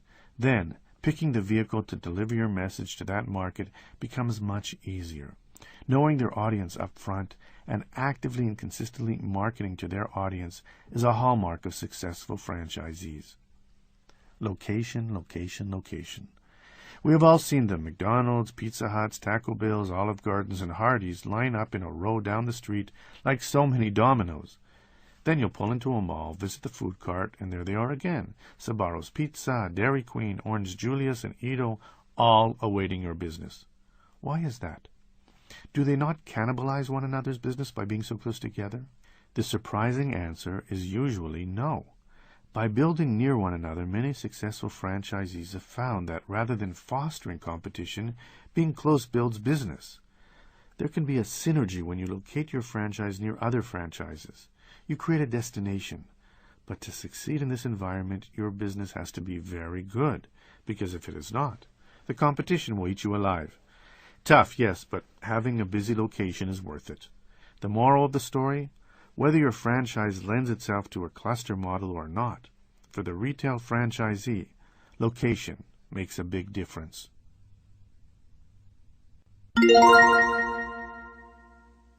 Part 7. Home-Based Businesses. Chapter 32. The Home-Based Business. There's no place like home. This is a quote from Dorothy. Working from home is an attractive option to many. Avoiding the overhead of an office, working from a place they enjoy, and chucking the rat race can indeed be great. And do not forget that easy commute to the extra bedroom. But having a home-based business is not all milk and honey, not by a long shot. While your chances of having a successful business increase if you work from home due to the lower overhead, there are nevertheless challenges aplenty when you work from home. Here we explore the promise and problems of the home-based business. Making the decision.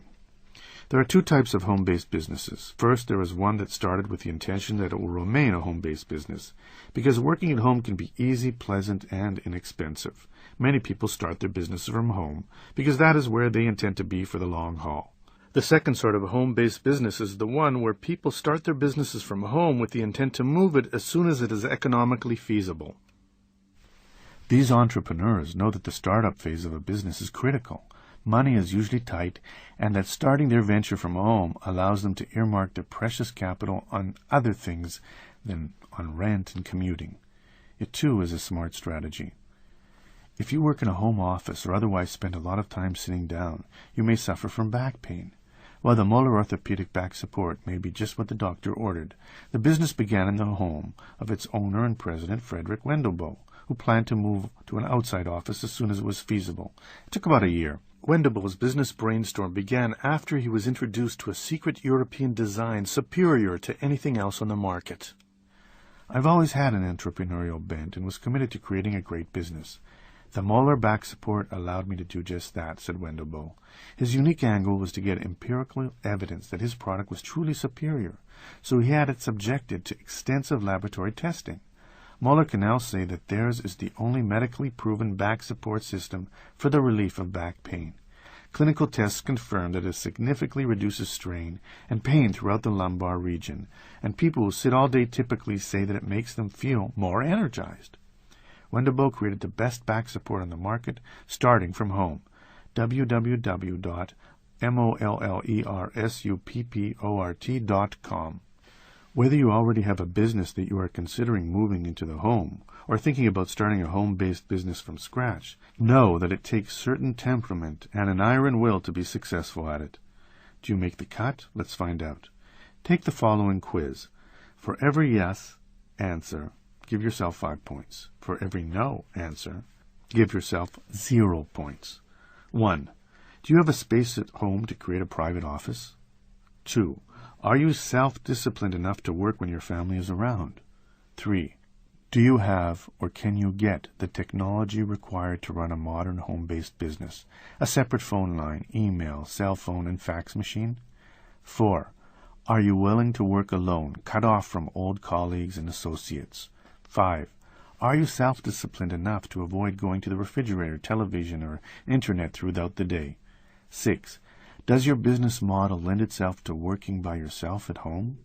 7. Are there minimal distractions at home? No noisy neighbors, loud babies, or intrusive friends with nothing else to do but hang out with you? 8. Will your customers still take you seriously if you work from home? 9. Are you excited about the possibility of working from home? 10. Does your family support your plan to work from home? Scoring: 35 and up. You have both temperament and support necessary to work from home. 20 to 35, you might be able to start a successful home-based business, but be sure to line up all your ducks. Below 20, working from home is not for you. The home business boom. It's never been easier or more popular to work from home. Technology has made it so that home-based entrepreneur has all the tools he needs not only to succeed, but to look like a pro in the process. Computers, laser printers, websites, digital voicemail, and the like allow any small home-based entrepreneur to look and act like a sophisticated major operation. Moreover, attitudes have shifted so that working from home is often viewed more with envy rather than curiosity, as in days past. Combined, these changes in technology and attitudes have created a seismic shift in how work is done, meaning that more and more people are moving their office into their house. The number of part-time or full-time home-based businesses in the United States. In 2000, there were 20.3. In 2001, 21.8. In 2002, 23.3. 2003, 25. 2004, 26.1. And 2005, an estimated 27. These are the number of home-based businesses in the millions. If present trends continue, it is estimated that within 10 years, 1 of every 3 households will have someone working from home. Entrepreneur magazine estimates that almost $500 billion is generated each year by home-based businesses. In a recent survey, the SBA discovered that almost 25% of all home-based businesses had a yearly gross income between $100,000 and $500,000. So yes, these days working from home has been a bit of a chashet. It is hip, but is also smart. One of the main advantages of starting a business from home, either initially or for the long term, is that it dramatically reduces your overhead, which is significant. Another trait that successful small businesses have in common is that they keep a close eye on the bottom line. This is not to say they are cheap, rather frugal might be a better word. These businesses know that if spending gets out of hand, profits are hard to maintain. So a home-based business makes a lot of business sense since major expenses such as rent, labor, and travel are almost non-existent. So the potential for success is greater. Pros and cons. Just as there are pros and cons associated with buying a franchise, so too are there pros and cons regarding the home-based business option. Pros. First, as indicated, because home-based businesses are less expensive to operate, starting a home-based business is practical, doable. Finding the funding to buy an expensive food franchise, for example, is a very difficult task. But starting a small business from home is very affordable. Moreover, not only is your rent less, but you put less mileage on your car, have less need to wear out expensive clothes, and enjoy significant tax deductions. Secondly, people who work at home tend to like working at home. They are a happy lot. A Prevention magazine survey found that home-based business people say they eat healthier, have more free time, exercise more often, and have a better sex life than when they were employees. The survey also found that those who work from home spend more time than before with family members. Mothers or fathers with school-aged children are more available. Finally, working from home is a very flexible option. Because your office is just down the hall, it is easy to make a work schedule that works for you. You can work when you want, and if that is at midnight, when you cannot fall asleep, well, bully for you. Many businesses you know started out as a home-based business. Microsoft, Apple, Disney, Amazon.com, Xerox, LL Bean. The cons. I said earlier that working from your home requires discipline, a fact that I know from personal experience. Having worked both inside and outside the home extensively, I personally like working outside better, because the detriments of working from home are significant. The first problem is that there are a lot of distractions when you work at home. Distractions that are not present you work at an office outside of the house. If you have children, the good news is that when you work at home, you see your kids a lot. The bad news is that you see your kids a lot. Crunching to meet that deadline or taking that important phone call is more difficult at home because, frankly, those around you do not always realize that even though you are at home, you are also at work. If you do not mind being interrupted, that is good, because you will be interrupted. Second, home-based businesses require self-discipline in many areas. If you want to sleep in, you can. If you want to work in your bathrobe, you can. It is easy to find yourself watching too much TV, or playing too much golf, or surfing the net too often, goofing off. Who would have thunk that it is a home-based business hazard? Conversely, instead of working too little, it is similarly easy to work too much when you work at home. Your office, after all, is right down the hall. Why not go put in a couple of extra hours and get that project out the door? Workaholics need self-discipline, too. Betty Nesmith was a single mom who worked as a secretary at a bank in the 1950s. Though she was a fine artist, she was a lousy typist, making far too many typos. Because of her artistic abilities, though, the bank had her paint the Christmas scene every year on the bank's windows. One year, while painting the holiday scene, she made a mistake. She painted over it as artists do, and thought to herself, I wish I could paint over my typos when I type. Then she realized she could. Nesmith thereafter secretly brought some tempera paint into work and began painting over her typos. After a while, she decided that this revolutionary idea would make a great business, so she started one out of her house. At home at night, after she had gotten off work, Nesmith began to experiment with different permutations of paint, and in the process invented liquid paper. Finally, a nice thing about going to a regular office every day is there are people with whom to interact and socialize, and this simply does not happen when you work at home. Meeting new people, sharing ideas, hearing the latest joke, you give all of that up when you open up your own home-based business. Yes, you may hire employees down the road, but when you start out at a home, you're usually alone. Taking the plunge. If you decide that a home-based business is right for you, it is vital that you do it right. First, do not make the mistake of thinking that you can get by cordoning off some space in the living room. You can, but it will not work. You need a separate room, both because your work will require it and because you will need it psychologically to reinforce that you are at work. Also, if you want to claim the home office deduction in your income taxes, you need to have a room devoted solely to the business. Start by picking the right room. Maybe there is no choice to make. You have but one room available. If, however, you do have a choice, try to pick a room that has plenty of space, has enough electrical outlets, has a view, is off the beaten path of the house, and is private. You need room for a desk, chair, computer, phone, file cabinet, storage, bookshelves, and a workspace for assembling materials, stuffing envelopes, that sort of thing. If you will be meeting customers, you will need enough room for chairs or a couch and a table. Depending upon your business, you may also need space for employees, a waiting area for clients, or production facilities. Once the office is ready to go, so are you. After that, starting your home-based business is not much different from starting any other business. Review Part 1. Get a business license, decide on an image and a brand, begin to market yourself, and so on. The one difference has to do with having the right insurance. Here is what you will need when equipping your home office. Electrical. If possible, install extra outlets at desk level. If your office will use a lot of equipment, consider installing a separate circuit breaker. Telephone. You need at least 2 phone lines, one for the phone and one for the fax machine, in addition to your regular home phone line. Internet. You will need DSL or cable internet connections. You may also want to install a wireless connection, which costs only about $100 and can be purchased at your local office superstore. Handling email next to the pool is pretty nice. Insurance. The mistake many home-based entrepreneurs make is thinking that their homeowner's insurance will cover them if they have a loss and they need to make a claim. In fact, some homeowners' policies specifically exclude businesses from coverage. Review your policy and see whether your home-based business would be covered or not. If not, call your agent and see what it would take to get covered. The other mistake to avoid is not tell your carrier about your home-based business, figuring out that if you ever do need a file to claim, they will never know the difference. The problem with that thinking is twofold. First, if you have a lot of computer equipment, business software, inventory, or other signs of business, the insurer probably will figure it out. Second, if they conclude that you did in fact have a home-based business and part of your claim is for business losses, they can legitimately deny the claim for the business losses. Pick up a home-based business endorsement that specifically covers your business.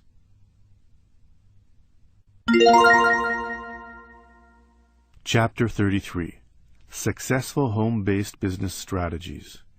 We are built to conquer environment, solve problems, achieve goals, and we find no real satisfaction or happiness in life without obstacles to conquer and goals to achieve. That's a quote by Maxwell Maltz. For those who have done it, creating a successful home business is a true accomplishment. Carving out a niche in a competitive world, doing something you love, where, when, and how you want it, is most certainly something of which to be proud. What does it take? What distinguishes excellent from mediocre home-based businesses? Like many other things in this audiobook, it requires both attitude and strategy. Model both, and you are on your way. Balancing act. There is a direct correlation between creating a thriving home-based business and your ability to create the proper work-home balance. Working from home requires that you not only find a balance, but that the people around you do too. As discussed in the previous chapter, you need to learn fairly quickly when and how to take on and off your work hat. When you work at home, there is a nebulous line that is too easy to cross. By setting down some ground rules, you give your work the rigor it may lack, but certainly deserves. Create a schedule and keep it. Sure, you can deviate. That is half the fun. But deviating from your schedule should be the exception, not the rule. By sticking to a schedule, you signal yourself and to the world that though you are at home, you really are at work. If you take it seriously, they will too. Dress appropriately. When you work at home, it is too easy to make every day casual Friday. While you certainly do not have to wear a suit to the office, you do not need to be a schlub either. By dressing professionally, you again are saying, with deeds, not just words, that your home-based business is the real deal. Keep your office separate.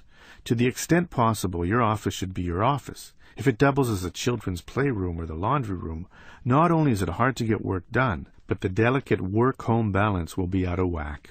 When you take your home-based business seriously, when you create boundaries and parameters, others will too, although it may take a while and some training. People who do not work at home often quietly resent those who do, and certainly think that you have plenty of extra time on your hands if you work at home. Visions of lazy afternoons and midday naps dance in their heads. Your ground rules are the antidote. Your rules may be that when your door is closed, no one can bother you, or that from 10 to 11 a.m. you return phone calls and should not be disturbed. Maybe your entrepreneurial friends who also make their own schedules know that you can be bothered on Wednesday and Friday afternoons when you can take time off. However, it is your business, and growth will come easier when you and those around you know and follow your rules. Who minds the store after you leave the house? If you are like most other home-based businesses, the answer is nobody. With a little techno-savvy on your part, however, your computer can become your virtual assistant.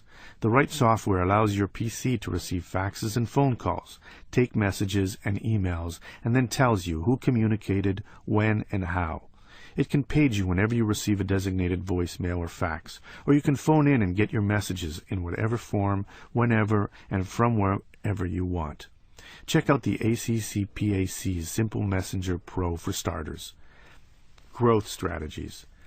There comes a time in the life of many home-based businesses when it seems like it is time to move up and out of the house. But if you have grown accustomed to the place, accustomed to the pace, how do you leave the creature comforts of home and still grow? The answer is you don't have to. Here are some simple ways to continue to grow and still work in your slippers when the mood strikes. Use an executive suite. Executive suites are offices that you can rent by the hour, day, week, or month and share with other small businesses. They are fully furnished, have secretaries and receptionists on hand, offer all the amenities, conference rooms, internet access, copy machines, and so on, of your own full-time out-of-house office, but at a fraction of the cost. Most usually are in beautiful modern downtown offices, so you are assured of impressing clients. Fees vary depending upon your needs. For example, you may want to continue to work at home and simply use the address of the suite on your stationery. That works. Most suites offer an affordable virtual office option, a couple of $100 a month tops, that allows you to use their address, have them receive your mail, and have them answer your phone, transferring the calls to you at home, and get a few hours of conference room time, too, for meeting clients. The more office time you need, the more you pay. These are great places to meet clients and make an impression. By utilizing an executive or professional suite, you can put a shiny external face on your home-based business if you desire, and at a very affordable price. Regus Business Centers offer executive suites at more than 400 locations worldwide in incredible state-of-the-art buildings.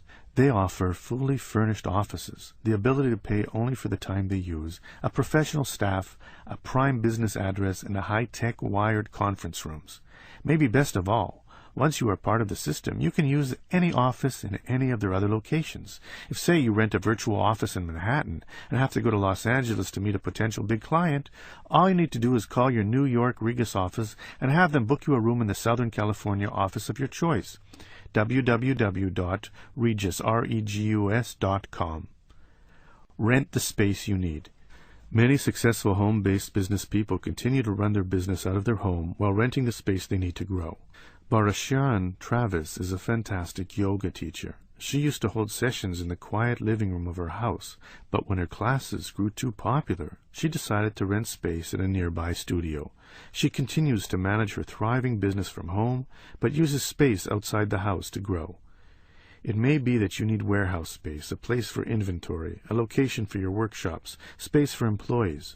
The reasons for wanting more room are varied. The important thing is not to think of it as an either-or situation. You can continue to work from home and rent space and continue to grow. You do not have to move out of the house to get bigger. Remember, too, that it is fairly easy to remotely access your computer. Working in one place and logging on to another computer, back at home for example, is easy.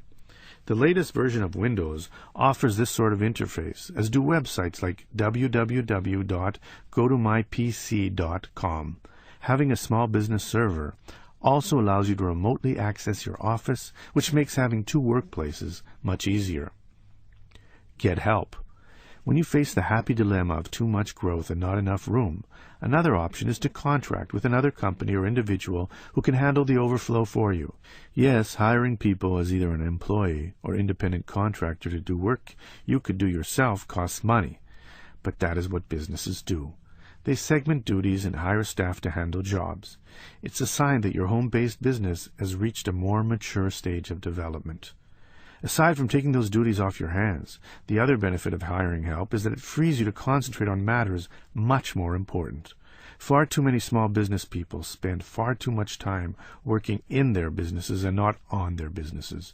You only have so much time, and when you spend it stuffing envelopes, filling orders, or collecting past due invoices, you take time away from doing something else, usually a better, smarter use of your time.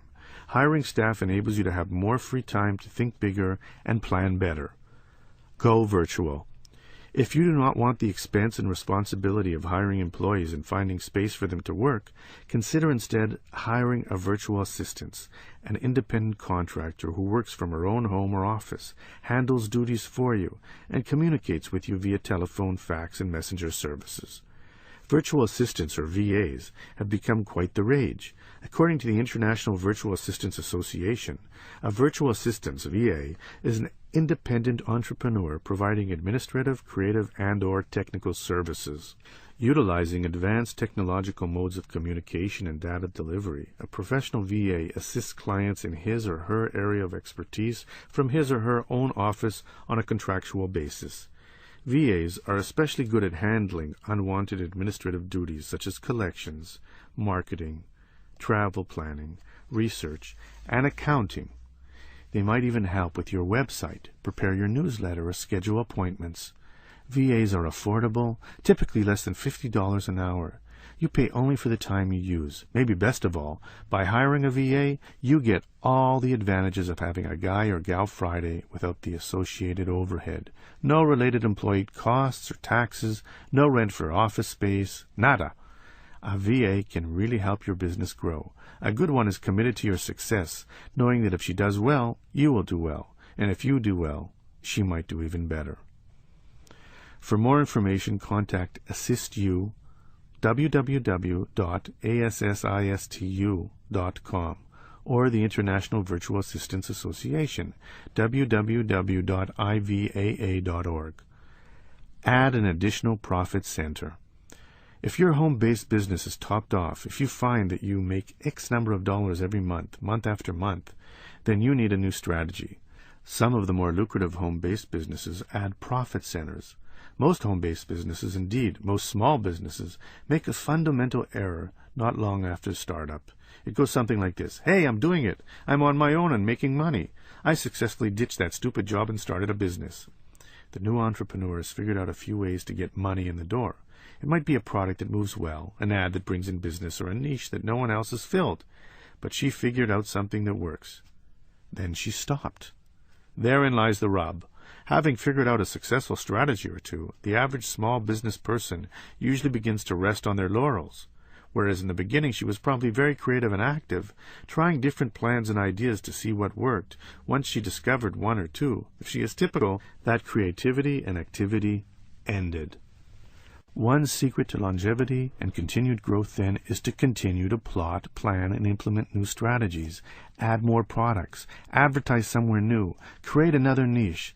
The best small business have not just one or two profit centers. They have multiple profit centers. They have many different ways of attracting businesses and many different facets of their business. That way, when one slows down for whatever reason, the others continue the cash flow. Richard Branson started Virgin Records as a small business by bartering for space above a shoe shop in London. The record store soon begat another profit center, a recording studio. That in turn began another profit center, a talent agency. More profit centers were invented, an airline, a cola, a phone company, to name a few. Combined, all of those various profit centers are now called the Virgin Group. That is what you may have to do too. By creating new profit centers, you too can ensure that your home-based business will continue to grow and prosper. There are all sorts of affordable profit centers to be had. One example, Carlson Travel, offers Seamaster Cruise franchises as a home-based business. The estimated initial investment to buy into the franchise, including the initial franchise fee, ranges from $5,500 to $16,445. www.carlsontravel.com. Get paid what you are worth. A problem for many small home-based businesses is that they set their prices when they first open their doors and fail to raise them, ever. Afraid they will drive away customers, these business people get stuck in time, charging and getting paid amounts that are years out of date. So how do you raise prices, earn what you are worth, and not lose customers in the process? There are several steps to take. Step 1. Decide upon a reasonable amount. If it has been a while since you have raised your rates, you may be a bit out of touch with what the market will bear. What do your competitors charge? That is a good place to start. Like Goldilocks, you do not want to be too hot or too cold. You want to be just right, unless what you offer is qualitatively different. Decide upon an amount you think is fair and reasonable. Do you hate hourly billing? Consider the beauty of the flat fee. With a flat fee, you can estimate your hours and bid the job accordingly. Clients love flat fees because they know exactly what they will pay. You have an incentive to get it done faster. Your flat fee will still be the same, and you do not have to spend all that time adding up every quarter hour you spend on a project. Step 2. Give clients reasonable notice. Whether you intend to raise your rates, $10 an hour or 25% or whatever, you need to give your clients advance warning so that it's not a shock and is something for which they can plan. When you tell them be businesslike, do not apologize and don't explain. Confidence is key. People raise their rates. That is a fact of business. You are good at what you do, and you deserve to raise your rates too. Be sure that you tell clients your new rates are in line with the norm in the industry. If you do feel the urge to explain the rate hike, you can always say, for instance, my fees are still reasonable and I have not raised them in years. I have to keep up with my overhead, or I decided that I need to raise my rates 10% every other year. Step 3. Test optional. If raising your rates makes you nervous and concerned that you will lose clients, consider trying it out on a few clients for starters. Discover the reaction. If it works, then roll out fee increases across the board. If not, retreat. Step 4. Handle resistance. Clients who voice their displeasure will need a little extra TLC. Explain how much you do for them and how much extra you do that is gratis. Make sure they understand that your new fees are not out of line. And anyway, if they switch to someone new, it would require time and training, and that would eat up any savings they might get. Reiterate all that you do. Explain that you dislike raising your rates but really have no choice, and that based on your long-standing working relationship, you hope they will understand. If they still balk, consider giving them a perk, maybe another 60 days at the old price. That might work.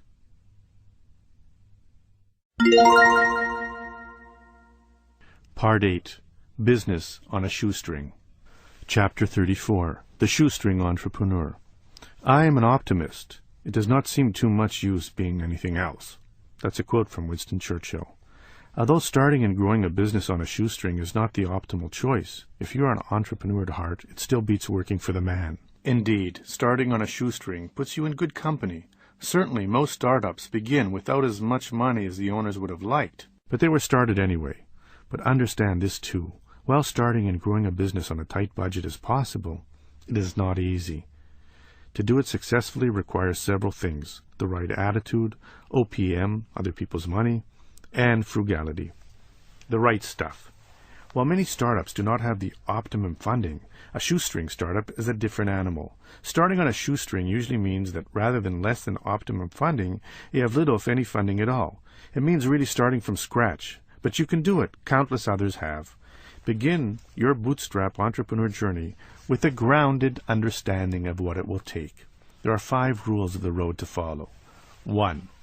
Know that fortunes have been made on minuscule beginnings.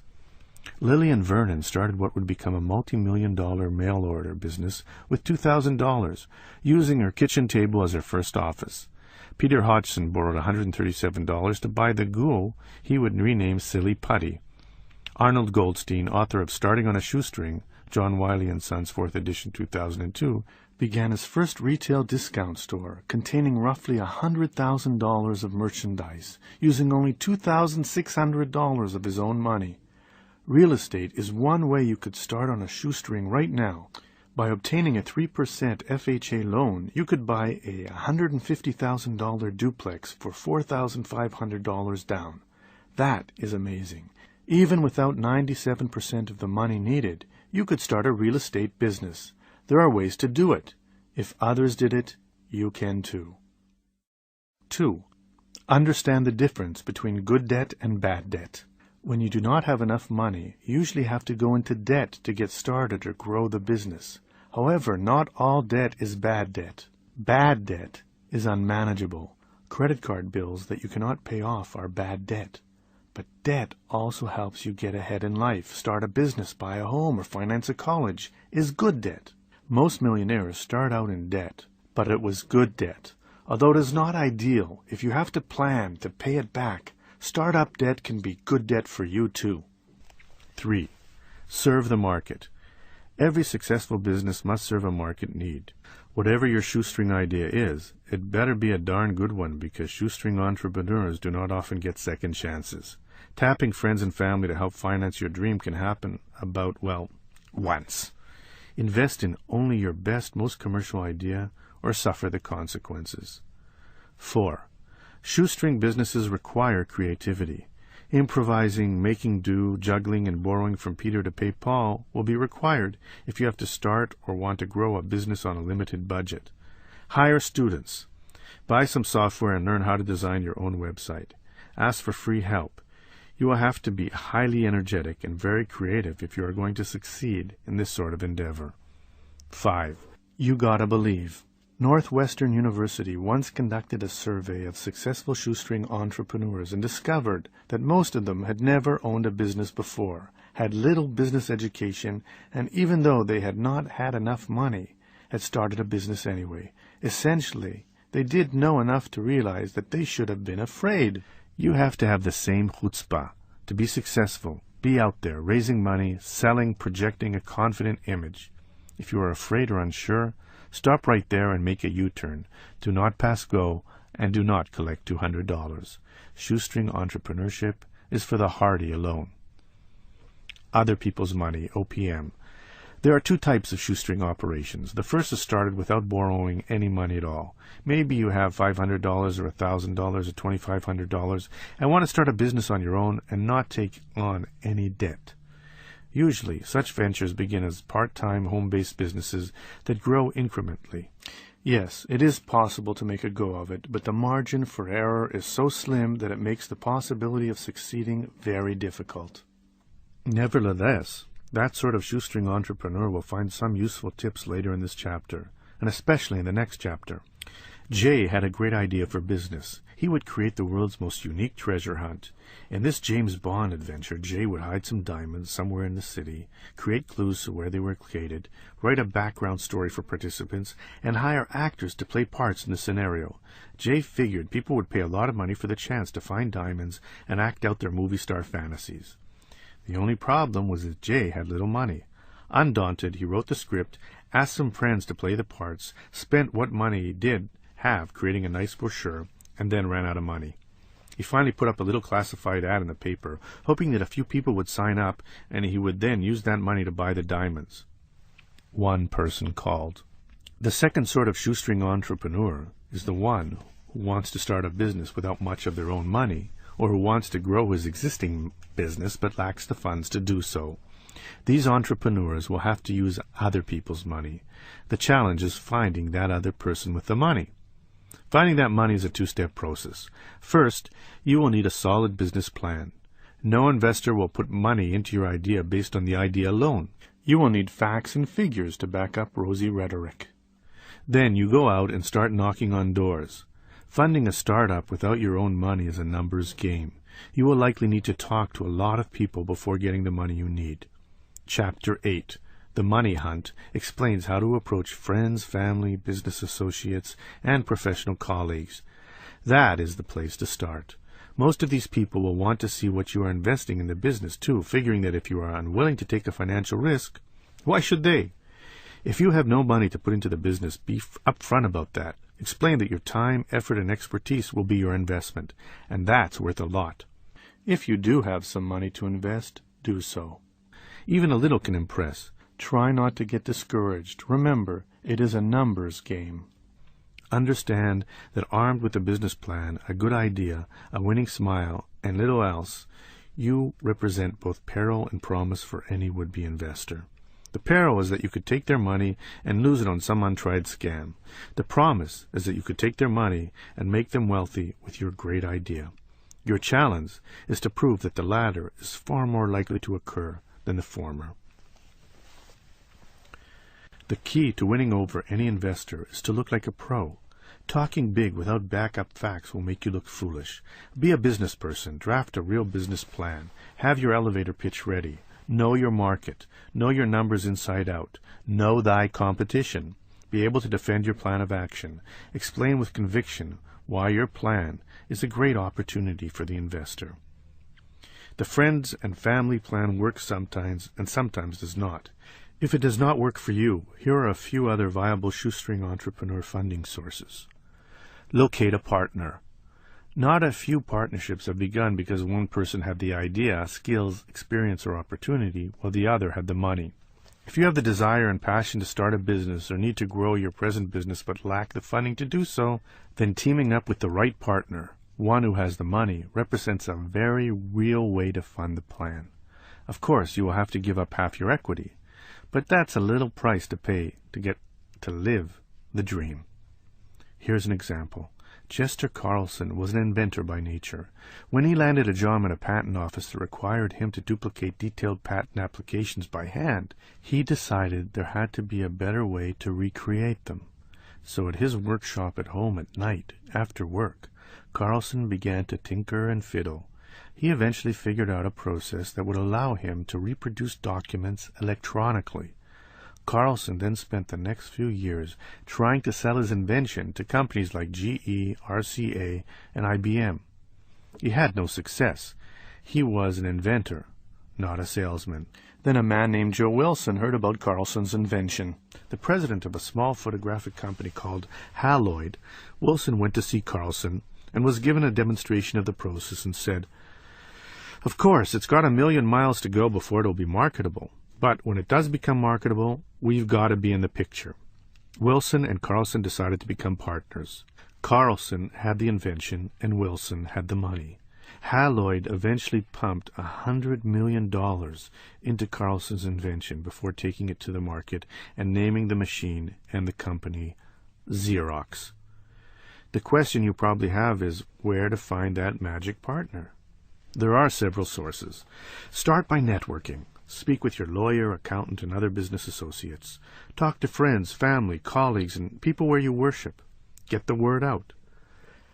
Networking works. Speak with suppliers and distributors, as they may know people in the field who are looking for an opportunity. Speak with people in your line of work who have retired. They may want to get either back in the saddle or become a passive investor or partner. Conduct an internet search. Put an ad in the paper under the section Capital Needed. Scour the Capital Available section as well.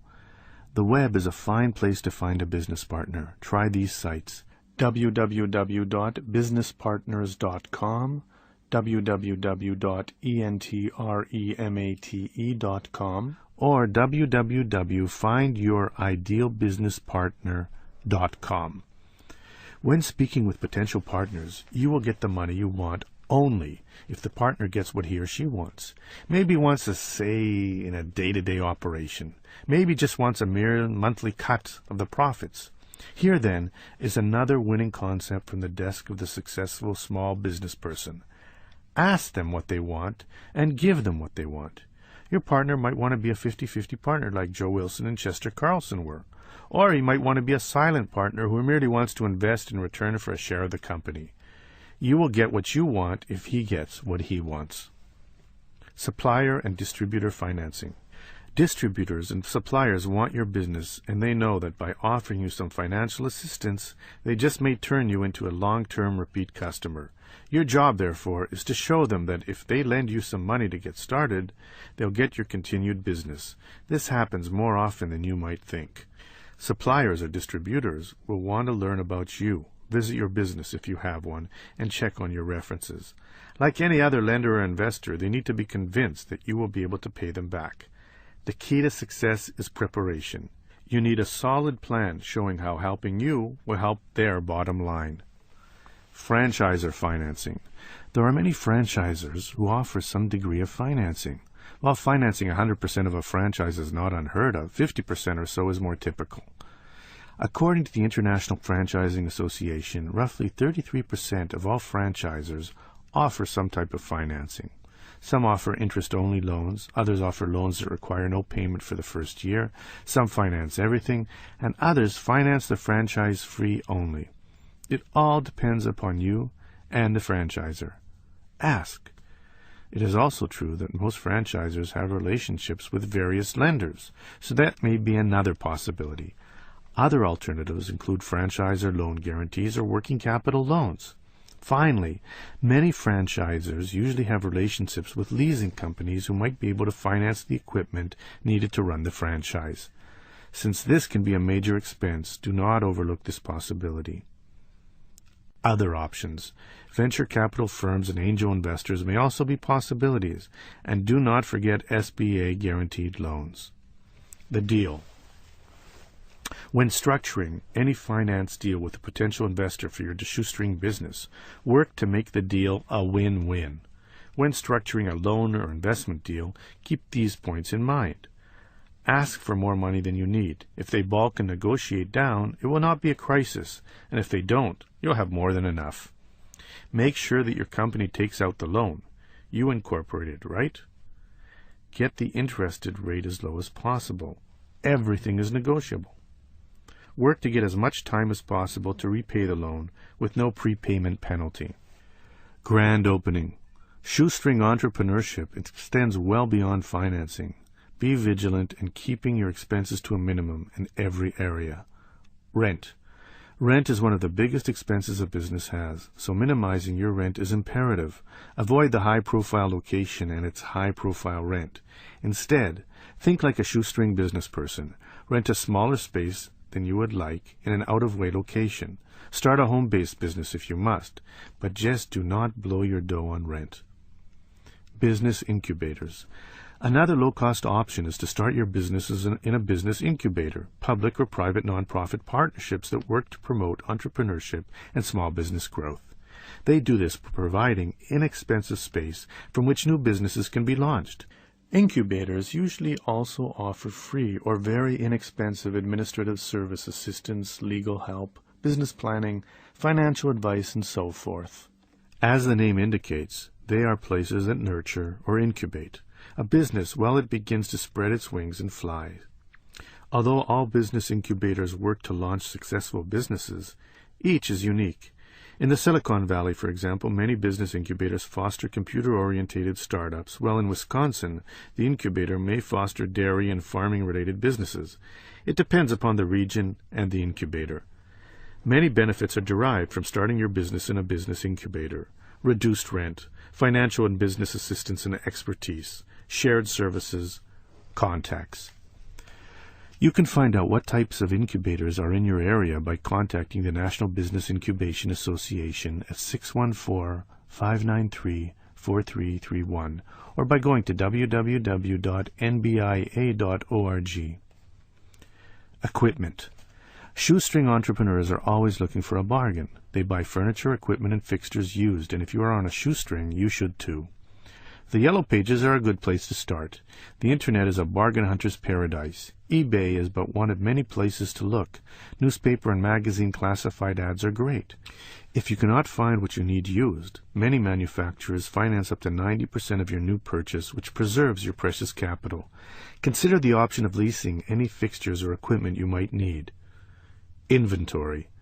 Stocking the shelves of your store when you have a small budget is also possible. How do you do that, you ask? It's similar to a method mentioned earlier. Find suppliers who will give you goods on credit. Thousands of wholesale product manufacturers, suppliers, and distributors are looking for business. One way for them to get it is to stock your shelves without requiring an upfront payment for the goods. They are paid when the goods sell. Start by preparing a powerful package proving your pluck and thereby inducing them to want to work with you.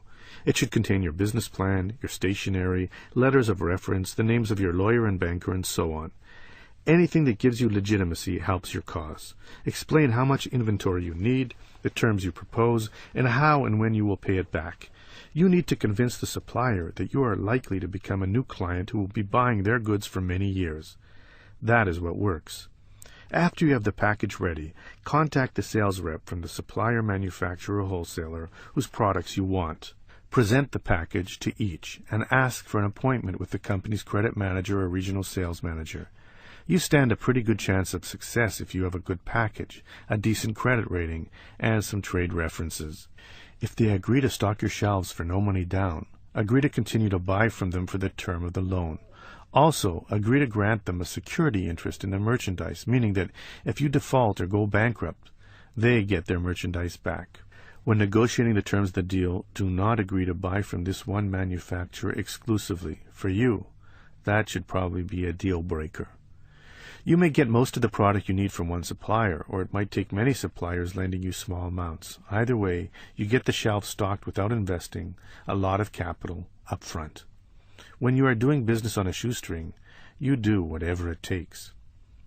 Buying a business with no money down. Buying a business with little money on your own is akin to buying a small piece of real estate without a lot of money. Remember that $150,000 duplex mentioned earlier? Using an FHA 3% loan, you need only $4,500 to buy it. If the bank secures the loan with a lien against the property and loans you the rest, that is called leverage. With the asset securing the loan, you can leverage a small amount of money into a large purchase. While leverage can be applied to the acquisition of a business too, the secret is to find a willing seller who is open to some creative financing. If you can get a conventional bank loan, great. Existing businesses have track records and assets, accounts receivable, autos, machinery, and so forth. So getting a bank loan is certainly possible. However, if you cannot get a bank loan, you might still be able to buy the business using seller financing. Sellers are often willing to finance some or all of the purchase. Sellers need buyers, and if your purchase is made contingent on seller financing, they just might do it. Buyers are not always easy to find. Of course, the seller will want to secure his loan with the ability to foreclose on the business and take it back if you default. If you agree to that, and you should, then getting them to finance your purchase is very realistic. The optimum plan would be to combine bank and seller financing. Say, for instance, that you want to buy a furniture store worth $100,000. Maybe the bank will finance half if the seller finances half, and away you go. But what if the seller is willing to finance, say, 40%, and the bank will only match that? What if you need additional creative financing options to swing the deal? Where do you find that $20,000? There are several choices. Debt financing. Business sellers include in the asking price the amount they need to pay off their business debts. If you agree to assume those debts, you can reduce your down payment by that amount. Are you willing to assume $20,000 of the seller's debt? Inventory financing. When you buy a business, you also buy its inventory. If you are short $20,000, see whether the owner would agree to liquidate $20,000 in inventory, then reduce the purchase price by that amount. Similarly, he could sell a business asset worth $20,000, a truck, machinery, real estate even. Broker financing. The majority of all business sales are done through a broker. See whether the broker would be willing to reduce his or her commission to keep the deal alive. Supplier financing. Check with the business suppliers. They may agree to loan you the $20,000 if it means they will continue to have a major account. There are many ways to finance a business purchase with no money down. Creativity and a willing seller are all that is required. Chapter 35. Marketing on a Shoestring. Sell to their needs, not yours. That's a quote by Earl G. Graves. There is no doubt that big corporations have resources and abilities not shared by their small business brethren. They have budgets we only dream about, experts to do their bidding, even managers to manage their managers. Likewise, we have attributes they do not. Small businesses are far less bureaucratic. We are resourceful, nimble, and quick. I would venture to say that the only area where small businesses actually envy big businesses is with regard to their budgets. One ad in the Wall Street Journal might cost a fortune. 500 company, $100,000. What kind of marketing could you do with $100,000? But fear not. Marketing need not cost a fortune. There are scores of ways to market on the cheap. Look big in the process and even the playing field. The shoestring rules. Marketing need not cost a fortune to reap tremendous rewards, but first, you have to know the 4 ground rules. 1. Shoestring marketing takes commitment. If you are like most other small businesses, you have a few tried and true marketing methods. But shoestring marketing means that you will try and eventually adopt several more methods. If 3 methods allow you to net $150,000 a year, what might you make with 6 methods? Therefore, you will try out many methods, test them, see which one works best, and then add the winners to your marketing repertoire. This will take time, as you must run an ad or test a marketing method several times before learning whether it is effective. Furthermore, a marketing campaign generally can take 3 to 6 months, so commitment is required. Shoestring marketing requires consistency. To build a brand, you must send a consistent message repeatedly. Eventually, people will know that you are the king of big screens, or that you won't be undersold, or whatever is your promise to your customers. But to create that image, your marketing, shoestring and otherwise, must be consistent. Consider the electronics store that spent a ton of money on a television campaign that lasted a week. The owner got results for about 2 weeks. He then tried a small, inexpensive ad every week in the Sunday entertainment section. It became his bread and butter. It created the profits. Consistency is key. 3. Shoestring marketing requires creativity. In the next section, you will find many different, inexpensive ways to market your business. Again, for this plan to work, you will need to try several and see which ones generate the best results. Try some that are foreign to you. Be creative. 4. Shoestring marketing must be measured. The only way to know whether your shoestring marketing campaign is working is if you are able to measure the results. So create ways to measure your campaigns. Your benchmark might be sales during the same month last year or the number of calls you received from a flyer. Whatever the case, create a starting spot so that you can decide which methods garner the best results. So this is the plan. Read through the many methods listed next and decide which ones might work best in your business. Set some benchmarks to test them against, and then try some again. Then try out some more. Be patient, be creative. Watch the bottom line and then decide which methods should become additional tools in your marketing tool chest. Major media methods. There are many shoestring methods which allow you to advertise on television, radio, or in newspapers or magazines at a great discount. Co-op advertising. Co-op advertising is a cost-sharing arrangement between a manufacturer and a retailer wherein the retailer places an ad that is partially or fully paid by the manufacturer. The catch? The manufacturer's product or name must be mentioned in the ad. For example, my father had an expensive prominent billboard on the San Diego freeway in Los Angeles that said in big type, "Carpet World, Elegance Underfoot." And then at the bottom of the billboard, in much smaller print, it said, "Featuring Ban Lawn Carpets." Ban Lawn paid for most of that ad. That is co-op advertising. Similarly, when a convenience store advertises a certain product, you can bet that company helped pay for the ad. Collectively, manufacturers earmark approximately $30 billion annually to help small businesses stretch their advertising dollars, yet surprisingly, much of that money goes unused. So an obvious way to stretch your advertising dollar is seeing whether any of your suppliers offer co-op funds. Having your suppliers pay for your advertising is an excellent way to grow your business without spending much more money. To learn more, pick up a copy of the Co-op Advertising Program Sourcebook or the Co-op Source Directory. Buy remnant space. Near press time, magazines and newspapers may have unsold advertising space called remnant space. If you are flexible, willing, and able to buy at the last moment, you can pick up remnant space for a song. The same principle applies to unsold radio and television time. You can call your local media outlets and ask about remnant space possibilities on your own. Or you can contact media networks to locate and purchase remnant space. Call 800-225-3457. Per inquiry, PI, or per order, PO, deals. Similar to a barter, a PO or PI deal works when stations have unsold time. Say when you sell widgets. With this sort of deal, you would cut a deal with a station in which they would, without any upfront cost to you, run your commercial selling your widgets. You then pay the station a percentage of whatever business you derive from that ad based upon the number of orders, PO, or inquiries, PI, that you received. Typically, the station might take 40% of whatever revenue the ad generated. Overnight radio. One inexpensive way to build your business is to use overnight radio advertising.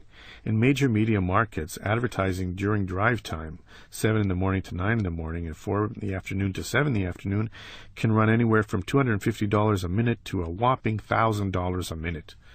At those prices, the necessary repetition you need to create a successful campaign may be unaffordable. But overnight ads, while certainly reaching a far smaller audience, cost much, much less, and still can be very, very effective. Christy Hicks is a radio accountant executive who explains that many large news talk stations have nighttime overnight ratings that rival the ratings of many smaller stations during their drive time, but are sold at a fraction of the cost. For a recent client, for example, she was able to get overnight 60-second spots at a major station for $10 a minute in a major market, and the audience size rivaled smaller stations' drive time audience. This is typical. Overnight spots, usually undersold at most stations, can usually be had at a great discount. Christy Hicks says that an effective overnight radio campaign requires 3 elements. 1. A compelling message. You have to be selling something people want to buy. 2. Frequency. Repetition is the key. 3. Consistency. Hicks points out that we all know the famous radio tagline, "We'll leave the light on for you," because Motel 6 never fails to use it. That is the power of consistency. Cable television. Whereas broadcast television is often cost prohibitive, cable TV, especially late at night, is not. And the great thing about cable is that you can target your market very specifically by advertising on the exact stations that your market watches. An overnight cable television ad might run as little as $25 a spot. Newspapers. Advertising the newspaper can be expensive, but here are a few ways to reduce your costs. Cut the size of your ad size in half and save 50%. Double the size of your headline. If you then buy a premium placement, about 15% extra, you still save 35% and have an ad that might really get noticed. Consider advertising only in the neighborhoods that purchase your goods. You don't have to buy the whole region. You'll save 50% or more. Classified ads. Both magazines and newspapers have classified ads, and the best thing is that they reach people who are shopping and are ready to buy. If you test an ad and it works, ask for a frequency discount when buying it in bulk. You can have as much success with a classified as you do with a display ad at a fraction of the cost. Tip: have a snappy headline. When media reps quote you their rates, they quote from their rate card. Remember the rule that everything is negotiable. The rate card is negotiable. The Yellow Pages.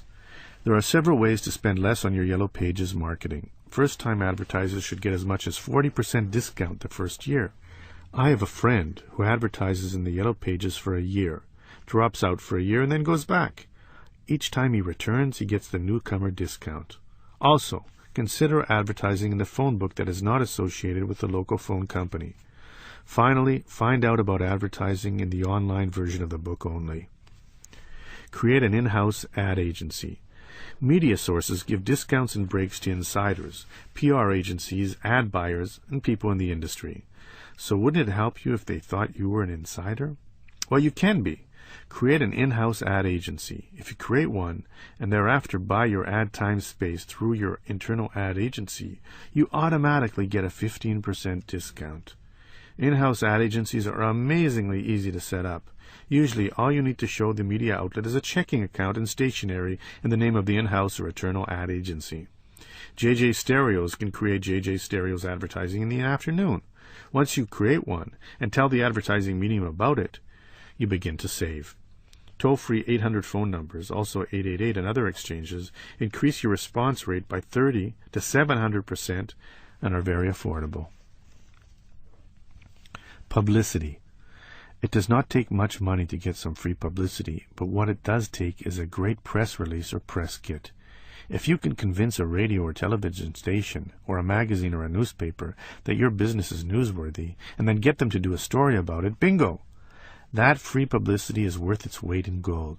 Parlay it into more business, and reproduce that story for years to come, building credibility in the process. Print techniques. There are various other ways to market your business with little money, yet get big results using the printed word. E-newsletters. E-newsletters demonstrate how much you know about your field and do so in a low-key, informative way. Then, when a recipient needs someone with your expertise or products, he thinks of you. While online newsletters are all the rage, physical newsletters should not be forgotten either.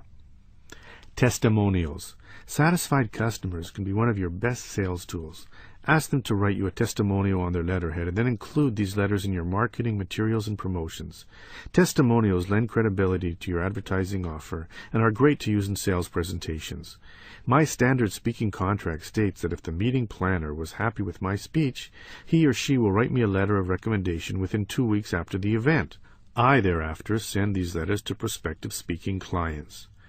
Ask happy current clients if they would mind if potential clients could call them regarding your products and services. This shows that you have built strong relationships with your clients and customers and are confident in the quality of your work. Flyers. Hire a student to put flyers on cars downtown. 5,000 flyers times 3 cents is $150. A good flyer offers cheap prices and emphasizes benefits, benefits, benefits. Coupons. Most coupons are never redeemed, yet even so, creating a coupon costs almost nothing. And if your brand stresses low costs, coupons, even unredeemed, build your brand. If they are redeemed, you have driven some more business your way. To be effective, coupons must offer at least a 15% discount. Try adding a coupon to your invoice to sell more product to existing customers. Gang run. Some printers wait to do all their large printing jobs at once. This is called a gang run.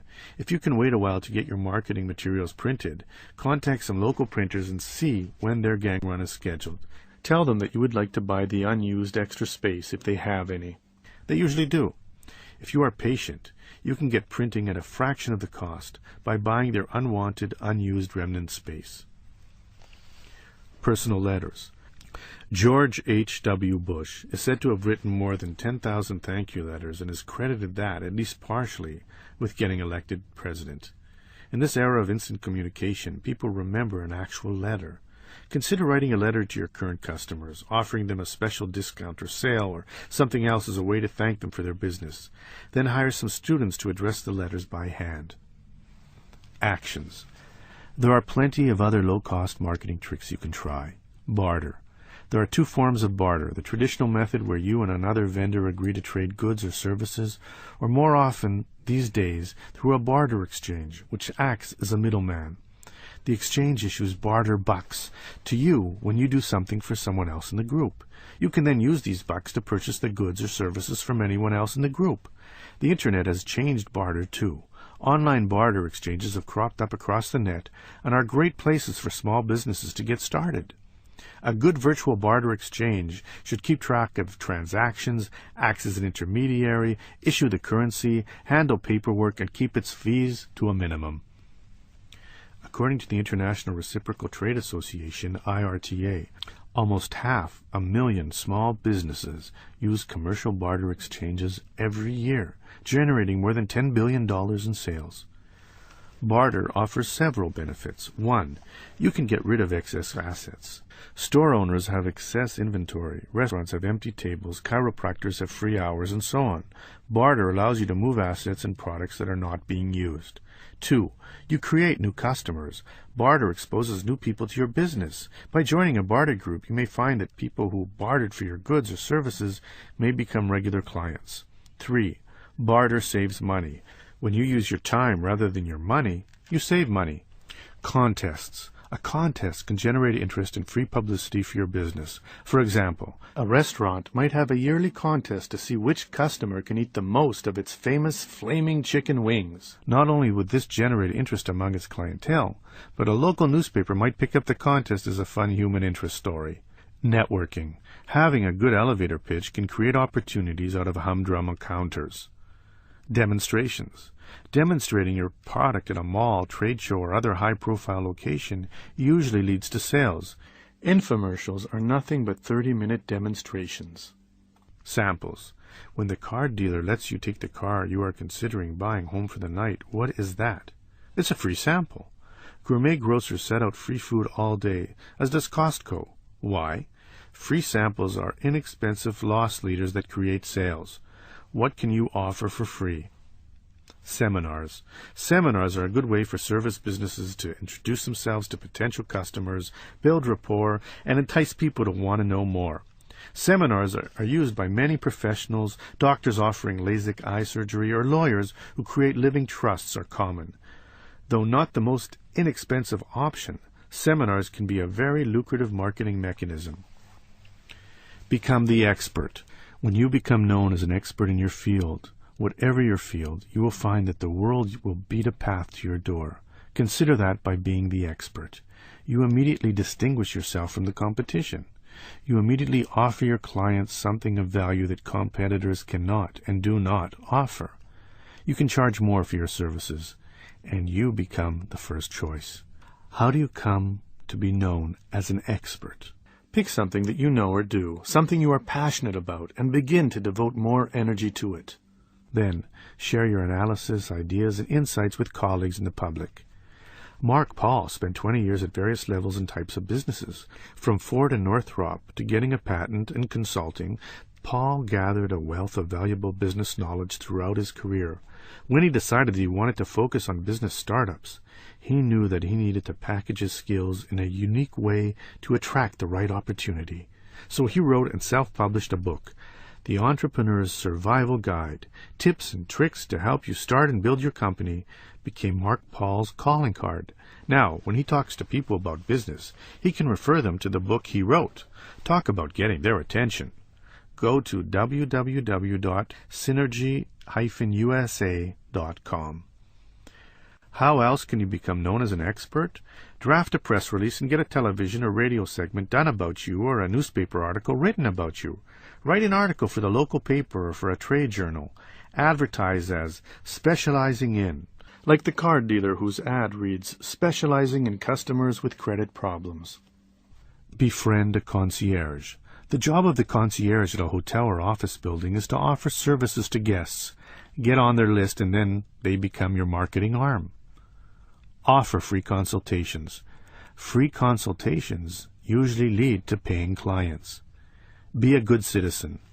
By sponsoring a youth sports team, coaching the team, or donating your services to charity, you begin to create a positive reputation in the community.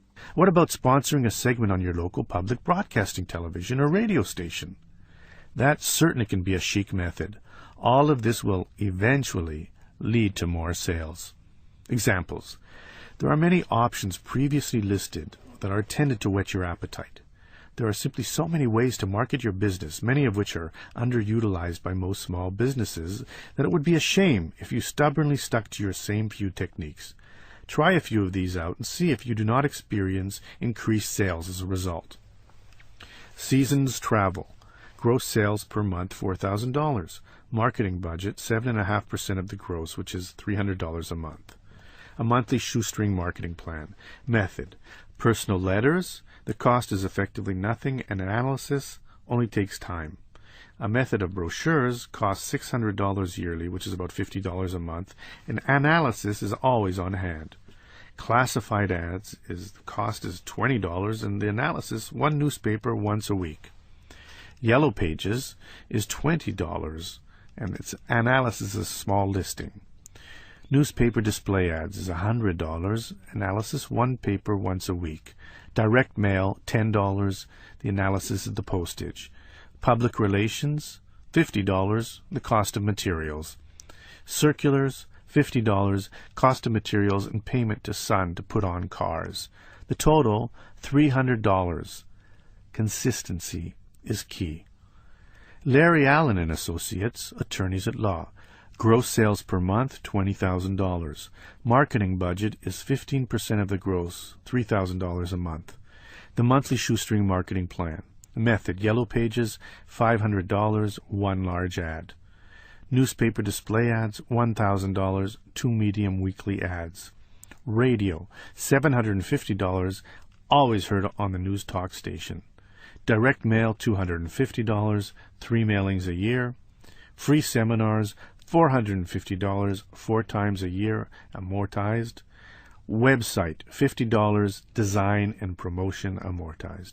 Total is $3,000. High profile.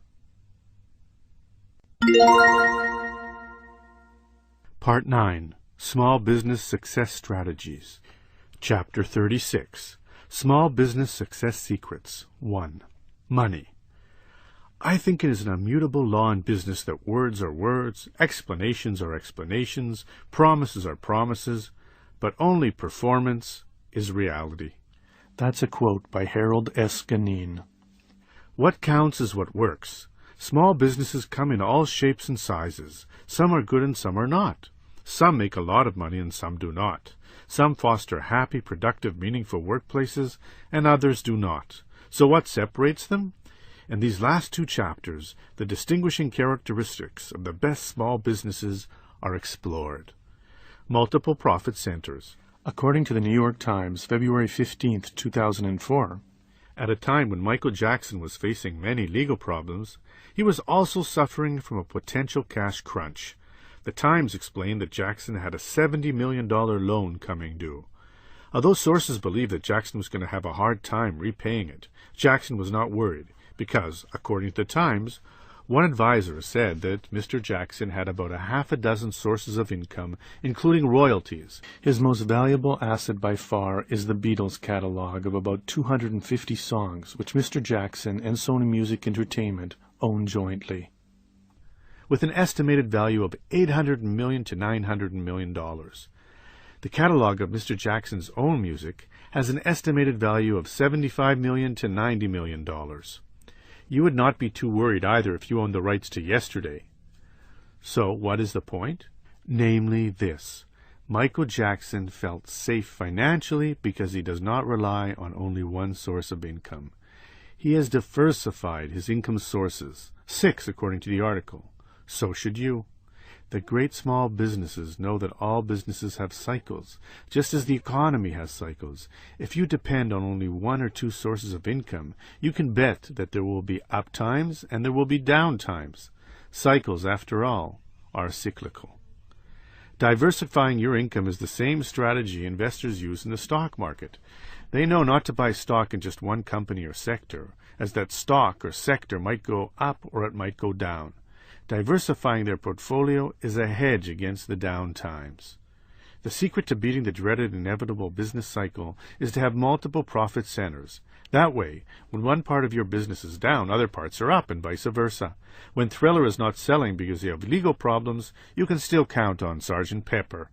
If you are a photographer specializing in weddings, considering adding portraits or high school graduations to your portfolio. If you manufacture a wholesale product, what about adding some retail outlets or vice versa? By creating multiple profit centers, you can ensure that, well, all your troubles will seem so far away. Swimming with the big fish. It's easy to fall into a rut, especially when it is a comfortable rut. If your business earns a nice profit and is a good place to work, everyone might easily settle into a routine where growth is less important than maintaining the status quo. You know what you know, and what you know works. Why upset the apple cart? But if you want to take your business to the next level, you will need to 1. Break the routine, and 2. Begin to associate with people who can help generate more business and revenue. Tried and true is nice, if that is what you want. Superior small businesses, though, work to get to the next level. A board of advisors. Bob Vukovich is an entrepreneur who has started 2 very successful businesses, is a mentor to many aspiring entrepreneurs, and is a judge at Moot Corporation, an internationally acclaimed business plan competition hosted by the University of Texas. Vukovich knows a thing or two about small business success. He says, the worst thing you can do as an entrepreneur is to think you know everything. When I need advice, which is very often of a general nature rather than technical, it's very important to have a great board to turn to. In 1992, Allegheny College received the largest gift in its almost 200-year-old history, $22 million from Bob Vukovich and his wife Laura. The great board Vukovich is referring to could mean either your board of directors if you are incorporated, or if not, then a less formal board of advisors. This is something from which all small businesses could benefit. A board of advisors is a group whose purpose is to help you guide and grow your business. A great board is one that can offer you advice, feedback, expertise, perspective, and contacts. Contacts are especially important. When you're a small business person, you can have only so many contacts and colleagues. Moreover, if it is true that it is not what you know, but who you know, and it is, then a board of advisors helps you know more people. There is no telling what opportunities, contracts, or other sales might come from having the right board member. But even beyond this, a good board is an important sounding board. By recruiting various experts and colleagues, you expand your small business's business IQ. So when looking for board members, 5 is a good number, look for potential members who have experience. You want to stock your board with business-savvy individuals. Putting your brother-in-law on your board negates its purpose, unless he offers something unique. The more heavyweights you get, the better. Not only will this vastly increase your small business acumen, but these are the kind of players who can steer business your way. Good board members will have contacts whom they can reach out to investors, strategic partners, even potential customers. An experienced board also impresses the outside world. If you need a loan, for example, or if you're trying to nab that big contract. Have diverse skills. None of us have all the necessary knowledge, experience, or skills required to run every aspect of our business, though we might like to think we do. There are so many different facets of a small business, sales, finance, marketing, legal, that having board members with a variety of business skills ensures that you will have someone around who can answer your questions and help solve problems when they arise. Are independent. You want people willing to be the devil's advocate, who will give you their honest feedback. Board members are often compensated for their time, either with money or stock, although some are willing to assist for free. The opportunity to be involved in an interesting business, plus teaching what they know, may be satisfaction enough. Contracts. Another way to start playing a bigger game is to go after bigger customers, relying on the same customer base as a prescription for redundancy. If you continue to do the same thing, you will continue to get the same results. Instead, target larger potential customers for your goods or services. They are out there. You just need to know where to look. A unique opportunity. The federal government contracts out $240 billion of business to private businesses every year, and by law, 23% of those contracts must go to small businesses. This means that there is roughly $60 billion in government contracts available to small businesses every year. You have no idea how even to start finding, let alone bidding on those contracts? You're not alone. Most small businesses have no idea either. But Hector Barreto and Hewlett-Packard are here to help. Hector Barreto is the head of the U.S. Small Business Administration. When he was first appointed to run SBA, he quickly realized a fundamental truth. What small business wants is the same as what big business wants: more business. The question was, how could he help facilitate that? According to Mr. Barreto, although the 23%, $60 billion set aside seemed like a great opportunity to help small businesses get more business, most of these contracts went to small businesses inside the Beltway. He thought that small businesses throughout the United States should have an equal opportunity to bid on and get those contracts. They have the know-how, he told me, but not the know-who. In 2002, Robin West, HP's charming vice president of small and medium business, and her team were looking for different ways to help small businesses succeed. They decided to contact the SBA right when Hector Barreto was looking for a partner for business matchmaking. It was fortuitous. The SBA and HP teamed up, and a great new program was born. Business Matchmaking. www.businessmatchmaking.com. Business Matchmaking is a program that matches small businesses with government and private procurement officers looking to buy what the small businesses have to offer. As Mr. Barreto puts it, the program matches small companies with federal, state, and local government agencies and large corporations that have actual contract opportunities for products and services. In order to facilitate this matchmaking, the SBA and HP have created a traveling program that goes to different cities around the country, bringing together those looking to buy goods and services with local small businesses looking to sell such goods and services. Whereas it began as a program to help spread the 23% government contract set-aside wealth, business matchmaking now includes many large private businesses that also need and use small business vendors. According to Administrator Barreto, that is his actual title, these events have been an unqualified hit, both in terms of the number of participants and the billions of dollars of contracts that have resulted. In 1 or 2 days at one of these events, a small business can see more contractors with real contracts than they could in a year on their own. Barreto says it's better than a trade show because at our events, buyers who are ready to buy are meeting small businesses ready to sell. We are matching supply with demand. Who is looking to buy from small businesses at this business matchmaking events?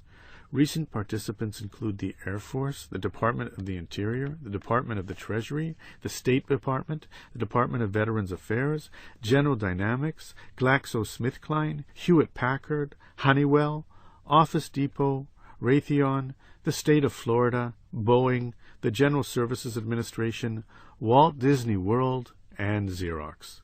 So, if you have a product or service that you think might be useful to a government or large corporation, then go to businessmatchmaking.com and sign up. What you will find when you attend your event is what Mr. Barreto calls a meaningful opportunity. The system. In order to make more money and be even more successful, the successful small business should be organized in such a way that the owner or owners are free to spend time networking and marketing, free to go after big contracts, and free to spend time on those parts of the business they enjoy and less time on those parts they do not. One would think that would be the case. After all, a very big reason why entrepreneurs create their business in the first place is for freedom. Freedom from the boss, from the grind, from being an employee. But if you have owned a business for any length of time, you may not be all that free. The demands on your time are great. Indeed, that is probably the chief complaint among small business owners. If you are like them, you likely spend so much time handling issues and putting out fires that time to think and plan is lost. It's a paradox. Because you may have busted out of one work prison only to create another, you are likely not as free as you would have hoped. Is there a solution? You bet, and it's a solution that, if implemented, will mean you will enjoy your business more and make more money. In his great book, The E-Myth, Why Most Small Businesses Don't Work and What to Do About It, author Michael Gerber explains that most small businesses can be divided into 2 parts. First, there is the technical part of the business. The baker bakes the bread, the web designer designs the websites. Second, there is everything else associated with running a business. Advertising, payroll, money. You know the program. The problem is that knowing how to make a great croissant or website does not mean that you know how to run a great business.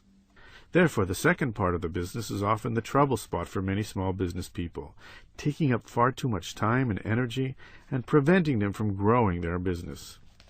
Gerber says that the solution to this too common dilemma lies in one of the most successful businesses of all time, McDonald's. Whether you go into McDonald's in Moscow, Russia, or Moscow, Idaho, you can expect the same thing. The restaurants are clean, affordable, and the food tastes the same wherever you go. Because founder Ray Kroc created a system. Any franchisee who follows the system should get the same result, profits and all. In the E-Myth, Gerber suggests that by creating a similar system as opposed to haphazard individual efforts and decisions, your small business can become a machine that can run itself. If you systemize it a bit or lot, you better enable your employees to do their job, thereby freeing you to do yours.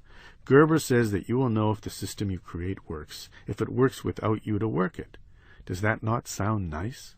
Take a look at your business. What works? How could it be more efficient? Think of your business as a prototype for 100 more that will be just like it.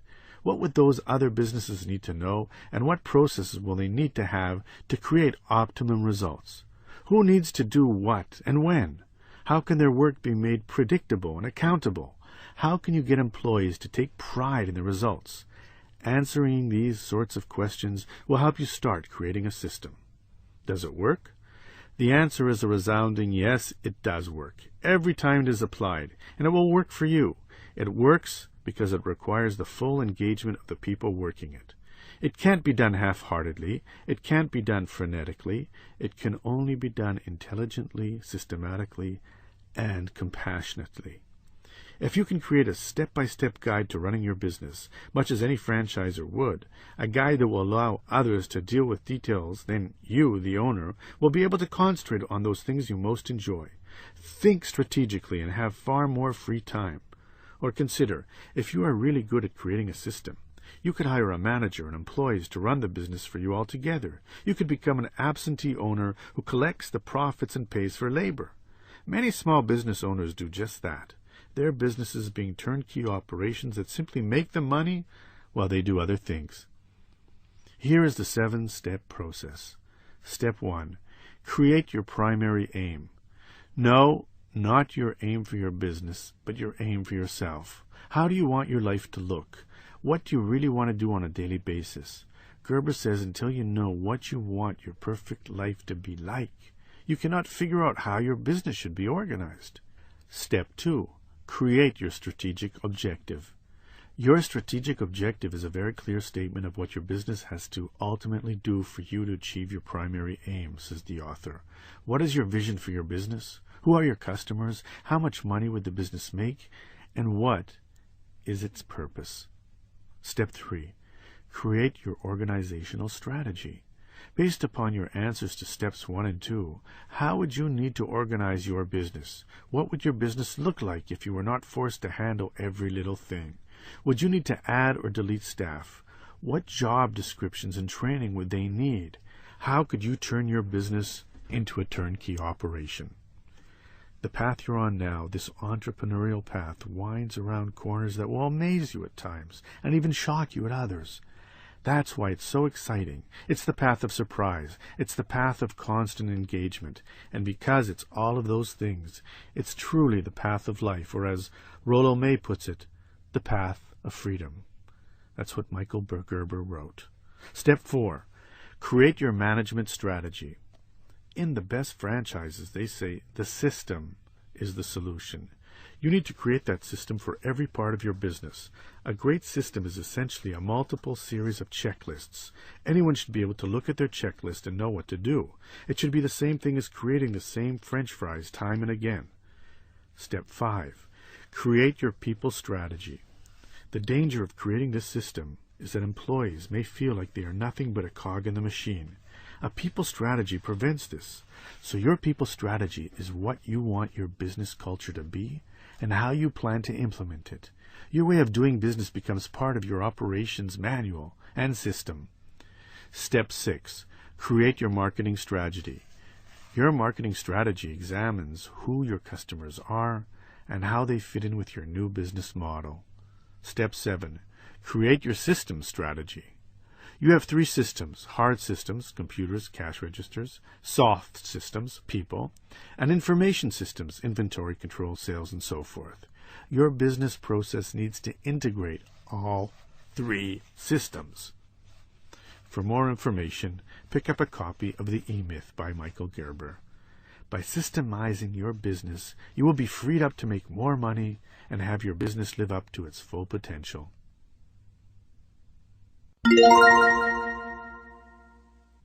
Chapter 37. Small Business Success Secrets 2. Vision. What you can do, or dream you can, begin it. Boldness has genius, power, and magic in it. That's a quote from Goethe. Owning a small business has much more to do with vision and boldness than it does with profits and losses, which are a means to an end. In fact, the business itself is a means to an end. We start a business because we have a dream, a destiny fulfilled by creating a sustainable, beautiful business we love. No, we are not always successful, but it is this vision of creating something special, of making the world and our world better, that drives us, which begs the question, how can we better realize this passion? Are there business traits that the best of the best can teach the rest? Indeed, there are. The best businesses are beacons illuminating the path so that as we continue our entrepreneurial journey, there is light showing us which way to go. The best businesses. In their excellent book, Built to Last, that's Harper Business 2002, authors James C. Collins and Jerry I. Porras seek to answer the question, what makes the truly exceptional companies different from other companies? The results of their exhaustive research and analysis is fascinating and applicable to businesses both small and large. More than a desire for profits or a plan to produce pleasing products, the best businesses are founded on and driven by vision. It helps to remember that every amazingly huge Fortune 500 NASDAQ-traded, stock-splitting, name-branded, well-known company you see once started out as a small business. Yet by adhering to their vision, they were able to grow beyond their humble roots and become something special. And when I say special, I'm not talking about money or profits, although they are nice. I'm talking about a business that makes a difference for its shareholders and owners, for its employees and for its customers. A special business, a great business, solves problems, creates value, is enviable. The business is the thing. To have a successful business, you need not be a genius, but you do not have to invent the next big thing, and you do not have to start out with a big idea. Walmart began as a single 5-and-dime store in Arkansas. Founder Sam Walton told the New York Times, "I had no vision of the scope of what I would start, but I always had confidence that as long as we did our work well and were good to our customers, there'd be no limit." His big idea to create a chain of rural discount stores did not arrive for quite some time. Like most overnight successes, Walmart was about 20 years in the making. Slow starts are okay. Bill Boeing's first plane was such a failure that his aircraft company sold furniture for a few years. Microsoft lost money its first 2 years. Walt Disney went bankrupt before coming out with Steamboat Willie.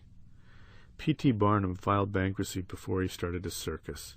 Henry John Heinz's company filed for bankruptcy in 1875. The next year he introduced a new condiment called tomato ketchup. Henry Ford's first 2 car companies failed, the first filing for bankruptcy and the second by agreement. In 1903, at the age of 40, he started the Ford Motor Company. So, if it's not the great idea that gets their motor running, what is it that sustains the small business in the early years? It's the dream, the business itself. As Collins and Porras put it in the Built to Last, never, never, never give up. Be prepared to kill, revise, or evolve an idea, but never give up on the company. They cite HP as a classic example. Bill Hewitt and Dave Packard kept tinkering, persisting, trying, and experimenting until they figured out how to build an innovative company that will express their core values. So it's not your great idea that will sustain your business. It's your great business that will sustain the idea. The business is the thing. A slow start can be handled as long as a strong foundation is being laid. Create an organization with values that matter and processes that last. A visionary organization creates visionary products and profits, not the other way around. There is more to business than profits. You are an idealist. If you were not, then fear, criticism, the unknown, or naysayers would have stopped you. So we know you are idealistic. The trick to sustain business greatness, then, is to transform that idealism into a set of core business values. The best small businesses have core values and live by them. These values guide owners and employees alike in their everyday activities. In 1945, Japan was a country in ruins. Devastated by war and 2 nuclear bombs, Japan had a long, long way to go. It was then, in the remnants of Tokyo, that Masura Ibuka decided to start a new company he would call Sony. Begun in a bombed-out, deserted department store, Sony was started with the last $1,600 of Ibuka's personal savings. Aside from initially creating some forgettable products, for example, sweet bean paste soup, Ibuka quickly created a code for his nascent new company, including a place of work where engineers can feel the joy of technological innovation, to pursue dynamic activities for the reconstruction of Japan, We shall welcome technical difficulties. We shall illuminate any unfair profit-seeking. That last point is critical and illustrative. Everyone loves profits, but evidence indicates that the best businesses mix profits into the values bag, treating them equally with other important business attributes. Henry Ford is widely credited with helping to create the middle class by introducing both the 5-day work week and the $5 day, roughly double the prevailing wage. The Wall Street Journal denounced this last action, stating that Ford had injected spiritual principles into a field where they do not belong. Great companies value values. They're not just enterprises created to make a buck. These businesses have a core ideology of which profit is but one ideal, as pointed out in Business to Last. In 1960, David Packard of HP gave a lecture to a group of employees. There he said, "I want to discuss why a company exists in the first place. Many people assume wrongly that a company exists simply to make money. As we investigate this, we inevitably come to the conclusion that a group of people get together and exist as an institution that we call a company, so they are able to accomplish something collectively that they could not accomplish separately. They make contributions to society. Each small business must decide for itself what its core values are. They should be simple guiding principles upon which to build. You do not need a reason and do not need to justify them. They are your core values. Figure out what they are and live by them." A correlation to this is that the visionary small business should recruit people who can buy into the value system. Discuss this during the interview process. Real values to mean something must be lived, and if an employee is unwilling to adopt your way, then theirs should be the highway. When he died, Joe Wilson, founder of Xerox, was found with a small blue index card he apparently kept in his wallet. It said in part, "To attain serenity through the leadership of a business which brings happiness to its workers, serves its customers, and brings prosperity to its owners." Think big. The most successful small business create clear, specific, big goals and then organize to achieve them. The goal serves as a focal point for the efforts of the participants. When Ruth Handler decided that her small toy company would create a doll that was a shapely woman, not a baby, as all girls' dolls have been up to that point, the goal was huge. The company had to invent new processes to manufacture the doll, and it took 8 years. It changed the entire direction of her business. But her business, Mattel, and her invention, Barbie, transformed an industry. Setting the bar high raises expectations of yourself, your staff, and of your business itself. A great, big, audacious goal can get everyone excited. It crystallizes efforts. However, a goal alone is not enough. Your business has to be committed, financially and emotionally, to achieving the goal. Goals without commitment is like a basketball without air. It's empty. Set goals for your company, commit to them, enroll your team in them, achieve them, and then set more. Experiment. Before inventing Tupperware, Earl Tupper created a variety of forgettable products: knitting needles, egg peelers, compact mirrors, and flour sifters, to name just a few. He just kept plugging along until he finally hit on a product that worked in the marketplace. This is true for many successful small businesses. Grand visions and strategic plans are wonderful, but it often takes plain old trial and error and plenty of experimentation before the magic combination hits. Failures happen, but you have to keep throwing stuff against the wall to see what sticks. R.W. Johnson, Jr. of Johnson & Johnson famously said, "Failure is our most important product." He knew that failure meant not only his company might learn something new, but it should also prod them in the proper direction.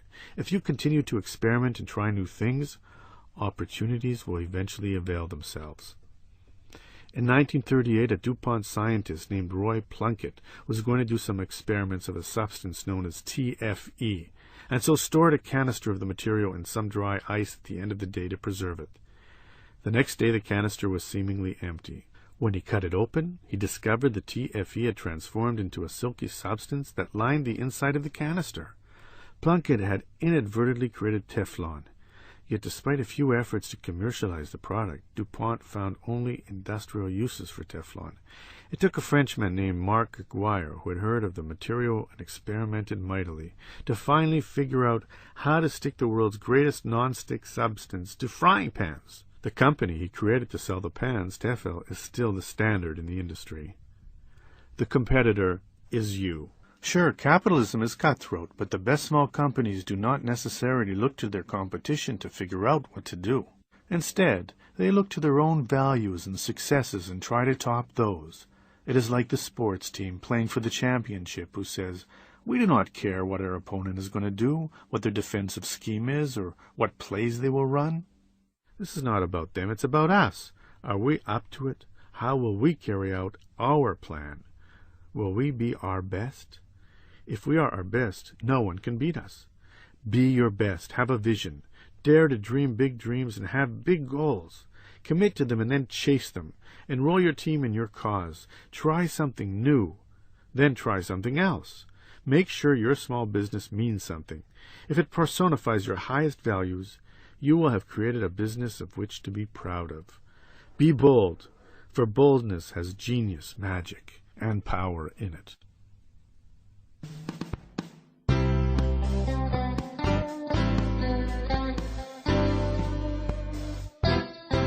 The Small Business Bible, Everything You Need to Know to Succeed in Your Small Business, was written by Stephen D. Strauss.